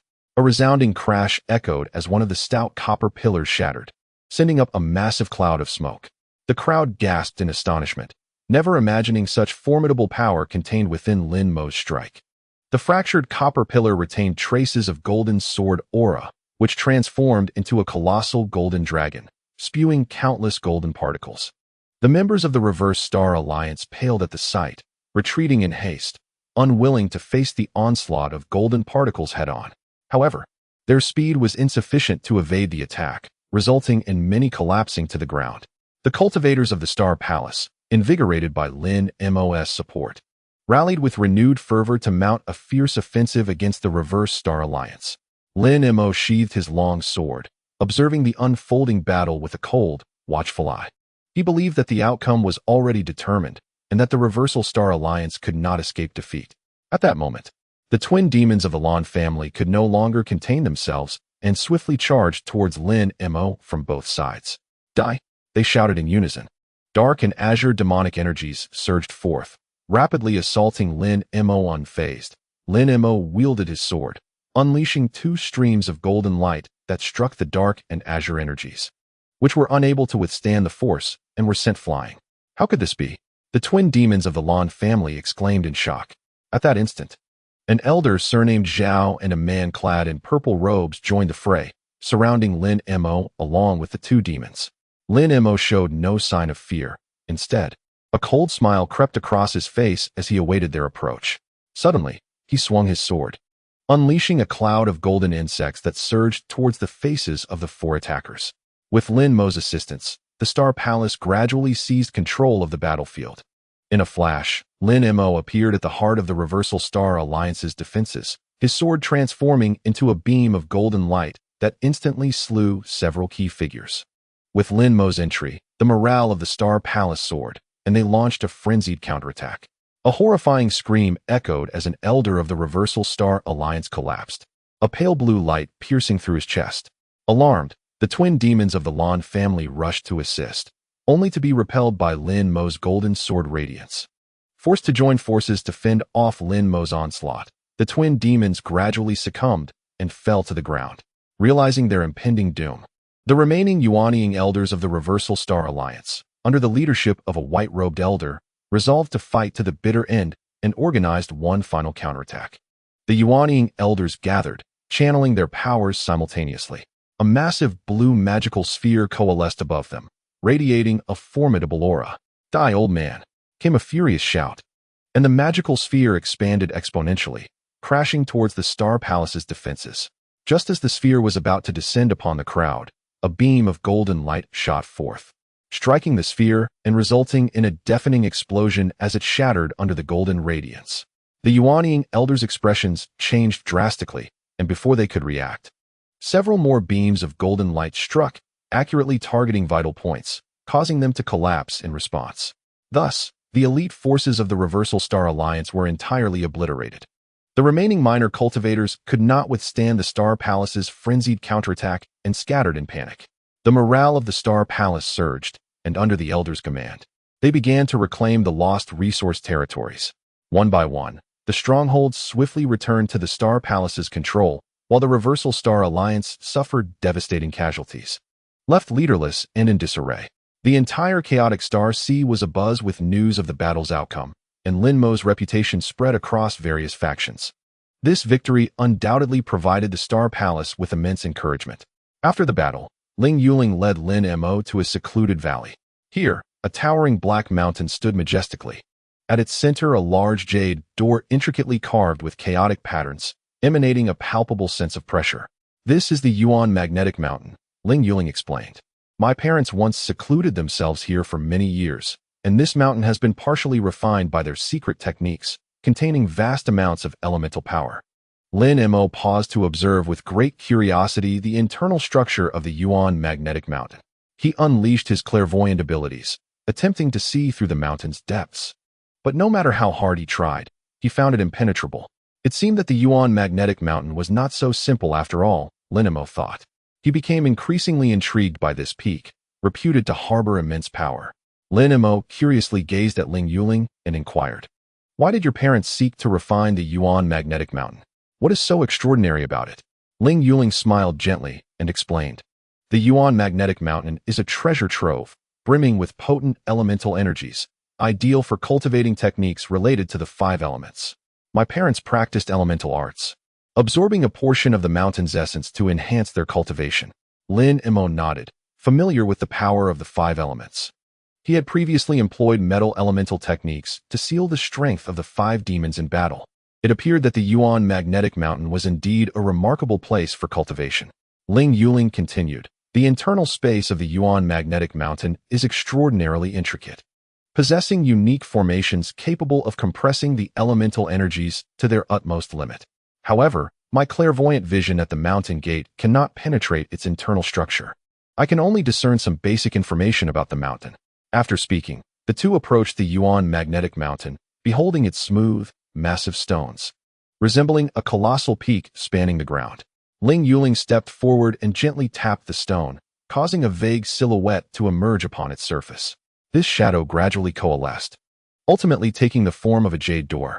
Ling Yuling traced her hand across the jade door, producing a hissing sound as the runes upon it began to fade, rendering the door increasingly transparent. With a flourish of her technique, the jade door resounded with a thunderous boom and slowly creaked open. Lin Mo marveled at the jade door before him, recognizing the extraordinary origins of the Yuan Magnetic Mountain. He attempted to use his clairvoyant vision to probe the mountain's internal structure, only to find himself unable to see through. "Let us venture inside," Ling Yuling suggested. Lin Mo nodded and followed her through the mountain gate. As the jade door fully opened, it revealed a dark passage, pulsating with the vibrations of elemental energy. Lin Mo's eyes flickered as he took a deep breath and stepped confidently through the jade door. Ling Yuling followed closely behind, and as they entered the passage, the elemental forces enveloped them, imparting a peculiar sensation. Upon crossing the threshold, Lin Mo was immediately struck by an unusual aura that seemed to interact strangely with the spiritual energy within him, attempting to coax it to the surface. Frowning slightly, he coughed lightly and invoked the Qing Yuan's sword technique, quickly stabilizing his energy to prevent any anomalies. He noticed that Ling Yuling beside him also coughed lightly, indicating she had been affected as well. However, she promptly retrieved a jade pendant and held it against herself, causing the strange sensation to dissipate. Lin Mo observed her response with keen interest, intrigued by her method of counteracting the anomaly. Yet, this was not the time for inquiries. They pressed onward to explore the depths of the mountain. As Lin Mo and Ling Yuling ascended the stone steps into the interior of the Yuan Magnetic Mountain, they discovered a vast, profound space imbued with an eerie essence. They proceeded cautiously, and Lin Mo occasionally felt the stirring of spiritual energy. but he was able to swiftly stabilize it with the Qing Yuan sword technique. This Yuan magnetic mountain is indeed remarkable, Lin Mo mused inwardly, captivated by Ling Yuling's use of her artifact to shield against the disturbances and resolved to seek her guidance when the opportunity arose. Yet now, the two must continue to delve deeper, unraveling the mysteries of Yuan magnetic mountain. Lin Mo, gathering his thoughts, followed Ling Yuling toward the innermost depths of the mountain. Inside Yuan magnetic mountain, a serene darkness enveloped them. Standing amidst the colossal stones, Lin Mo and Ling Yuling sensed the pulsation of the 5 elemental forces. This power, though formidable, exuded an extraordinary tranquility, bestowing an inexplicable sense of stability upon them. Ling Yuling gazed at the surface of the giant rock and softly remarked, "The internal structure of Yuan magnetic mountain is intricate and enigmatic. According to legend, it harbors immensely potent forces, accessible only to those who have cultivated the Yuan magnetic divine light, allowing them to navigate this mountain freely." Lin Mo furrowed his brow, perplexed by this revelation. Although he had developed a strong interest in Yuan magnetic mountain, he remained utterly ignorant of how to cultivate the Yuan magnetic divine light or how to maneuver the mountain itself. Just as Lin Mo was about to inquire further, a peculiar spiritual light flickered in his mind. He seemed to hear a voice, ethereal yet distinctly discernible. Yuan magnetic mountain, internal restrictions, 5 elemental forces. Cultivate Yuan magnetic divine light. This voice, like a fleeting shadow, was shrouded in mystery, yet ignited Lin Mo's curiosity. He focused intently, but found nothing, as if the voice had merely been a whisper of the wind. Noticing the change in Lin Mo's expression, Ling Yuling inquired, "What is it, Lin Mo? Do you sense something?" Lin Mo shook his head and replied, "Perhaps it was merely an illusion. I thought I heard a voice, yet I am uncertain of its origin." Ling Yuling frowned slightly, attuning her senses to the surrounding atmosphere, but detected nothing unusual. She reassured him, "Perhaps it is simply our nerves, being here, that has conjured an illusion." Lin Mo nodded, acknowledging the reasonableness of Ling Yuling's words. However, his curiosity only intensified, solidifying his resolve to uncover the truth behind the enigmatic voice. Standing before the giant stone, his gaze deep and contemplative, he pondered the ephemeral sound he had just perceived. He understood that Yuan magnetic mountain surely concealed many secrets yet unknown to mankind, and he was determined to explore these mysteries. A thought emerged in his mind, urging him to use his mystical powers to perceive the internal structure of Yuan magnetic mountain. With a focused intent, he summoned his energy, letting it flow as his palm hovered over the stone, initiating a spell. However, the moment his power made contact with the surface of the stone, a tremendous counterforce erupted, rebounding his energy with ferocity. Lin Mo felt a violent tremor and hastily withdrew his power, taking several steps back. Determined to harness the energy of Yuan magnetic mountain, Lin Mo meditated, channeling his spell and gradually infusing it into the mountain's wall. Yet, as the spell touched the surface, a deafening explosion resonated, causing the spell to detonate and vanish in an instant. Lin Mo's eyes flew open, realizing that a formidable restriction lay within the mountain, capable of repelling external forces. Ling Yuling's expression turned grave as she regarded Lin Mo with concern, asking, "Lin Mo, are you all right?" Lin Mo shook his head, his mind swirling with confusion and caution. His attempt to sense the mountain's interior had met with a powerful counterforce, illuminating the fact that the depths of Yuan magnetic mountain were far from simple. It appears that to harness the power of the Yuan magnetic mountain, ordinary magical abilities are insufficient. Ling Yuling, standing nearby, remarked that only those who have cultivated the Yuan magnetic divine light can adeptly manipulate the mountain. Otherwise, one would require immense strength to break the restrictions within. After contemplating for a moment, Lin Mo responded that, under such circumstances, he would have to impose on them for a while longer and first practice the Yuan magnetic divine light within the Star Palace. The Yuan magnetic divine light and the Yuan magnetic mountain were promised rewards to Lin, who could decide how to proceed. However, the method of cultivating the Yuan magnetic divine light was still concealed within the Star Palace, necessitating a return visit. Hearing that Lin Mo intended to cultivate within the Star Palace, Ling Yuling expressed her delight, suggesting they return there. After a brief reflection, Lin Mo decided to return to practice the Yuan magnetic divine light. Upon returning to the Star Palace and acquiring the cultivation method for the Yuan magnetic divine light, Lin Mo immediately immersed himself in his training. He sought a tranquil place to meditate, beginning his endeavor to comprehend the essence of the Yuan magnetic divine light. However, he soon realized that the cultivation of the Yuan magnetic divine light was not as simple as he had imagined. Merely engaging in solitary practice yielded little progress, prompting Lin Mo to resolve to visit the Yuan magnetic mountain once more. Making this decision, Lin Mo departed without notifying anyone, preparing briefly before setting off alone to the Yuan magnetic mountain. Upon entering the mountain again, he discovered a cave, where he arranged a formation and commenced his closed-door training in the Yuan magnetic divine light. Yet, each time he attempted to channel his magical energy and sense the power of the Yuan magnetic divine light, the formidable elemental forces within the mountain would surge violently, causing his spiritual energy to falter. He settled into a meditative posture, activating his technique in an effort to assimilate the elemental energies contained within the mountain. However, he was immediately met with a powerful attraction, as the mountain's energy rushed into him uncontrollably, making it difficult to maintain control. Simultaneously, a strong repulsive force sought to expel his spiritual energy. Feeling a tightening sensation in his heart, Lin Mo hastily invoked his magical energy to withstand this resistance. Yet, his efforts seemed trivial. He sensed his spiritual energy being incessantly siphoned away, as though it were being forcibly extracted. Seated in his meditative space, facing the Yuan magnetic mountain, Lin Mo furrowed his brow in concentration. Taking a deep breath, he endeavored to stabilize his spiritual energy with his magical power before once again attempting to channel the Yuan magnetic divine light. Gritting his teeth, he enveloped himself in a protective magical barrier. However, no matter how he adjusted his techniques, he could not find balance between the forces of attraction and repulsion. Instead, he felt his internal energy becoming increasingly unstable, as if it were on the verge of dissipating. What could be the cause of this? Lin Mo pondered in confusion, striving to stabilize his spiritual energy. Yet, as time passed, he gradually felt overwhelmed. After numerous attempts, he continued to struggle in mastering the mountain's power, ultimately compelled to halt his training to regain some semblance of control over his scattered energy, his expression growing grim. Each endeavor to cultivate the Yuan magnetic divine light was met with formidable counteractions, rendering the process exceedingly challenging.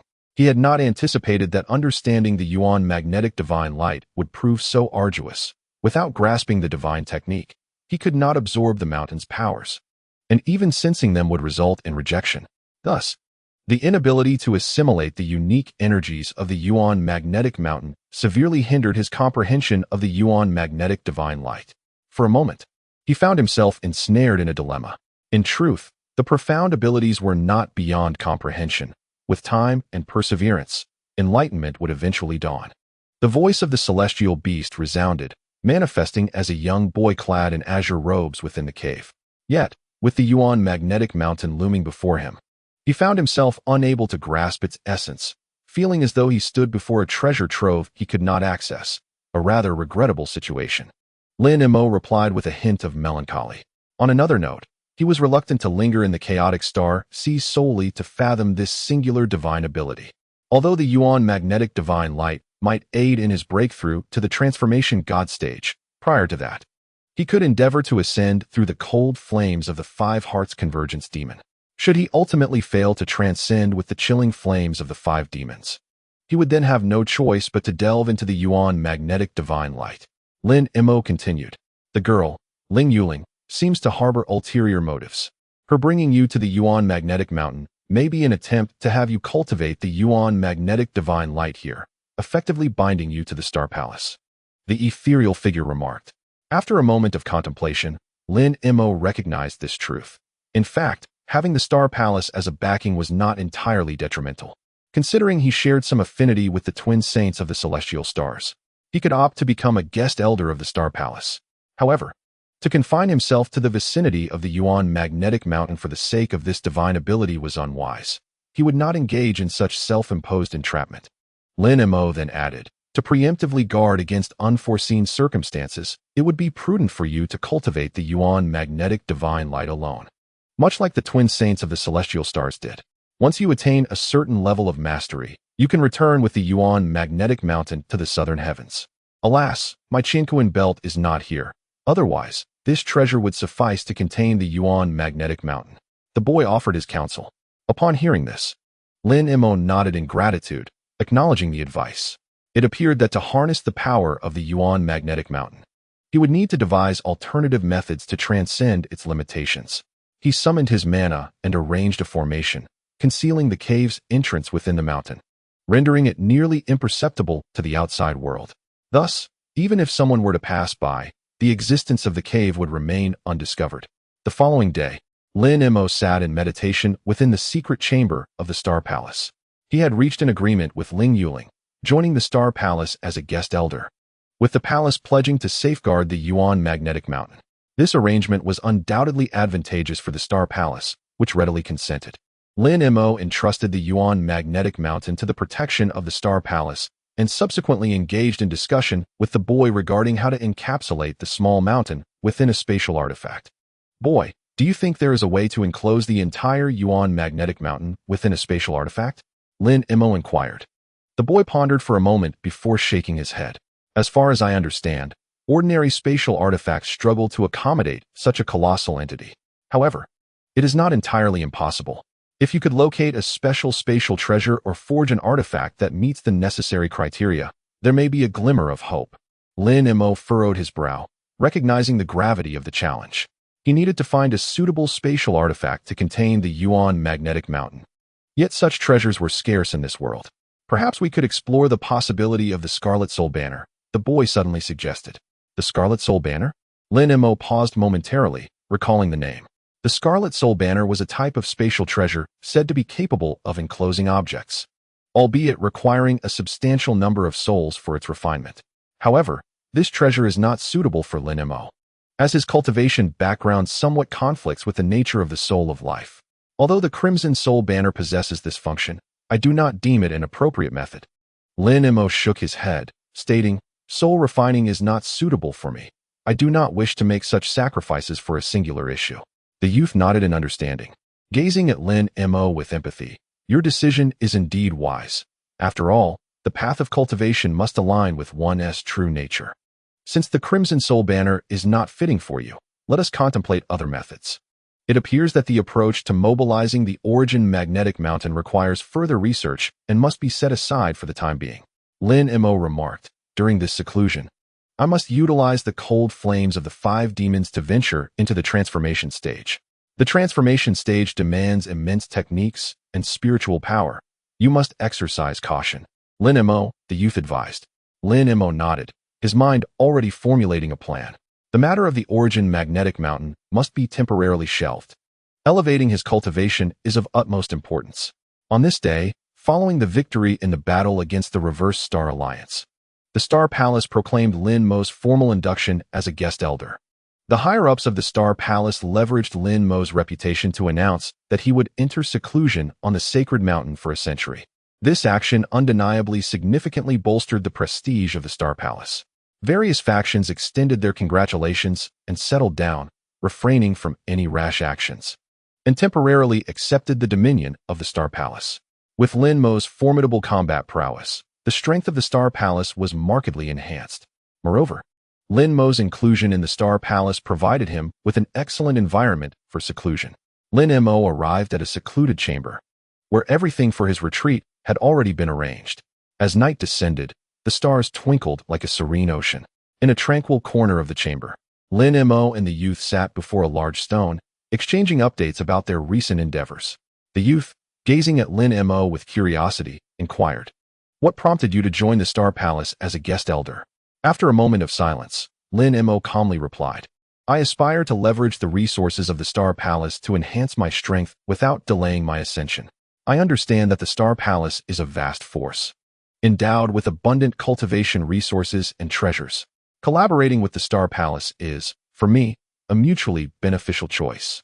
The youth nodded in agreement, softly affirming, your choice is indeed sagacious. The Star Palace will provide you with a broader cultivation space, aiding you in swiftly attaining your goals, while your strength will concurrently empower the Star Palace, fostering mutual advancement.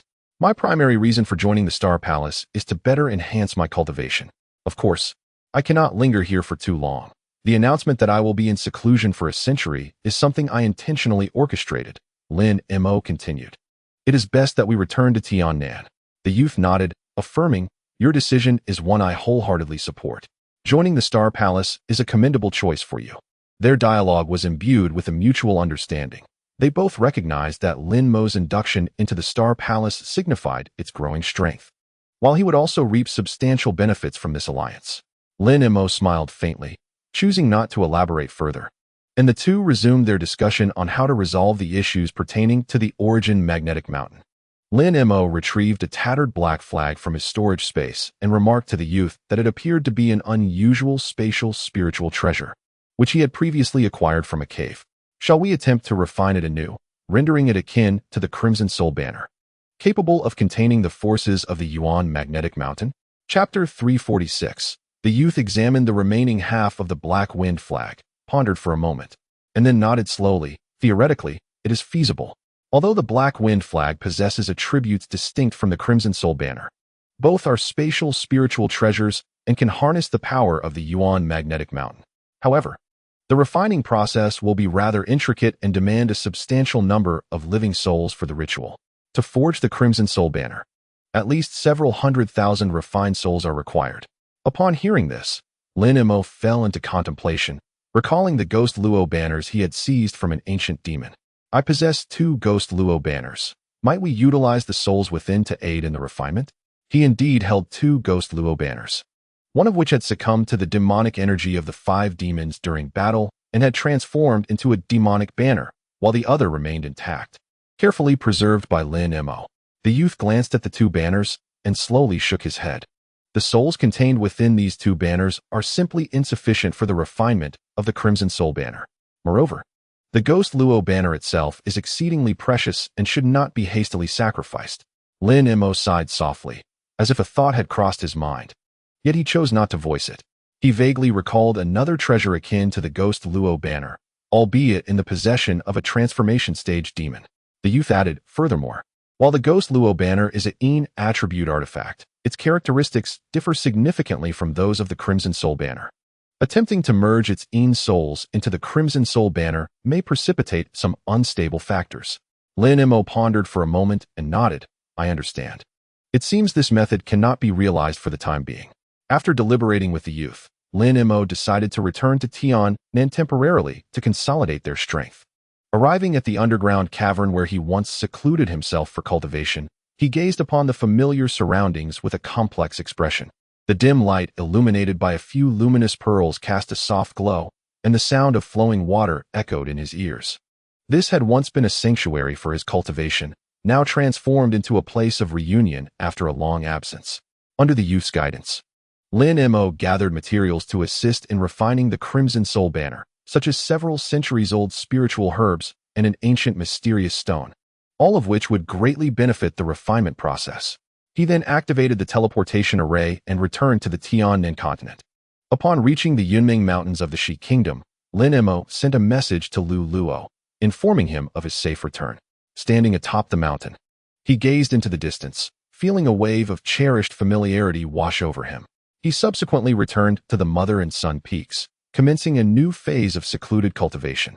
Once back at the Mother and Son Peaks, Lin Mo completely enclosed himself within a chamber. Immersed in the tranquil cave, the walls emanated a gentle glow, illuminating his focused demeanor. Lin Mo began to tackle the final tier of the Qing Yuan sword technique. This layer of the sword technique is remarkably extraordinary, demanding profound stability of mind and comprehension, making it difficult for ordinary individuals to transcend. Simultaneously, he also engaged in the refinement of the cold flame 5 demons, a process requiring meticulous precision and stable control of fire. The manual of the Qingyuan sword technique was gently unfurled in his hands, revealing layers of sword intent and sword energy patterns that unfolded like vivid scrolls before his eyes. Lin Mo gazed intently at the Qingyuan sword technique, gradually immersing himself within its depths. His body seemed to transform into a vessel for the sword intent, with the sword energy circulating through his meridians, eventually merging with his thoughts. The intricate patterns from the manual began to emerge vividly in his mind, each detail etched deeply into his consciousness. Simultaneously, his awareness began to flow into the incantations of the 5 demons of cold flame. These incantations held the power and secrets of the 5 demons, which he needed to comprehend and master, transforming this force into a means to transcend to the next realm. The energy of the cold flame, 5 demons, surged within him, and he felt a powerful conflation of fire and ice converging in his dantian. As time slipped away during his seclusion, Lin Mo felt as if he had entered another world. He practiced tirelessly, day and night, as the fusion of soared intent and frigid flames gradually led him to discover a remarkable equilibrium. The air around him seemed to solidify due to his cultivation, a tranquil yet tense atmosphere enveloping the cave. His state of mind grew increasingly serene and profound, no longer merely engaged in rudimentary training. He began to perceive the essence of the sword path and the mysteries of the convergence of fire and ice. Cultivation was not merely a pursuit of power, but also a refinement of the spirit. During his days of seclusion, Lin Mo occasionally emerged to share tranquil and fulfilling moments with Nangong. On one such day, they both exited their retreats, sitting side by side, eyes closed in contemplation, attuning to the flow of power within themselves. Although the path of cultivation was long and solitary, their companionship infused a profound warmth into their hearts. Nangong gently caressed Lin Mo's hand, softly remarking, "Though the path of cultivation is lonely, with you by my side, everything feels beautiful." Lin Mo smiled in response, "Indeed, as we accompany each other and progress together, we can traverse this journey more effectively." They exchanged knowing smiles, their souls intertwined as they felt the bond of their emotions. Despite their shared determination to pursue the path of longevity, they were not hasty for immediate results. Instead, they maintained a reverence and love for the journey of cultivation. As time flew by, both Lin Mo and Nangong became deeply engrossed in their training, finding it difficult to extricate themselves. Day after day, they sat motionless in the cave, engaged in meditation and reflection. Lin Mo recognized that the relentless pursuit of cultivation was a lament of practitioners. In their quest for higher realms before the end of their lifespans, they were compelled to sit in contemplation day after day until they achieved breakthroughs. This repetitive process of cultivation was monotonous, yet Lin Mo understood there was no alternative but to grit his teeth and persevere along this long and arduous path. He constantly reminded himself to avoid any semblance of complacency, for one day, he would reach the shores of immortality. Lin Mo and Nangong found solace in each other's company on the mother and child peak, their relationship thriving in harmony. They devoted their days to quiet cultivation, tackling challenges in seclusion by night while stargazing and sharing insights. Both were committed to the pursuit of longevity, and despite their affections, they refrained from indulging in the gradual pleasures of romantic intimacy, lest it distract them and hinder their progress. Nonetheless, this companionship deepened the bond between Lin Mo and Nangong. United by shared ideals and aspirations, they supported one another on the long path of cultivation. One day, within the confines of the Kunwu sect, everyone was diligently attending to their respective duties. Suddenly, an extraordinary phenomenon of spiritual energy accumulation appeared above the Zimu peak. Countless specks of spiritual light converged, swiftly forming a colossal spiritual cloud that gracefully swirled and floated.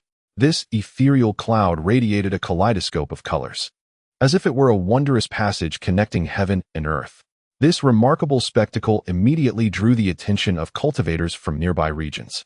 Lu Luo, a woman of the Song clan, Lu Yu, and others hastened to Zimu Peak, their expressions grave upon witnessing this anomaly. Lu Yu, in particular, could hardly contain her excitement. This spiritual cloud must be related to our master. Perhaps it signifies his imminent breakthrough, she could not help but exclaim. Everyone realized that this could indicate a significant advancement in Lin Mo's cultivation. They were filled with speculation and anticipation regarding the implications of this spiritual cloud. Standing atop the mountain, Lu Yu gazed out at the sea of clouds to the south, her heart swelling with boundless excitement and fulfillment. For years, she had been assisting Lu Luo in managing the Kunwu sect, which had now flourished and secured a place in the eastern realm of cultivation. Even more gratifying was the progress of her master, Lin Mo, whose cultivation continued to advance. Observing the current situation, it seemed he was on the verge of another breakthrough, a joy that surpassed even her own aspirations. With this thought, Lu Yu couldn't help but smile gently. She understood her own mediocre aptitude, making it difficult for her to reach the transformation god realm. Yet, She no longer envied those exceptionally gifted disciples, for Lin Mo's achievements were her greatest pride. She willingly set aside her own pursuits to wholeheartedly assist Lu Luo in managing the sect. Now, as she ventured outside, fellow cultivators from other sects treated her with great respect, filling her with an unprecedented sense of satisfaction and happiness. The group soon arrived at the foot of Zimu Peak, where the summit was shrouded in mist, revealing a grand palace in the distance. Just as Lu Luo was about to lead them upward, a faint barrier of light appeared, blocking their path. As confusion spread among the group, a gentle breeze swept through, accompanied by a clear voice. "Please, wait." A resplendent woman emerged from the mist, revealing herself to be Mu Pei Ling. "Greetings, Taoist Mu. We have come to observe the phenomenon above Zimu Peak." Driven by curiosity, Lu Luo said, bowing in acknowledgement before explaining. "Senior Nangong requests you to follow her to a nearby location. I shall guide you," Mu Pei Ling replied with a smile. After a brief moment of contemplation, Lu Luo nodded in agreement. The group followed Mu Pei Ling into a mist-enshrouded passage at the mountainside, and soon they arrived at the summit of a small peak, where Nangong Wan awaited them. "You have arrived," Nangong Wan greeted with a smile. "It is not suitable for too many people to be present during Lin Mo's breakthrough into the transformation god realm, so I asked you to wait here." "Senior Nangong speaks wisely," Lu Luo responded respectfully. Nangong Wan nodded, and the group turned their gazes toward Zimu Peak, quietly awaiting the event. They all looked up, witnessing the summit enveloped in a thin layer of spiritual cloud, with faint sounds of thunder rumbling. "Master Uncle, this time, Brother Lin Mo will surely succeed," Shi Jian exclaimed with excitement. Lu Yu smiled and nodded, placing her hands together in silent prayer. She understood the significance of Lin Mo's breakthrough and firmly believed in his inevitable success. Within the secret chamber of the Twin Peaks, Lin Mo felt the surging power within his split body, a slight furrow forming on his brow. Suddenly, a brilliant light erupted from within him, creating a vast vortex of energy that illuminated the entire sky as if it were day. The crowd had been waiting atop the peak for an entire day and night as Lin Mo's battle to break through to the transformation stage continued. The spiritual energy at the summit gathered, thunder rumbled, and the celestial phenomena shifted unpredictably. This time, the spiritual energies of heaven and earth were extraordinarily vibrant, indicating that success was imminent, as Tian Qiner excitedly remarked. "It cannot be that simple," Nangong Wan shook her head. "This breakthrough is particularly unstable. I can sense that Lin Mo is repeatedly hitting walls within the spiritual clouds. It seems he has encountered obstacles, making the process of breakthrough rather challenging." The crowd turned their astonished gazes toward Nangong Wan. "Look, the spiritual clouds have yet to disperse, which indicates that Lin Mo's primordial spirit has not yet hatched." She pointed to the clouds above, stating, "I suspect he has attempted multiple times, but all have ended in failure. What should we do? Are we to let Lin Mo remain in seclusion for decades again?" Lu Yu expressed her concern. "There is no need for that," Nangong Wan replied calmly. "The path to transformation is fraught with difficulties, and failure is a natural occurrence. I believe Lin Mo is well prepared. It all depends on fate now. We merely need to wait patiently." Upon hearing her words, the crowd fell silent, a wave of anticipation and tension surging within them, fully aware of the significance of this breakthrough. However, Nangong Wan's remarks led them into deep contemplation. Perhaps Lin Mo had indeed prepared for failure, but that did not diminish their support and trust in him. The crowd waited atop the peak for 2 days, and the spiritual clouds still showed no signs of dispersing. One noon, Lu Yu suddenly received a transmission from Lin Mo, inviting everyone to gather at his cave abode. "Senior brother has succeeded in his breakthrough. We must celebrate." Shi Jian was the first to respond. "That cannot be. If he had succeeded, the spiritual clouds would have already dissipated." Tian Qiner frowned. "Yet the tone of the transmission seems quite normal, not indicative of failure," Shi Jian remarked, puzzled. "Let us first visit the cave to ascertain the situation," Lu Luo decided. The group swiftly returned to Tian Nan, arriving at Lin Mo's cave. Inside, it was eerily quiet, devoid of any other presence. After a night had passed, news suddenly spread through the sect that Lin Mo had departed from Tian Nan, embarking on a journey to seek opportunities, with no fixed timeline. The crowd was taken aback. It seemed the truth of Lin Mo's failure during his seclusion had been confirmed. The news of Lin Mo's unsuccessful breakthrough rapidly circulated through the cultivation world, causing quite a stir. Many sects had previously regarded Lin Mo's strength with trepidation, and they were astonished to learn he had faltered at such a crucial juncture. Who would have thought that Lin Mo, the foremost cultivator of Tiannan, would also fail? It appears our days ahead may be somewhat easier, they mused. Failure is to be expected. After all, the chasm between realms is vast, and even those with exceptional talents may not break through smoothly, the various sects discussed among themselves, relieved by a setback. For Lin Mo, the question of breakthrough may merely be a matter of time, but for the other sects, it meant they could temporarily set aside worries of his overwhelming strength, which had always overshadowed their aspirations for growth, as each sect harbored its ambitions for development and expansion. Various sects engaged in discussions about the matter, but soon dismissed it, as during this tumultuous period, each sect was fervently devising plans for its own future. The news of Lin Mo's failure in the transformation of his divine essence was perhaps merely a minor interlude for them. Their primary concern lay in their respective interests and standings. Within the Shadow Moon sect, there was no excessive worry regarding Lin Mo, as they believed he would achieve another breakthrough after his journey of cultivation. In the Tiannan region, only 2 late-stage nascent soul cultivators remained, and the demise of Wei Wuya had further incited turmoil within the Nine Nations Alliance. After his travels, Lin Mo reflected deeply on Wei Wuya's fall. Once a prodigy, Wei Wuya ultimately could not escape his fate and failed to attain immortality. Even with divine abilities, what significance lies in them if they do not lead to eternal life? Lin Mo mused. He was unwilling to stagnate at this juncture and resolved to pursue his cultivation relentlessly, aspiring to achieve true immortality. Lin Mo understood that the cultivation and lifespan of this life would eventually reach their limits, and he yearned to transcend these confines to attain genuine eternal life. Chapter 347. Of course, Lin Mo's cultivation had already reached the initial stage of divine essence transformation. The so-called breakthrough was merely a guise. In truth, it was his puppet that had undergone the transformation. The humanoid puppet, embodying his second nascent soul, had already reached the pinnacle of the nascent soul stage, effectively serving as his avatar. Should the puppet succeed in its breakthrough, Lin Mo would gain a significant advantage. Unfortunately, the humanoid puppet's attempt at advancement had failed. However, Lin Mo was not anxious, for he had a contingency plan. His previous journey in the chaotic star sea was intended both to aid Ling Yuling and to explore the potential of the Yuan magnetic divine light. Perhaps this divine ability could facilitate the humanoid puppet's breakthrough to the initial stage of divine essence transformation. The expedition to the chaotic star sea had been relatively smooth, achieving both objectives, yet a minor issue remained: the comprehension of the Yuan magnetic divine light and the transportation of Yuan magnetic mountain. Initially, Lin Mo thought that if the humanoid puppet succeeded in its breakthrough, the Yuan magnetic divine light would become superfluous. Despite its considerable potency and the seemingly distinguished origins of Yuan magnetic mountain. However, due to previous difficulties in comprehending the Yuan magnetic divine light, he had no choice but to temporarily set it aside.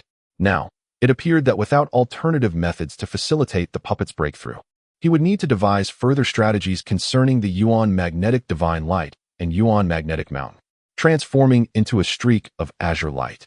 Lin Mo shot toward the direction of Dejin. His objective was to reclaim the Ghost Luo banner, currently held by the In Luo sect. Many years prior, the sect's leader had plotted to harm Lin Mo's wife, and since that moment, he had harbored intentions of eliminating that individual. Now that the Ghost Luo banner had fallen into the hands of the In Luo sect, Lin Mo found it fortuitous, as he required the banner for the crafting of the Red Soul banner, allowing him to deal with his adversary simultaneously.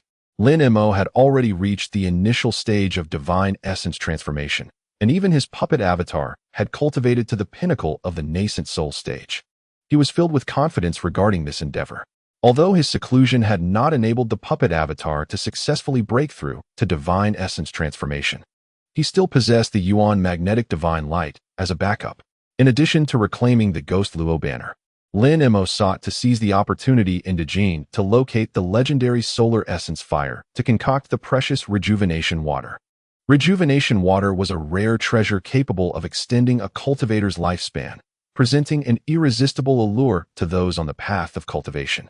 From the soul-searching of the coldly aloof individual, he gleaned the clues to the sun's essence fire and resolved to harness his own cold flames to concoct this precious rejuvenating water, thereby granting himself more time. Soon, Lin Mo arrived at the borders of the Great Jin. The landscape here was breathtaking, suffused with spiritual energy. Yet Lin Mo was not in the mood to admire its beauty. He transformed into a radiant orb of spiritual light, penetrating directly into the forbidden grounds of the Great Jin. In the dead of night, the starry sky shimmered like water, and a gentle breeze stirred the tall grass. A bright moon hung high, casting silvery reflections across a secluded valley.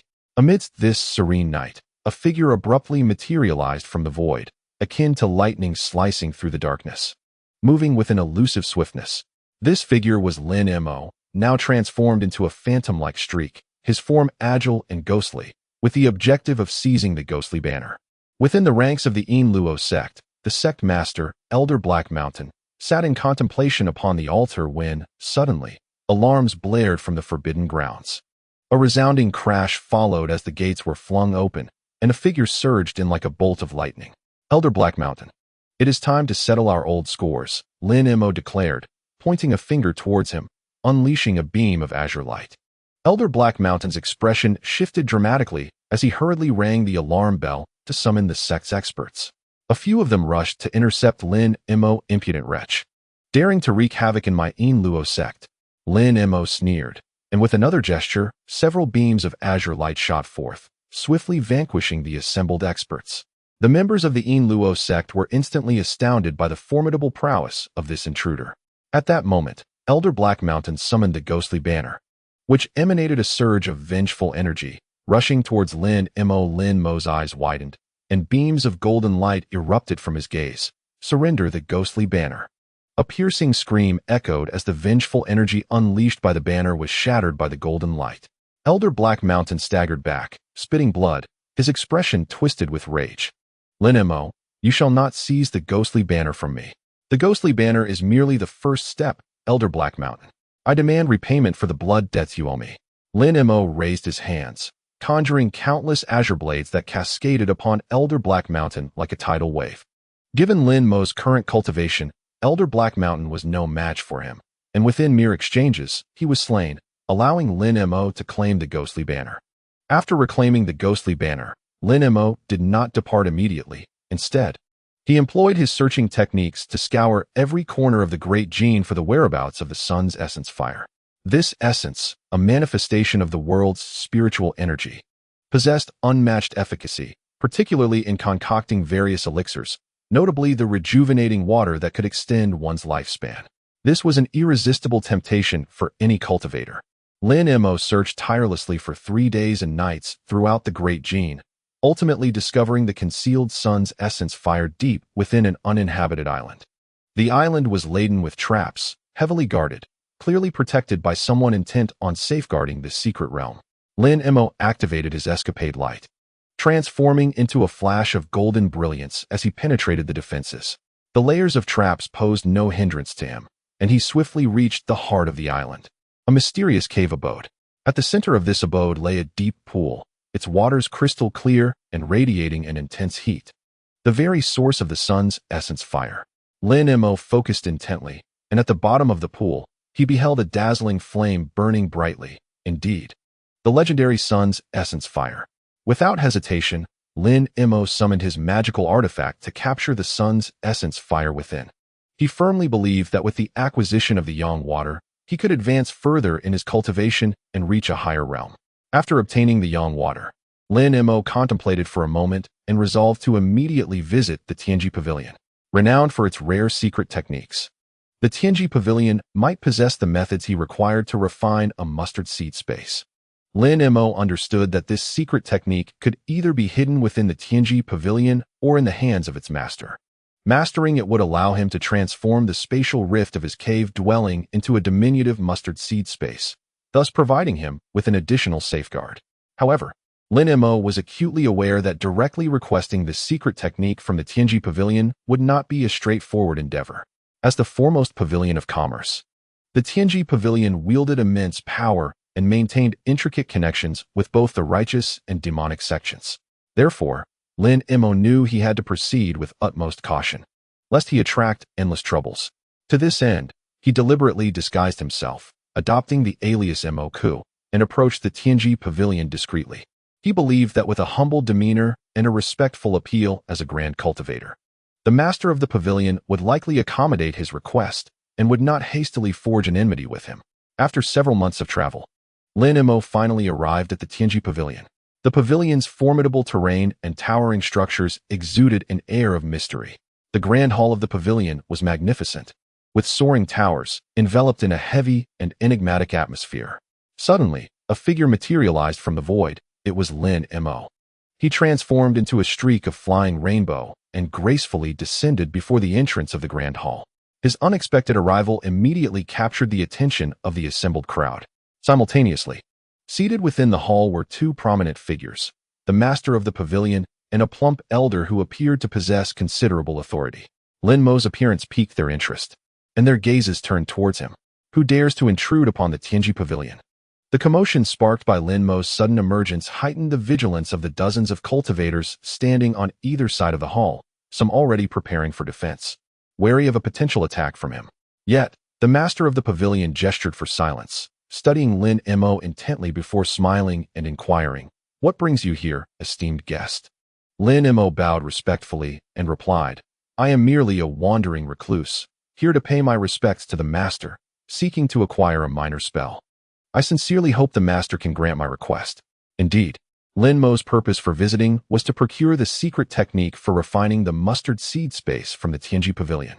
He understood that such a technique was a closely guarded secret, requiring direct negotiation with the master of the pavilion to have any chance of success.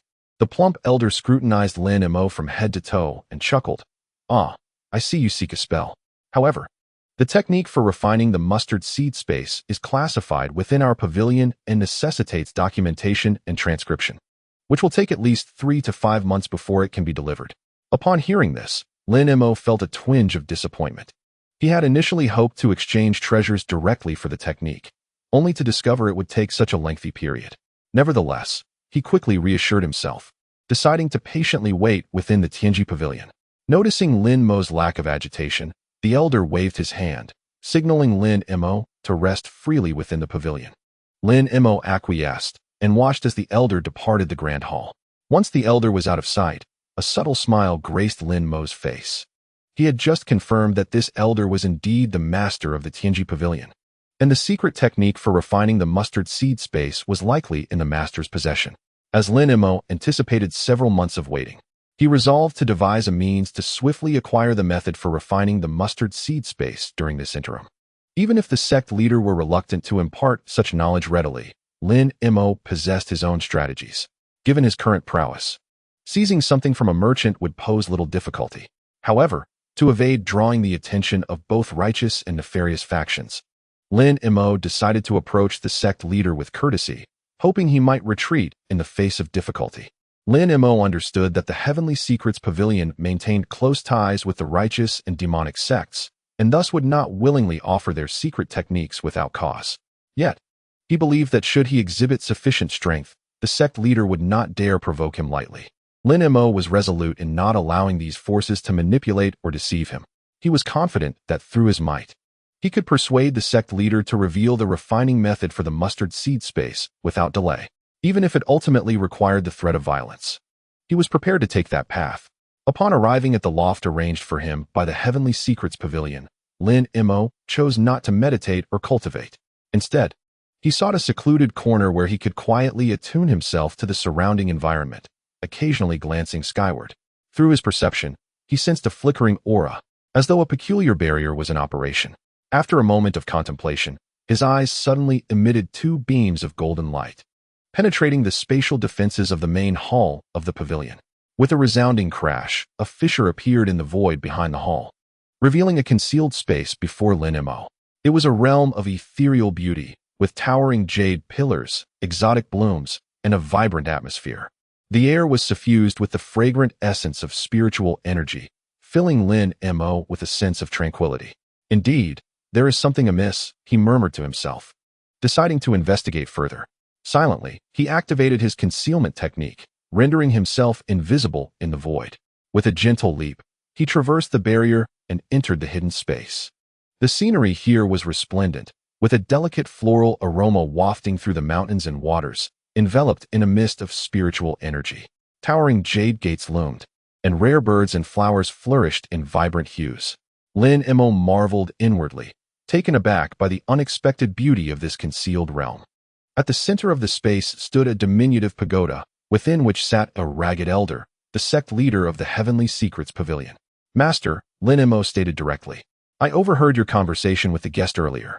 I am aware that the secret technique for the mustard seed space resides with you. Why do you choose to withhold it from me?" The sect leader gazed at Lin Mo in astonishment. "How did you manage to enter here?" "The means of my entry is of little consequence," Lin Mo replied. "What matters is my purpose." The sect leader quickly shifted his focus. Realizing that this was not the time for such inquiries, addressing the formidable practitioner before him was of utmost importance. "Ah, I am Kunwu, the head of the Heavenly Secrets Pavilion. It is a rare fortune to encounter a senior like yourself," the elder chuckled. Lin Mo remained silent, observing the sect leader intently. Kunwu furrowed his brow slightly, and, after a moment of silence, remarked, "You must understand that the mustard seed space is a vital core technique of our Heavenly Secrets Pavilion, and it is not easily shared with outsiders." Lin Mo nodded indifferently, responding, "Oh, is that so? Does that mean even a practitioner of my caliber cannot be entrusted with this knowledge?" Kunwu's expression grew solemn as he quietly said, "Indeed. You are as bold as the rumors suggest, directly addressing my concerns. The method of refining the mustard seed space is a treasure of our esteemed sect.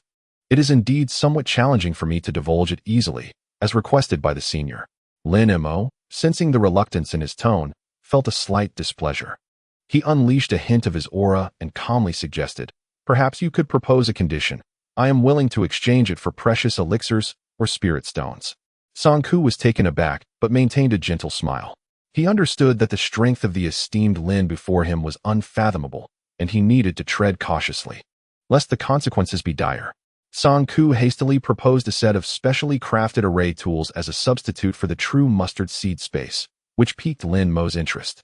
This set included 9 blocks of mysterious iron altars and 81 purple bone spikes, arranged in the formation of the 9 palaces and 8 trigrams, capable of creating effects akin to the mustard seed space within a localized area. Ku explained that the distinction lay in its need for a substantial amount of spirit stones for operation, and it could only be sustained for a limited time. However, it still held a certain efficacy for short-term sealing. Lin Mo nodded thoughtfully, acknowledging that the principle bore some resemblance to the genuine mustard seed space. Yet, it was evident that it had significant flaws and could not serve as a complete substitute. "Indeed," Ku sighed, "this is merely a temporary alternative we devised during our research. We are still far from achieving the true mustard seed space. If the esteemed Lin is determined to acquire the genuine teachings, I fear there is little I can do. We both understand that mere array tools cannot compare to the core secret arts of the Heavenly Mechanism Pavilion," Lin Mo remarked coolly. "I have come specifically to obtain the true teachings of the mustard seed space. The terms can be further discussed, but my objective will remain unchanged." Ku's expression darkened, and he fell silent. After a lengthy pause, he finally spoke, "Senior Lin, you jest. I am indeed powerless to comply. However, the Heavenly Mechanism Pavilion has always been fair to its guests. Since the esteemed senior is not satisfied with this array proposal, I have no grounds to insist further." Lin Mo replied earnestly, "You have misunderstood. I am not dissatisfied. On the contrary, I greatly admire your sincerity. However, this array does not meet my requirements, and I still hope to obtain the true teachings of the mustard seed space."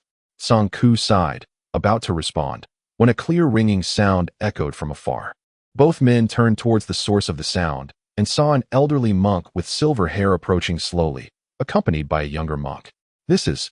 Lin Mo inquired, a hint of curiosity in his voice. "I have met the Vajra Protector." Ku immediately bowed, clearly recognizing the significant status of the silver-robed elder. "Amitba. I am Yuanji from the Thunder Sound Sect, the chief elder in charge of this Heavenly Mechanism Pavilion," the old monk said with a smile, his hands clasped in greeting. Ku quickly rose to welcome him, exclaiming, "It is indeed an honor for you, Elder Yuanji, to grace our Heavenly Mechanism Pavilion today." Lin Mo's interest was piqued as he observed the elder named Yuanji, noting Ku's deep respect for him, which indicated an extraordinary status. I am merely passing by and wish to check on the pavilion master's well-being, Yuanji said with a warm smile. Ku responded eagerly, urging Yuanji to take a seat of honor. Although Lin Mo was filled with questions, his expression remained impassive as he patiently awaited the conclusion of their pleasantries before speaking. Ku succinctly introduced Lin Mo's background to Yuanji, who nodded thoughtfully upon hearing it. Turning to Lin Mo, he said, Ba, I wonder which sect you hail from. My friend, I have long been curious and hope you might enlighten me. Lin Mo replied with composure, You flatter me, sir. I belong to no sect. I am merely a wandering hermit. I see, Yuanji nodded, a flicker of doubt crossing his eyes. Your profound cultivation raises our suspicions, yet you do not adhere to any sect. I am curious if you have ever heard of our Thundersound sect? Lin Mo pondered briefly before responding, Indeed. This is the first I have heard of your sect. I have not had the fortune to meet any esteemed monks from your order. Were it not for this encounter, I might never have had the chance. Upon hearing this, Yuanji furrowed his brow, his thoughts deepening. Just as he was about to inquire further, Yanzhu interjected, Master, do not fret. Senior Lin's name is well known, and rumors have long circulated in the outside world. Today, we are fortunate to witness his true visage. Lin Mo felt a stir within and countered, You overstate my reputation. I possess no fame, and I know not from where you have heard such things. The crowd was taken aback, pondering the implications of Yanzhu's words. Lin Mo's mind raced, sensing an underlying intrigue. Yanzhu chuckled softly, his words laced with humor. Senior Lin, your modesty is commendable. Even before your arrival at the Celestial Mechanism Pavilion, your name had already spread across this continent. Lin Mo's expression shifted slightly as he gravely inquired, Is the reputation you speak of related to those past events? Within the Celestial Mechanism Hall, the atmosphere grew heavy and tense as everyone gathered. At that moment, all eyes converged upon Lin Mo, as if a long-forgotten mystery was about to be unveiled. The voice of the silver-robed monk resonated, tinged with surprise. Lin Mo, are you the pivotal figure in the historical events that once caused a stir? The one connected to the Luo sect and the Little Extreme Palace? Lin Mo stood expressionless at the center of the hall, the words of the silver-robed monk stirring ripples in his heart. Luo sect, Little Extreme Palace. These are the ones who have been pursuing you all these years, are they not? Yuanji fixed his gaze on Lin Mo, his eyes laden with meaning. Ku and Yanzhu displayed astonishment and confusion. Lin Mo calmly affirmed, Your words hold truth. I am indeed that person. I never imagined the Luo sect would still be in pursuit of me. Their obsession runs deep. However, I trust that their fixation has now waned. Both Yanzhu and Ku were left dumbfounded by Lin Mo's reaction. You are at odds with the Luo sect and the Little Extreme Palace, the foremost sects among the righteous and demonic orders. I harbor no desire to oppose them. Lin Mo replied serenely, It is merely a misunderstanding. A misunderstanding? Yanzhu questioned in confusion. The events of that year were indeed convoluted, Lin Mo casually remarked. Declining to elaborate further, the Luo sect and the Little Extreme Palace have been searching for your whereabouts. It turns out you have come to our Celestial Mechanism Pavilion. Yanzhu said, his expression peculiar and his mind in shock, unaware that the leader of the Luo sect had been slain by Lin Mo. Lin Mo stated calmly, I had no intention of entangling myself in past matters, but now that my identity is revealed, there is no need for concealment. I have come solely to acquire the secret art of the mustard seed space and have no other motives. Please rest assured. Would you be willing to engage in a duel with me? The silver-robed old monk suddenly inquired. The crowd gazed in astonishment at Kunwu, surprised by Yuanji's sudden proposal for a duel. Kunwu was momentarily taken aback, not expecting the Vajra Guardian to show such enthusiasm for Lin Mo. A duel? Lin Mo's gaze sharpened slightly. He sensed that this contest was not merely a simple competition, but rather concealed a deeper, ulterior motive. Meanwhile, Yanzhu wore a wry smile, seemingly having anticipated this turn of events. Although Lin Mo felt a degree of surprise, he did not resist, nor did he harbor any concerns regarding the possibility of trickery from his opponent. He understood that only through tangible actions could these individuals gain a profound understanding of his capabilities. The silver-robed monk continued to lock eyes with Lin Mo, a glimmer of anticipation evident in his expression. I have heard that you, with your mid-yuan in cultivation, defeated formidable adversaries from the Luo sect and the Little Extreme Palace. Now, having advanced to the late stage, your power must be even greater. Who exactly are you? Indeed, at this moment, Lin Mo's cultivation was still at the late yuaning stage. His primary purpose for emerging was to gather various materials and secret techniques.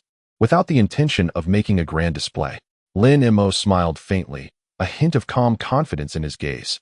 Indeed, I have vanquished them. Yet the circumstances were far more intricate than they appeared.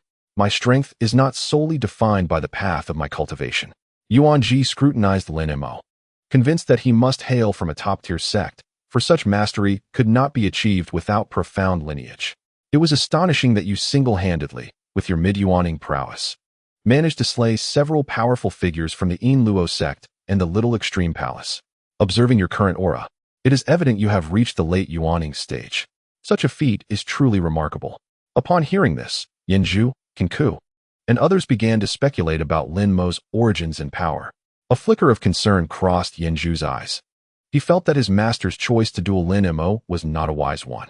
Lin Mo and Yuan Ji strolled to the plaza outside the Heavenly Machine Pavilion, where their figures intertwined within the spatial confines of the pavilion, standing at opposing ends. Kunwu, Yanzhu, and others followed, eager to witness the clash. Please. Yuan Ji gestured with his hands. He brought his palms together, reciting incantations, as a golden light gradually emanated from above his head, enveloping his entire being. Lin Mo nodded slightly, suspecting that this might be the indestructible force of the Buddha's mandala, as Yuan Ji summoned the Vajra unbreakable power. Several beams of golden light surged from behind him, transforming into hundreds of golden swords that converged into a resplendent golden blade, ferociously charging toward Yuan Ji. The art of swordplay, with such finesse, truly astounds. Yuan Ji exclaimed, his palms thrusting forth as a crimson dragon soared skyward, clashing with Lin Mo's golden sword. A thunderous sound erupted as the golden blade collided with the dragon, sparks flying in all directions. After dozens of exchanges, neither combatant could claim superiority. Lin, your swordsmanship has reached a transformative realm, a level that genuinely impresses me, Yuan Ji remarked with a smile. Lin Mo scoffed lightly, and suddenly, he drew his sword across the ground, unleashing dozens of azure sword energies that encircled and attacked Yuan Ji from behind. Yuan Ji's expression shifted, and his dark staff shot up with a swift motion, intercepting Lin Mo's azure swords. This staff was of remarkable quality, clearly not an ordinary object. A glimmer of intrigue flashed in Lin Mo's eyes. The silver-robed monk emanated a soft golden radiance, his form seemingly forged from an indestructible adamantine essence. This was the wondrous nature of the Buddha's kingly decision. Come forth, he said with a gentle smile, his hands grasping a meditation staff, as his aura gradually coalesced. A surge of profound Buddhist power emerged, and his figure transformed into a beam of golden light, reminiscent of a divine being. Lin Mo closed his eyes slightly, his heart as tranquil as still water. With a mere thought, hundreds of golden flying swords materialized, swirling around him. The golden blades danced, forming a radiant barrier akin to a sharp shield. The silver-robed monk leapt into the air, a burst of golden light accompanying him, his body resembling a mighty dragon as he charged fiercely towards Lin Mo rather than retreating. Lin Mo advanced, his golden sword sparkling, intertwining with Yuan Ji's form. The sound of their violent clash echoing throughout the hall of heavenly mechanisms. Such formidable defense, Kunwu exclaimed in admiration, noting that the monk's kingly decision had reached the fourth tier of mastery, rendering his defenses extraordinarily potent. A glimmer of light flashed in Lin Mo's eyes as he extended his right hand, and dozens of azure sword energies detached from the formation, circling behind Yuan Ji. Watch out behind you, Huanzhu cried out. In response, Yuan Ji's mind stirred, and the dark meditation staff behind him began to spin rapidly, effectively parrying Lin Mo's azure sword energies. That staff is likely crafted from a millennium-old fire coral. At Yuan Ji's level, his mental prowess is exquisitely refined, Kunwu murmured. Lin Mo cast an appreciative glance. Suddenly, he raised his hand, activating the sword formation, as hundreds of golden sword energies converged into a singular beam of light, aimed directly at Yuan Ji's crown. Such swift attacks. Yuan Ji furrowed his brow, as the dark staff above him whirled vigorously, straining to withstand Lin Mo's strike. Lin Mo's mastery of the sword had reached a transcendent realm, making the force of this blow unparalleled. Huanzhu's expression shifted in alarm. Should such a strike descend upon him, he feared he would be slain. The battle between Lin Mo and Yuan Ji unfolded in midair. With golden sword energies entangled with the scarlet dragon, each side fiercely contending. Their combat fervor surged, as if they wished to devour one another whole. Kunwu and Huanzhu wore grave expressions, apprehensive that the situation could escalate at any moment. Should either truly become enraged, the consequences would be dire. Their sparring had entered a fervent climax. Lin Mo wielded his sword in rapid succession, dozens of beams of light merging into a colossal azure divine eagle, its wings unfurling as it lunged toward Yuan Ji. Yuan Ji's mental energy surged, and the staff behind him spun with increasing speed, forming a protective circle of golden light around him. The azure eagle collided with the golden aura, resulting in a cacophony of impacts and fierce combat. What a powerful assault! Kunwu's expression shifted, recognizing that this move likely surpassed his own limits. Lin Mo's swordsmanship had achieved a transformative state, making this strike unmatched. Huanzhu felt a tightening in his chest. The golden light surrounding Yuan Ji blazed ever brighter, seemingly responding to some inner call. He recited incantations, releasing a series of golden seals that converged to bolster the protective light above him. Lin Mo sensed the formidable strength of the silver-robed monk. Although the scarlet dragon was hindered by the encirclement of golden swords, its defensive capabilities were astonishing. The monk's form appeared embedded within an unyielding metal, an insurmountable barrier. Lin Mo remained composed, his gaze deepening with resolve. He understood that sheer offense would not suffice. He must discover a means to unravel the silver-robed monk's defenses. After a brief moment of contemplation, his gaze fixed upon the monk in silver robes, who held a staff of Zen. A flicker of astonishment crossed Lin Mo's eyes. The golden radiance enveloping him seemed to resonate with the staff, hinting at some profound secret. Haha, Lin Mo, though your assault is fierce, it amounts to naught before the might of my Buddhist king's decree. The silver-robed monk laughed heartily, once again brandishing the staff, which radiated golden light, coalescing into a formidable golden armor. Lin Mo altered his sword technique, summoning hundreds of golden beams that converged into a long sword, aimed directly at Yuan Ji's chest. Yuan Ji furrowed his brow as the protective golden light erupted, and the dark staff spun rapidly, barely managing to counter Lin Mo's strike. The two combatants were filled with fervor, their sword energies swirling as though they sought to tear each other apart. Kunwu and the others watched anxiously, acutely aware that the atmosphere was growing increasingly tense. The situation had escalated beyond their expectations, seeming to slip beyond their control. The battle continued within the Hall of Heavenly Mechanisms, intensifying as their figures intertwined like bolts of lightning. Yuan Ji chanted incantations, his golden light surging with overwhelming Buddhist power, his presence akin to a mighty torrent. With a sweeping gesture, a colossal Vajra Buddha emerged, advancing towards Lin Mo. Lin Mo's brow creased, yet he did not flinch. The brilliance of his sword surged as a blue longsword cleaved towards the Vajra statue.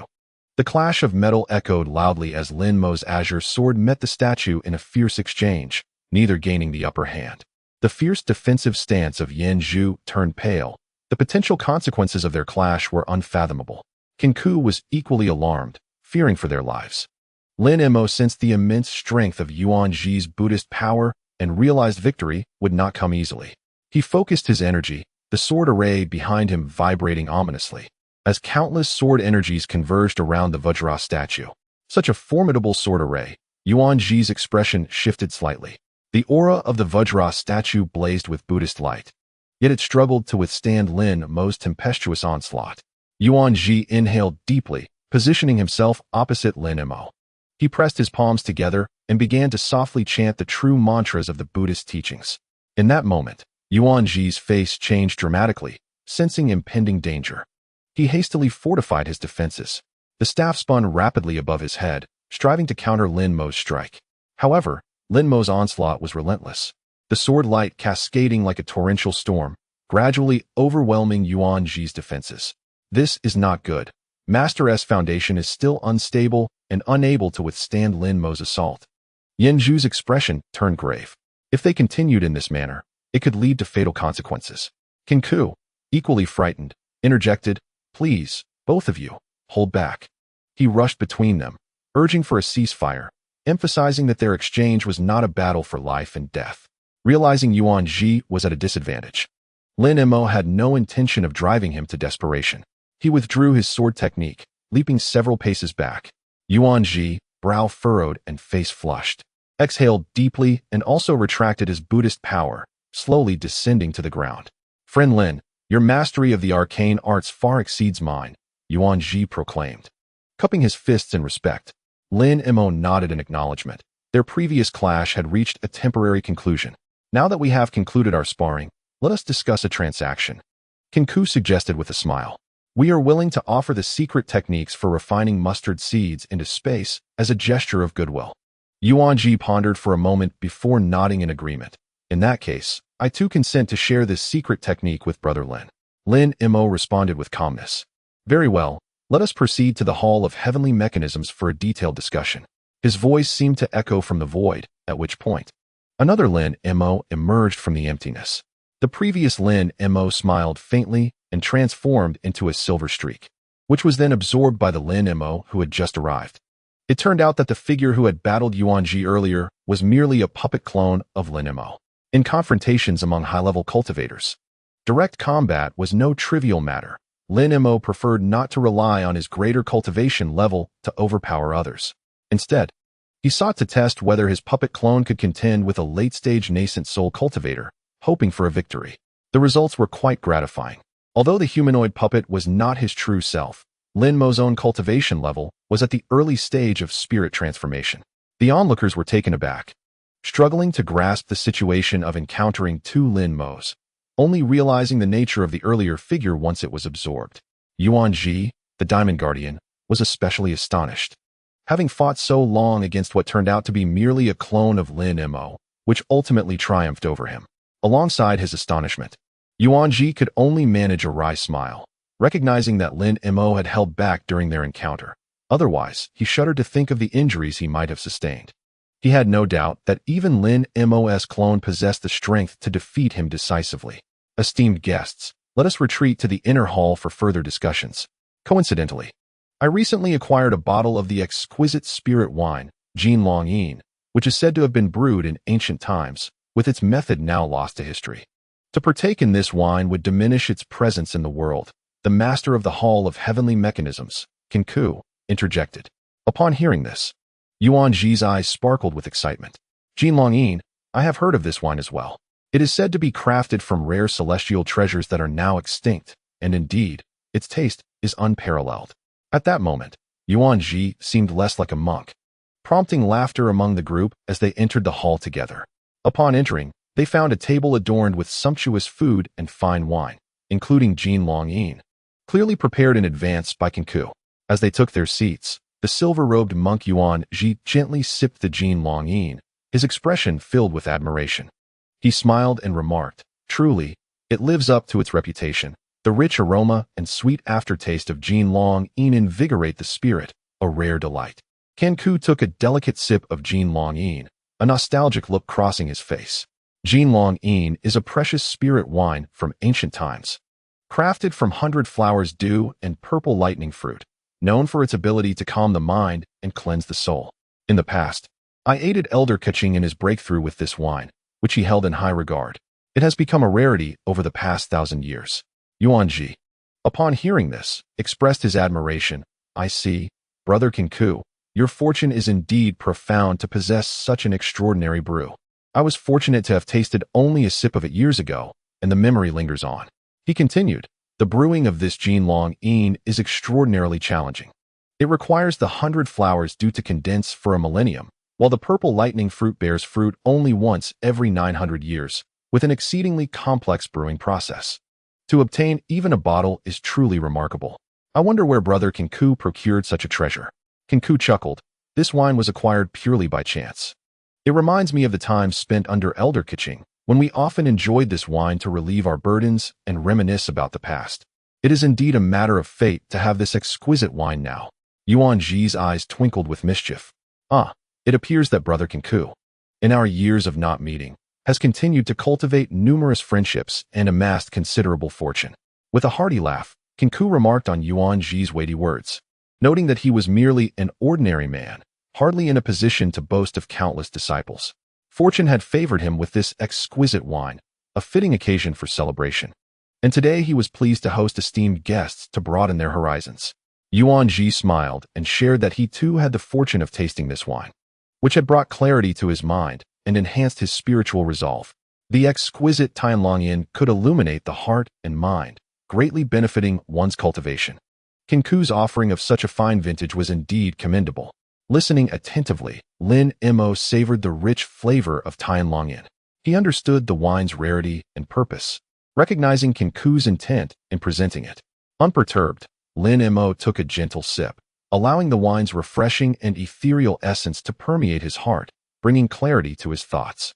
At that moment, Yuan Ji interjected, confessing that despite his years of asceticism, he harbored a fondness for fine wines and delicacies. A spirit like Tianlongyin was truly a once-in-a-century treasure. Today, even this humble monk wished to indulge in its delights.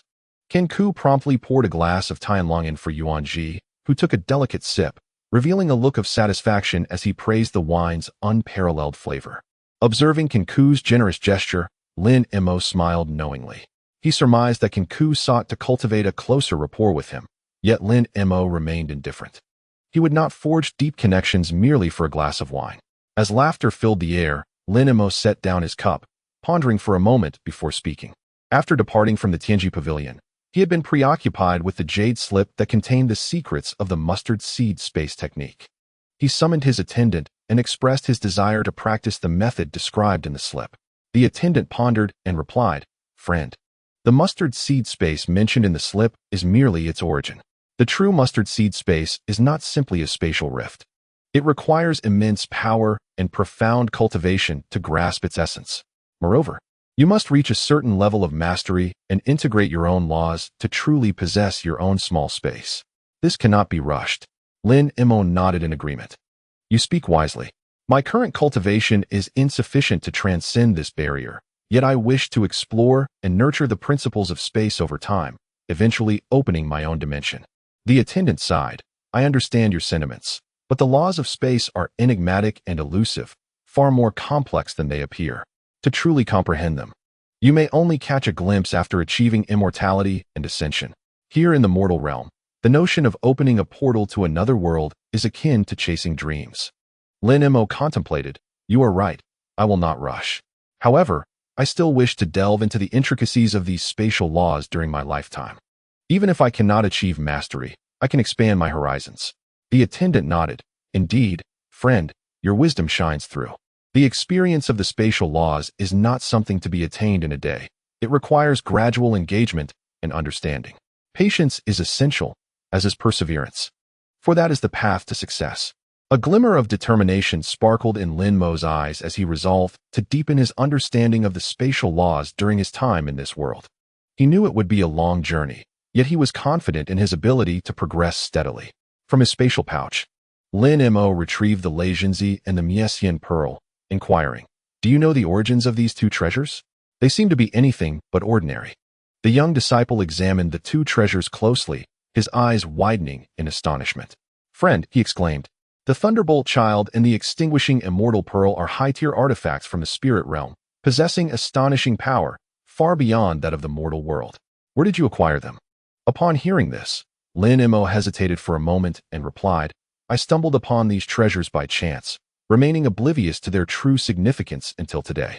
As you mentioned, they must be treasures that have fallen from the spirit realm to the mortal realm." The disciple nodded in agreement. "Indeed, such artifacts must have been inadvertently dropped by a practitioner from the spirit realm. You are truly fortunate to have acquired them in the mortal world. However, the mysteries of these treasures are extraordinary. I fear you will only be able to fully harness their power after you ascend to immortality." Lin Mo fell into deep contemplation, realizing that the origins of these artifacts were far more enigmatic and potent than he had previously understood. Perhaps, as the disciple suggested, it would only be after his ascension to the spirit realm that he could truly wield their might. The matter of achieving immortality could be discussed at a later time. For now, he would carefully store these two artifacts and gradually comprehend their intricacies in the future. The disciple nodded in approval, while Lin Mo cautiously placed the Thunderbolt Child and the Extinguishing Immortal Pearl into his spatial pouch, awaiting the day he could explore their secrets. Months later, shocking news spread throughout the Great Jin territory. The ancient Luo sect had suffered a mysterious attack, resulting in the disappearance of its Yuan-ing patriarch and several key leaders, with their vital spirit lamps extinguished, leaving the sect on the brink of collapse. The Luo sect had always been inscrutable, and the practitioners regarded this event with trepidation. The calamity that befell the Luo sect astonished all the major sections. Speculation arose that a more ancient and powerful sect must be behind this, yet such a theory was difficult to substantiate, as no sect possessed the strength to eradicate the Luo sect. Soon, various sects rushed to seize the resources and territories of the Luo sect. Fierce battles erupted within the sect, and the formation of the Yang Hall was gradually compromised amidst the chaos, resulting in significant damage. The remaining forces of the Luo sect began a counterattack in an effort to reclaim lost ground.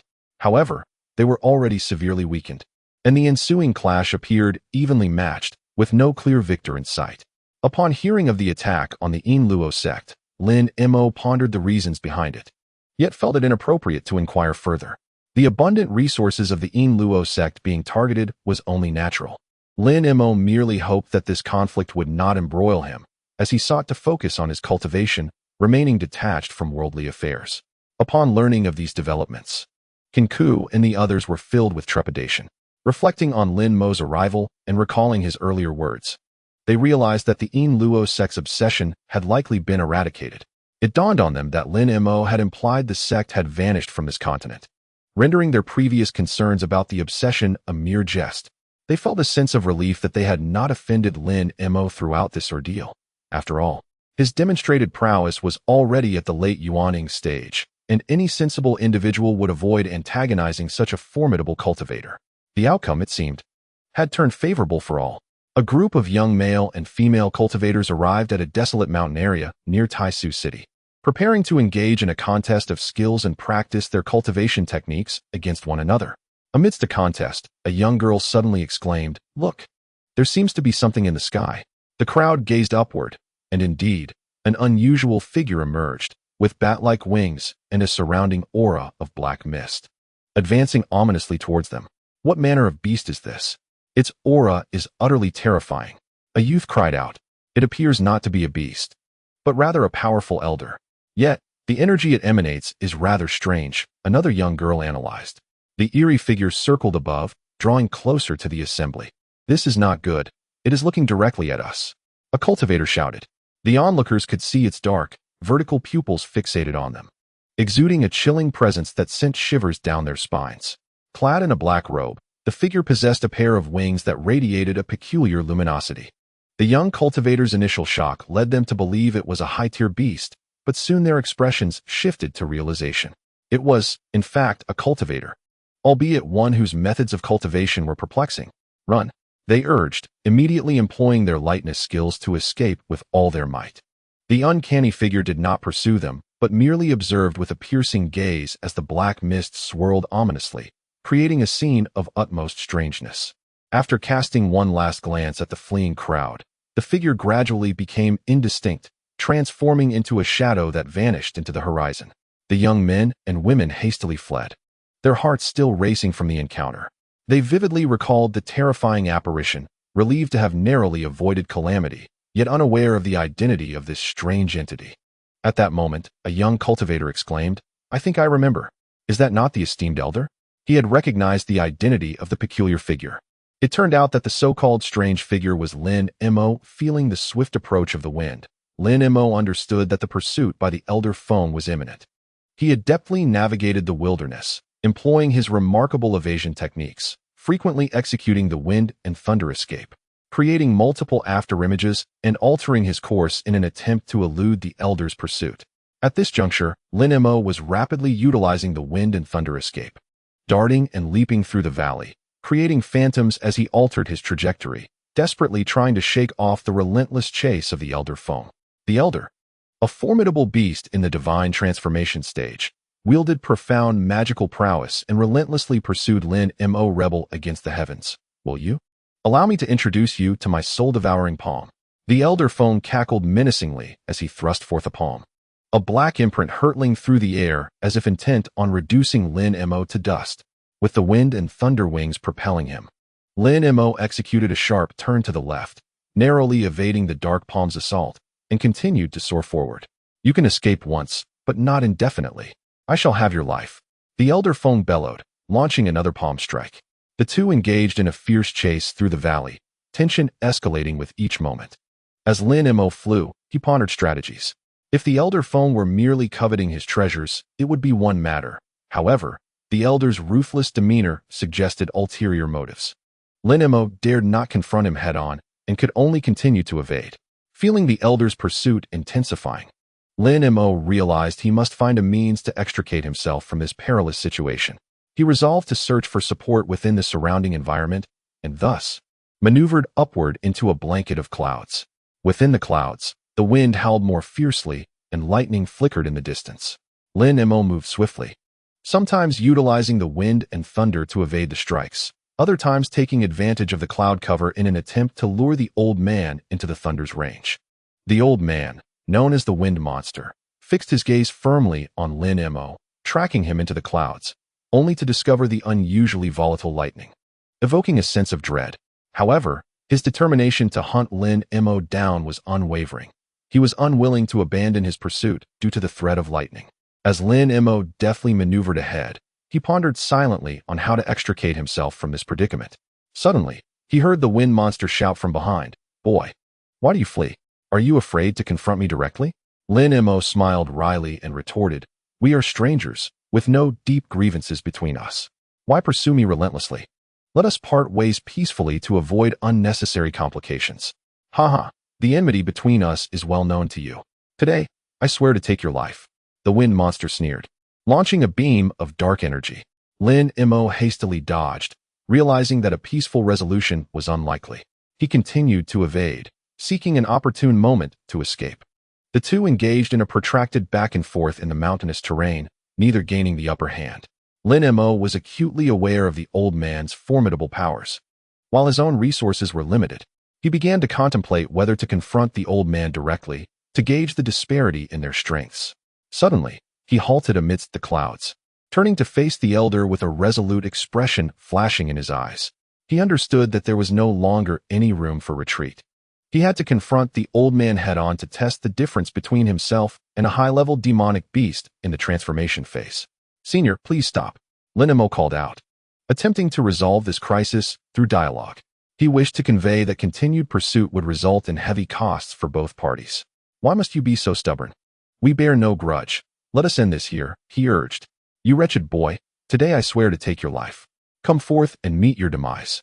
The wind monster cackled, raising his palms to unleash a flurry of dark handprints. "Senior, if you seek to kill me, I shall not submit easily.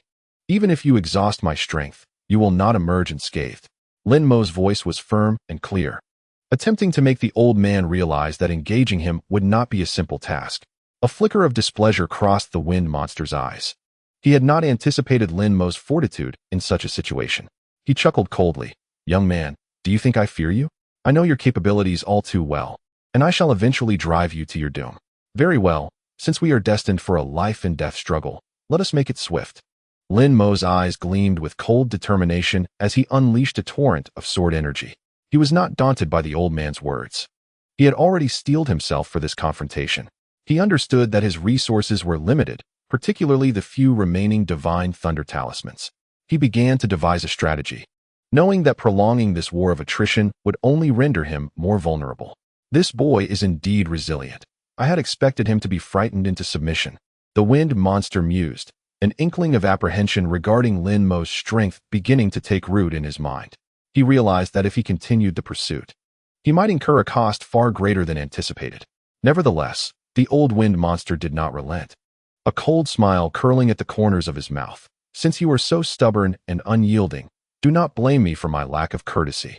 With a wave of his hand, a force of wind and thunder coalesced into a flying sword, its imposing might aimed directly at Lin Mo. He had resolved to abandon the war of attrition, seizing this opportunity to engage in a decisive confrontation to ascertain whether Lin Mo could truly withstand his strike. Sensing the murderous intent emanating from the old wind monster, Lin Mo's expression revealed no sign of retreat. He too drew forth a piece of anti-evil divine thunder, bracing himself for battle. Their gazes locked in the air, the atmosphere thick with tension, as if they stood on the precipice of an explosive encounter. The two clashed fiercely upon the cliff, their combat spirit astonishing. Lin Mo exerted all his strength in an attempt to repel the old monster. Yet his opponent's profound mastery left him unyielding. The old wind monster inwardly lamented. This young man possessed exceptional evasion skills, and despite his utmost efforts, he could not capture him. This fierce battle raged from the mountains to the cliffs, without a victor emerging after an extended confrontation. The old wind monster understood that continuing in this manner would only deplete his own magical power. It seemed this young man was indeed formidable. His evasion techniques and magical artifacts remarkably sophisticated. I must devise a strategy to deal with him. Otherwise, this enmity may prove difficult to resolve. The old wind monster pondered silently. Fixating on Lin Mo, a flicker of greed stirred within him. This young man's treasures were extraordinary, and if he could seize them, it would greatly benefit him. Unfortunately, he fled too swiftly, and he had yet to capture him. As Lin Mo prepared for battle atop the cliff, the old wind monster was secretly scheming. His thoughts raced, analyzing the situation. Lin Mo's evasion skills were truly remarkable. It seemed he could not capture him in the short term. Moreover, being embroiled in the disputes of the Luo sect was indeed a headache. This Lin Mo appeared youthful, yet his evasion techniques and artifacts were exceptionally distinguished. Capturing him and obtaining those treasures would undoubtedly assist me, the old wind monster mused. Regrettably, his movements were too nimble for me to pin down. Furthermore, he seemed to be testing my strength. Should he perceive danger, he could escape at any moment. The old wind monster murmured to himself. Fixating intently on Lin Mo, the greed in his eyes intensified. He began to devise a plan to lure Lin Mo into revealing a flaw, to subdue him in one fell swoop. I must identify his vulnerabilities, rendering him unable to escape easily. Once his evasion techniques are constrained, I shall seize him and acquire those rare treasures. The old wind monster secretly reveled in his thoughts, plotting strategies in his mind. Lin Mo remained steadfastly focused on the old wind monster, also contemplating his own tactics. The contest between them seemed poised to enter a fevered climax. Although the old wind monster's cultivation surpassed Lin Mo's by a minor realm, Lin Mo felt no fear. He gazed intently at the old wind monster, his heart a tumult of tension and exhilaration. Since advancing to the initial stage of the transformation spirit realm, he had achieved a monumental breakthrough. Wielding the Gung Essence flying sword, his swordsmanship had reached unprecedented heights. With composure, he concentrated his energy, executing the ultimate form of the great Gung sword formation, as countless sword intents coalesced in the air, constructing a colossal sword formation totem. Simultaneously, Lin Mo summoned 72 Gung Essence flying swords, transforming them into beams of silver light that melded into the sword formation. With a disdainful chuckle, the wind old monster extended a massive yellow claw, aiming to seize Lin Mo directly. In a swift motion, Lin Mo evaded and found himself amidst a sword formation. Countless silver rays erupted from the formation, cascading towards the wind old monster like a torrential downpour. Caught off guard, the giant claw was severed in two, yellow blood splattering in all directions. Goodness, I did not anticipate your swordsmanship to be so formidable. It seems I have underestimated you, the wind old monster remarked, his expression darkening as he finally regarded Lin Mo with seriousness. Lin Mo calmly replied, "There is no deep-seated enmity between us. It would be wise to cease hostilities." "Cease? What I seek is the secret you possess. Behold my 10,000 blades disc," the wind old monster retorted with a sinister grin. His demeanor turned cold, revealing a hint of unwillingness and determination. He activated the 10,000 blades disc, and blue flying knives transformed into a colossal mountain of blades, bearing down upon Lin Mo. The confrontation between the wind old monster and Lin Mo intensified, their blades and swords intertwining, unleashing a dazzling brilliance. The surrounding mountains trembled slightly under the weight of this overwhelming power. Realizing Lin Mo's formidable strength, the wind old monster decided to abandon his jesting demeanor and unleashed his full might. With a thunderous shout, he clapped his palms together, summoning a dark red array from the void. A resonating hum filled the air as a blue knife mountain materialized. Countless sharp blades reflecting a chilling light aimed at Lin Mo. Lin Mo's expression stiffened as he prepared for the worst. Suddenly, he withdrew the 8-spirit ruler, caressing its surface and murmuring incantations. A silver light shot forth from the treasure, transforming in midair into an immense silver lotus. "Bloom," Lin Mo softly commanded. And the giant lotus abruptly unfurled, its myriad petals forming a protective shield around him. The knife mountain struck the lotus, causing the space to tremble violently. Yet it could not pierce through. What a powerful artifact! The wind-old monster's eyes shimmered with cold light. "However, you cannot conceal your secrets from me for long." Lin Mo felt a surge of anxiety as he realized that the wind-old monster was attempting to uncover the secret imparted to him by the exquisite demoness. Their battle descended into a taut atmosphere. Standing on a narrow mountain peak, the wind rustled his robes, the essence of the sword circulating fiercely within him. The wind-old monster's yellow hand was cleaved in two under his assault, and the intense sword energy reverberated throughout the mountains, creating a tempest of clashing blades. Just as the standoff between the wind-old monster and Lin Mo reached its peak, a spatial vortex suddenly twisted in midair, revealing an elderly man clad in a blue robe. With a flowing white beard and an aged visage, his arrival instantly captured attention. Lin Mo sensed a familiar aura. The elder inclined his head slightly towards Lin Mo, addressing him as junior brother, infusing his words with warmth. It was none other than his uncle, Xiang Zhili. "Junior brother Lin Mo, it has been many years. Your cultivation has advanced remarkably," Xiang Zhili exclaimed. "I recall you were merely a newly admitted outer disciple back then. Who would have imagined you would now stand against the wind-old monster?" Lin Mo smiled and replied, "The teachings of my esteemed uncle have greatly benefited me, allowing me to achieve today's accomplishments." Xiang Zhili nodded with a smile, then turned his gaze towards the wind-old monster, his tone growing serious. "Wind-old monster, I understand you come regarding matters of the Luo sect, but my junior brother bears you no deep-seated grudge. Why persist in seeking his life?" The old man of the wind curled his lips into a sardonic smile, addressing Xiang Zhili. "You seem to have softened your heart. However, Lin Mo possesses numerous treasures.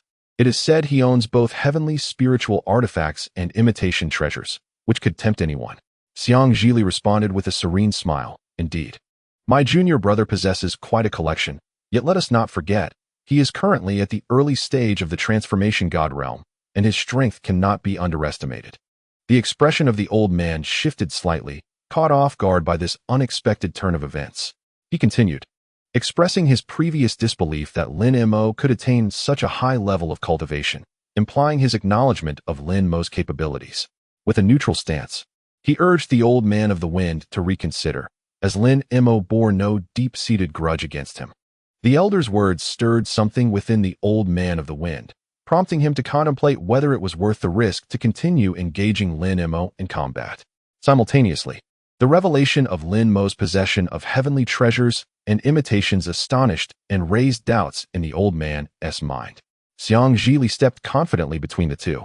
Smiling at the old man of the wind, "Brother Feng, you have witnessed my junior brother's strength. Why go through such trouble to oppose him? Perhaps it would be wise to let him off the hook." The old man of the wind grunted, "Senior, do not interfere in my affairs with Lin Mo. If he is willing to divulge the secrets imparted to him by the Linglong Demoness, I shall spare his life." The Linglong Demoness raised an eyebrow. "My junior brother possesses more than just a couple of treasures. I fear your desires extend beyond that mere secret." The old man of the wind was startled. Could it be that Lin Mo truly possessed even more advanced spiritual artifacts, as Xiang Zhili suggested?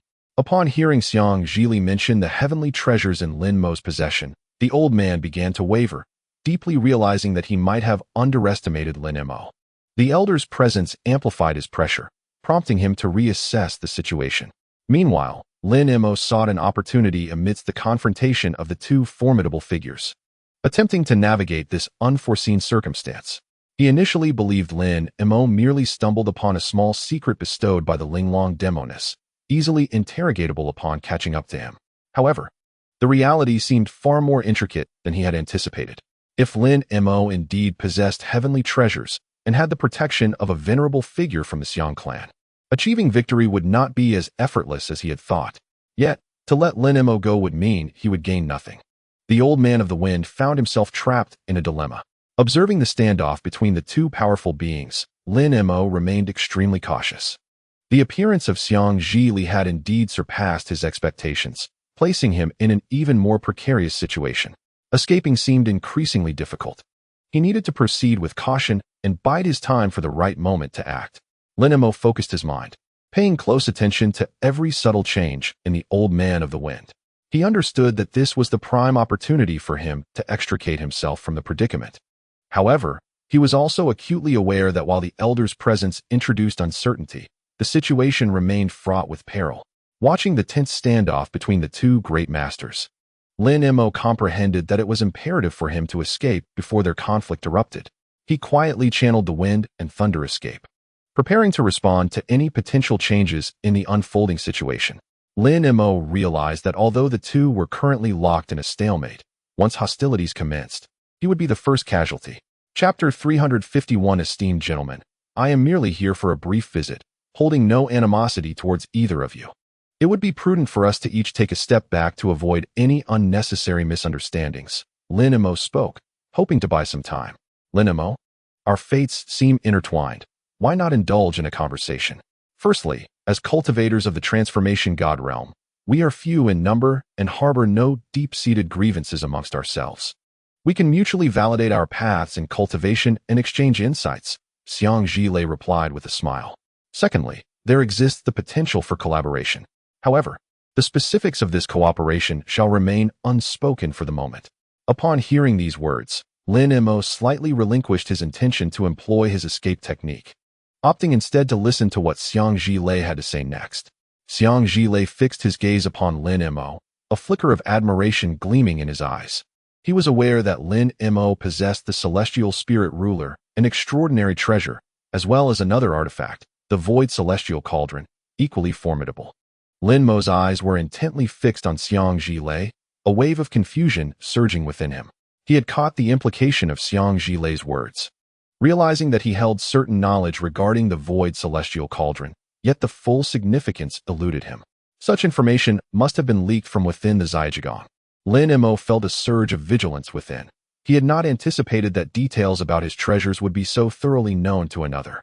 Xiang Zhilei spoke with an unflappable demeanor, explaining that masters of the transformation god realm each possessed their own celestial treasures, yet they seldom utilized them, reserving their power for dire circumstances. Lin Mo understood this as a reminder to remain perpetually cautious. Why do cultivators of the transformation god realm possess such potent treasures, yet refrain from employing them? Lin Mo inquired, puzzled. Xiang Zhilei elucidated. We must constantly weigh the advantages and disadvantages. While utilizing these treasures is undoubtedly powerful, it simultaneously exposes one's capabilities, attracting more adversaries. Thus, we all exercise great caution. But will my matter be resolved thus? It is my kin who have perished, Feng Lao, the elder, retorted bitterly. Brother Feng, at our stage, do we truly concern ourselves with kin? Xiang Zhilei chuckled. Moreover, while my junior may possess a modicum of fortune, his strength is ultimately limited and poses little threat. Let us grant him mercy. Lin Mo quietly exhaled in relief, grateful that Xiang Zhilei had not divulged more of his secrets. This game of wits required further observation. Then, Xiang Zhilei turned towards Lin Mo. Lin Shitty, you surely do not wish to engage in a life-or-death struggle with Brother Feng. Why not allow me to mediate a resolution between the two of you? I certainly do not wish for a confrontation, yet that does not imply I fear anyone. In truth, I am not entirely unprepared, Lin Mo replied. Should this esteemed Taoist Feng insist on pursuing me relentlessly, I am confident in my ability to achieve mutual destruction. Xiang Zhilei gently shook his head. Lin Mo, you must comprehend the immense risks posed in engaging with transformation god cultivators. They wield formidable power and artifacts that cannot be underestimated. Lin Mo replied solemnly, I have my methods to counter them. Feng Lao is merely at the mid-stage of transformation god. With my various techniques, my chances of overcoming him remain viable, albeit with the possibility of sustaining injuries. As he spoke, Lin Mo raised his hand, a dark glimmering orb appearing within it. This is the extinguisher pearl I acquired from Zhang. Any cultivator beneath the transformation god realm struck by it is assuredly doomed, and even those of the transformation god realm would suffer grave injuries. The expressions of Xiang Zhilei and the old monster Feng shifted dramatically, as they both felt a sense of trepidation towards the suddenly revealed weapon. From where did you acquire such a rare treasure? Xiang Zhilei inquired. The subtle changes in the two cultivators' expressions did not escape Lin Mo's notice. He responded with a composed smile. The extinguishing immortal pearl, I believe you are well aware of its formidable nature. Feng Lao Guai spoke gravely. You have previously showcased this extinguishing immortal pearl at the Luo Sect, yet it is not an artifact to be used without restraint. Lin Mo smiled. Precisely for that reason, I also refrained from employing it lightly. However, in addition to this one, I possess other extinguishing immortal pearls, sufficient to contend with transformation god cultivators. Lin Mo nonchalantly stowed the extinguishing immortal pearl away, aware that Xiang Ji Li and Feng Lao Guai now regarded him with newfound respect. This tactic had indeed proved effective. His mind swiftly raced through potential strategies for the next steps, for he understood that Feng Lao Guai was not one to relinquish easily. Feng Lao Guai furrowed his brow, unable to suppress the growing unease within him. He recognized that continuing to engage Lin Mo under such circumstances could lead him to a more precarious position. After a moment of hesitation, he clenched his teeth and prepared to depart. Feng Lao Guai, hold on. Xiang Ji Li's voice rang out, laced with a hint of sternness that halted Feng Lao Guai's advance. What further instructions do you have, Dao friend? Though dissatisfaction brewed within him, Feng Lao Guai paused and turned to face Xiang Ji Li. Moments later, Xiang Ji Li addressed both Lin Mo and Feng Lao Guai. Perhaps the three of us should consider collaborating. After all, we share a common goal at this juncture. Lin Mo was momentarily taken aback, surprised that Xiang Ji Li would propose cooperation. He nodded in agreement, indicating his willingness to hear the proposal. Feng Lao Guai also acquiesced, halting his steps. In truth, it is not merely the two of us. There is another who might also join our alliance, Xiang Ji Li remarked, his gaze shifting toward Feng Lao Guai. A hint of mockery evident in his tone. Lin Mo inquired, who else? Xiang Ji Li replied with a faint smile, Hu Dao friend. Lin Mo looked at Feng Lao Guai in confusion, as the name Hu Dao friend was unfamiliar to him. Feng Lao Guai scoffed. Hu Dao friend is merely a self-important individual who believes himself to be exceptional. Yet Xiang Ji Li remained unfazed. Regardless of his demeanor, his strength is indisputable. He too is in search of spatial nodes. Should we combine our strengths, it would be advantageous for all parties involved. It seemed that the so-called collaboration revolved around locating spatial nodes. But why seek these spatial nodes? Lin Mo asked. Xiang Ji Li's tone grew serious. Spatial nodes are gateways to other realms, yet they conceal immense risks. Many of the nodes we have previously discovered were either inaccessible or fraught with peril upon entry. It is no exaggeration to say that even transformation god cultivators might not return unscathed. Lin Mo pondered this weighty revelation, feeling a heaviness in his heart. While he had acquired a certain level of power, he remained a newly ascended transformation god cultivator, insufficiently equipped to navigate the dangers of spatial nodes at will. We have all sought spatial nodes before, but the outcomes were less than satisfactory, Xiang Ji Li lamented. Either they could not be opened, or those who entered faced endless peril. A century ago, the old demon Che discovered an entrance within the Zhang, only to have it sealed and destroyed by the palace master. Lin Mo was astonished to learn that the old demon Che had also participated in the quest for spatial nodes. Indeed, it seemed to possess some connection to spatial power, capable of sensing the location of these nodes. Xiang Ji Li nodded, acknowledging that none of us could perceive the faint spatial fluctuations as it did. Lin Mo pondered, recalling that he too had sensed a whisper of spatial calling within Zhang. Such intuition might be precisely what a transformation master requires. The old monster Feng scoffed, remarking that the old fellow was self-righteous, believing he had found an entrance suitable for him, only to be defeated by the palace master of Zhang. His plans were destined for failure. Xiang Ji Li added, in fact, the old demon Che was rather reclusive, making collaboration with him unlikely. Lin Mo nodded, grasping the general situation concerning the old demon Che. I have always felt there should be many transformation masters. How is it that only a few of us remain? Wouldn't our chances of success be greater if we could find more allies to collaborate with? Lin Mo expressed his confusion. Xiang Ji Li sighed, explaining that among the transformation masters, we are indeed few. A century ago, there were two predecessors in the transformation realm, but both perished in a fierce battle. Now, we are among the very few remaining top-tier powerhouses in this domain. Lin Mo suddenly realized that those who attain the transformation realm are indeed a rarity. It appears that his own achievements were a stroke of extraordinary fortune. I have learned that the old demon Che recently discovered a brand new spatial node in a deep cavern, the old monster Feng suddenly remarked. Both Lin Mo and Xiang Zhili were taken aback. He has found a new node, but alas, it seems that only the old demon Che can access that entrance. We are unable to utilize it, Feng lamented. Lin Mo furrowed his brow, casting doubt on the actions of the old demon Che. You say he has found another spatial node, but only he can use it? What does that mean? A chilling smile crept across Feng's lips.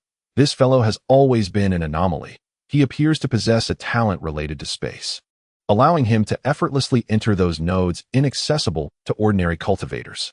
Xiang Zhili added, which is why he was able to find an entrance in Ziyagong. However, based on my understanding, that node is not suitable for us. Moreover, since it is Che's territory, if we were to venture there, he would likely not permit us. This path seems unfeasible, Xiang Zhili concluded. After a moment of contemplation, Lin Mo finally spoke. In that case, I am willing to consider collaborating with you and our friend Hu. If Hu joins, it might strengthen our collective power. After all, we share a common goal, the search for spatial nodes. Xiang Zhili smiled and nodded, while Feng's expression betrayed a hint of displeasure. Lin Mo, the value of possessing information is far deeper than it appears on the surface. Through collaboration, we may expedite our search for the spatial nodes while significantly mitigating risks. Xiang Zhili's tone was earnest. Lin Mo reflected silently for a moment before ultimately nodding in agreement. Very well, I am willing to attempt this collaboration. Indeed, while our individual strengths are formidable, uniting our efforts would enhance our likelihood of discovering the spatial nodes. Xiang Zhili nodded in agreement. He smiled, while Feng remained silent. The attitudes of the three individuals gradually converged, giving rise to a temporary alliance in that moment. Lin Mo and his companions were attending the banquet hosted by Hu Qinglei at Mount Mata, where guests gathered in abundance, creating a lively atmosphere. Although Lin Mo had also received an invitation, he found himself utterly disinterested in the scene before him. Instead, his mind was consumed by the earlier words of Xiang Zhili regarding the cunning old demon, Che Laoyao, whose lifespan was nearing its end, and who was scheming to breach a spatial node to directly invade the spirit realm. Contemplating deeply, Lin Mo understood that Che Laoyao's character was exceedingly treacherous, and this current maneuver must surely harbor ulterior motives. Perhaps the demon had already secured a stable spatial node, concealing it from others while lying in wait. What exactly are you plotting, old demon? Lin Mo pondered to himself, his expression grave, so much so that he failed to notice several celestial maidens nearby gesturing towards him. Junior brother Lin, do you seem troubled? A gentle male voice suddenly resonated in his ear.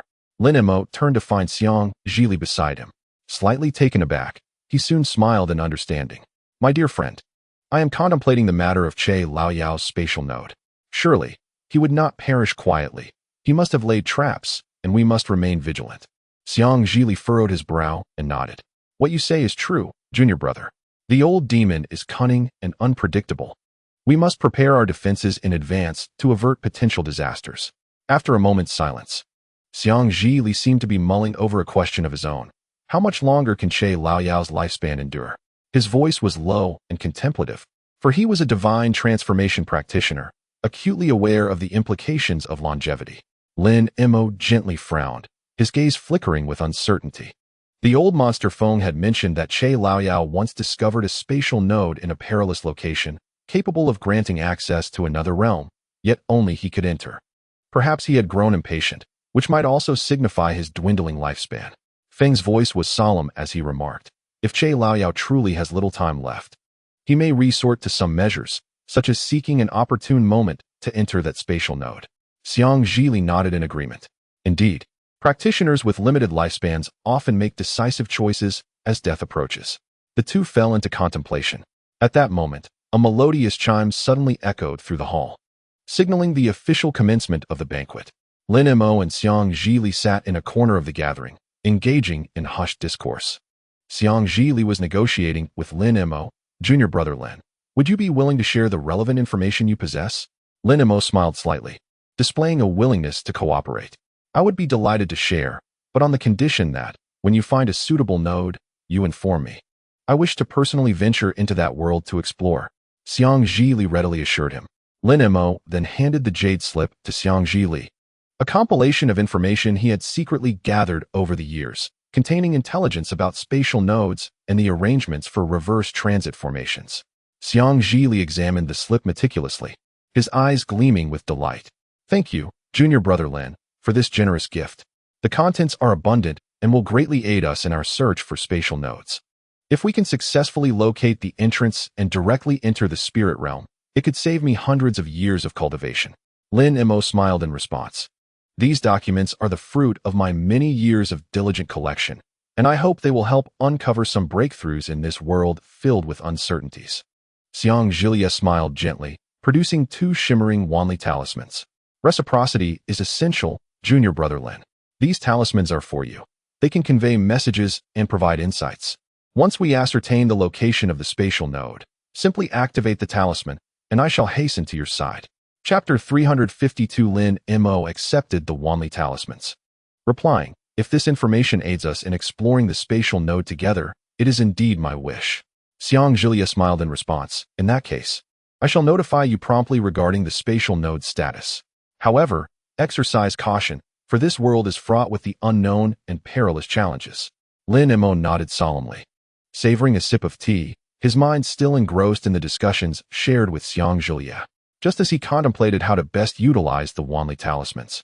The voice of the old wind monster penetrated his thoughts. Lin Mo, I feel compelled to remind you that you have crossed the threshold into the realm of transformation. The old wind monster regarded Lin Mo with a serious glint in his eyes. Lin Mo was momentarily taken aback, uncertain of the old wind monster's implication. Xiang Jilia added, the realm of transformation signifies a new beginning in the world of cultivation. At this stage, you will wield greater power, yet must adhere to more rules and restrictions. The old wind monster interjected, both of us have entered this transformative realm, and it is incumbent upon us, as seasoned practitioners, to abide by our established conventions, refraining from instigating worldly conflicts that could lead to misunderstandings. Lin Mo nodded slightly, a profound realization dawning upon him. He understood that while the enhancement of his abilities opened up new possibilities, it also necessitated increased self-discipline and responsibility. Moreover, the rise and fall of the sect bore significant implications for the future of many cultivators. Xiang Jilia's gaze deepened, revealing a profound concern. As a cultivator of transformation, you must be vigilant not to let personal desires disrupt the larger dynamics of the sect. Lin Mo solemnly nodded, expressing his detachment from worldly sect affairs. Rest assured, I have never been one to meddle in such matters, my focus solely on cultivation. I will honor our agreement and refrain from interfering with the sect's fortunes. The old wind monster and Xiang Jilia exchanged glances, seemingly satisfied with Lin Mo's response. They continued to deliberate on the topic of the spatial node, frequently sharing thoughts and suggestions. The trio exchanged knowing glances, nodding in unison. They understood that their journey to the spiritual realm would be fraught with challenges, necessitating heightened vigilance and caution.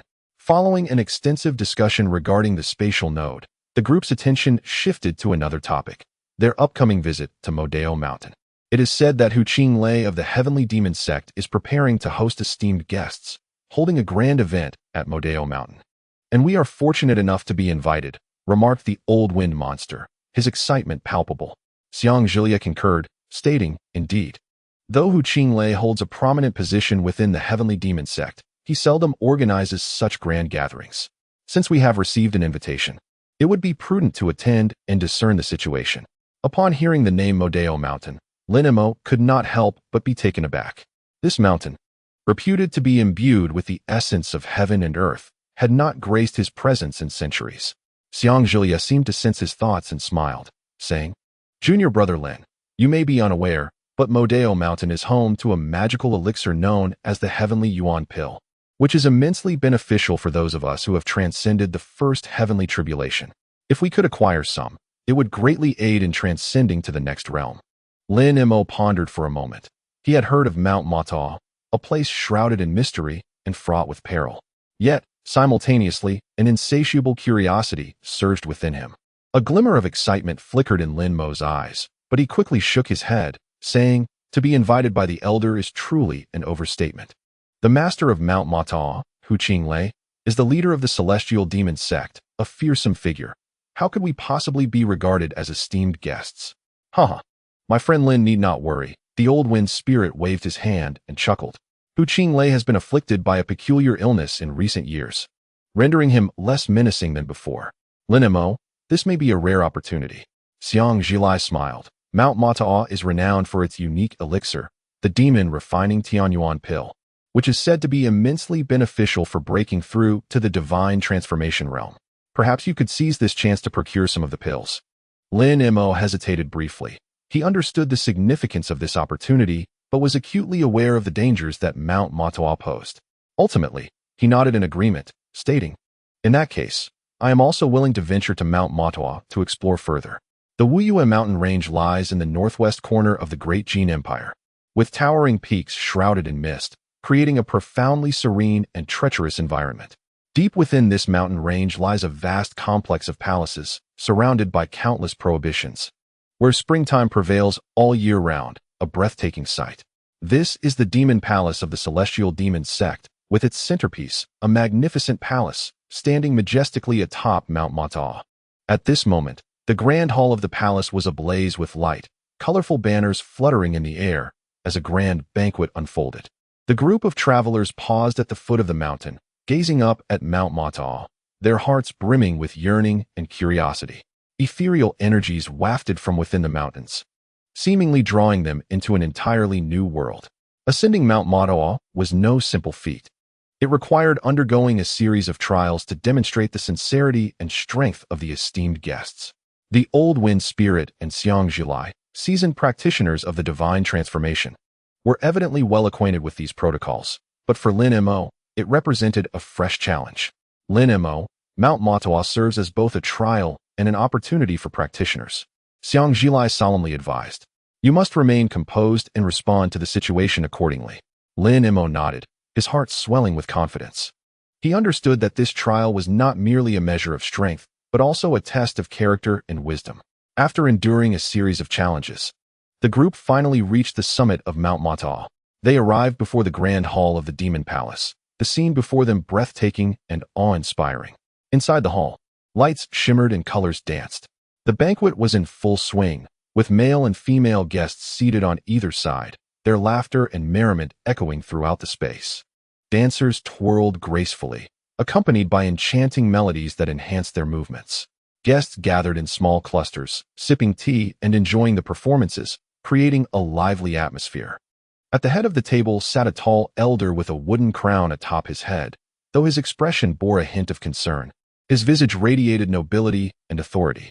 This was Hu Qinglei, the master of the Demon Palace. Hu Qinglei appeared weary, reclining in his chair. His hair was completely white, and his complexion gaunt, suggesting a state of frailty. Yet, his gaze remained as sharp as that of a hawk, frequently scanning the guests below. The guests were seated on either side, seemingly divided by an invisible boundary. On one side were the esteemed disciples of the heavenly demon sect, while on the other were distinguished guests from various factions. Lin Mo and Xiang Zhili had yet to arrive, and Hu Qinglei did not mention them. The banquet unfolded amidst a joyful atmosphere, yet beneath the surface, turbulent currents swirled, with various forces intricately intertwined, rendering the situation both enigmatic and precarious. Within the grand hall of the Demon Palace, the banquet officially commenced. The hall was adorned with vibrant decorations, filled to capacity with guests, creating a scene of extraordinary revelry. The ambience grew increasingly spirited, with laughter and cheers resonating throughout.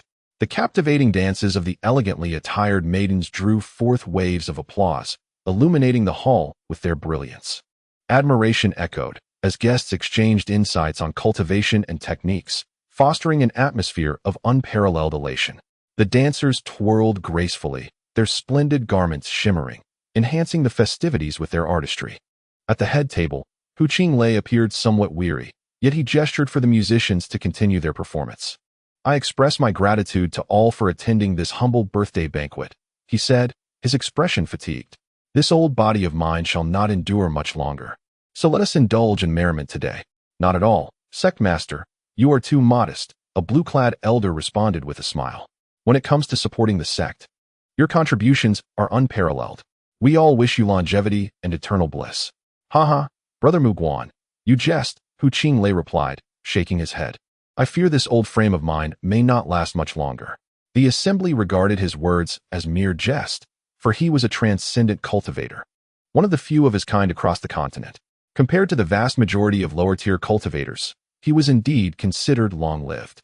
In a corner of the hall, a group of elders and scholars convened around a table, engaged in fervent discussions on peculiar topics. An elder adorned with a wooden crown spoke with depth in his eyes. The process of cultivating techniques is a protracted journey, one that cannot be rushed. Only through earnest practice can one transcend their limitations.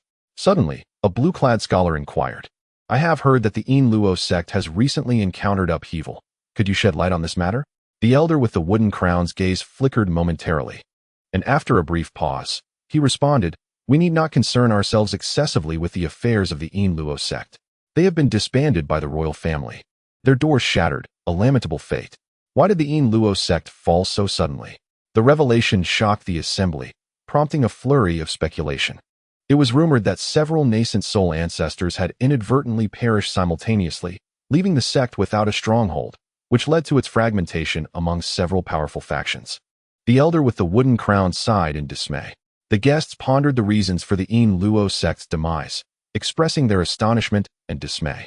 The fall of such a significant sect was indeed a shocking and regrettable event. The Luo sect had been a formidable force in the great gene cultivation world, and their decline would undoubtedly create ripples throughout the entire realm. As discussions continued, a robust man in a brocade robe interjected before the fall of the Luo sect. "It is said that certain anomalies were observed. I wonder if there is truth to this." Upon hearing this, Hu Qinglei's eyes sparkled with insight. "What you say holds merit. To my knowledge, the Luo sect recently faced an external incursion, which severely injured several of their nascent soul ancestors, leading to their subsequent decline. Could the external force have been the royal family?" The crowd gasped in astonishment. "That remains uncertain," Hu Qinglei pondered. "However, Taoist Feng and Taoist Xiang are expected to visit our sect soon. Perhaps they possess some knowledge on the matter. We ought to inquire to safeguard our own sect from potential calamities." A palpable tension enveloped the gathering as the formidable figures of Feng Leiguai and Xiang Zhili were mentioned. Both were revered transformation stage cultivators, possessing terrifying prowess. The announcement of their impending visit cast a shadow over the crowd, whose expressions grew grave, revealing their keen interest in the event. As the names of Feng Leiguai and Xiang Zhili circulated, murmurs gradually subsided, replaced by a solemn atmosphere. In the realm of cultivation, transformation stage practitioners stood as insurmountable mountains, their actions drawing widespread attention. Upon hearing that the esteemed seniors were approaching, the elder with the wooden crown promptly led the disciples out of the hall to extend a warm welcome.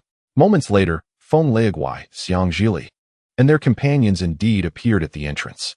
Among the throng of cultivators, a young man stepped into the luminous aura. He stood tall, his gaze steady. This young man was Lin Mo, who followed closely behind Feng Leiguai and Xiang Zhili, entering the grand hall of the Demon Palace with measured grace. "Honored seniors, your long journey must have been taxing," the elder with the wooden crown greeted them. Feng Leiguai and Xiang Zhili exchanged pleasantries, inquiring after the elder and their fellow disciples. As Lin Mo's figure became more pronounced within the radiant ambience, he stood alongside Feng Leiguai and Xiang Zhili, drawing the collective gaze of the assembly. Their curiosity about this young cultivator unmistakable. "This is Lin, a distinguished guest who has recently joined us," Xiang Zhili announced with a smile to the elder with the wooden crown. "He wishes to undergo some trials and tribulations during this expedition, and I kindly ask for your support." The elder scrutinized Lin Mo closely, narrowing his eyes, and remarked, "This Lin Taoist appears to be in his 30s, with seemingly modest cultivation. Is it appropriate for him to join our sect, Tianmazong?" A scholar clad in blue interjected, "Lin is not one of our disciples. His participation in this mission may not be suitable." Hearing this, Xiang Zhili subtly conveyed a message to Lin Mo, urging him to remain calm. He then clarified to the assembly, "Though young, Lin has indeed attained transformation stage cultivation. His presence here is to seek breakthroughs within the Demon Palace, and I hope you all will support him." Both the elder with the wooden crown and the blue-clad scholar expressed their surprise upon hearing this. The elder quickly nodded, affirming, "Since he accompanies esteemed seniors, Lin is indeed a valued guest of our sect." The gaze of Hu Qinglei also fell upon Lin Mo, and he nodded slightly, his voice resonant as he inquired, "So, you are Lin Mo. I have heard that you wish to join our endeavor. Might I inquire about your intentions and motivations?" Lin Mo maintained his composure, offering a gentle smile as he clasped his fists in greeting. "I am Lin Mo, and I am eager to partake in this mission. My reason for coming is that I have heard of the unique elixir, the demon refining Tianyuan pill from Matoa Mountain, which is said to greatly aid in transcending the transformation stage. Additionally, I hope to acquire further opportunities for cultivation and treasures during this expedition. The elder with the wooden crown furrowed his brow, his eyes reflecting confusion as he regarded Lin Mo. You express such a fervent desire for the demon refining Tianyuan pill. Yet you have already reached the transformation stage, have you not? Lin Mo smiled slightly, not concealing the truth. To be candid, I have indeed achieved the transformation stage. But my partner has recently shown signs of breakthrough, yet has not yet reached that realm. Having heard of the efficacy of the demon refining Tianyuan pill, I feel that this is a rare opportunity, which is why I am accompanying the esteemed seniors. If I could obtain some, it would be most fortuitous. As the crowd awaited Hu Qinglei's response, a voice resonated from Xiang Zhili, who explained, Lin Mo has previously assisted me. We share a bond of past friendship. I believe his involvement would be beneficial. Upon hearing this transmission, Hu Qinglei's brow relaxed slightly. After a moment of contemplation, he nodded, saying, Since Dao friend Xiang holds him in such high regard, I shall not impede his participation. Lin Mo, welcome to our endeavor. Lin Mo expressed his gratitude with a respectful gesture, while Xiang Zhili smiled and nodded in approval. The scholar in blue robes slightly curled the corner of his mouth and murmured, This young man possesses some merit. He has certainly caught my attention. Chapter 353. At that moment, an elderly man with a white beard, who called himself Ku Zhu, spoke. I am Ku Zhu. Today, as Dao friend Lin graces our Tian Mo sect, it seems we are fated to meet. Might we exchange insights on profound methods? Noticing the elder's commendable cultivation, Lin Mo smiled in response. Elder Ku Zhu, you flatter me. I, not being particularly accomplished, would be eager to learn from all of you. The two engaged in a discussion regarding cultivation and alchemy, where Lin Mo, without ostentation, displayed a composed and steady demeanor, gradually earning the admiration of those present. Throughout his interaction with Ku Zhu, Lin Mo showcased confidence and friendliness. Their mutual praises created an atmosphere filled with ease and enjoyment. Lin Mo's humility and sincerity left a positive impression on everyone. After a while, Hu Qinglei proposed. Dao friend Lin has likely just arrived and may not have had a chance to rest. Shall we move inside the hall to continue our conversation? The gathering unanimously agreed. A soft murmur arose within the hall, as attendees speculated about Lin Mo's identity and origins. It seems Elder Lin has connections to the Inluo sect. A youth in a green robe ventured to inquire. How so? Hu Qinglei raised an eyebrow. The Inluo sect has recently encountered misfortune. How could Dao friend Lin be associated with them? Lin Mo remained unperturbed, calmly responding. Indeed, I have had encounters with the Inluo sect, but I prefer to discuss this matter in private to avoid misunderstandings. The crowd, intrigued by his words, eagerly speculated on his relationship with the Inluo sect. Maintaining his composure in the face of curiosity, Lin Mo answered several questions candidly while steering the conversation's direction, showcasing his keen social acumen and wisdom. Reactions varied among the attendees. Some expressed admiration, while others remained cautious. Hu Qinglei's inquiries prompted further questions from the cultivators regarding Lin Mo's affiliation with the Inluo sect. Lin Mo took a deep breath, stating, I indeed have enmity with the Inluo sect. He calmly acknowledged, I personally eliminated the sect's leader. This revelation struck like a stone cast into still waters, creating an immediate uproar. What? Dao friend Lin personally slayed the leader of the Inluo sect? The crowd exclaimed in astonishment. Though your actions may be understandable, they ultimately contradict our principles, an elder remarked, frowning. You all overstate the matter, Lin Mo smiled. I merely acted to resolve old grievances, with no further intentions. All eyes turned to Lin Mo, and the atmosphere shifted dramatically. Shock, disbelief, and even respect flickered across the faces of the onlookers. Despite their astonishment, they could comprehend Lin Mo's actions. His calm and composed demeanor further solidified a profound impression in their minds. Having slain the leader of the Inluo sect, Lin Daoyu must have grasped its profound secrets. A young cultivator tentatively inquired if he might elaborate on the events that transpired. Without hesitation, Lin Mo recounted the entire process, candidly revealing his actions. Though the audience was taken aback, they could not help but regard Lin Mo with newfound respect.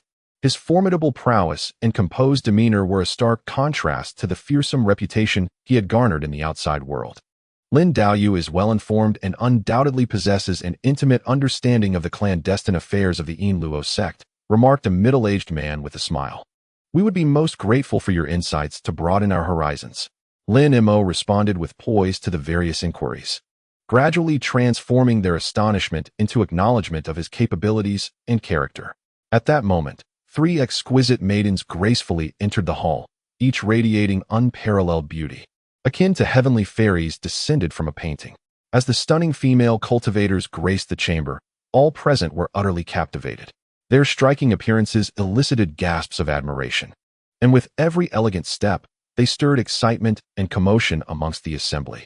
The atmosphere within the hall became vibrant once more with their presence.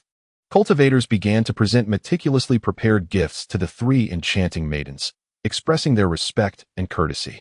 These maidens, each a vision of elegance, sparkled like ethereal beings under the spotlight of the gathering. Lin Mo, too, retrieved a few pills from his storage pouch, nonchalantly placing them into the offering tray. While not as extravagant as others, his gesture was sufficiently courteous, reflecting his awareness of his standing at the event and his desire to convey sincerity through this gift.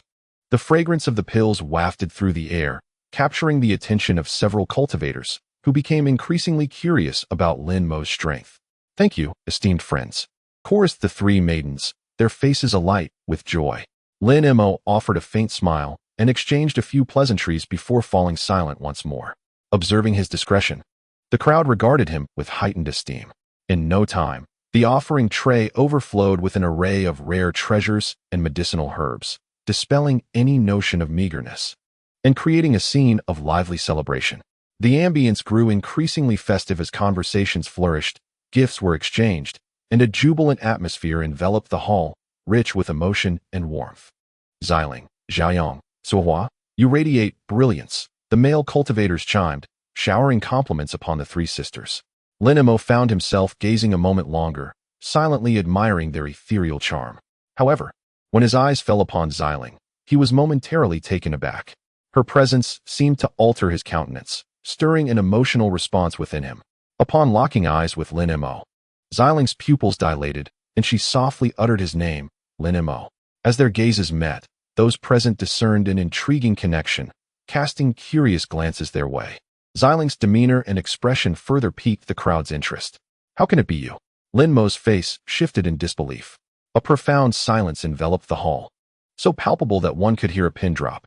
Whispers of speculation and curiosity regarding the peculiar relationship between Lin Mo and Xiling filled the air, while the expression of the elder with the wooden crown darkened, as he sensed that something inexplicable was unfolding.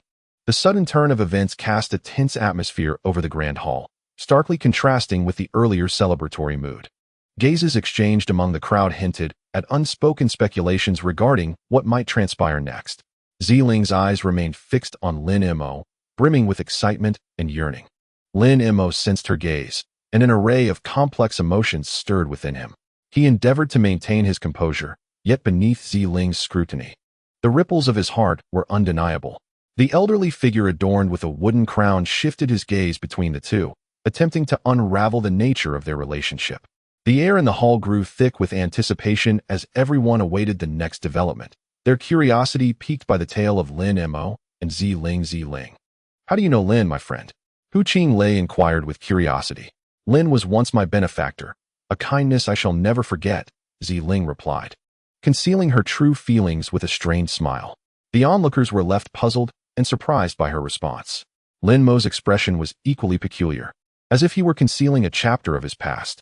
The exchange of glances between Lin Mo and Ziling rendered the atmosphere distinctly odd. It was evident that an unspoken history lingered between them. The tension in the hall reached a crescendo, creating a stark contrast to the prior joyous ambience. The assembly's eyes locked, as if they could hear each other's heartbeats. Might I inquire about the relationship between Lin and Sister Ziling to alleviate our curiosity? A young cultivator ventured tentatively. Lin Mo's brow furrowed slightly. He felt the weight of their attention but maintained his calm demeanor. Unwilling to divulge the intricacies of his emotions and entanglements with Ziling before the crowd, he felt as though he had been thrust into the spotlight. This matter is but a fleeting memory, best left unspoken, Lin Mo remarked coolly. Ziling lowered her head, concealing the tumult within her heart. The story shared between her and Lin Mo seemed elusive, further intensifying the gravity of the atmosphere. Time appeared to stand still in the hall. As the assembly's gazes flitted between Lin Mo and Ziling, years had passed. Lin Mo was no longer the naive scholar of yore, but a man exuding masculinity and maturity. Ziling's heart was a tapestry of emotions, surprise, joy, and a hint of melancholy. Hu Qinglei, observing Ziling with a smile, rose at an opportune moment, raising his goblet high towards Lin Mo and the assembly, opening the floor to conversation. Today, we are fortunate to host a distinguished guest, our esteemed maidservant Ziling. How fortunate we are to behold her beauty. His words heightened the tension in the hall, sparking a flurry of murmurs as eyes met, each searching for clues in the other's gaze. Particularly those aware of Hu Qinglei's connection with Ziling wore expressions of intrigue and curiosity. Lin Mo maintained a composed demeanor, seemingly anticipating the unfolding situation. He sensed the turmoil within Ziling, but chose not to reveal too much, merely offering a faint smile as he awaited the ensuing developments. Hu Qinglei glanced at the two and scoffed. So, you are acquainted. In that case, Ziling, raise a toast to Lin Mo, marking the conclusion of your shared chapter. Ziling grasped the wine cup, her hand trembling slightly. The atmosphere within the grand hall intensified the moment she accepted the cup, with the gazes of the assembled cultivators fixated upon her. It was as if the entire scene had come to a standstill, leaving only the cup of wine swaying in the air. Ziling raised the cup, her eyes flickering, her lips quivering ever so slightly, overwhelmed by the multitude of stares that rendered her emotions exceedingly complex. She understood that at this pivotal moment, she could not afford to appear overly agitated, yet the turmoil within her made it difficult to maintain her composure. Her gaze lingered on Lin Mo for a brief moment before she shifted her attention back to the wine cup in her hand. She was acutely aware that drinking from this cup would signify her formal acceptance of the role as Hu Qinglei's concubine, forever altering the nature of her past relationship with Lin Mo. Ziling's hand trembled ever so slightly, yet she steadied herself and approached Lin Mo, gently placing the cup before him. Lin Mo, this cup of wine is my tribute to you, she uttered, her voice faint but brimming with intricate emotions. Lin Mo nodded slightly, accepting the cup without uttering a word, merely offering a tranquil smile before consuming its contents with decisive elegance. Ziling raised her gaze to Lin Mo, sadness evident in her eyes, as if she were yearning for something. She bit her crimson lip, preparing to lift her own cup to drink, when suddenly it wobbled in her grasp, nearly spilling its contents. It turned out that Hu Qinglei, noticing Ziling's hesitation, had secretly placed a restriction upon her, attempting to coerce her into drinking. I cannot drink this wine," Ziling stammered, despair reflected in her eyes. She realized that at this moment, her fate lay in the hands of others, leaving her with no room for choice. Lin Mo observed with furrowed brows, a surge of anger rising within him. Ziling, quickly drink this wine. Hu Qinglei's tone had shifted from gentle to impatient. Ziling held the cup, her hand still trembling, yet she refrained from drinking. Surely you do not intend to go back on your word. Hu Qinglei sneered. I lack the patience for such games. Ziling may require a bit more time to adjust. She should not be forced, Lin Mo interjected. You, an outsider, have no right to meddle in the affairs of the Demon Palace. The elder Mu Guan narrowed his eyes, a hint of malice emanating from him. Lin Mo, undeterred, replied with a smile, I am merely concerned for a friend. Miss Ziling evidently harbors unspoken burdens that should not be compelled. Ha! Unspoken burdens. Hu Qinglei laughed heartily, as if she has a choice. She is now a member of the Demon Palace and must act according to my wishes. You. Ziling glared fiercely at Hu Qinglei, her eyes alight with deep-seated hatred. Someone. Intensify her restrictions. Hu Qinglei bellowed. Several demonic cultivators responded, advancing towards Ziling. Stop. Lin Mo commanded, his aura surging forth, repelling the approaching cultivators. Both Mu Guan and Hu Qinglei's expressions shifted dramatically. It seems Ziling is not here of her own volition, Lin Mo remarked calmly. I even suspect you may have forcibly abducted her. Ha! Hu Qinglei laughed maniacally. This is the way of the demonic path. Strength reigns supreme. What does it matter whether it is voluntary or not? Once she has entered the Demon Palace, she must obey my orders. The demonic path should also adhere to its own principles and refrain from unwarranted coercion, Lin Mo stated with poise. Such audacity. Hu Qinglei seethed, his teeth clenched in disdain. What makes you think you can stand on equal footing with me? Today, I shall demonstrate the true rules of the Demon Palace. The tension between the two was palpable, their spiritual pressures clashing, compelling the other demon cultivators in the Grand Hall to retreat cautiously, wary of being caught in the crossfire. Only Zhang remained rooted to the spot, her gaze fixed on Lin Mo, her heart a tumult of emotions. Lin Mo's eyes bore into Zhang's, as if seeking answers within her gaze. Under the weight of her charged stare, he spoke slowly. Zhang, I have a question I wish to pose, and I hope you can respond with sincerity. I seek to confirm one matter. He regarded her with calm intensity. Did you become Hu Qinglei's concubine of your own volition? Zhang struggled to suppress a bitter pang. Her lips parted, yet words eluded her. The question fell into the atmosphere like a heavy bomb, compelling all eyes in the hall to turn towards her, awaiting her response. She found herself ensnared in a conflict, her emotions oscillating, as if drawn by an indescribable force. Chapter 354. She had once thought she had seen through everything. But now, confronted with Lin Mo's inquiry, her heart plunged into profound turmoil once more. Ha ha. Hu Qinglei laughed maniacally. Lin Mo, you remain woefully naive. In the demonic realm, notions of willingness are mere farce. Whatever I, Hu Qinglei, desire becomes mine. Yet Lin Mo remained unfazed, his gaze still fixed on Zhang, imbued with understanding and patience. He was not in haste for an answer, but rather wished for Zhang to convey her true emotions. Zhang bit her lip, ultimately deciding to confront the truth. Lin Mo, I was coerced into becoming Hu Qinglei's concubine. I did not come here of my own accord. Humph, now that you are in the Demon Palace, you must abide by my rules, Hu Qinglei interjected disdainfully. Do not heed the hypocritical temptations of this outsider. Is what she says true? Lin Mo pressed further. Indeed, Zhang replied, her eyes glistening with unshed tears. I lived a carefree life in the mortal realm until the day the people from the Demon Palace suddenly seized me, dragging me here against my will. As she spoke, tears welled up, her words laced with profound sorrow and despair. The other demon cultivators present remained inscrutable, seemingly accustomed to such occurrences, believing that in the demonic path, strong men capturing beautiful women was nothing novel. Only Lin Mo displayed a rare expression of compassion and sympathy. Thank you for revealing the truth to me, he said softly. Zhang lifted her gaze to him, a flicker of hope reigniting in her eyes. She realized that at least she and Lin Mo were not fighting alone. Hu Qinglei, however, appeared dissatisfied, scoffing. Lin Mo, what does this even mean? Do you believe this will alter reality? It seems we need to have a serious conversation, Lin Mo replied, turning to Hu Qinglei with a calm demeanor.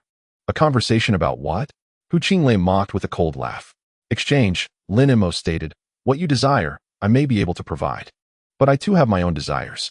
I am curious to see what a mere nascent transformation cultivator like you could possibly offer, Hu Qinglei retorted dismissively.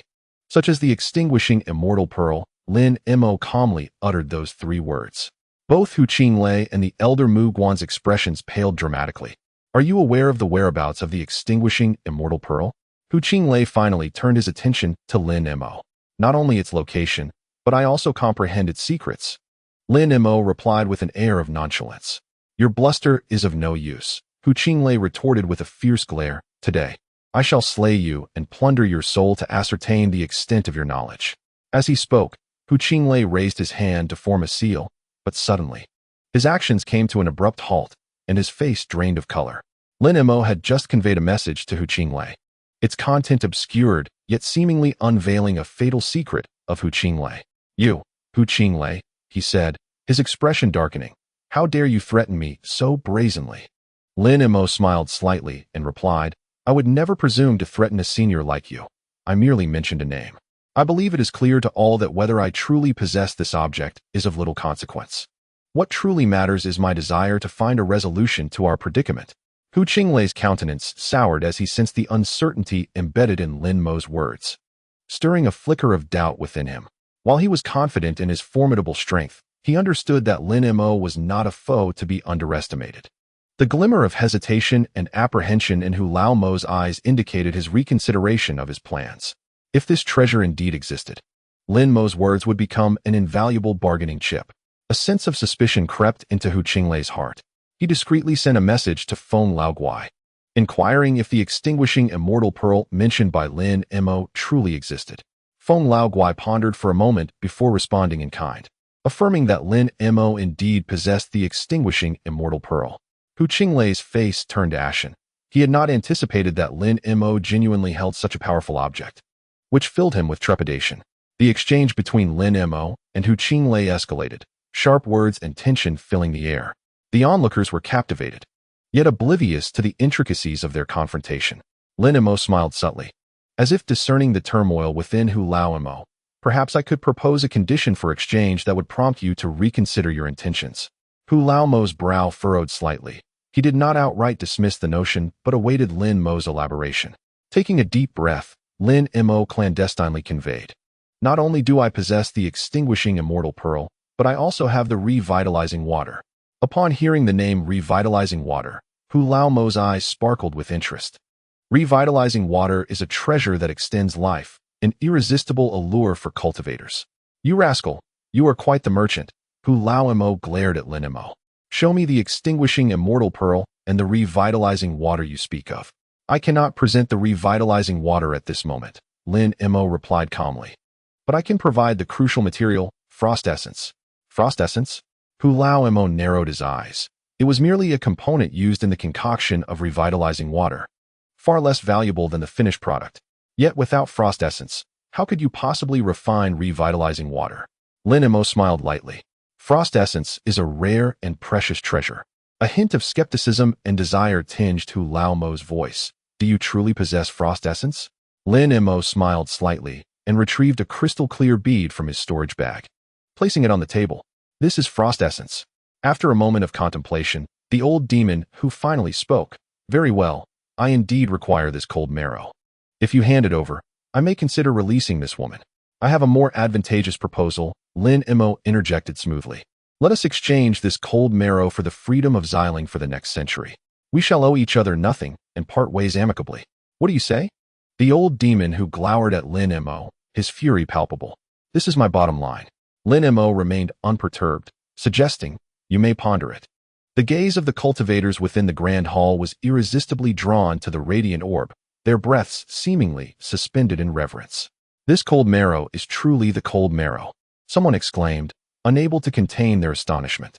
The old demon whose eyes were riveted on the crystalline sphere, a torrent of uncontrollable emotions surging within him, compelling him to reach out and grasp the cold marrow.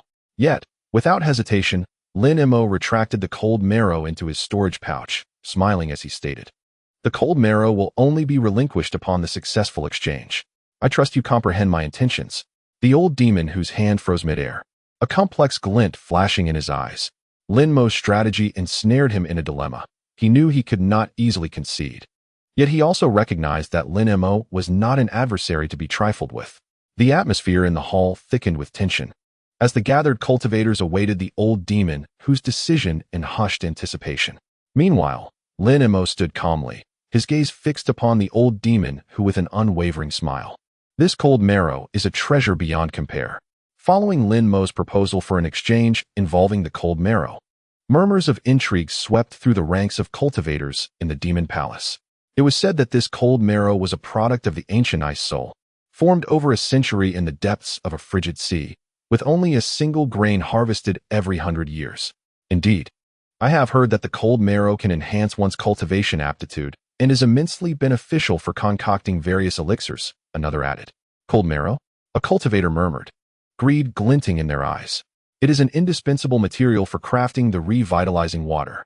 The grand hall erupted into fervent debate as each cultivator expressed their deep fascination with the value of the cold marrow. Such a scarce resource was an almost irresistible temptation for them. Lin Mo skillfully stirred the hearts of the demon palace's inhabitants with the allure of the cold marrow, elevating the stakes of the negotiation to unprecedented heights. In the exchange between Lin Mo and the old demon Hu, Xiling appeared particularly vulnerable.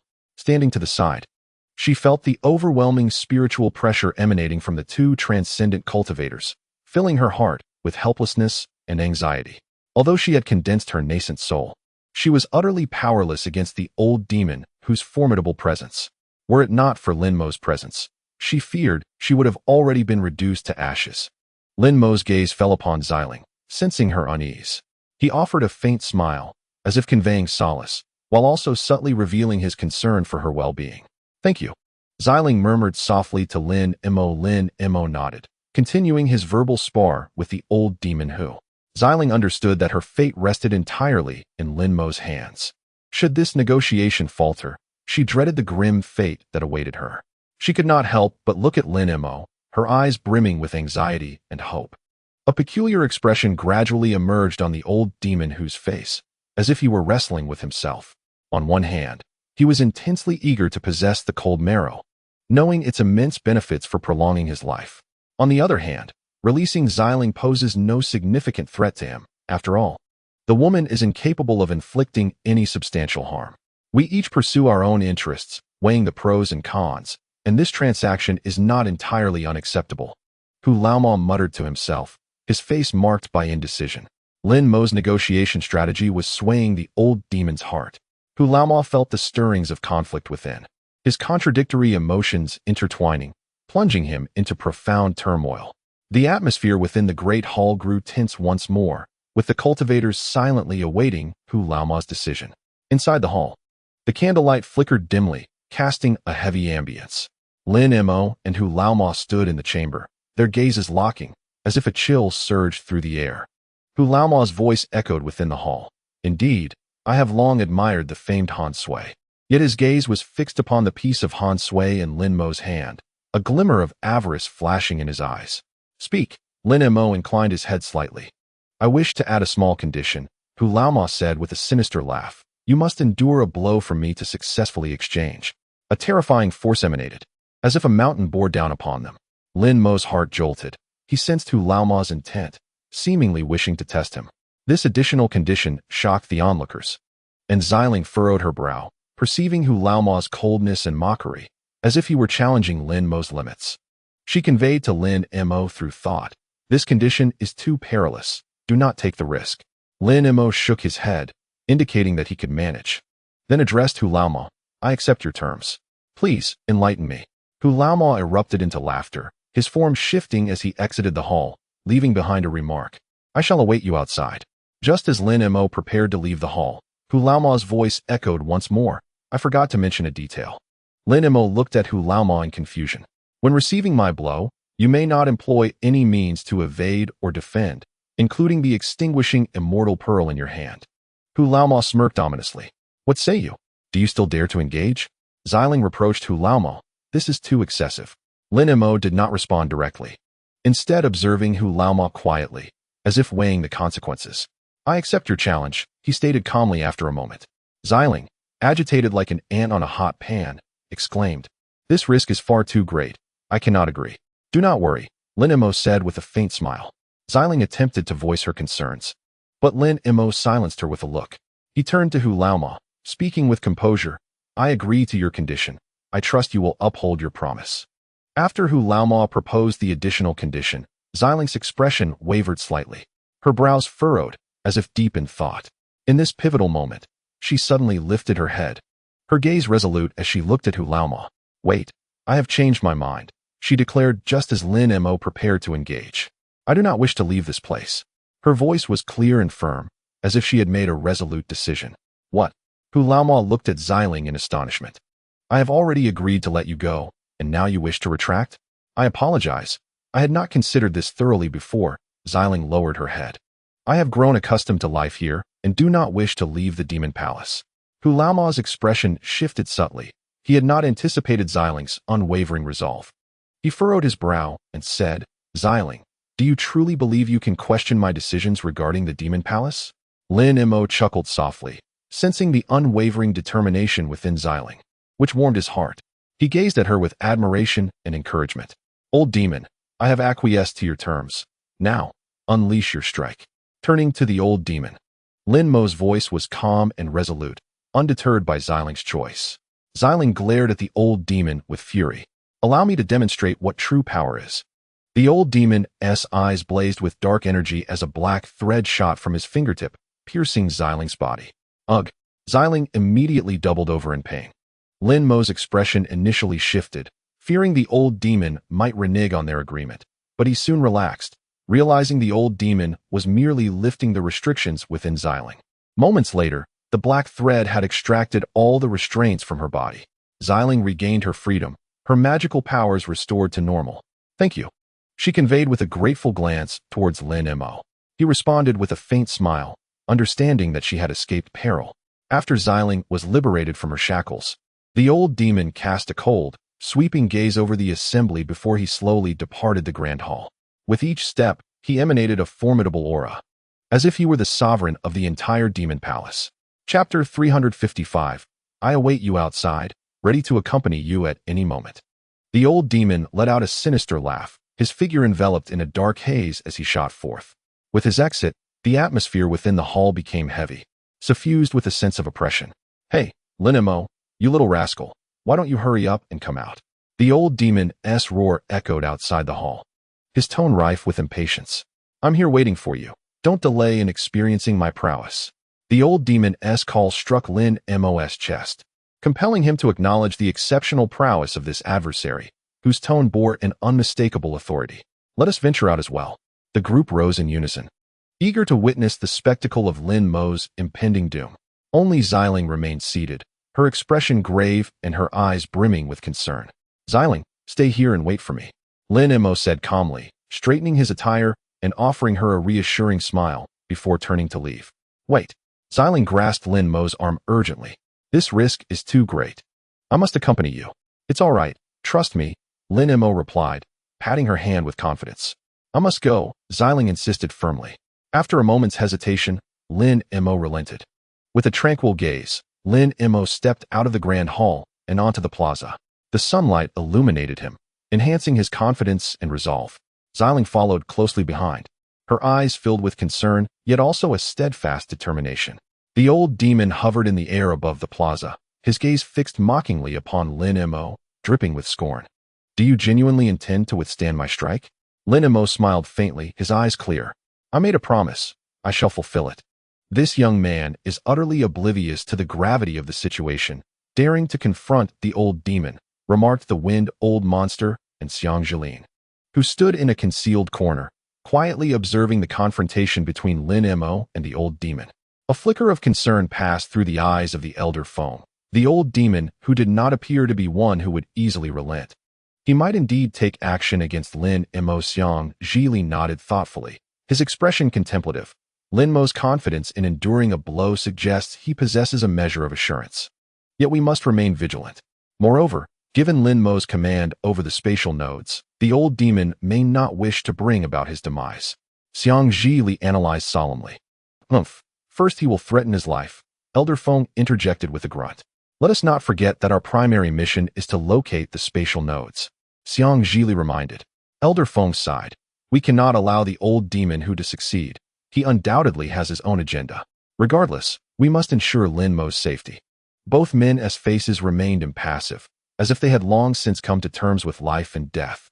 Lin Mo and the old demon who hovered in the air, separated by a distance of 10 zhang, the atmosphere thick with tension. Their gazes clashed, as if two formidable forces were colliding in that instant. The old demon who smiled faintly, his tone cold and laced with derision. "Young man, do you truly believe you can withstand my strike?" Below, a throng of demon palace cultivators and maidens eagerly gazed up at the unfolding contest. "Come now, let me witness your prowess," Lin Mo replied with an air of indifference. "Very well, with this strike, I shall claim your life," the old demon who sneered, forming hand seals. A brief silence enveloped the scene, all present awaiting the impending blow. "Rest assured, I possess the measure of control," Lin Mo assured Xiling with a reassuring smile. He was confident that his current strength would suffice against the old demon who. "Be cautious," Xiling implored, unable to suppress her concern. Lin Mo stood tall, exuding a palpable aura of confidence that enveloped those around him. He gently closed his eyes, as if attuning to the surging power within his being. However, Xiang Jilin's brow furrowed deeply, his eyes betraying a hint of anxiety as he discreetly communicated, "The old demon who is no ordinary foe. His capabilities may far exceed our comprehension. Lin Mo, this old monster will surely strike with lethal intent. You must exercise extreme caution." Lin Mo flashed a slight smile, his voice resolute and calm. "I am fully aware of my actions and will not cause you undue worry." Xiang Jilin continued, "Elder Feng, I recall you mentioned that the old demon who possesses a remarkable treasure, one capable of unleashing devastating attacks. Should he truly employ it, Lin Mo could find himself in peril. Elder Feng nodded. Indeed, the old demon who may very well resort to that artifact in battle. At this moment, the old demon who, adorned with a wooden crown, stood before the crowd, cradling an ancient scroll in his hands. The scroll shimmered with a verdant glow, emanating an air of antiquity. What is that? The eyes of the crowd converged upon the scroll held by the crowned old demon who. He smiled as he explained, "This is a treasure I obtained from a relic, known as the Emerald Sun Scroll. Although it appears to be merely a conventional landscape painting, it conceals profound power within." No sooner had he spoken, when emerald mist suddenly erupted from the scroll, accompanied by the sound of cries reverberating through the air.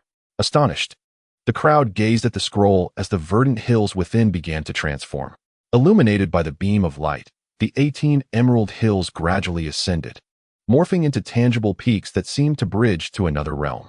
The onlookers were struck with awe, sensing the extraordinary energy contained within the scroll. Suddenly, a wailing cry emanated from the summits, reminiscent of an infant's lament, imbued with an eerie and enigmatic quality. Subsequently, the 18 peaks began to rotate slowly, exuding an ancient aura. The voice of the old sorcerer echoed through the hall, revealing that the Emerald Sun Scroll was a spatial treasure capable of connecting to a mysterious dimension. The 18 peaks served as conduits to this connection, and the power contained within was truly unfathomable. A tempest of emotions surged within the hearts of the spectators, though they were unaware of the intricacies at play. They could unmistakably feel the scroll's exceptional nature. The mere fact that the old sorcerer had unveiled such a rare artifact underscored its unparalleled value. Lin Mo and Xiang Zhili exchanged silent glances at the scroll, acutely aware of the gravity of the situation. The power of this extraordinary treasure far surpassed their imagination, and if fully unleashed by the old sorcerer, the consequences would be dire. "This artifact is likely beyond our capacity to control," murmured Xiang Zhili. According to the old sorcerer's description, the power encapsulated within this scroll was astonishing, capable of summoning real mountain peaks. The potential ramifications of its full utilization were alarming. I have encountered records of this item in ancient texts. It is known as the Emerald Celestial 18 Peaks Map, which can conjure the 18 towering summits of the Emerald Celestial Mountain Range, Lin Mo recalled. The old eccentric furrowed his brow. "I once believed this to be mere legend, yet it appears to be real. The Emerald Celestial 18 Peaks, each peak harboring boundless magical prowess, would be insurmountable if fully awakened," Lin Mo added. "We must prevent the old sorcerer from unleashing the full power of this map." They exchanged worried glances, each recognizing the other's apprehension. This impending confrontation seemed to transcend their expectations. The old sorcerer gradually unfurled the scroll, revealing radiant emerald glimmers that sketched layers of majestic mountains. This was indeed the breathtaking vista of the Emerald Celestial 18 Peaks, with each summit subtly glowing. "What a splendid sight," praised Ziling. However, at that moment, a green mist erupted from the scroll, enveloping the air, while peculiar wails echoed faintly. Lin Mo's expression shifted dramatically. From the mist, the 18 small hills abruptly rose from the canvas, standing tall within the grand hall. Each hill shimmered with a vivid emerald hue, appearing strikingly lifelike. "The depicted forms have materialized," Xiang Zhili exclaimed in disbelief. As Lin Mo beheld the 18 hills, a foreboding sensation gripped his heart. The power of the Emerald Celestial 18 Peaks map was beyond comprehension. He knew he must find a way to neutralize this force. Otherwise, the repercussions would be catastrophic. "Let us unveil the true visage of the Emerald Celestial 18 Peaks," the old sorcerer sneered, donning a wooden crown, as he swept his hand across the scroll. Suddenly, the 18 hills began to swell rapidly, their magical essence intensifying at an alarming rate. A massive black void appeared to threaten to engulf the mountains. As the peaks shifted unpredictably, their magic elusive, Lin Mo resolved to take action. He began to harness his own abilities, preparing to confront the impending assault from the old sorcerer. Hulao Mo clasped his hands together and softly chanted a few incantations. Instantly, a surge of magical energy enveloped him, and his eyes gleamed with intensity. He pointed his finger at the scroll, and suddenly, 18 peaks erupted with a pitch-black radiance, unleashing tremendous power. A torrent of dark magic surged from Hulao Mo's being, piercing through space and directly infusing itself into the zhang scroll. Under the influence of the dark magic, the green mist within the scroll swiftly coalesced into towering black pillars, fierce and formidable like dragons. The 18 peaks depicted on the scroll also grew rapidly, emitting a deep, resonant roar.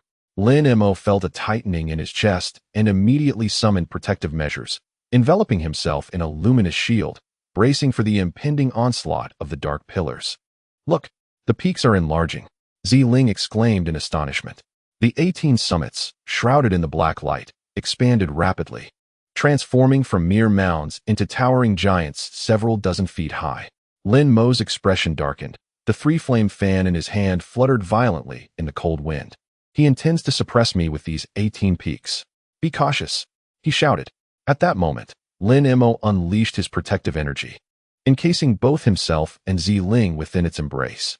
A thunderous sound erupted as the towering peaks pressed down from above like giants, their immense force stirring a tempest that caused the ground beneath Lin Mo to crack, forcing him to stagger back several steps. "That was close." Mo laughed heartily, exclaiming, "Allow me to demonstrate my power." His magical energy surged, intent on completely subduing the 18 peaks. However, just as the dark pillars were about to collide with the shield, Mo abruptly halted the flow of his magic. The pillars froze in midair, and the peaks suspended themselves, creating a surreal tableau. Lin Mo's gaze sharpened. He was unaware of Mo's sudden cessation, but sensed an escalating danger. This unexpected turn of events compelled him to remain vigilant, ready to confront any imminent threat. The enormous peaks hovered ominously above, poised to descend at any moment.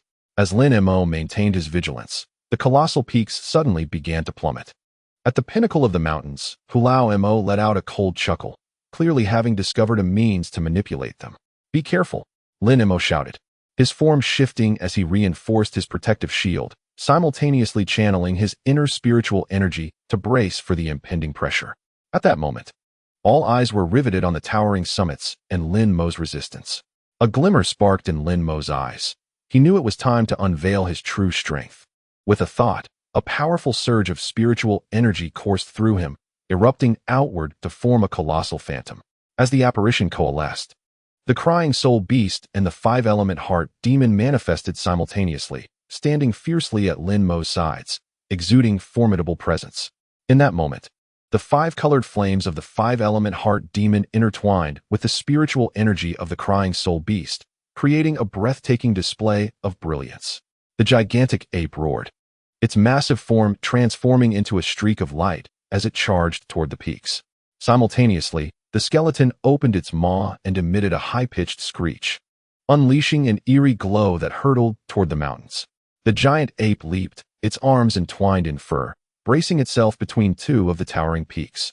With a resounding roar, the colossal ape successfully pushed apart two mountain peaks, though it sustained severe injuries in the process. Meanwhile, the wailing beast and the five sons of the heart demon swiftly sprang into action, unleashing their formidable powers to form a series of defensive barriers in an attempt to withstand the oppressive force of the descending mountains. The five sons of the heart demon waved their hands, summoning a dazzling array of five-colored flames that intertwined like five radiant rainbows, creating a protective shield enveloping both the colossal ape and the skeleton. This vibrant flame bore a unique decelerating effect, significantly slowing the descent of the mountains. The skeleton let out a piercing howl, standing shoulder to shoulder with the colossal ape to resist the impending mountain. The descent of the peaks gradually slowed, thanks to the binding effect of the five-colored flames from the five sons of the heart demon. The combined strength of the colossal ape and the skeleton allowed them to withstand the mountain's immense pressure for a brief period. As the gigantic peaks drew nearer, the pressure from the turbulent air caused the garments of those present to flutter wildly. Under this immense strain, the wailing beast and the five sons of the heart demon gritted their teeth, exerting every ounce of their strength to hold firm. Their forms swayed in the air, yet there was no sign of retreat. The battle was tense and fierce, radiating brilliance as their powers intertwined.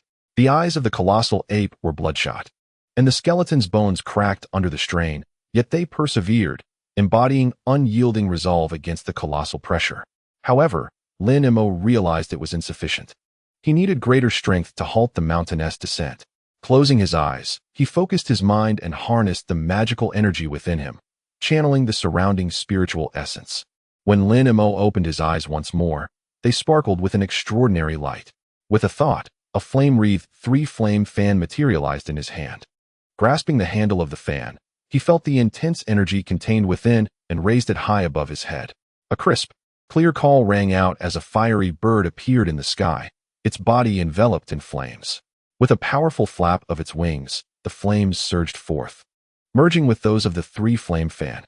The firebird soared like a shooting star, racing toward the descending mountain peaks. The body of the firebird fused with the flames of the three-flame fan, creating an immense halo of fire that intertwined with the five-colored flames of the five sons of the heart demon, resulting in a splendid tapestry of colors. As the flames encircled the peaks, their descent began to slow, seemingly held aloft by this potent force. Lin Mo's brow relaxed slightly. His power had finally been fully unleashed, and he believed he could uphold this realm and counteract the mountain's pressure. However, just then, two additional peaks began their descent, forming a triad of oppressive forces converging upon Lin Mo and his companions. A sense of alarm surged within Lin Mo. There were still two more mountains. In that critical moment, Lin Mo hurled the silver lotus into the air. It spun rapidly, expanding into a shimmering barrier that kept the two mountains at bay. The miraculous power of the silver lotus was on full display, vanishing and reappearing like a fleeting light beside Lin Mo. The heart of the lotus emitted a gentle green glow, as if imbued with wondrous energy at work. The silver lotus moved gracefully, appearing and disappearing, swiftly positioning itself at the critical points of each mountain peak, using its immense power to support them. The oppressive force from the peaks surged forth. Yet under the silver lotus's interference, their descent gradually slowed. The silver lotus's sporadic presence puzzled the old demon Hu, prompting him to adjust the rhythm of his magical energy in an attempt to break through the silver lotus's disruption. Lin Mo sensed the influence of the silver lotus and felt a slight relief in his heart. Zhang also let out a breath, captivated by the lotus's mysterious allure. As the battle intensified, the mountains conjured by Hu grew ever larger, bearing down on Lin Mo with an inexorable weight, yet he did not falter. Harnessing his summoning abilities and the power of his spiritual treasures, he withstood this tremendous pressure. Amidst the fierce clash between Lin Mo and Hu, a powerful aura surged throughout the realm. The onlookers were riveted to the battlefield, their hearts brimming with tension and anticipation. This confrontation had escalated to a fever pitch, with each movement from both sides resonating deeply within the spectators' souls. The three-flame fan in Lin Mo's grasp emanated scorching flames, as firebirds flapped their wings in the air, unleashing brilliant flames that collided with the mountains, triggering a series of explosive sounds. Flames and oppressive forces intertwined, creating a tumultuous wave of energy. Hu, unwilling to be outdone, unleashed formidable spells in an effort to penetrate the silver lotus's interference, striving to hasten the mountain's descent once more. A fierce glint flickered in his eyes, as he realized that defeating Lin Mo would not be an easy feat. The confrontation between Lin Mo and Hu grew increasingly heated, the surrounding air seemingly quaking under their power, while a dense aura of spiritual energy permeated the battlefield. The crowd's gaze remained fixed on this fierce contest. Ha ha ha. Witness the true power, Hu cackled wickedly, casting another spell to press down the mountains. Lin Mo's focus sharpened as he formed seals with his hands, summoning a colossal golden python that coiled and twisted in midair, occasionally flicking its tongue and surveying the mountains below, as if selecting a target. Zhang gasped. What kind of beast is this, so immense? This is a 1,000-year forged golden python, whose venom is incredibly potent, capable of corroding all things, Lin Mo replied calmly. Just then, a purple giant serpent emerged to Lin Mo's left, its scales erect and eyes radiating a peculiar brilliance. Come, assist me in dispelling this force, Lin Mo called out, as the golden python and the purple serpent simultaneously opened their mouths, unleashing toxic mist and electric sparks towards the descending mountains. What a formidable beast, the crowd marveled. At that moment, the silver lotus reappeared above Lin Mo, complementing the assault of the golden python and purple serpent. With a thunderous crash, a towering mountain plummeted towards the silver lotus. The collision between the mountain and the silver lotus erupted with dazzling light, flashes of lightning, and an overwhelming chill. This is dire, The mountain is too massive. Lin Mo's expression shifted. The silver lotus shrank continuously under the mountain's pressure. Come, lend me your strength. Lin Mo cried out. The golden python swiftly coiled around the mountain, while the purple serpent surged from the side, both injecting venom and lightning into the mountainous core. Cracks appeared on the mountain's surface, yet it continued its slow descent. The silver lotus flickered in and out of visibility, applying force at critical points of the mountain. The golden python and the purple dragon grew increasingly colossal under pressure, ultimately displacing the mountain peak. Lin Mo exhaled a sigh of relief. It was no small feat to withstand such an immense mountain. His formidable display astonished all present. The golden serpent coiled around him, while the purple dragon roared into the air, and a silvery lotus radiated dazzling brilliance. The three entities harmoniously illuminated the surroundings, creating a breathtaking spectacle. Lin Mo's supernatural abilities and strength were showcased vividly, leaving the onlookers in a state of disbelief, even causing the old monster Feng and Xiang Zhili to feel a twinge of surprise. Xiang Zhili furrowed his brow slightly, not expecting Lin Mo to possess such formidable power. Though their time together had been brief, it had been sufficient for him to grasp Lin Mo's cultivation level, and he now realized he had somewhat underestimated Lin Mo's prowess. A flicker of contemplation crossed Feng's eyes as he directed his gaze toward Lin Mo, seemingly pondering something. As an ancient being, his insight into strength was remarkably keen, and Lin Mo's performance left him somewhat shaken. The fierce battle between the mountain and the silver lotus intensified. Lin Mo's golden python, purple dragon, and silvery lotus united to counter the assaults of the towering mountain. The golden serpent opened its cavernous mouth, unleashing searing flames, while the purple dragon flapped its wings in the air, releasing arcs of electricity and thunder. The silver lotus radiated a luminous silver light, exuding coldness and ethereal brilliance. Various elements, spiritual light, electric arcs, and icy energy, collided as the mountain attempted to crush the silver lotus with its overwhelming might. However, Lin Mo's efforts thwarted its intentions. The resplendent light emitted by the silver lotus continually repelled the mountain's onslaught, creating a tumultuous realm of energy fusion. Lin Mo directed the powers of the numerous artifacts with utmost concentration, his brow slightly furrowed, beads of sweat forming on his forehead. Just as Lin Mo and his myriad of artifacts and beasts were valiantly resisting, a piercing howl echoed through the air. It was the Soul Howler beast, and Lin Mo's face illuminated with joy. A massive black creature appeared above the crowd. The emergence of the Soul Howler beast on the battlefield instantly captured everyone's attention. Its form expanded, resembling a majestic mountain, radiating an aura of enigmatic darkness.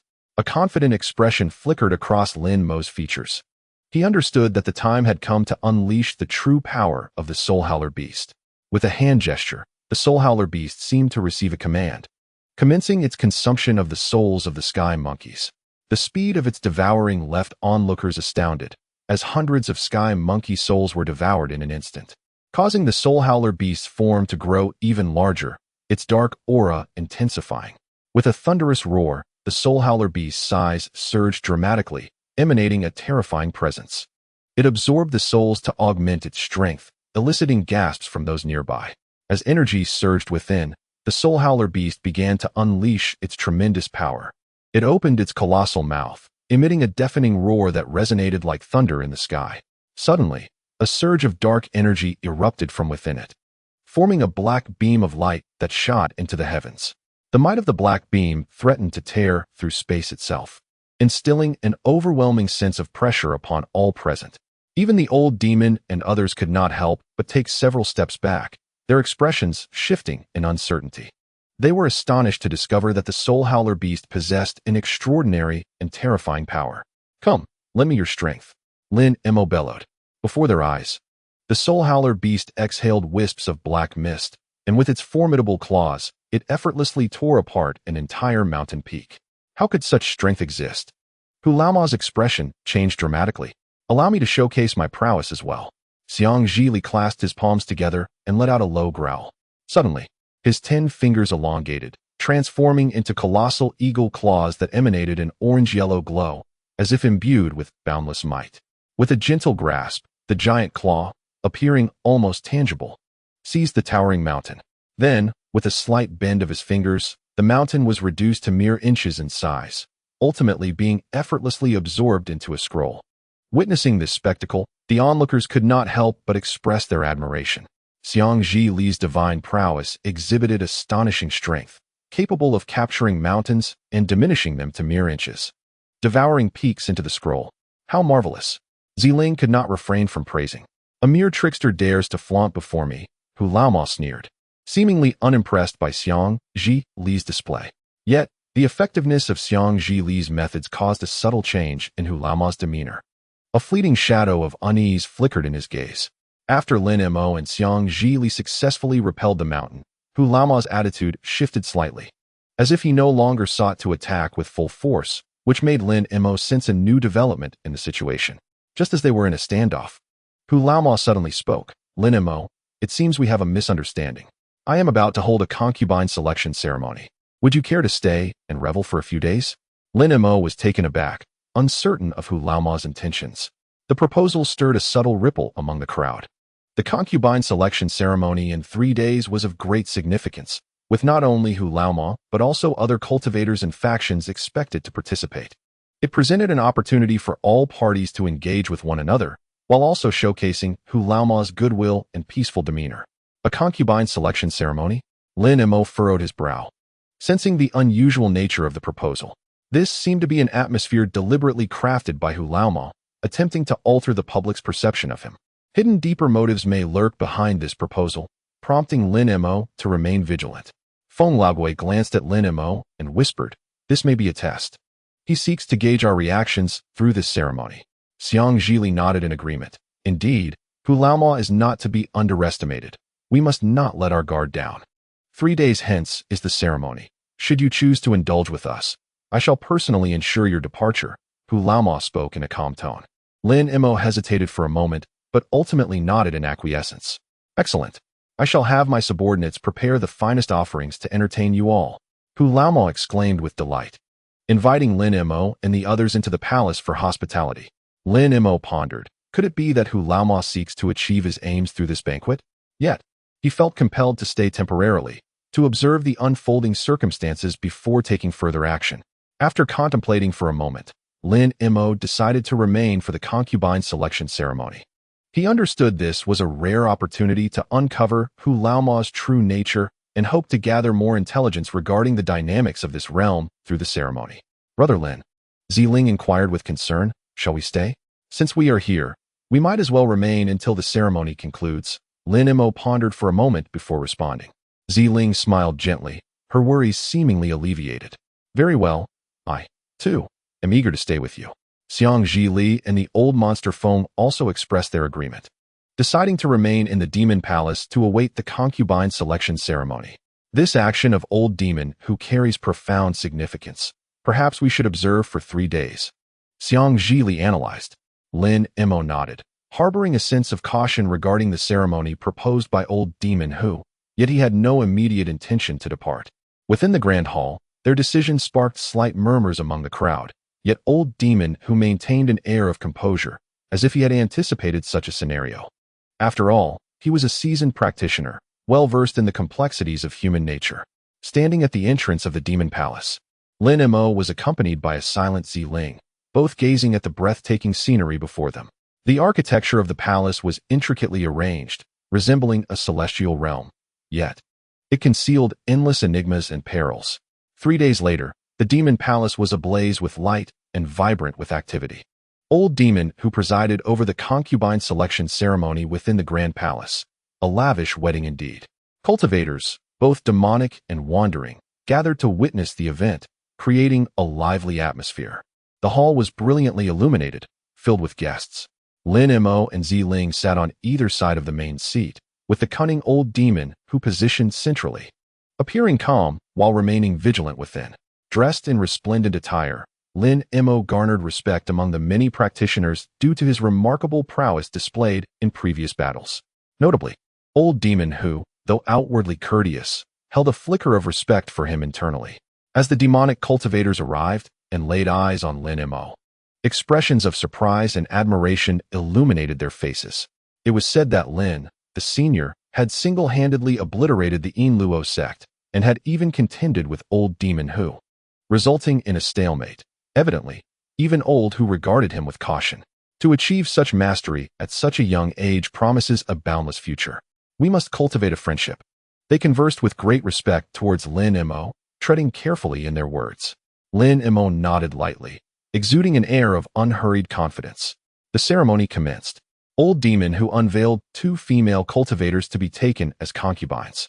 They trembled slightly behind their veils, bowing in reverence. Chapter 357.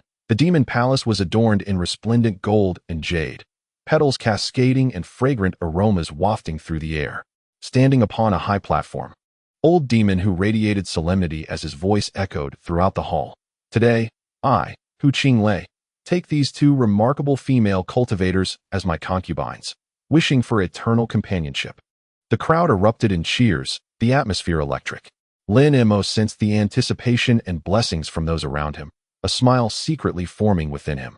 After the ceremony concluded, Lin Mo engaged in conversation with many, receiving numerous invitations. He conversed merrily with Feng the old monster and Xiang Zhili, while also exchanging insights with some younger cultivators from the demon palace. His performance astonished the crowd, and they felt privileged by his presence. After a brief exchange with the attendees, Lin Mo departed the demon palace with Ziling. The 2 found themselves by a lakeside cottage, enjoying the gentle ripples of the water and the drifting willow fluff. Having left the palace, Lin Mo and Ziling strolled along a woodland path. The trees swayed gently as a soft breeze swept by, carrying with it a breath of refreshing air. Sunlight filtered through the gaps in the leaves, casting a warm glow upon the 2 figures, accentuating their silhouettes. Fairy Ziling, you have now escaped the clutches of the demon palace. You are free, Lin Mo said with a soft chuckle, his heart brimming with joy. Ziling gazed quietly at the shimmering surface of the lake, her eyes reflecting its glistening waves. Lin Mo, I must express my gratitude for saving me. Without you, I fear I would never have escaped that infernal abyss in this lifetime. Lin Mo gently patted her hand, his voice warm and soothing. It is my duty. Our fates are intertwined. To accompany one another is my blessing. The 2 began to share their experiences, recounting every detail. Lin Mo spoke eloquently of his journey of growth, while Ziling narrated the years she spent under the control of the demon lord. As night fell, they sat atop the mountain, reminiscing about their pasts and sharing laughter and reflections. Their bond deepened, and Lin Mo found himself enveloped in a tender atmosphere. However, as time passed, Ziling's attitude towards herself began to undergo a subtle transformation. One evening, they remained seated on the mountaintop, the stars twinkling brilliantly like a cascade of the Milky Way. Lin Mo, I wish to convey something to you, Ziling said softly, a complex emotion flickering in her gaze. Lin Mo looked up at her, smiling gently. What is it, Fairy Ziling? Ziling sighed lightly, her expression turning serious. I know you already have a dual cultivation partner, and I do not wish to be a mere concubine. I aspire to focus on my cultivation and pursue a higher path. Lin Mo's heart seemed to skip a beat. He had not anticipated Ziling's resoluteness. Though he understood her choice, a twinge of disappointment lingered within him. He stared ahead in silence, his brow slightly furrowed. Fairy Ziling, I comprehend your decision, yet I do not wish for our emotions to fade because of it, Lin Mo replied, a hint of helplessness in his voice. Ziling met his gaze, gratitude shimmering in her eyes. Lin Mo, I shall not forget the moments we shared, but I must adhere to my own path. I will concentrate on my cultivation and strive for my own journey. After hearing Ziling's resolution, Lin Mo found himself unable to find peace. He managed a bittersweet smile, acknowledging the truth in her words. Everyone has their own pursuits, and one cannot impose change upon another. Beneath the starlit sky, they sat in quietude, their feelings intertwining in the air around them. Lin Mo's resolve gradually solidified. Regardless of what lay ahead, he was determined to relentlessly seek a higher realm and greater power. Vowing to pursue the path of immortality in this life, he ascended alone to the mountaintop, gazing out over the sea of clouds at sunset, reminiscing about the moments spent with Ziling. Ziling has chosen her path. I too must face my own life, Lin Mo murmured to himself. His heart began to find tranquility, having resolved not to dwell in sorrow but to forge ahead and confront new challenges. After parting ways with Ziling, Lin Mo ventured alone into the forbidden land of the Great Gene, the Fire Abyss, in search of the sun's essence fire. Standing at the entrance of the Fire Abyss, Lin Mo gazed into the thick crimson mist ahead. The volcanoes erupted, and lava flowed, filled with searing fiery energy. Not far off, shadows of demonic beasts could be seen weaving through the red fog, emitting low, ominous growls. Surrounded by volcanoes, the infernal realm was enveloped in flames and crimson mist, where a single misstep could lead to one's demise. He inhaled deeply, and with a flicker of thought, golden radiance surged around him. As golden runes coalesced, a protective barrier of fire attributes gradually took shape, encasing his entire being. This shield, forged from the power of the fire dragon pillar, effectively warded off the crimson mist and fiery energies of the inferno. Slowly, Lin Mo ventured into the red fog. He sensed the scorching air around him, yet his barrier successfully insulated him from the fiery energies. His gaze was profound, and his awareness keenly scoured the surroundings. Cautiously, Lin Mo navigated through the infernal abyss, the protective shield deflecting the oppressive heat and crimson haze. The mist was thick with a mysterious aura, severely limiting visibility. He treaded carefully, acutely aware of the many fire attribute beasts lurking nearby, yet he did not falter in his advance. Their greedy eyes fixated on Lin Mo, seemingly poised to strike at any moment. Indeed, danger lurked in every corner. However, fortified by the protective barrier, he mused that he could pass through safely. Delving deeper into the heart of the inferno, Lin Mo edged closer to the location of the solar essence fire. Along the way, he encountered several fire beasts, all repelled by his shield. After several days of exploration within the fiery depths, he faintly sensed the presence of the solar essence fire. The further he ventured into the volcano, the denser the crimson mist became. Employing his formidable awareness, he maneuvered through the obscuring fog.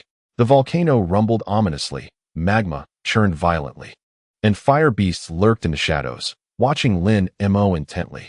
Clenching his fists, he remained wholly focused on seeking the solar essence fire. As he traversed the infernal realm, he was surrounded by surging lava and the acrid scent of sulfur. Suddenly, a pale red avian beast leapt forth, its body smeared with blood, clearly gravely injured. The creature glared fiercely at Lin Mo, emitting a shrill cry as it lunged forward with outstretched claws. Blood sprayed through the air like a burst of waves. Lin Mo steadied his breath, his gaze cold and sharp, as the aura of flames swirled around him. With a sudden intensity in his eyes, Lin Mo retrieved a fiery red thread from his storage ring. With a gentle flick of his wrist, the thread transformed into a fire dragon, instantly ensnaring the avian beast. The creature's pupils constricted sharply as it struggled in vain, but the binding of the fire spirit thread tightened relentlessly. Lin Mo's expression remained deep and unyielding as he ruthlessly dispatched the avian beast, its blood staining the flames before dissipating into a wisp of azure smoke. This fiery red thread was the fire spirit thread, a newly acquired treasure specifically designed to subdue fire attribute beasts.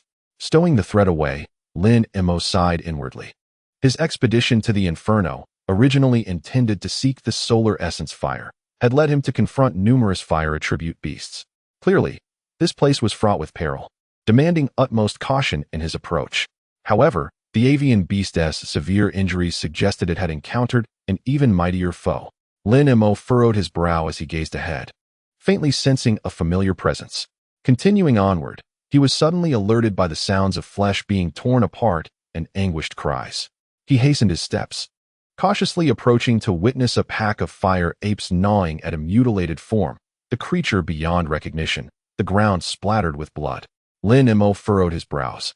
Although the fire apes were not large in size, their numbers were overwhelming, and any ordinary cultivator would likely be torn to shreds.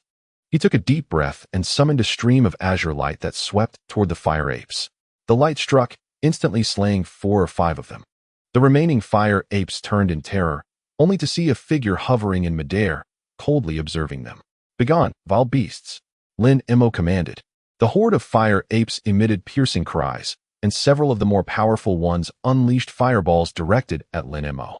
With a graceful flick of his hand, he released a beam of icy blue light that swiftly coalesced into a solid ice wall, sealing off the fireballs. The fire apes howled with deafening roars, but due to Lin Mo's agile movements, they could not land a single blow on him. Meanwhile, his sword danced unpredictably, akin to flowing water, effortlessly piercing the chest of one fire ape. Observing this, The other fire apes launched their attacks as well, yet they were thwarted by his nimble footwork and sharp swordplay. Lin Mo's gaze grew increasingly composed. Not only was he countering the fire apes' assaults, but he was also keenly observing their weaknesses. Seizing the moment of distraction, he shifted his form, instantly teleporting among them. A whirlwind swept through the horde, and in the blink of an eye, only a field of ape corpses remained. Lin Mo retracted his aura, turned, and departed without lingering. As he continued on his journey, Lin Mo knew he must exercise greater caution. This was merely the periphery of the fire abyss. Far more formidable fire attribute beasts lurked ahead. To acquire the solar essence fire, he needed to remain humble and steadfast. Traversing the lava terrain surrounding the dormant volcano, he soon encountered an area pulsating with a flickering red light. Advancing cautiously, he suddenly spotted a floating red orb ahead, its shape shifting continuously as if imbued with a certain sentience. Curiously, Lin Mo cast a flame spell toward the orb, which erupted into sparks before swiftly returning to its original form. Frowning, Lin Mo realized this was likely a unique fire elemental creature, impervious to ordinary fire spells. The orb seemed to sense Lin Mo's presence, abruptly accelerating toward him. He activated his protective shield, bracing for impact. The orb collided with the barrier, erupting in a blaze of light, only to quickly coalesce once more. It appeared that special measures were necessary. Lin Mo formed hand seals and summoned the secret fire technique. Purple extreme fire, swiftly enveloping the orb. This technique compressed the flames into a small point, producing a faint popping sound. With a sigh of relief, Lin Mo finally rid himself of this troublesome creature. This amorphous fire elemental was indeed challenging to handle. Fortunate for him, he had acquired the purple extreme fire technique earlier. Otherwise, the consequences would have been dire. Continuing forward, Lin Mo suddenly heard the sounds of a fierce battle ahead. He cautiously peered around the corner, only to witness a 30-meter-tall fire spirit grappling with a large red bird. The bird, engulfed in flames, had a bleeding left wing, clearly at a disadvantage. Lin Mo's eyes brightened. The crimson bird was none other than the new treasure he had acquired, the Tine Firebird. This bird could effectively counter various fire attribute monsters. Precisely what Lin Mo needed to confront the fire demons within the fire abyss. However, to his surprise, the Tine Firebird had barely settled before it engaged in a struggle with the fire spirit. Observing its severe injuries, Lin Mo inwardly lamented the bird's reckless behavior. Yet now, the immediate task is to rescue it from peril. Lin Mo hastily advanced, his palms projecting several solidified ice spikes that plunged forcefully into the fire demon spirit. The spirit howled in agony, momentarily distracted, only to find Lin Mo standing coldly not far away. Just as the fire demon spirit contemplated retaliation, the Tine Firebird seized the opportunity, clawing off half of its wing. With a shriek, the spirit fled in defeat. The Tine Firebird shook its feathers and turned to Lin Mo, gratitude evident in its eyes. Lin Mo nodded. The Firebird indeed appeared formidable and might offer him invaluable assistance. Next, they were to venture into the heart of the dead volcano, the most perilous region. Lin Mo took a deep breath, aware that this journey would not be an easy one. Accompanied by the Tine Firebird, he finally arrived at the entrance of the dead volcano. Here, volcanic eruptions were frequent, with molten lava and thick smoke erupting all around, and the terrain was steep. Lin Mo leaped onto a high ground and began to set up a magical formation. He retrieved several magical artifacts, waving them before him, and they floated into the air, swiftly arranging themselves into a complex hexagram totem. Lin Mo then supplemented this with some rare and mystical items, erecting a few small altars at pivotal points of the totem. Now lead the way. Lin Mo instructed the Tine Firebird. The bird understood and transformed into a streak of fire, darting into the volcano's mouth. Lin Mo closed his eyes, channeling his magic, as the hexagram totem emitted a dazzling radiance, conjuring a massive fire-red humanoid puppet in the air. He gently tapped the Tine Firebird, which instantly morphed into a fire dragon. Merging with the puppet, in an instant, the entire puppet was enveloped in flames, exuding a formidable aura. All is in readiness. Lin Mo inhaled deeply, and together with the puppet and the magical formation, he gradually soared into the depths of the dead volcano. He aimed to reach the core of the volcanic heart, understanding that this path was fraught with danger, necessitating thorough preparation. As Lin Mo entered the interior of the dead volcano, flames surged around him, erupting fiercely. Ahead lay a colossal circular rock opening, with 3 fire pillars erect in the center, their flames blocking the passage. Lin Mo frowned, realizing that circumventing these pillars would prove challenging. While he pondered this, the tiny firebird transformed back into its avian form and chirped at him, indicating its willingness to assist in attacking the fire pillars. Lin Mo comprehended its intent and nodded. Then I entrust this task to you. I shall lend you my magical power. With that, he sat down in meditation, channeling his energy into the tiny firebird. The bird spread its wings and soared over Lin Mo's head, hurtling towards the fire pillars. Suddenly, 3 resounding booms echoed as the pillars were obliterated by the ice fire power conjured by the tiny firebird. The rocky entrance was cleared, and Lin Mo rose from the ground. Satisfied, the firebird's prowess was indeed astonishing. With its presence, the obstacles ahead seemed less formidable.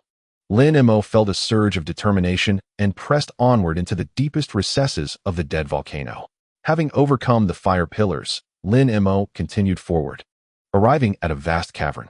The walls were adorned with red patterns, radiating intense heat. Lin Mo surmised that this could very well be the molten core of the volcano. In anticipation of the formidable fire beasts that might be encountered, Lin Mo resolved to employ an ice-cold technique to mitigate the fire attributes within this chamber. He settled down to meditate, channeling all his magical energy, his palms reversing, as a deep azure light burst forth, enveloping the entire cavern in a sweeping embrace. The resounding crack of ice echoed as the once fervent cavern was swiftly enveloped by a crystalline frost, exuding an aura of chill. Lin Mo cast a spell, inscribing the celestial polar array upon the icy surface, thereby amplifying the chilling energy. Consequently, any fire-affiliated beings that ventured into this domain would find themselves significantly weakened. As Lin Mo retracted his spell, he rose to admire the transformed environment. The tiny firebird descended beside him, its gaze betraying a hint of fatigue, yet still emanating a resolute determination. Its call reverberated through the flames of the inferno, capturing the attention of the surrounding fire spirits within the volcanic ravine. These fire spirits, known for their ferocity, were drawn by the allure of searing energy, their eyes gleaming with excitement and greed. However, as they approached, they were immediately deterred by the imposing presence of the tiny firebird, retreating in disarray. With a single cry, the tiny firebird emitted a sound imbued with an essence of order, prompting the fire spirits to obediently align themselves, as if awaiting the bird's command. Lin Mo gazed in astonishment at this unforeseen spectacle. Accompanied by the tiny firebird, Lin Mo pressed deeper into the heart of the inferno. As they advanced, the temperature of the volcanic wasteland intensified, seemingly intent on melting all in its path. Ahead, Lin Mo discerned a flat expanse at the volcano's mouth, where the terrain eased slightly, indicating the threshold to a dormant volcano's core. He halted, surveying his surroundings, and a smile graced his lips. What lay ahead would be the heart of the volcanic fire, a challenge far beyond that of ordinary fire beasts. Yet, with his preparation, Lin Mo felt a surge of confidence. Arriving at the very center of the icebound cavern, Lin Mo found a vast aperture leading deep into the earth, the entrance to the fiery depths. His expression grew serious. He knew that the ensuing threats of fire would be exceptionally perilous. Peering down, he glimpsed an abyss of darkness, intermittently illuminated by bursts of flames. Tiny firebird, let us establish an array and altar here to safeguard our security, Lin Mo instructed, having devised a plan to leave a mark for future use. The tiny firebird nodded, soaring into the air, its feathers radiating a silvery luminescence akin to twinkling stars. Lin Mo then commenced his work, retrieving a bronze staff from his storage ring. With a flourish, he waved the staff, unleashing streams of golden light that swiftly coalesced into a vast trigram's symbol above the cavern entrance. Before long, a complex array began to materialize on the ground, its runes shimmering softly, harmonizing with the silvery glow of the tiny firebird. Lin Mo meticulously adjusted each rune's position, striving to maximize the array's potency. He continued to produce various magical artifacts, placing them at the nodes of the symbol, and inscribed incantations with his blood to connect them. The surge of magical energy intensified, and the trigrams emitted a blinding radiance. Taking a deep breath, Lin Mo summoned his full power and struck the center of the symbol with force. A thunderous roar ensued as the trigrams transformed into columns of magical light that soared skyward, swiftly converging above the entrance into a colossal blue sphere of light. The luminous sphere radiated a formidable wave of energy, enveloping the entire entrance in its embrace. Lin Mo retracted his staff, gazing at the light net he had woven, a look of delight illuminating his eyes. This maneuver would surely render the fire demons outside incapable of breaching his defenses with ease. Having completed the arrangement of the light net, Lin Mo took a deep breath, bracing himself to delve into the innermost recesses of the cave. The tiny firebird returned to perch upon Lin Mo's shoulder, proudly raising its head as if declaring its existence to the world. Lin Mo smiled gently, caressing its feathers, feeling the powerful energy emanating from within it. Tiny firebird, I shall require your assistance henceforth, Lin Mo addressed the creature, gesturing towards a colossal pillar of flame rising from the volcanic mouth. This pillar towered into the clouds, flickering with an intense blaze, resembling a natural barrier from the depths of the inferno. The tiny firebird comprehended Lin Mo's intent, unfurling its wings and ascending, bathed in a silvery luminescence. The entire volcanic mouth appeared exceptionally radiant. Its eyes sparkled with the flames of wisdom as it began to gather energy. The pillar of fire raged violently, its temperature potent enough to melt anything in its vicinity. Yet, the tiny firebird exhibited no fear. Within it surged a formidable chill alongside the flames. With a powerful flap of its wings, it conjured a sphere of silvery flames, colliding fiercely with the pillar. The meeting of the pillar and the silvery flames produced a chorus of roars. The tiny firebird's energy began to dominate the pillar, gradually diminishing its ferocity. The pillar trembled incessantly, as though it were fighting desperately to maintain its existence. Observing this, Lin Mo too sprang into action, channeling his own fire-based spells to stabilize the energy surrounding the pillar. He and the tiny firebird formed a harmonious alliance, coordinating their offensive and defensive maneuvers to progressively suppress the pillar's blaze. As time slipped away, through persistent effort, the tiny firebird finally subdued the pillar's flames to a relatively safe level. The pillar ceased its howling, instead burning steadily, with the surrounding temperature beginning to cool. Well done, tiny firebird, Lin Mo encouraged, patting its feathers. The tiny firebird flapped its wings, seemingly expressing its satisfaction. With the support of the tiny firebird, Lin Mo successfully quelled the pillar of fire, paving a path for himself to venture deeper. Next, he resolved to make some preparations in this relatively secure location. Standing before the altar, he surveyed the volcanic surroundings, determination glimmering in his eyes. The time has come, Lin Mo murmured to himself, extending his palms to reveal a sphere of azure flame. This blue flame seemed to contain an icy power, sending a chill through the air even from a distance. He activated the Qin Blue Ice Flame spell, and the blue flame began to spread, swiftly enveloping the entire altar. With deft gestures, the blue flames transformed into a complex design, forming an expansive magical array. Lin Mo skillfully delineated each rune, his mind wholly immersed in the task. The array began to emit a faint glow, growing ever brighter, while the temperature in the vicinity gradually decreased. In a short while, the entire magical array was unveiled before Lin Mo's eyes, the blue flames flowing within the design, as if animated. Standing amidst the array, he gazed at the runes, feeling the chilling power conveyed by the blue flames. With his urging, the magical formation commenced. A colossal blue beam of light suddenly ascended from the array, piercing the heavens. This radiant column illuminated the entirety of the volcanic crater, rendering the surrounding flames insignificant in its presence. The blue beam, conical in shape, enveloped the entire mouth of the volcano, exuding an oppressive force that deterred any approach. Even the fiery spirit appeared diminutive beneath its brilliance. Standing within the beam, Lin Mo felt the overwhelming power of the spell surge through him, stirring a tempest of emotions within his heart. This azure column symbolized his strength and provided him the confidence to confront the myriad challenges within the inferno. As the blue beam enveloped the volcanic crater, Lin Mo sensed the latent energy within the magical formation, realizing that it was time to enter the gigantic array and delve deeper into the inferno. He meticulously arranged his ring, talismans, and other magical artifacts before swiftly stepping into the luminous web, leaping directly into the opening. The light flickered around him, and Lin Mo's figure vanished into the cavern. Below lay the abyss leading to the earth's fire, with flickers of flames visible in the distance. Lin Mo focused intently, preparing to face any potential threats that may arise. The heart of the Earth's fire was within reach, and his objective was within grasp. If he could obtain the sun's essence flame and return to yang water, both his lifespan and cultivation would be significantly enhanced. He cast a glance at the humanoid puppet upon the altar, smiling and nodding. The silver light on the puppet sparkled as it stood steadfast, awaiting Lin Mo's command. "Let us depart," he instructed the puppet, stepping into the blue beam. Under its embrace, he felt a powerful gravitational pull, as if being drawn forward by invisible hands. To ensure his safety, Lin Mo decided to explore within the Void Heaven cauldron. He flicked his sleeve, and a small blue cauldron soared out, expanding dramatically in midair before settling securely above the cavern floor. Next, Lin Mo summoned several magical instruments and arranged them around the cauldron. He produced a responsive white jade beast and placed it inside the cauldron. A dragon's roar resonated from within, and a massive humanoid puppet leaped forth, standing atop the cauldron lid.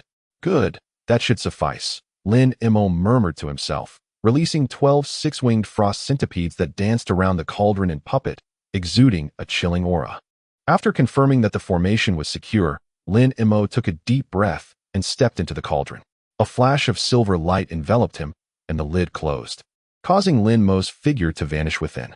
Soon after, both he and the cauldron disappeared into the gigantic formation, reappearing in a completely different environment.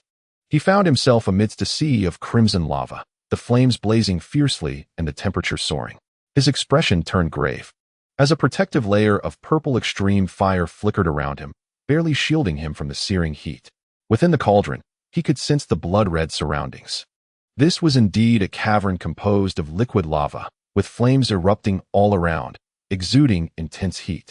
Lin Mo quickly activated the purple extreme fire technique, enveloping himself in a thin membrane of purple flame to withstand the external temperatures. This was the true depths of the inferno, and the sun's essence flame must be nearby. With unwavering determination, Lin Mo began to devise his strategy. He summoned the Firebird and the Fire Dragon Pillar, positioning them to his left and right, respectively. Lin Mo steadied himself and began to weave a magical array above the molten lava. The tiny Firebird was released, instantly radiating an icy power that enveloped Lin Mo in a sphere of ice and flame. Subsequently, he summoned several advanced Fire Dragon Pillars and plunged them into the lava lake, swiftly gathering fiery energy to form a protective net. Within the ice and fire sphere, Lin Mo observed the churning lava around him and silently lamented the harshness of the environment that had compelled the renowned Han Li to abandon his quest years ago. Nevertheless, Lin Mo had come to seize the solar essence fire and could not afford to retreat lightly. Taking a deep breath, he instructed the Firebird and the Pillar Spirits to defend with all their might. Then, encased in the ice and fire sphere, he gradually flew deeper into the lava lake. The journey to pursue the solar essence fire was just beginning. After drifting for some time in the lava lake, Lin Mo still could not find any trace of the solar essence fire. He brought the tiny Firebird to a rocky wall, adorned with the patterns of volcanic rock. "I remember the solar essence fire favoring such rocky walls. Let us search diligently," Lin Mo suggested to the Firebird. Thus, they began to meticulously examine every crack and crevice in the rock face, hoping to catch a glimpse of the elusive essence. However, after 2 days of searching, their efforts yielded little success. Lin Mo then shifted his focus to other rocky walls, but after a month had passed, he had found no clues regarding the solar essence fire, not even the faintest trace of its presence. Anxiety began to creep into Lin Mo's heart. The solar essence fire was said to thrive in this region, yet they had not even caught a glimpse. This was indeed unusual. Could it be that Han Li's presence had frightened the essence away? If the essence had already departed, Lin Mo's journey would have been in vain. He resolved to search a little longer. If he still found nothing, he would have to consider alternative methods. Lin Mo communicated his plan to the Firebird, which promptly complied, and they resumed their search. While scanning the rocky wall once more, Lin Mo suddenly spotted a glimmer of silver darting past. His eyes brightened. That silver flash was unmistakably the solar essence fire. He hurriedly pursued, only to see a small, agile silver horse spring from behind the rocks, radiating silver light as it charged towards the tiny Firebird. The little horse moved with astonishing speed, even surpassing the Firebird, leaping directly in front of it. "Be careful," Lin Mo cried out in warning. The firebird flapped its wings desperately, but found itself cornered by the small horse. Just as Lin Mo prepared to intervene, the horse suddenly turned and darted into another rocky crevice, disappearing in an instant. Furrowing his brow, Lin Mo noted the exceptional cunning of the solar essence fire. He could not act rashly, lest he alert the creature. "Let us wait for it to reappear, and then devise a way to ensnare it," he whispered to the firebird. The solar essence fire was so close, and he needed to remain composed, biding his time until the opportune moment for action. After a while, the silver horse, embodying the solar essence fire, suddenly emerged from another direction. Its speed was breathtaking, resembling a flash of silver lightning, while the tiny firebird flapped its wings in the air, attempting to give chase. However, even the tiny firebird could not match the solar essence fire in swiftness. Lin Mo dared not make a hasty move, knowing that capturing the solar essence fire was no simple task. This was a pivotal moment. Every decision he made could potentially alter the outcome of his quest. He chose to observe the unfolding events without interference, attentively watching the fierce clash between the lunar firebird and the solar flame. Noticing the cunning and elusive nature of the solar flame, Lin Mo resolved to alter his strategy. He retrieved a translucent orb, the snow crystal pearl, which embodies the dual attributes of ice and fire. This exquisite pearl, acquired during a previous adventure, harbors a chilling essence, one of the lunar firebird's favored delicacies. Lin Mo decided to employ the snow crystal pearl to entice the solar flame. With deft precision, he cast the snow crystal pearl into the fray between the lunar firebird and the solar flame. The orb traced a dazzling azure arc, landing squarely between the two adversaries. The lunar firebird detected the emanating chill of the snow crystal pearl. Its eyes gleamed with hesitation before it unfurled its wings and soared towards the enticing orb. Simultaneously, the solar flame sensed the allure of the pearl, letting out a shrill cry as it hastened towards the same destination. Curious, the solar flame approached the pearl, drawn in for a closer inspection. At the moment of contact, the snow crystal pearl erupted in a brilliant display of sparks, sending the little creature sprawling. Seizing the opportunity, the lunar firebird, quick and astute, darted forward and consumed the snow crystal pearl in one swift motion. With a resounding cry, the purple extreme fire within it surged forth, intertwining fierce cold and searing heat to create a unique energy wave. The lunar firebird trembled violently, its form igniting like a flame in the air. The power of the purple extreme fire radiated through its being, expanding with unrestrained vigor. In that moment, its aura grew remarkably potent, akin to a phoenix, exuding an overwhelming majesty. Without pausing, the lunar firebird flapped its wings once more and pursued the fleeing solar flame. The two engaged in an intense chase amidst the molten environment, with the solar flame's speed still astonishing, but the lunar firebird's newfound strength instilled an unprecedented sense of pressure. A glimmer of hope flashed in Lin Mo's eyes. The solar flame could not escape. The lunar firebird, ablaze with vigor, lunged towards the solar flame. The little creature, cornered by the relentless pursuit, fled in all directions, yet the firebird's speed eclipsed it, maintaining a tight grip on its target. They wove through the rocky terrain, chasing each other to the heart of the lava lake. Here, the flames surged, and the temperature soared. Even the lunar firebird found it somewhat taxing. Yet, fueled by the power of the snow crystal pearl, it continued its relentless pursuit of the solar flame. Desperately outmaneuvered, the solar flame sought to shake off its pursuer, darting left and right. However, the firebird remained unyielding, sustaining some injuries during the chase, yet never relenting. Lin Mo observed from a distance, noting that the chase had reached a stalemate. He needed to devise a plan to change the tide. Capturing the solar flame would prove challenging otherwise. In the heart of the lava lake, the pursuit between the solar flame and the lunar firebird intensified. Just as the firebird was on the verge of catching up, the solar flame suddenly shifted, slipping deftly from the firebird's grasp and vanishing into thin air. Lin Mo's brow furrowed as he watched the solar flame transform into a silvery streak, swiftly darting through the rocks towards an opening at the edge of the lava lake. Its speed has increased several-fold compared to before, clearly harnessing the power of the snow crystal pearl. The tiny firebird also recognized this change and let out a loud cry, spreading its wings in a desperate pursuit. However, at this moment, the sun's essence fire had evidently gained the upper hand and was swiftly ascending towards the volcano's summit. Frustrated, Lin Mo watched as the sun's essence fire grew increasingly distant, his heart filled with anxiety. Just then, he noticed the sun's essence fire suddenly reversing course, charging straight towards the firebird, its overwhelming momentum suggesting an intent to engulf it whole. The tides of offense and defense seemed to have quietly shifted, as the firebird began to dart left and right in evasion. Lin Mo closely monitored the chase between the sun's essence fire and the tiny firebird, and over time, he began to sense a subtle transformation. Initially, the distance between the sun's essence fire and the tiny firebird had been widening, but suddenly, the speed of the sun's essence fire surged dramatically, bridging the gap between them. A slight frown creased Lin Mo's brow. He could feel the energy fluctuations emanating from the sun's essence fire growing extraordinarily vibrant, as if a formidable force was surging forth. Simultaneously, the tiny firebird also sensed the anomaly in the sun's essence fire, its pupils constricting and its demeanor turning grave. The figure of the sun's essence fire flickered, drawing ever closer to the tiny firebird, even beginning to gain an edge in the pursuit.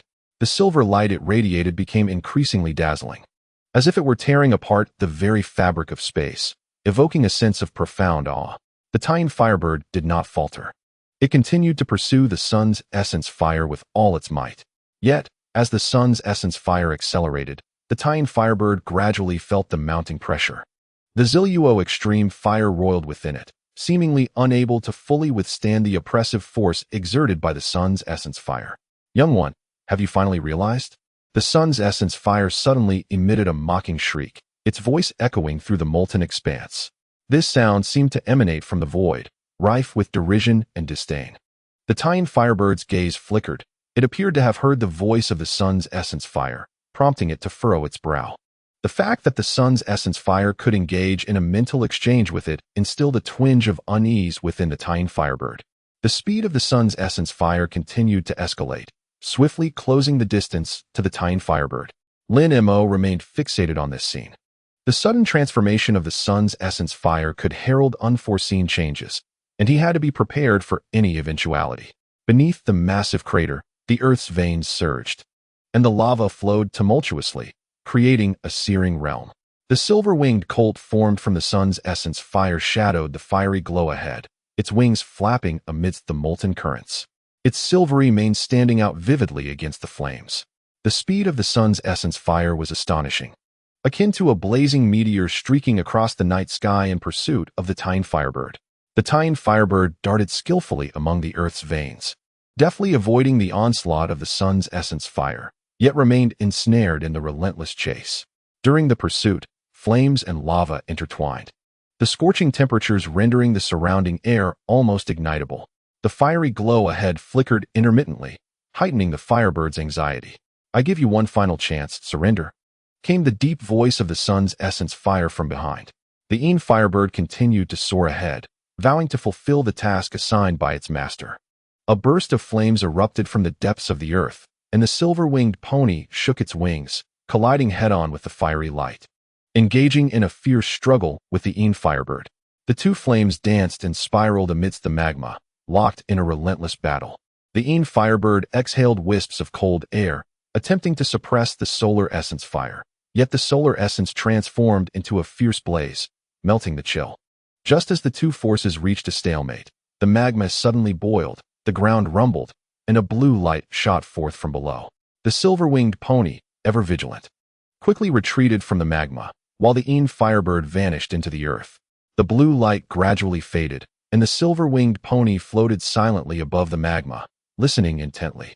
It understood that the pursuit was far from over.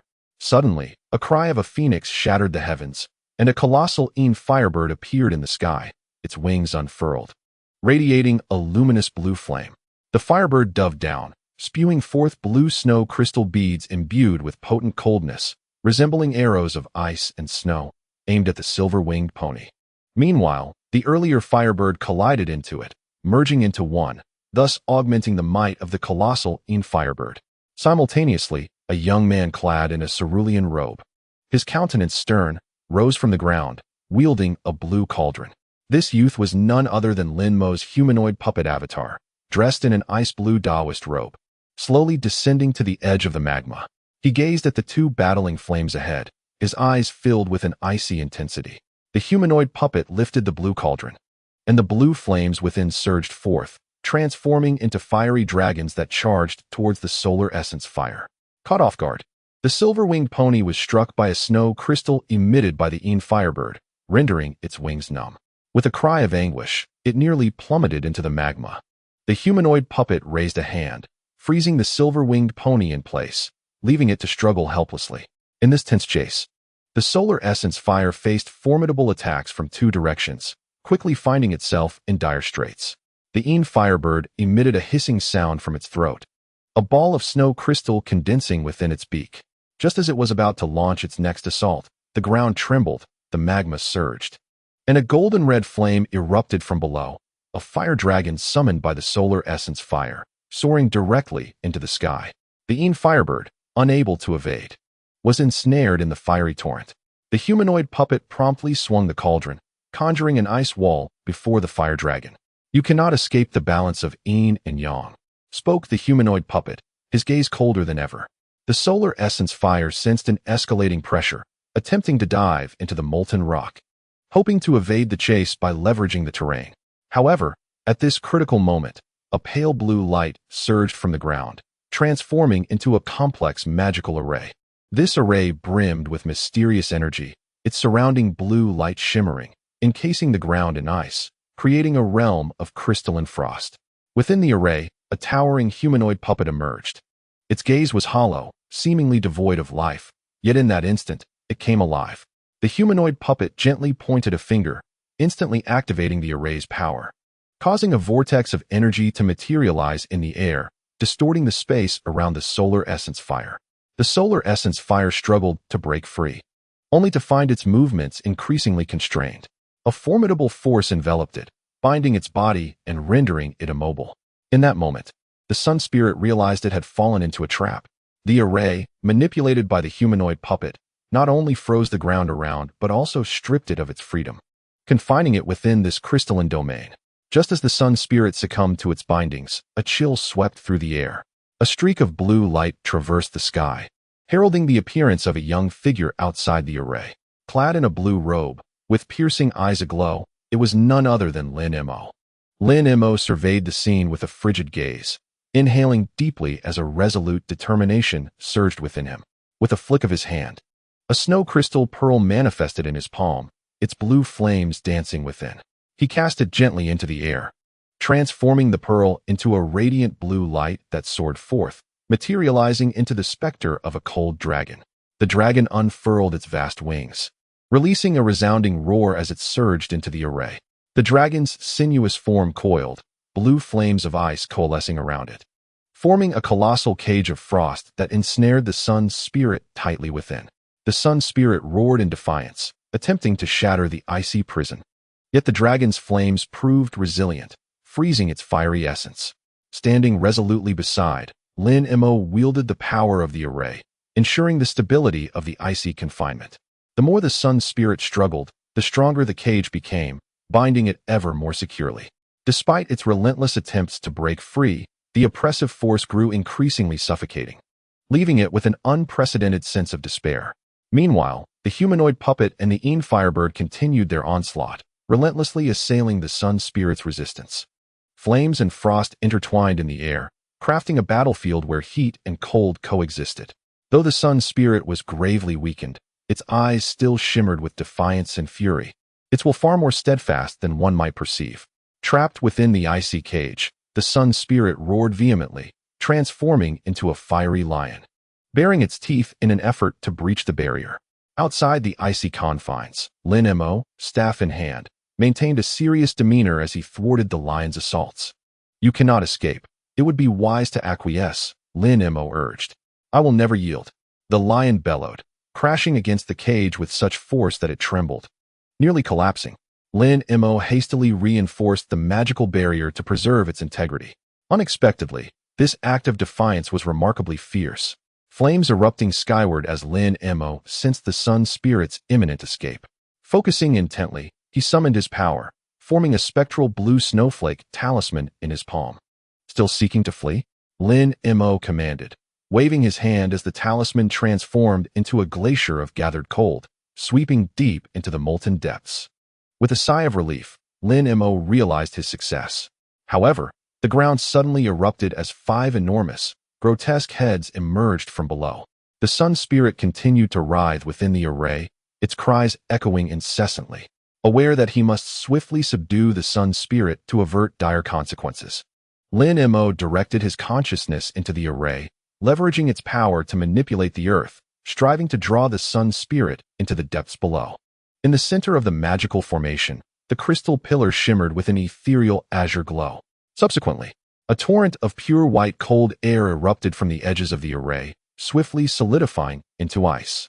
The sun's essence, yearning to penetrate the magma, found its exit sealed by the rapid advance of the icy currents. Lin Mo hastily augmented the formation's power as chains of frost shot forth from the array, binding the struggling sun's essence tightly. Yet, despite being ensnared multiple times, the sun's essence remained restless, fiercely resisting its confinement, rendering the restraints precarious. At that moment, a thunderous roar erupted from the ground as 5 plumes of black smoke surged upward, transforming into 5 spectral heads, exuding a menacing aura as they floated in the air. These were the 5 spirits of the Heart of Unity, circling the array while howling and dancing, their sinister laughter joining the fray against the sun's essence.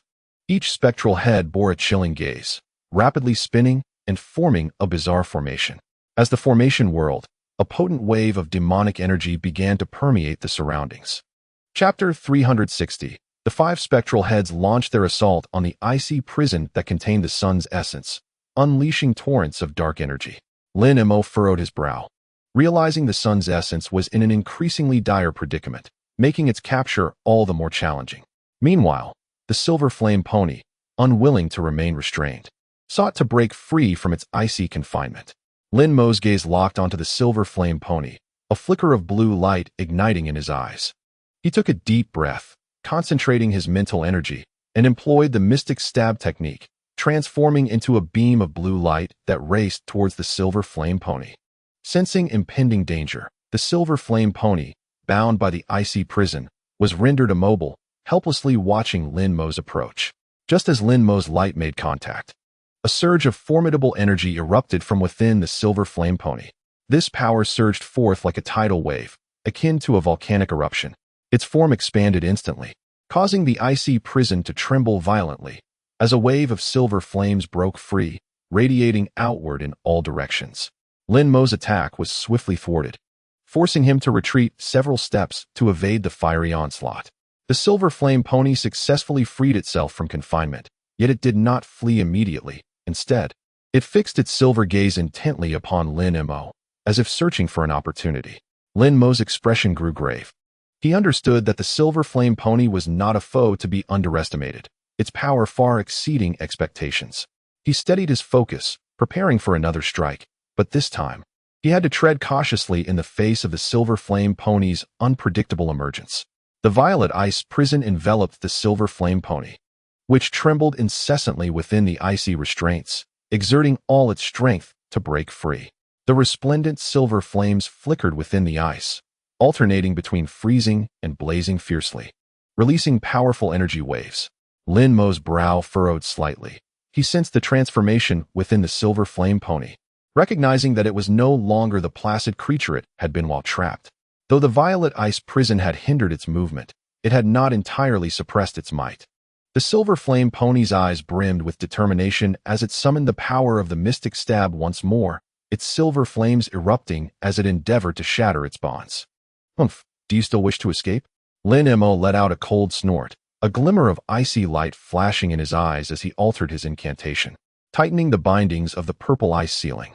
The energy of the purple ice spread relentlessly, resembling tendrils of violet vines that ensnared the silver flame pony with unwavering grip. The pony's struggles intensified, its body trembling as the silver flames blazed more fiercely. Yet, the power of the purple ice rendered it incapable of escape, and Lin Mo's control became increasingly adept. The purple ice ceiling imprisoned the silver flame pony, and at that moment, the Tian Firebird, the Cold Flood Dragon, and the Five-Hearted Demon seized the opportunity to launch their attacks. Flames and frost intertwined, creating a realm where fire and ice merged, enveloping the purple ice cage. The tiny firebird soared high, unleashing a torrent of blue snow crystal beads from its beak. These beads transformed into shards of ice that melded with the flames, forming a rain of ice and fire that shot towards the fissures in the purple ice ceiling like arrows. The cold flood dragon writhed, releasing a formidable chill that crystallized the surrounding air, dimming the flames under the shroud of frost. Meanwhile, the five-hearted demon began to emit their respective black, demonic energies, which mingled with the fire and chill, saturating the battlefield with an intense magical atmosphere. The combined assault of the fire spirits ignited a fierce conflagration, as fire and frost converged explosively, setting ablaze the area contained within the purple ice ceiling. Under the relentless onslaught of flames and cold, cracks began to appear in the purple ice prison, with fire and frost infiltrating its defenses, gradually weakening its power. Lin Mo furrowed his brow, acutely aware that this was an opportunity to break free. He acted swiftly, his thoughts guiding his fingers, which began to morph, ancient runes glowing anew. His fingers traced intricate patterns in the air, the intertwining runes forming a complex design, before he gently tapped, sending the sealing talisman soaring towards the fissures in the purple ice.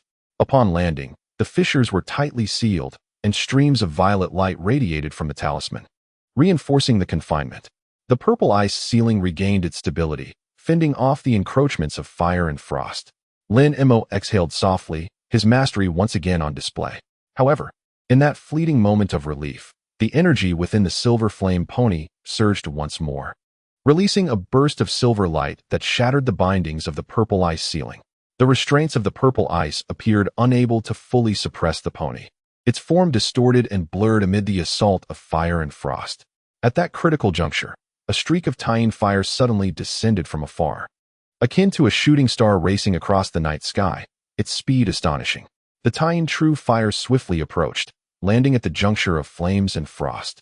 It erupted in a radiant blue glow, instantly dispersing the fire and chill, creating a realm of pure azure flames. The tiny firebird and the cold flood dragon commanded this fiery domain, the blue feathers of the firebird undulating within the flames, while the cold dragon roared amidst the azure inferno, exuding potent chill. The pony's body became increasingly unstable in the presence of the tiny true fire. Its silver flames rapidly waned under the erosion of the tiny flames, as if the surrounding air itself was subdued by this force of tiny flames, frost, and the true fire of the moon collided with a ferocity that rendered the battlefield's energy fluctuations almost unimaginable. Under the influence of the true fire of the moon, the form of the silver flame pony, born of solar essence, grew increasingly unstable. The once blazing silver flames began to wane, fissures appearing in its body as the relentless assault of fire and frost drained its vitality. A heart-wrenching cry escaped the silver flame pony, echoing its pain and struggle. Yet, within its eyes flickered a steadfast light, a testament to its unwillingness to surrender. However, the incessant attacks from numerous fire spirits left no room for respite, and its weakened vitality rendered its resistance ever more futile. Standing nearby, Lin Mo observed with a profound gaze, acutely aware of the silver flame pony's transformation, the outcome now seemingly inevitable. The vitality of the solar essence was waning, its power diminishing with each passing moment. In the clash of fire and frost, the true fire of the moon began to gain the upper hand, further sapping the pony's strength. Seizing the moment, Lin Mo conjured a restrictive talisman, shielding against the residual waves of fire and frost, thus crafting a sanctuary of tranquility. His fingers danced in intricate patterns, the talisman radiating with luminescence, forming an immense violet light net that gradually enveloped the silver flame pony. The pony's struggles gradually ceased, its once vibrant silver flames dulling to a mere whisper. Its vitality spent, revealing its true form. At last, success. Lin Mo exhaled in relief, a faint smile gracing his lips. He manipulated the talisman, imprisoning the silver flame pony within, leaving it no chance for defiance. The cold serpent and the lunar firebird halted their assault, the flames and frost dissipating to unveil the silver flame pony ensconced within the violet light net. Though its vitality was depleted, the pony's gaze remained resolute, silently proclaiming its unwillingness to submit easily. Its existence inspired awe among the fire spirits, for in this realm, the will of the strong was not to be underestimated. Despair was etched deeply in the eyes of the fire spirit, its body ensnared by the violet ice, immobile. Lin Mo stood nearby, his eyes cold yet resolute, aware that the fire spirit had reached the end of its strength, incapable of further resistance. The cold serpent and the lunar firebird loomed outside the violet ice cage, exuding an aura of authority, becoming the focal point of the fire spirit's despairing gaze. The fire spirit clenched its teeth, once a symbol of roaring flames, soaring through the skies, devouring miles in flames. Yet now, it was bound within the violet ice, its freedom stripped away, its power diminished to naught. You mere mortals dare to imprison me, the solar essence. The fire spirit's voice brimmed with rage and struggle, yet it sounded increasingly feeble. Lin Mo smiled faintly, his hand gliding gently over the surface of the violet ice, causing the layer to quiver slightly, as if a wondrous force flowed within. The lunar firebird ascended above the violet ice cage, gently flapping its fiery wings, emitting a low growl reminiscent of a divine beast's arrival. Your power can no longer afford escape, fire spirit. Lay down your resistance and accept your fate. The cold serpent's voice was as frigid as ice, laced with unyielding determination. The fire spirit's gaze gradually dimmed, its former pride and authority evaporating in that moment. It comprehended that there was no possibility of escape. It had been ensnared by mortals within this realm of purple ice, becoming a captive of another. Lava surged forth from the depths of the volcano, where a figure stood suspended in midair, none other than Lin Mo. With his eyes gently closed and hands forming intricate seals, a mysterious force pulsed around him. Lin Mo settled into a meditative posture, drawing the purple ice before him. Within the ice, the forms of the Yin firebird and the Yang essence fire flickered in and out of visibility, entwining to create a dazzling blaze. Lin Mo focused his spirit and channeled his energy, his 10 fingers weaving elaborate seals. He softly intoned incantations, silver spells cascading from his fingertips into the purple ice. Instantly, the volcano's interior radiated heat as countless fire elements surged towards him. The purple ice began to melt gradually, revealing the shapes of the Yin firebird and the Yang essence fire with increasing clarity. The two flames danced tumultuously in the icy waters, vying for supremacy in a struggle without resolution. Returning to the essence, Lin Mo murmured incantations as his hand seals grew even more intricate. As he concluded his gestures, the firelight of the Yang essence fire gradually converged, enveloped within the silver flames of the Yin firebird. It seemed that the Yin firebird and the Yang essence fire sensed Lin Mo's determination, beginning to fuse together. The searing heat of the Yang essence fire clashed with the chilling ice of the Yin firebird, resulting in a mesmerizing tapestry of interwoven flames. Under the combined influence of the Yang essence fire and the Yin firebird, Lin Mo's body began to tremble slightly, as if bearing the weight of immense energy. Time appeared to stand still at that moment, with the surrounding lava and flames seemingly bound by the concentration of this force. Suddenly, a brilliant radiance erupted, illuminating the entire volcanic crater as though it were midday. As the light gradually subsided, the flames and ice returned to tranquility. Lin Mo gathered the successfully refined Yang essence fire and the Yin firebird into a cerulean ice sphere, which he playfully cradled in his palm. He retrieved a small bronze cauldron, placing the ice sphere within. Raising his hand, the ice sphere slowly levitated from the cauldron, suspended in midair. The sphere radiated an unsettling brilliance, imbued with the powers of the Yang essence fire and the Yin firebird. Next, he produced a golden crescent-shaped artifact from his storage ring, aimed it at the small cauldron, and closed his eyes, forming hand seals while softly reciting an ancient incantation. Suddenly, the golden arc and the bronze cauldron erupted with intense energy waves, enveloping the entire volcanic crater. The flames and ice within the sphere began to merge continuously. With a thought, Lin Mo inscribed mysterious marks upon the surface of the ice sphere, crafting splendid runes to seal the power within. A crisp crack echoed as a golden seal materialized on the cauldron, firmly sealing the ice sphere. Time passed, though its duration was lost to him, until finally, all settled into silence. Lin Mo slowly opened his eyes. The ice sphere within the cauldron no longer emanated light, replaced instead by a profound tranquility. Taking a deep breath, he gently caressed the void heavenly cauldron, a torrent of complex emotions surging within him. This cauldron had accompanied him through myriad storms and trials, and now it bore witness to his growth. Lin Mo smiled faintly, Knowing that the power within the ice sphere had been successfully sealed, he embraced the void heavenly cauldron, for he had gathered all necessary materials. Now, the true spectacle awaited, the refinement of the return yang water. However, Lin Mo did not intend to concoct the elixir here, for the rejuvenating water, which pertains to the extension of life, must not be taken lightly. It would be prudent to return to Tiannan and prepare thoroughly before proceeding with the refinement. A few days later, Lin Mo, using his escape light, departed from this region. In the blink of an eye, decades had passed, and news of Lin Mo had become scarce in Dejin, merely surfacing occasionally as a topic of casual conversation, only to be forgotten thereafter. In Tiannan, within a hidden cave on a secluded peak, Lin Mo sat cross-legged in the center of a hastily established chamber, the ice orb within the void heaven treasure cauldron gently suspended before him, emanating a subtle chill. Lin Mo gazed at the ice orb, aware that the powers of the solar essence fire and the lunar firebird contained within would serve as crucial ingredients for crafting the rejuvenating water. He retrieved the sealed solar essence fire and lunar firebird from the cauldron, focusing intently on the continuous flow of spiritual energy. I must succeed this time, Lin Mo thought, determination flashing in his eyes. He took out the 9 transformation golden elixir along with several other herbs, adding a measure of solar essence fire, and began to slowly concoct the rejuvenating water according to the formula. The herbs swirled within the cauldron, releasing waves of fragrant aroma. Lin Mo chanted incantations, infusing complex techniques into the cauldron. After an unknown passage of time, the cauldron finally emitted a clear golden light. Lin Mo hastily focused his energy, lifting the lid to reveal a stream of golden liquid floating forth.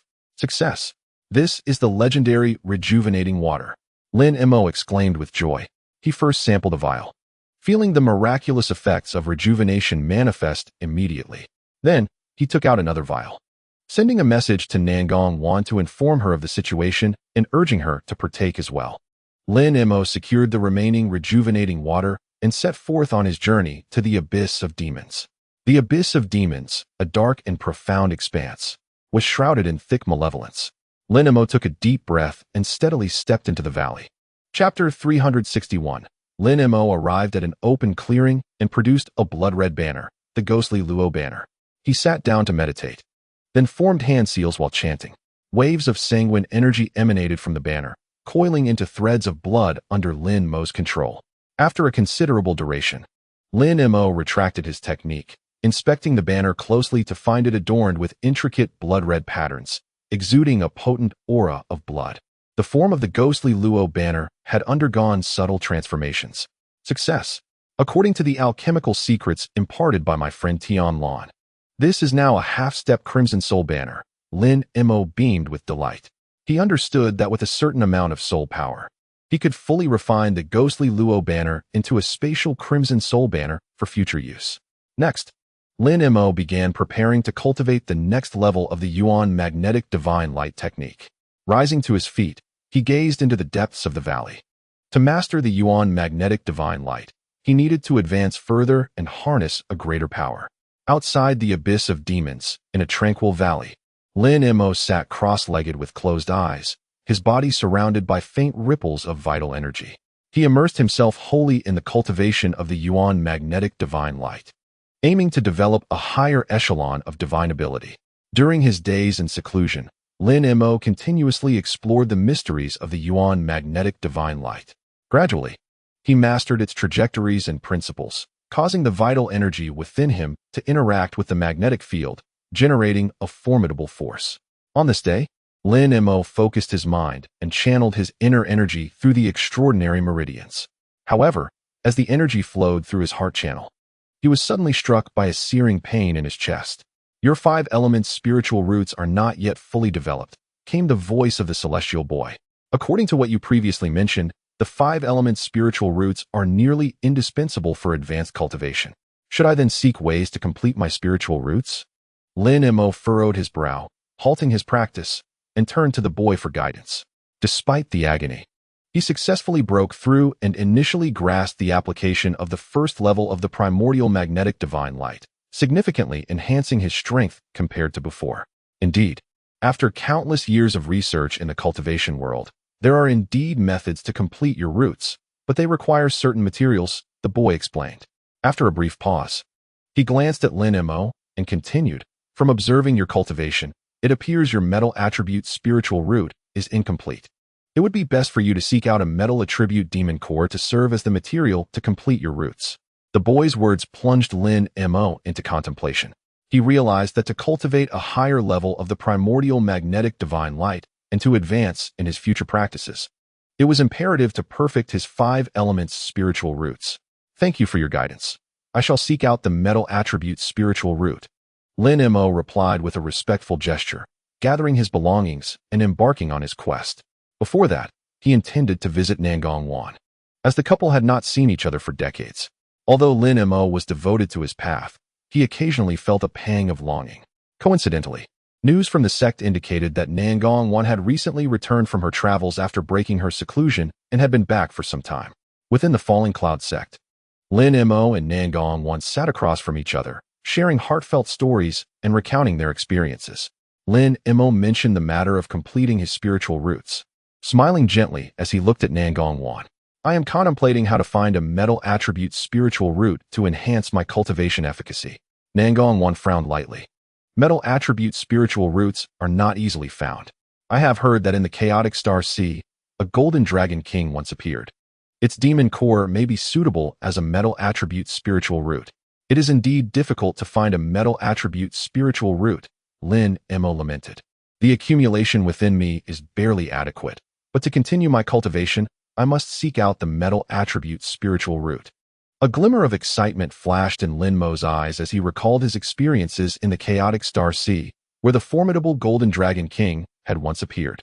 If I could integrate the demon core of the Golden Dragon King into my being, perhaps it could compensate for the deficiency in my metal attribute spiritual root, he mused.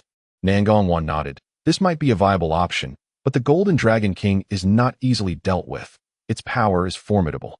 For the sake of the primordial magnetic divine light and my future cultivation path, I must take this risk. Lin Mo pondered for a moment and resolved to venture into the chaotic star sea in search of the Golden Dragon King. With a faint smile and a determined glint in his eyes, he declared, "This is just what I need, a challenge." He resolved to seek the Golden Dragon King, acquire its demon core, complete his 5 elements spiritual roots, and further enhance his cultivation efficacy. Though the journey may prove arduous, it would be worthwhile to perfect his 5 elements spiritual roots. Lin Mo was on the verge of departure when, suddenly, a message from his second primordial spirit reached him, revealing that the Xiantian immortal vine had been resurrected. This news left him utterly astonished, kindling an urgent desire to witness the marvel with his own eyes. This cannot be true, Lin Mo exclaimed in disbelief. Wanner, let us proceed to the medicinal garden, he hastily urged. Nangongwan nodded, aware of Lin Mo's profound reverence for the Xiantian immortal vine. The two swiftly made their way to the garden, where they beheld the once desiccated Xiantian immortal vine, now bursting with vitality, its verdant tendrils entwining and radiating an ethereal glow reminiscent of celestial energy. Upon entering the medicinal garden, they were greeted by an expanse of lush greenery, teeming with various spiritual herbs and exotic beasts in serene coexistence. Lin Mo vigilantly surveyed his surroundings, cautiously approaching the site where the Xiantian immortal vine thrived. As he ventured deeper into the garden, his gaze became increasingly captivated by the astonishing spectacle before him. Lin Mo was taken aback to observe that the once withered vine had sprouted dense new shoots, winding themselves around the stone pillars. The rejuvenated tendrils were a vibrant green, shimmering with an otherworldly metallic sheen, rendering it nearly unimaginable that they had once belonged to a mere dead wood. The surrounding atmosphere was unusually rich, as if the flora and vines were imbued with an invigorating vitality, exuding an extraordinary pulse of energy. Lin Mo leaned in for a closer inspection, noting the peculiar patterns adorning the new shoots, appearing faintly, like totems inscribed in a celestial script. As he dared to touch the new sprouts, he felt a surge of mysterious power coursing through his veins. Could it be that the Xiantian immortal vine had truly been reborn? Lin Mo was filled with astonishment. His heart raced with excitement as he sensed the power of the Xiantian immortal vine communicating with him, as though a more potent force was engaged in mutual exchange. Xiantian immortal vine, what have you endured? Lin Mo murmured, attempting to establish a dialogue with the vine. Nangong Wan gently placed a hand on his shoulder. It appears the Xiantian immortal vine has indeed revived. Your efforts have not been in vain. He reflected deeply on the scenes of their previous communication. His emotions a tumultuous blend. A hypothesis took shape in his mind. This newly sprouted vine must harbor unfathomable secrets. Lin Mo parted the layers of tendrils, focusing intently on the patterns etched upon the new shoots. These motifs seemed elusive and ethereal, challenging to grasp completely. Guided by intuition, he endeavored to piece together fragments. Sensing a hint of familiar energy, he perused the jade slips, cross-referencing the remnants of the golden tablet and jade book, gradually uncovering that these motifs, though incomplete, appeared to contain fragments of information from the golden tablet and jade book. To his astonishment, he discovered that these designs bore a striking resemblance to the silver script inscribed within the golden tablet. Lin Mo's mind raced as he examined the jade slips on his person, which recorded remnants of the silver script that seemed to correlate faintly with the patterns of the new vine. Could this newly sprouted immortal vine truly be connected to the golden tablet, or perhaps a record of the silver script? Lin Mo could not help but speculate. He sensed that this might be a divine intervention, guiding him along the path of medicine and unraveling the mysteries of the golden tablet. Should he decipher these enigmas, he might attain a deeper understanding of the profound truths and methods inscribed within the golden tablet. Lin Mo centered himself, absorbing the essence of the new vine. Feeling an extraordinary tranquility envelop him, he noticed the illusion rabbit peacefully slumbering at the vine's roots, seemingly shielded by a wondrous force. Lin Mo found himself filled with reverence for the newly revived Xiantian immortal vine. He meticulously recalled the scene of comprehending the golden throne and the jade book, feeling that the essence contained within the new vine remarkably resonated with the aura he had discerned from the fragments of the golden throne. After a moment of contemplation, Lin Mo resolved to keep this discovery to himself for the time being. He sensed that the secrets nestled within this new vine required further exploration on his part. Additionally, the fragmented information of the golden throne and the jade book needed to be collected and integrated more comprehensively to piece together its true significance. Lin Mo decided to maintain discretion regarding the peculiarities of the new vine, harboring a subtle intuition that this nascent celestial vine, imbued with heavenly mysteries, warranted careful handling. To safeguard the new vine, Lin Mo erected barriers and restrictions within the medicinal garden to deter any external prying or pilfering. He also instructed the guards of the garden to heighten vigilance, ensuring no one approached the new vine. Meanwhile, Lin Mo secretly devised plans to accelerate the growth of the new vine using various spiritual herbs and magical artifacts, eagerly anticipating its swift blossoming of ethereal flowers. I must personally unravel the mysteries of this new vine to ensure it does not fall into the hands of others, Lin Mo resolutely vowed. He believed that with caution and prudence, he could secure the new vine's gifts before anyone else. After establishing protective measures in the medicinal garden, Lin Mo approached Lu Luo and the other elders, briefly relaying the joyous news of the new vine's revival. He mentioned the unusual essence of the new vine, emphasizing the need for the sect to safeguard it. Lu Luo and the others expressed their commitment to enhancing protection, ensuring the new vine's safety.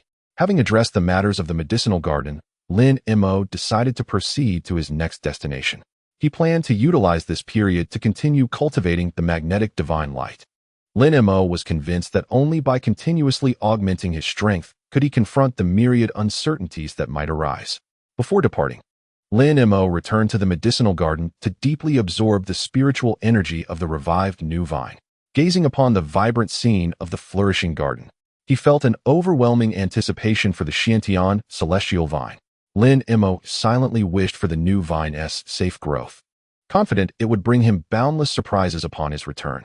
Months later, Lin Mo finally arrived at a mysterious, nameless deserted island, situated in the chaotic Star Sea. This island was surrounded by azure waters, resembling a solitary pearl suspended in the vast ocean. The island's environment was tranquil, imbued with a hint of enigmatic allure. Several days later, Lin Mo found himself at the Star Palace of the Sacred Temple. He ascended to the apex of the sacred mountain, where the Star Palace, a magnificent and resplendent edifice, floated in midair. Lin Mo entered the secluded chamber where he had previously meditated, ensuring he did not disturb anyone. He closed his eyes and began to channel the magnetic divine light, vibrant multicolored spiritual radiance emanating around him, akin to a resplendent sun. Practicing the magnetic divine light was no trivial endeavor. Each session required enduring immense spiritual force impacts and mental trials. Initially, Lin Mo encountered some difficulty in controlling the power of the magnetic divine light, yet he remained undaunted, focusing his mind and repeatedly contemplating until he gradually mastered its intricacies. Streams of five-colored divine light flowed around him, subtly infused with overwhelming power. Lin Mo sensed that the magnetic divine light was transforming his spiritual roots with perseverance. He could achieve the goal of perfecting the five elements. On that day, while Lin Mo was channeling the magnetic divine light, he sensed a familiar aura approaching from outside the chamber. He opened his eyes and, through the barrier, saw Ling Yuling standing not far away. Seemingly aware of Lin Mo's return, Lin Mo waved his hand to dispel the barrier, gesturing for Ling Yuling to enter. "Ah, it is you, Miss Ling," Lin Mo said with a smile as he rose to greet her. As Ling Yuling stepped into the secret chamber, she noticed Lin Mo was cultivating the Yuan magnetic divine light. She couldn't help but nod slightly, expressing her satisfaction. "Lin Mo, your progress in cultivation is truly remarkable. You have developed such powerful Yuan magnetic divine light." "Miss Ling, you have discovered my training here so quickly," Lin Mo replied modestly with a smile. Ling Yuling nodded. "I have seen your increasing proficiency in wielding the Yuan magnetic divine light, and your rapid advancement compelled me to visit." After exchanging a few casual remarks, Lin Mo returned to his meditation, sensing that Ling Yuling's visit might not be merely for observation. After a while, Lin Mo decided to delve deeper into the Yuan magnetic mountain. Upon obtaining Ling Yuling's consent, they ventured together into the mountain's depths. The mountainside shimmered with radiant colors, surrounded by various barriers. Lin Mo, relying on his formidable composure, navigated through them, while Ling Yuling offered her assistance, unraveling some intricate barriers to pave the way for him. "You have truly worked hard, Miss Ling," Lin Mo remarked, noticing the dust on her pristine garment, feeling somewhat guilty. Ling Yuling smiled gently. "It is my duty. A grand edifice requires fortification, and I shall contribute to it." They continued further into the depths of the Yuan magnetic mountain, each remaining vigilant for any unforeseen occurrences. Within the mountain, Lin Mo concentrated all his strength, employing the Yuan magnetic divine light to form a colossal energy circle that gradually enveloped the mountain. With a resounding crash, the first layer of the Yuan magnetic mountain shifted slightly. Ling Yuling gazed at Lin Mo in astonishment, cautioning him, "Brother Lin, be cautious. The Yuan magnetic mountain is extraordinary. Do not act recklessly." However, Lin Mo was confident in his method. "Thank you for your reminder, Miss Ling. My mastery of the Yuan magnetic divine light has been steadily advancing, and I believe I can control the mountain's power." Ling Yuling, feeling helpless, could only urge him to proceed with caution. Taking a deep breath, Lin Mo once again summoned the Yuan magnetic divine light, slowly shifting the position of the Yuan magnetic mountain. Ling Yuling hesitated, saying, "The Yuan magnetic is a convergence of the Earth's spiritual veins. Moving the entire mountain is no simple task. What is your intention, Brother Lin?" In chapter 362, Lin Mo candidly stated, "I wish to take the Yuan magnetic mountain with me. Though it may be futile, I still wish to try." Ling Yuling advised, "Brother Lin, why not remain here to cultivate in seclusion? I can assist you." Lin Mo smiled. "Thank you for your thoughtful concern, Miss Ling, but I must take the Yuan magnetic mountain. It is my plan." After an extensive discussion, no resolution was reached. Lin Mo remained resolute in his desire to relocate the mountain, and Ling Yuling could only reluctantly assist him. Focusing intently, Lin Mo activated the Yuan magnetic divine light, forming beams of light that entwined around the mountain. Layer upon layer of luminous rings enveloped the mountain, exerting a formidable suppression of the five elemental forces. Ling Yuling stood in awe, watching the multicolored radiance coalescing beside Lin Mo. The overwhelming pressure made her instinctively take a step back. She realized that Lin Mo's strength surpassed her expectations, deepening her understanding of his confidence. Lin Mo gazed steadfastly at Yuan Mountain, fully aware of the arduous task of moving it, yet he held unwavering faith in his own capabilities. Ling Yuling observed silently, refraining from further persuasion, patiently awaiting Lin Mo's endeavor. Despite his diligent efforts to harness the Yuan divine light, successfully shifting the first layer of the mountain, the process proved tumultuous. The immense resistance of the mountain posed a significant burden on Lin Mo, compelling him to strive for stability in his control over the divine light. Yet he found himself ensnared in difficulties. Ling Yuling stood watch beside him, acutely aware that any misstep at this critical juncture could yield dire repercussions. Witnessing Lin Mo's determination and perseverance, she resolved to lend her aid. With a flourish of her mystical powers, she infused her strength into Yuan-Ci Mountain, stabilizing its mass and alleviating Lin Mo's strain. Her gaze was resolute as she seamlessly merged her energy with the Yuan-Ci divine light, creating a precious opportunity for him. Feeling Ling Yuling's support, Lin Mo's spirits lifted. Taking a deep breath, he refocused his attention on the divine light, harmonizing his strength with hers. Through their collaborative effort, the movement of Yuan-Ci Mountain gradually steadied. With Ling Yuling's assistance, Lin Mo summoned all his strength, finally shifting the mountain's position. Succeeding, he exhaled in relief and turned to Ling Yuling with a smile, expressing his gratitude. I must sincerely thank Miss Ling for your assistance. This achievement shall forever remain etched in my heart. Ling Yuling regarded Lin Mo with admiration, remarking, Brother Lin's prowess is unfathomable. Moving Yuan-Ci Mountain is indeed a formidable challenge, and I hold you in newfound esteem. Lin Mo humbly smiled, recognizing that without Ling Yuling's timely intervention, his success today would have likely eluded him. After relocating Yuan-Ci Mountain, Lin Mo ventured within to contemplate, ultimately grasping the first layer of the Yuan-Ci divine light. This newfound power fused with his elemental foundation, propelling his cultivation to a new pinnacle. Ling Yuling congratulated him with a smile. Yet Lin Mo understood that this was merely the initial step into the mysteries of Yuan-Ci Mountain. He needed to delve deeper to uncover greater powers. The mountain harbored boundless divine energy, and Lin Mo realized he had only skimmed the surface. He pondered his next strategy for unearthing the mountain's secrets. Satisfied with the progress he had made after comprehending the first layer of the Yuan-Ci divine light, he resolved to contain this power, lest it attract undue attention. Ling Yuling suggested he remain in the Star Palace for quiet contemplation, but Lin Mo had further plans and was reluctant to linger. The mysteries of Yuan-Ci Mountain extend far beyond this. I have merely initiated the process, he mused, a glimmer of wisdom flickering in his eyes. Ling Yuling, feeling helpless, was concerned by Lin Mo's unwavering ambition but could only offer her support. Though she harbored reservations about Lin Mo's intentions to further explore Yuan-Ci Mountain, she understood his character and determination. She merely hoped he would gauge the situation wisely and not act recklessly. Yuan-Ci is not an ordinary entity. Its nature is unpredictable. I urge you to ponder carefully, Brother Lin, Ling Yuling advised with concern. Lin Mo responded with a reassuring smile, saying, Do not worry, Miss Ling. I will proceed with caution and refrain from rash actions.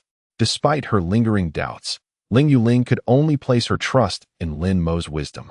Lin Mo and Ling Yuling resolved to advance further into the depths of Yuan Magnetic Mountain. They traversed the passage within the mountain's core, enveloped by an enigmatic aura that sparked their curiosity. Lin Mo drew a deep breath, his steps resolute as he entered the cavern. Ling Yuling followed closely, her gaze vigilant as she scrutinized their surroundings. They needed to remain fully focused to confront the challenges that lay ahead. As they delved deeper, Lin Mo began to sense the transformation of the environment around them. The restrictions and energy flows within Yuan Magnetic Mountain grew increasingly intricate, as though concealing boundless power. He quietly observed, endeavoring to discern the underlying patterns. Ling Yuling walked beside Lin Mo, a glimmer of insight flickering in her eyes, seemingly lost in thought.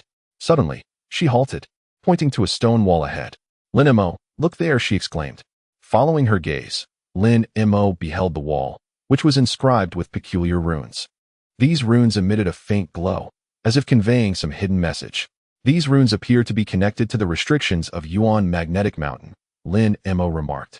Realizing they had arrived at a pivotal juncture, he understood it was time to truly claim Yuan Magnetic Mountain. At that moment, a treasure materialized at Lin Mo's waist, a deep crimson satin. This fabric emanated a sanguine radiance, accompanied by a faint, mournful wail. Ling Yuling was momentarily taken aback. She was unaware of this artifact, but could distinctly feel the mysterious power contained within. Lin Mo offered no explanation, instead murmuring an incantation as he cast the satin above his head. In a flash, the satin transformed into a colossal scarlet banner, its surface shimmering with a blood-like sheen. As if smeared with crimson, Lin Mo pointed at the banner, and in an instant, it soared towards the distant Yuan magnetic mountain, leaving behind a trail of blood clouds. Thick with a metallic scent, Ling Yuling sensed the spectral energy within the blood clouds, her surprise evident as she hastily retracted her thoughts, filled with questions. Arriving before Yuan magnetic mountain, Lin Mo gestured to a luminous orb suspended in the air. The orb darted into the mountain, vanishing from sight. He then gently caressed the air, and the surface of the small mountain flickered with multicolored spiritual light, beginning to tremble before finally lifting off into the blood clouds. Ling Yuling's eyes widened in astonishment as she witnessed the entire mountain dissolve into the blood clouds. Lin Mo executed a spell, causing the blood clouds to contract into a compact red banner, which flew back into his hand. The cavern was left in stark emptiness. Yuan magnetic mountain had entirely vanished. A spatial treasure. Ling Yuling finally regained her composure, her face filled with awe. This artifact possesses formidable spatial powers, capable of containing an entire Yuan magnetic mountain, a rarity indeed. I am fortunate to have discovered it, rendering it an unexpected gain, Lin Mo replied with a smile. Successfully claiming Yuan magnetic mountain marked the completion of an ancillary task within the chaotic star sea. Initially, Lin Mo's purpose in venturing to the chaotic star sea was to procure a gold attribute demon core from a transformative great demon, to enhance his own gold attribute spiritual root. After all, the 5 elemental spiritual roots were crucial not only for cultivating the Yuan magnetic divine light, but also for ensuring a smooth progression along his future path of cultivation, an imperative matter indeed. However, it was clear that a transformative great demon was not easily provoked and required careful deliberation. For the time being, Lin Mo and Ling Yuling returned to the Star Palace Sanctuary, where he intended to enlist Ling Yuling's assistance, if only to have her at his side during this undertaking. Silently, the two returned home. Lin Mo first instructed someone to gather intelligence about the shape-shifting demon, inquiring whether it had ventured out or if there were any paths it frequently traversed. Soon, months slipped away. On this particular day, Ling Yuling brought Lin Mo to an unnamed desolate island. The Golden Flood Dragon often passes through the waters nearby. Your chances of success are substantial if you lie in ambush here, Ling Yuling remarked. Lin Mo nodded, and under her guidance, became acquainted with the island's terrain. Subsequently, he roamed the island daily, meticulously surveying its topography. This modestly sized isle was encircled by steep cliffs, with a small mountain at its center. Lin Mo wandered along the foot of the mountain, searching for a suitable ambush point. He then began to set traps around the island. Ling Yuling observed from a distance, occasionally offering suggestions. It is best not to disturb this little mountain, lest we alert the Golden Flood Dragon, she cautioned. Lin Mo understood and preserved the mountain's natural state, only laying concealed traps around its periphery. Behind a rocky outcrop, he discovered a hidden cave, its entrance obscured and spacious enough for him to conceal himself. Lighting a torch, Lin Mo ventured inside to explore. The cave's walls were adorned with shimmering stalactites, reflecting a kaleidoscope of colors in the torchlight. The cave extended deep into the mountain, seemingly leading to a more expansive chamber. An idea sparked in Lin Mo's mind. He resolved to use this cave as his ambush point. Over the next few days, Lin Mo meticulously transformed the area surrounding the cave into a snare. He selected several vantage points around the island, erecting flags that formed a grand formation. Furthermore, he arranged a skeletal structure by the seaside, concealing a massive centipede within the waters. Atop the small mountain, he set up a magical array, rendering the island a complete trap. Returning to the cave, Lin Mo sat cross-legged, circulating his inner essence to mask his presence. His patience was soon rewarded, as he sensed a powerful aura approaching, the unmistakable presence of the Golden Flood Dragon. A glimmer of cold light flashed in Lin Mo's eyes, and a faint smile graced his lips. He had finally awaited the arrival of this dragon. Ling Yuling stood on a high point near the unnamed island, gazing towards its direction. Her beautiful eyes sparkled like stars, reminiscent of the constellations in the night sky. Yet, she felt a twinge of anxiety and concern. After all, Lin Mo was preparing to confront a shape-shifting demon. Though she held immense faith in him, the apprehension lingered. Miss Ling, please return to the Star Palace and await my signal. I fear that when the time comes to engage that old dragon, I may not have the opportunity to protect you, Lin Mo conveyed telepathically. Ling Yuling understood her own limitations in cultivation and recognized that her presence would only hinder him. Then I shall take my leave, Brother Lin. I will signal if there is any situation, and I shall hasten to your side, she replied. Thank you, Lin Mo said, watching as Ling Yuling soared into the distance, leaving him alone on the nameless island. Upon returning to the Star Palace, Ling Yuling immediately contacted the other cultivators there. Lin Mo has already set traps on the desolate island. We merely need to wait patiently for the Golden Flood Dragon to appear, she stated. They had prepared themselves for immediate support, ready to rush to Lin Mo's aid should he require assistance. After Ling Yuling departed, Lin Mo began to wield his spatial abilities. He produced a black sphere, no larger than a thumb, which was the spatial artifact he had acquired. Lin Mo focused intently as the sphere gradually expanded, transforming into a pitch-black portal. Taking a deep breath, he summoned the intricate arrays he had previously set across the island with his spiritual consciousness, directing them into the portal. In an instant, the layered formations vanished from sight. Next, Lin Mo cast his gaze towards a nearby hill. Once more, he employed his spatial powers, and the hill slowly faded into nothingness. He had successfully relocated the entire hill into the spatial artifact. With a satisfied smile, Lin Mo retracted the artifact, having cleverly concealed all the traps on the island through its spatial transfer capabilities. Even if the Golden Flood Dragon King were to arrive on the island, it would be difficult for him to perceive anything amiss. After hiding the hill and the formations, Lin Mo concealed himself within a cave, waiting patiently. A day and night passed, and suddenly Lin Mo sensed a humid aura permeating the air. This was the essence of the Golden Flood Dragon King. Instantly, he straightened his posture, concentrating his spiritual awareness to scan the surroundings.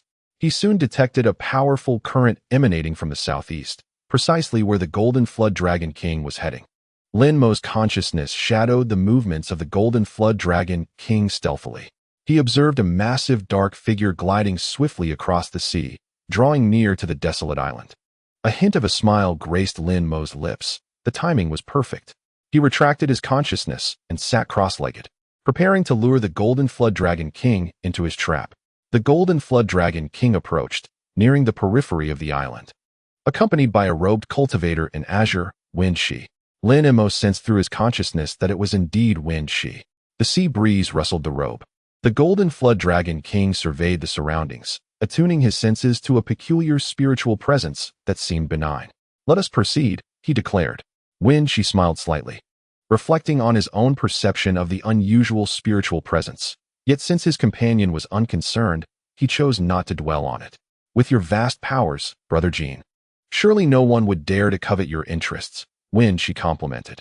Meanwhile, Lin Mo lay in ambush on the opposite side of the island, silently contemplating that the formations he had laid out were undetectable even to a powerhouse like the Golden Flood Dragon King. He was resolute that his quarry could not escape his grasp.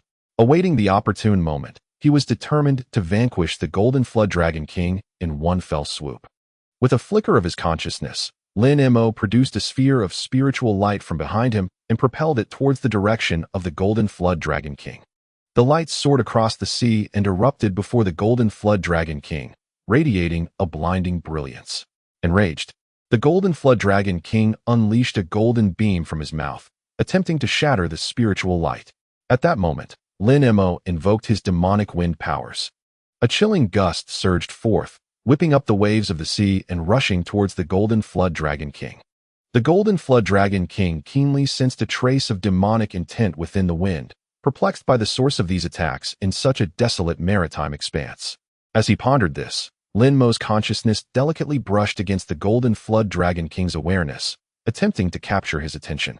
The Golden Flood Dragon King indeed sensed the anomaly. His curiosity piqued, and he resolved to investigate the desolate island.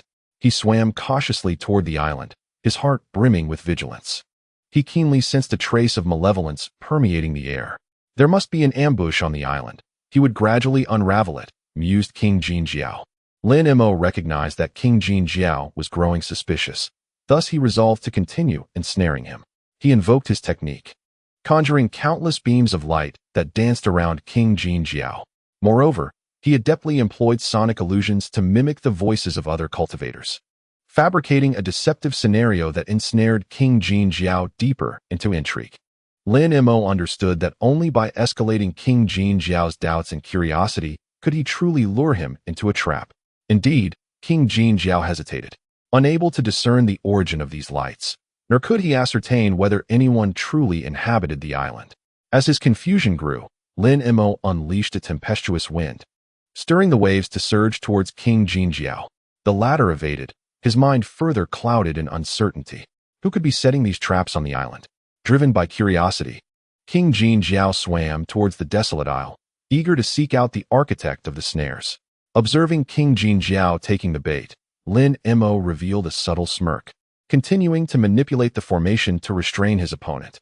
Although King Jin Jiao and the robe cultivator had landed on the island, they remained vigilant and apprehensive. Noticing this, Lin Mo resolved to retract the previous manifestations, refraining from provoking King Jin Jiao further to avoid raising excessive suspicion. He channeled his technique, dispelling the winds and illusions enveloping the island. The lights gradually faded, restoring tranquility to the surroundings. Simultaneously, Lin Mo withdrew all his spiritual senses, meticulously concealing his presence. Like a still pond devoid of any ripples, King Jin Jiao instantly sensed the anomaly. The surrounding winds and lights had vanished without a trace, leaving no signs upon the island. He scanned his environment, his face a portrait of skepticism. At that moment, King Jin Jiao's consciousness emerged from confusion, akin to the first rays of dawn, relaxing from its previous tension. He began to doubt whether he had been overly sensitive, questioning if it had merely been a fleeting illusion. Lin Mo, witnessing this development, smiled faintly within, aware that his stratagem had borne fruit. The temporary retraction of traps and winds led King Jin Jiao to perceive him as merely an unintentional adversary, thus allowing him to lower his guard. Lin Mo remained quietly concealed within the cave, contemplating King Jin Jiao's reactions, prepared to deploy the trap again when the moment was ripe. With the winds and traps withdrawn, the desolate island returned to its serene state. The starry sky hung overhead, and a gentle breeze swept across, as if the earth itself were enveloped in tranquility. Lin Mo stood steadfast atop the hill, cognizant that King Jin Jiao's suspicion had momentarily subsided, yet this was but a fleeting respite. He must await the opportune moment to strike anew. King Jin Jiao and the robed cultivator scoured the island for an extended period, finding not a single sign of life or presence. Thus, Lin Mo lingered in the cave for a day and night. Throughout this time, he remained vigilant to mask his aura, revealing not a trace of his existence. He concentrated intently on sensing the energies around him, particularly the movements of King Jin Jiao. Time seemed to flow slowly yet meaningfully on this solitary island. During this period of waiting, Lin Mo had long since prepared for various eventualities. He understood that the success of this scheme was pivotal to his future opportunities and the ambitions he pursued. Lin Mo silently channeled his inner strength, preparing himself for the imminent confrontation. He understood that patience was essential to ensnare the cunning Golden Serpent. At this moment, the Golden Serpent King was on the verge of falling into the meticulously laid trap. A cold smile graced Lin Mo's lips. He had awaited this moment for far too long. In a secluded valley, a man clad in golden robes entered a cave, where he found the green-robed cultivator waiting for him. The golden-robed man was none other than the Golden Serpent King, while the green-robed cultivator was Feng Shi, his companion. The dragon scale fruit, rumored to bear fruit once every decade, is exceedingly precious, the green-robed cultivator explained. It can enhance a cultivator's physique and is of immense value. Humph. What use is a mere mundane fruit? The Golden Serpent King scoffed. I merely have the habit of collecting the fruit every 10 years. It offers no benefit to my cultivation. Both of us are well versed in the laws of our realm. How could we be swayed by such trifles? Upon hearing this, the green-robed cultivator fell into contemplative silence. After a moment, he spoke slowly. In truth, neither of us fully comprehends the mystery of the dragon scale fruit. Recently, I stumbled upon the remains of an ancient demon clan and discovered a secret tome detailing the cultivation and transplantation methods of the dragon scale fruit.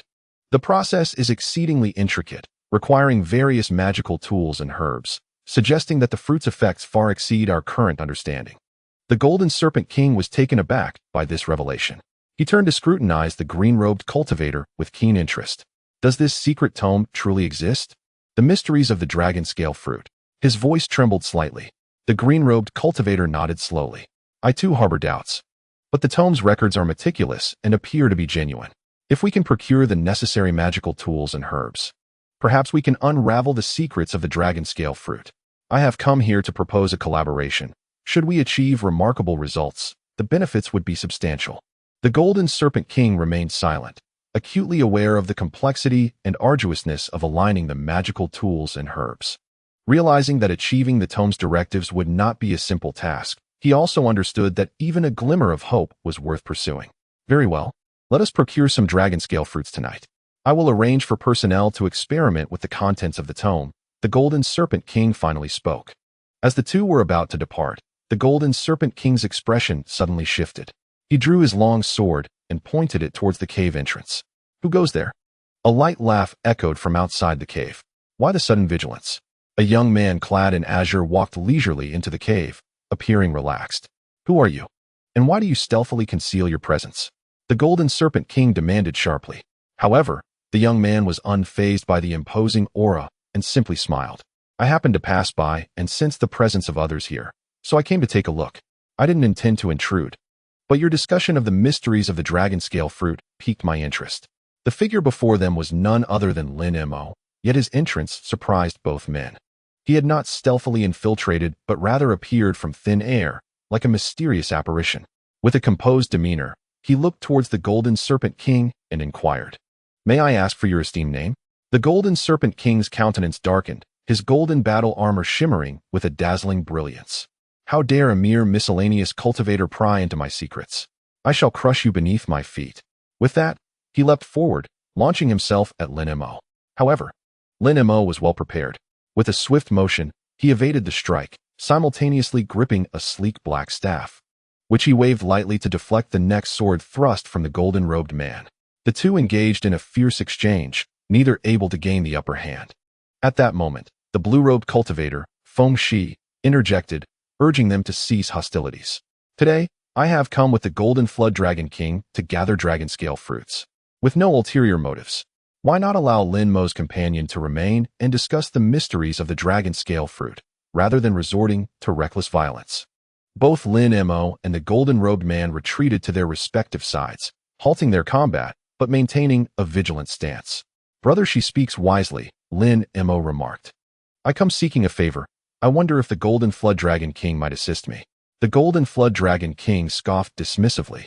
A mere miscellaneous cultivator dares to request my aid? Defeat me first, and then we shall see. With wariness, the golden-robed man revealed his combat form. His golden robe shimmering brilliantly, exuding an imposing presence.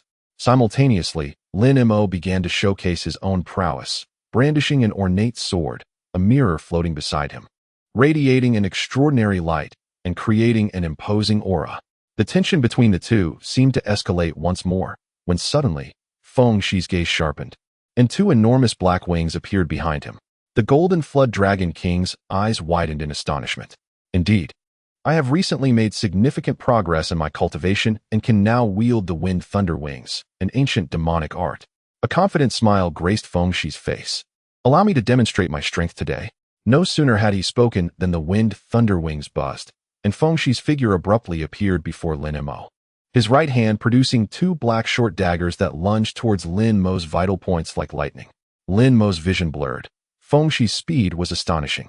Just as the daggers were about to strike him, Lin Mo swiftly retrieved a dark copper cauldron from his robe, placing it before him. The sound of two sharp clangs echoed as the daggers were deflected by the mysterious cauldron, skidding off onto the ground. Such a remarkable cauldron can repel my daggers. It is no ordinary artifact. Feng Shi's expression shifted. Do not underestimate me, Brother Shi, Lin Mo replied with a gentle smile. With a sudden tremor of the cauldron, its lid flew open, unleashing a powerful, inexplicable suction that drew Feng Shi's daggers into the vessel. Simultaneously, as the wind thunder wings were about to reach him, Lin Mo swung the cauldron, channeling an invisible force that redirected the assault into the cauldron. The wings met an impenetrable barrier, akin to striking against solid steel, rendering their advance futile, while Feng Shi found himself involuntarily retreating a few steps, astonishment and helplessness etched upon his face. Suddenly, darkness enveloped Feng Shi's vision, leaving him momentarily stunned and unable to muster any further attacks.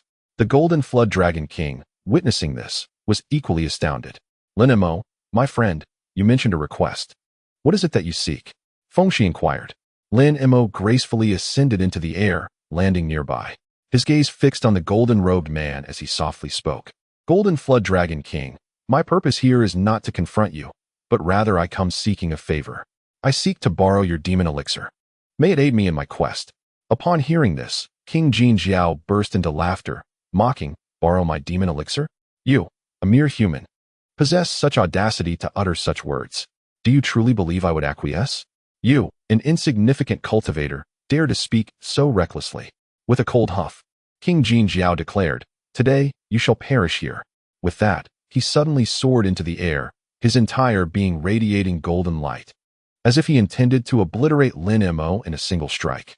A glimmer of mirth flashed in Lin Mo's eyes as he summoned the Su Tian Bao Ding once more, which stirred and drew forth Feng's short spear, launching it towards King Jin Jiao.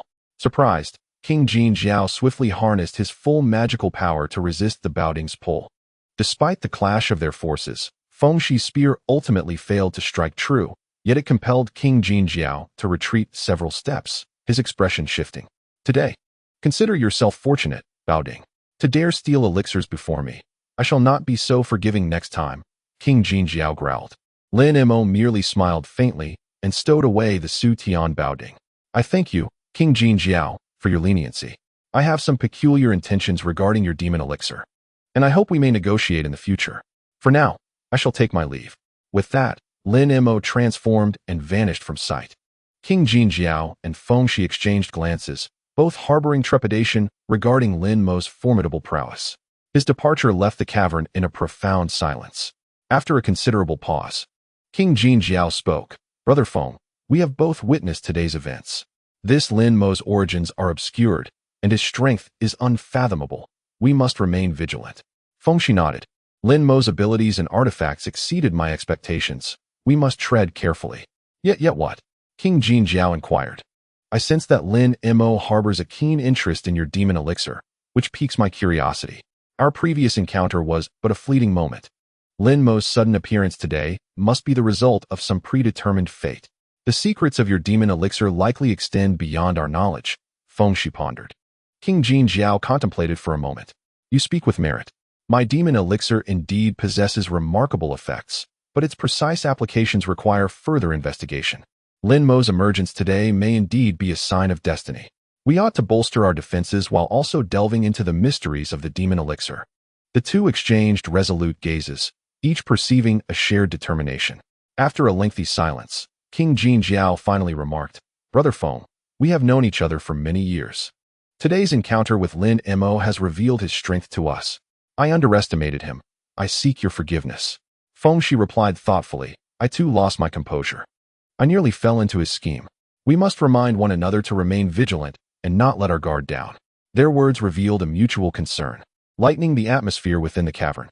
It seems that the artifact in Lin Mo's possession is the legendary Su Tian Ding, King Jin Jiao mused, his voice laced with avarice. Indeed, it is the Su Tian Ding, and it currently seals my twin sabers within. I must find a way to reclaim them, Fengshi affirmed. The two engaged in a lengthy discussion regarding the mysteries and purposes of the Su Tian Ding. Lin Mo's prowess is indeed formidable. We must strategize to counter him. I fear that our individual strengths may not suffice for victory. What are your thoughts? Fengshi respectfully inquired. King Jin Jiao pondered for a moment before responding. I initially came here to gather some dragon scales, never anticipating such an encounter. Nan Lin Mo appeared determined to seize my demon core, and I would never allow him to succeed. In chapter 364, I proposed that if we joined forces, we might intimidate Lin Mo and acquire the Void Heaven Cauldron. The twin blade sealed within it would naturally be returned to you. Once our objectives are achieved, we can part ways without further entanglements. With the assistance of the Golden Flood Dragon King in reclaiming the twin blades, I shall exert my utmost effort. Fengshi was particularly elated. The Golden Flood Dragon King softly acknowledged, withdrawing his thoughts as he awaited the opportune moment. The two clandestinely forged an alliance, preparing to confront Lin Mo and claim the Void Heaven Cauldron, each harboring ulterior motives. Suddenly, a fierce gust swept through the cave, and Lin Mo reappeared before them. At this sight, The Golden Flood Dragon King radiated golden light, his eyes emitting a brilliant gleam, declaring that today Lin Mo would experience the might of the Golden Flood Dragon King. Before his words dissipated, the Golden Flood Dragon King's form swelled, his golden scales shimmering. Two golden horns sprouting from his forehead, his hands transforming into sharp golden claws, and a robust golden tail emerging behind him. With a powerful strike of his claws, a golden circular shield materialized in one paw, while the other wielded a gleaming longsword. Die! The Golden Flood Dragon King roared, launching a full-force assault on Lin Mo.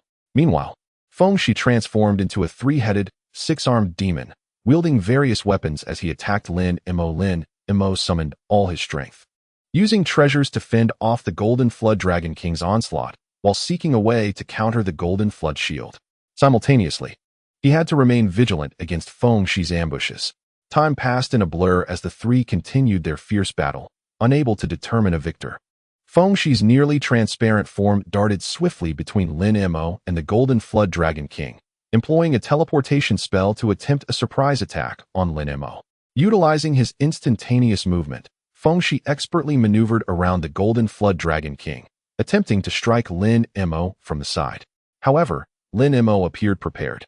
The moment Fengshi's figure materialized beside him, Lin Mo calmly drew the sword at his waist. Fengshi's assault was sudden, yet Lin Mo exhibited astonishing reflexes, commanding multiple flying swords that traced a silver arc in pursuit of Fengshi, intensifying his pressure. Fengshi hastily summoned energy to defend himself, but the speed of the flying swords was overwhelming. He could only conjure a massive azure claw to block a few of the flying swords, while the remaining blades pierced through, heading straight for him. Damn it, Lin Mo is far too formidable, Fengshi muttered inwardly, attempting to teleport away once more. Yet, it seemed the flying swords possessed an uncanny ability to lock onto his position after each teleportation.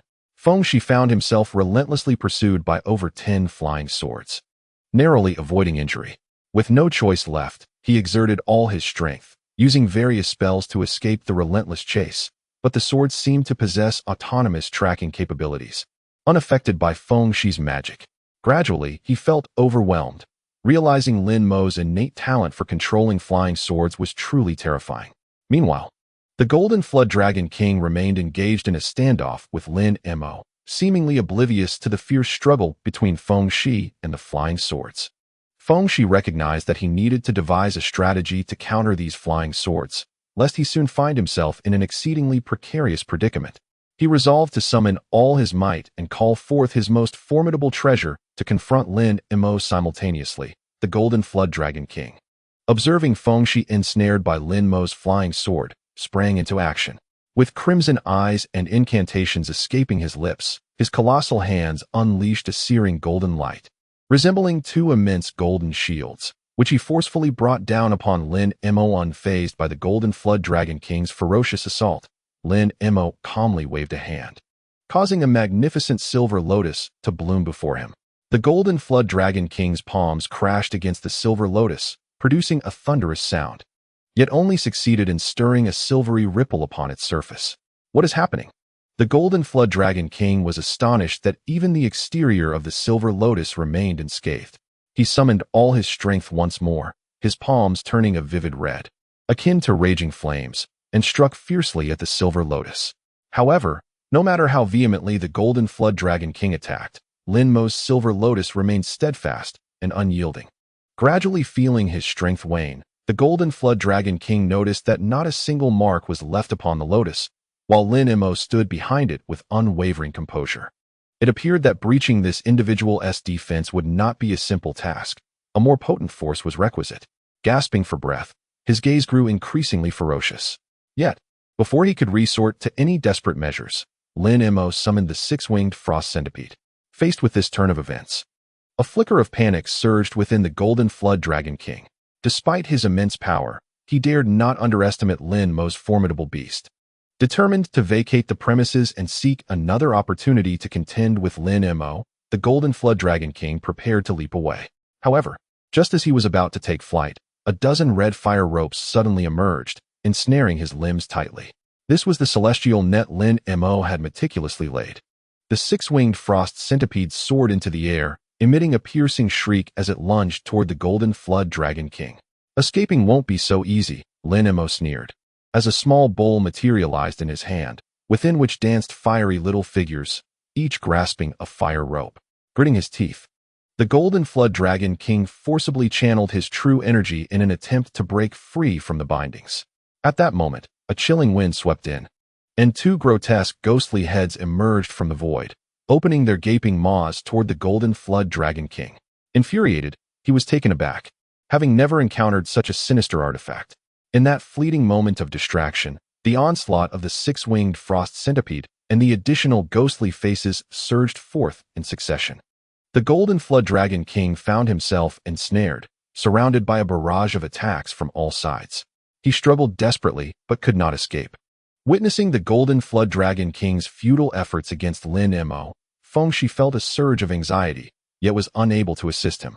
At that juncture, a blaze erupted around the Golden Flood Dragon King, isolating him from Lin Mo and his allies. Amidst the flames, a colossal silhouette became discernible, the red-clad demon who had been injured at the treasure-gathering tower. The appearance of the red-clad demon to aid the Golden Flood Dragon King shifted the tide of battle, compelling Lin Mo to furrow his brow, as the outcome had suddenly become uncertain. Although taken aback by the emergence of the red-clad demon, Lin Mo quickly recalibrated his focus, preparing to confront this new adversary.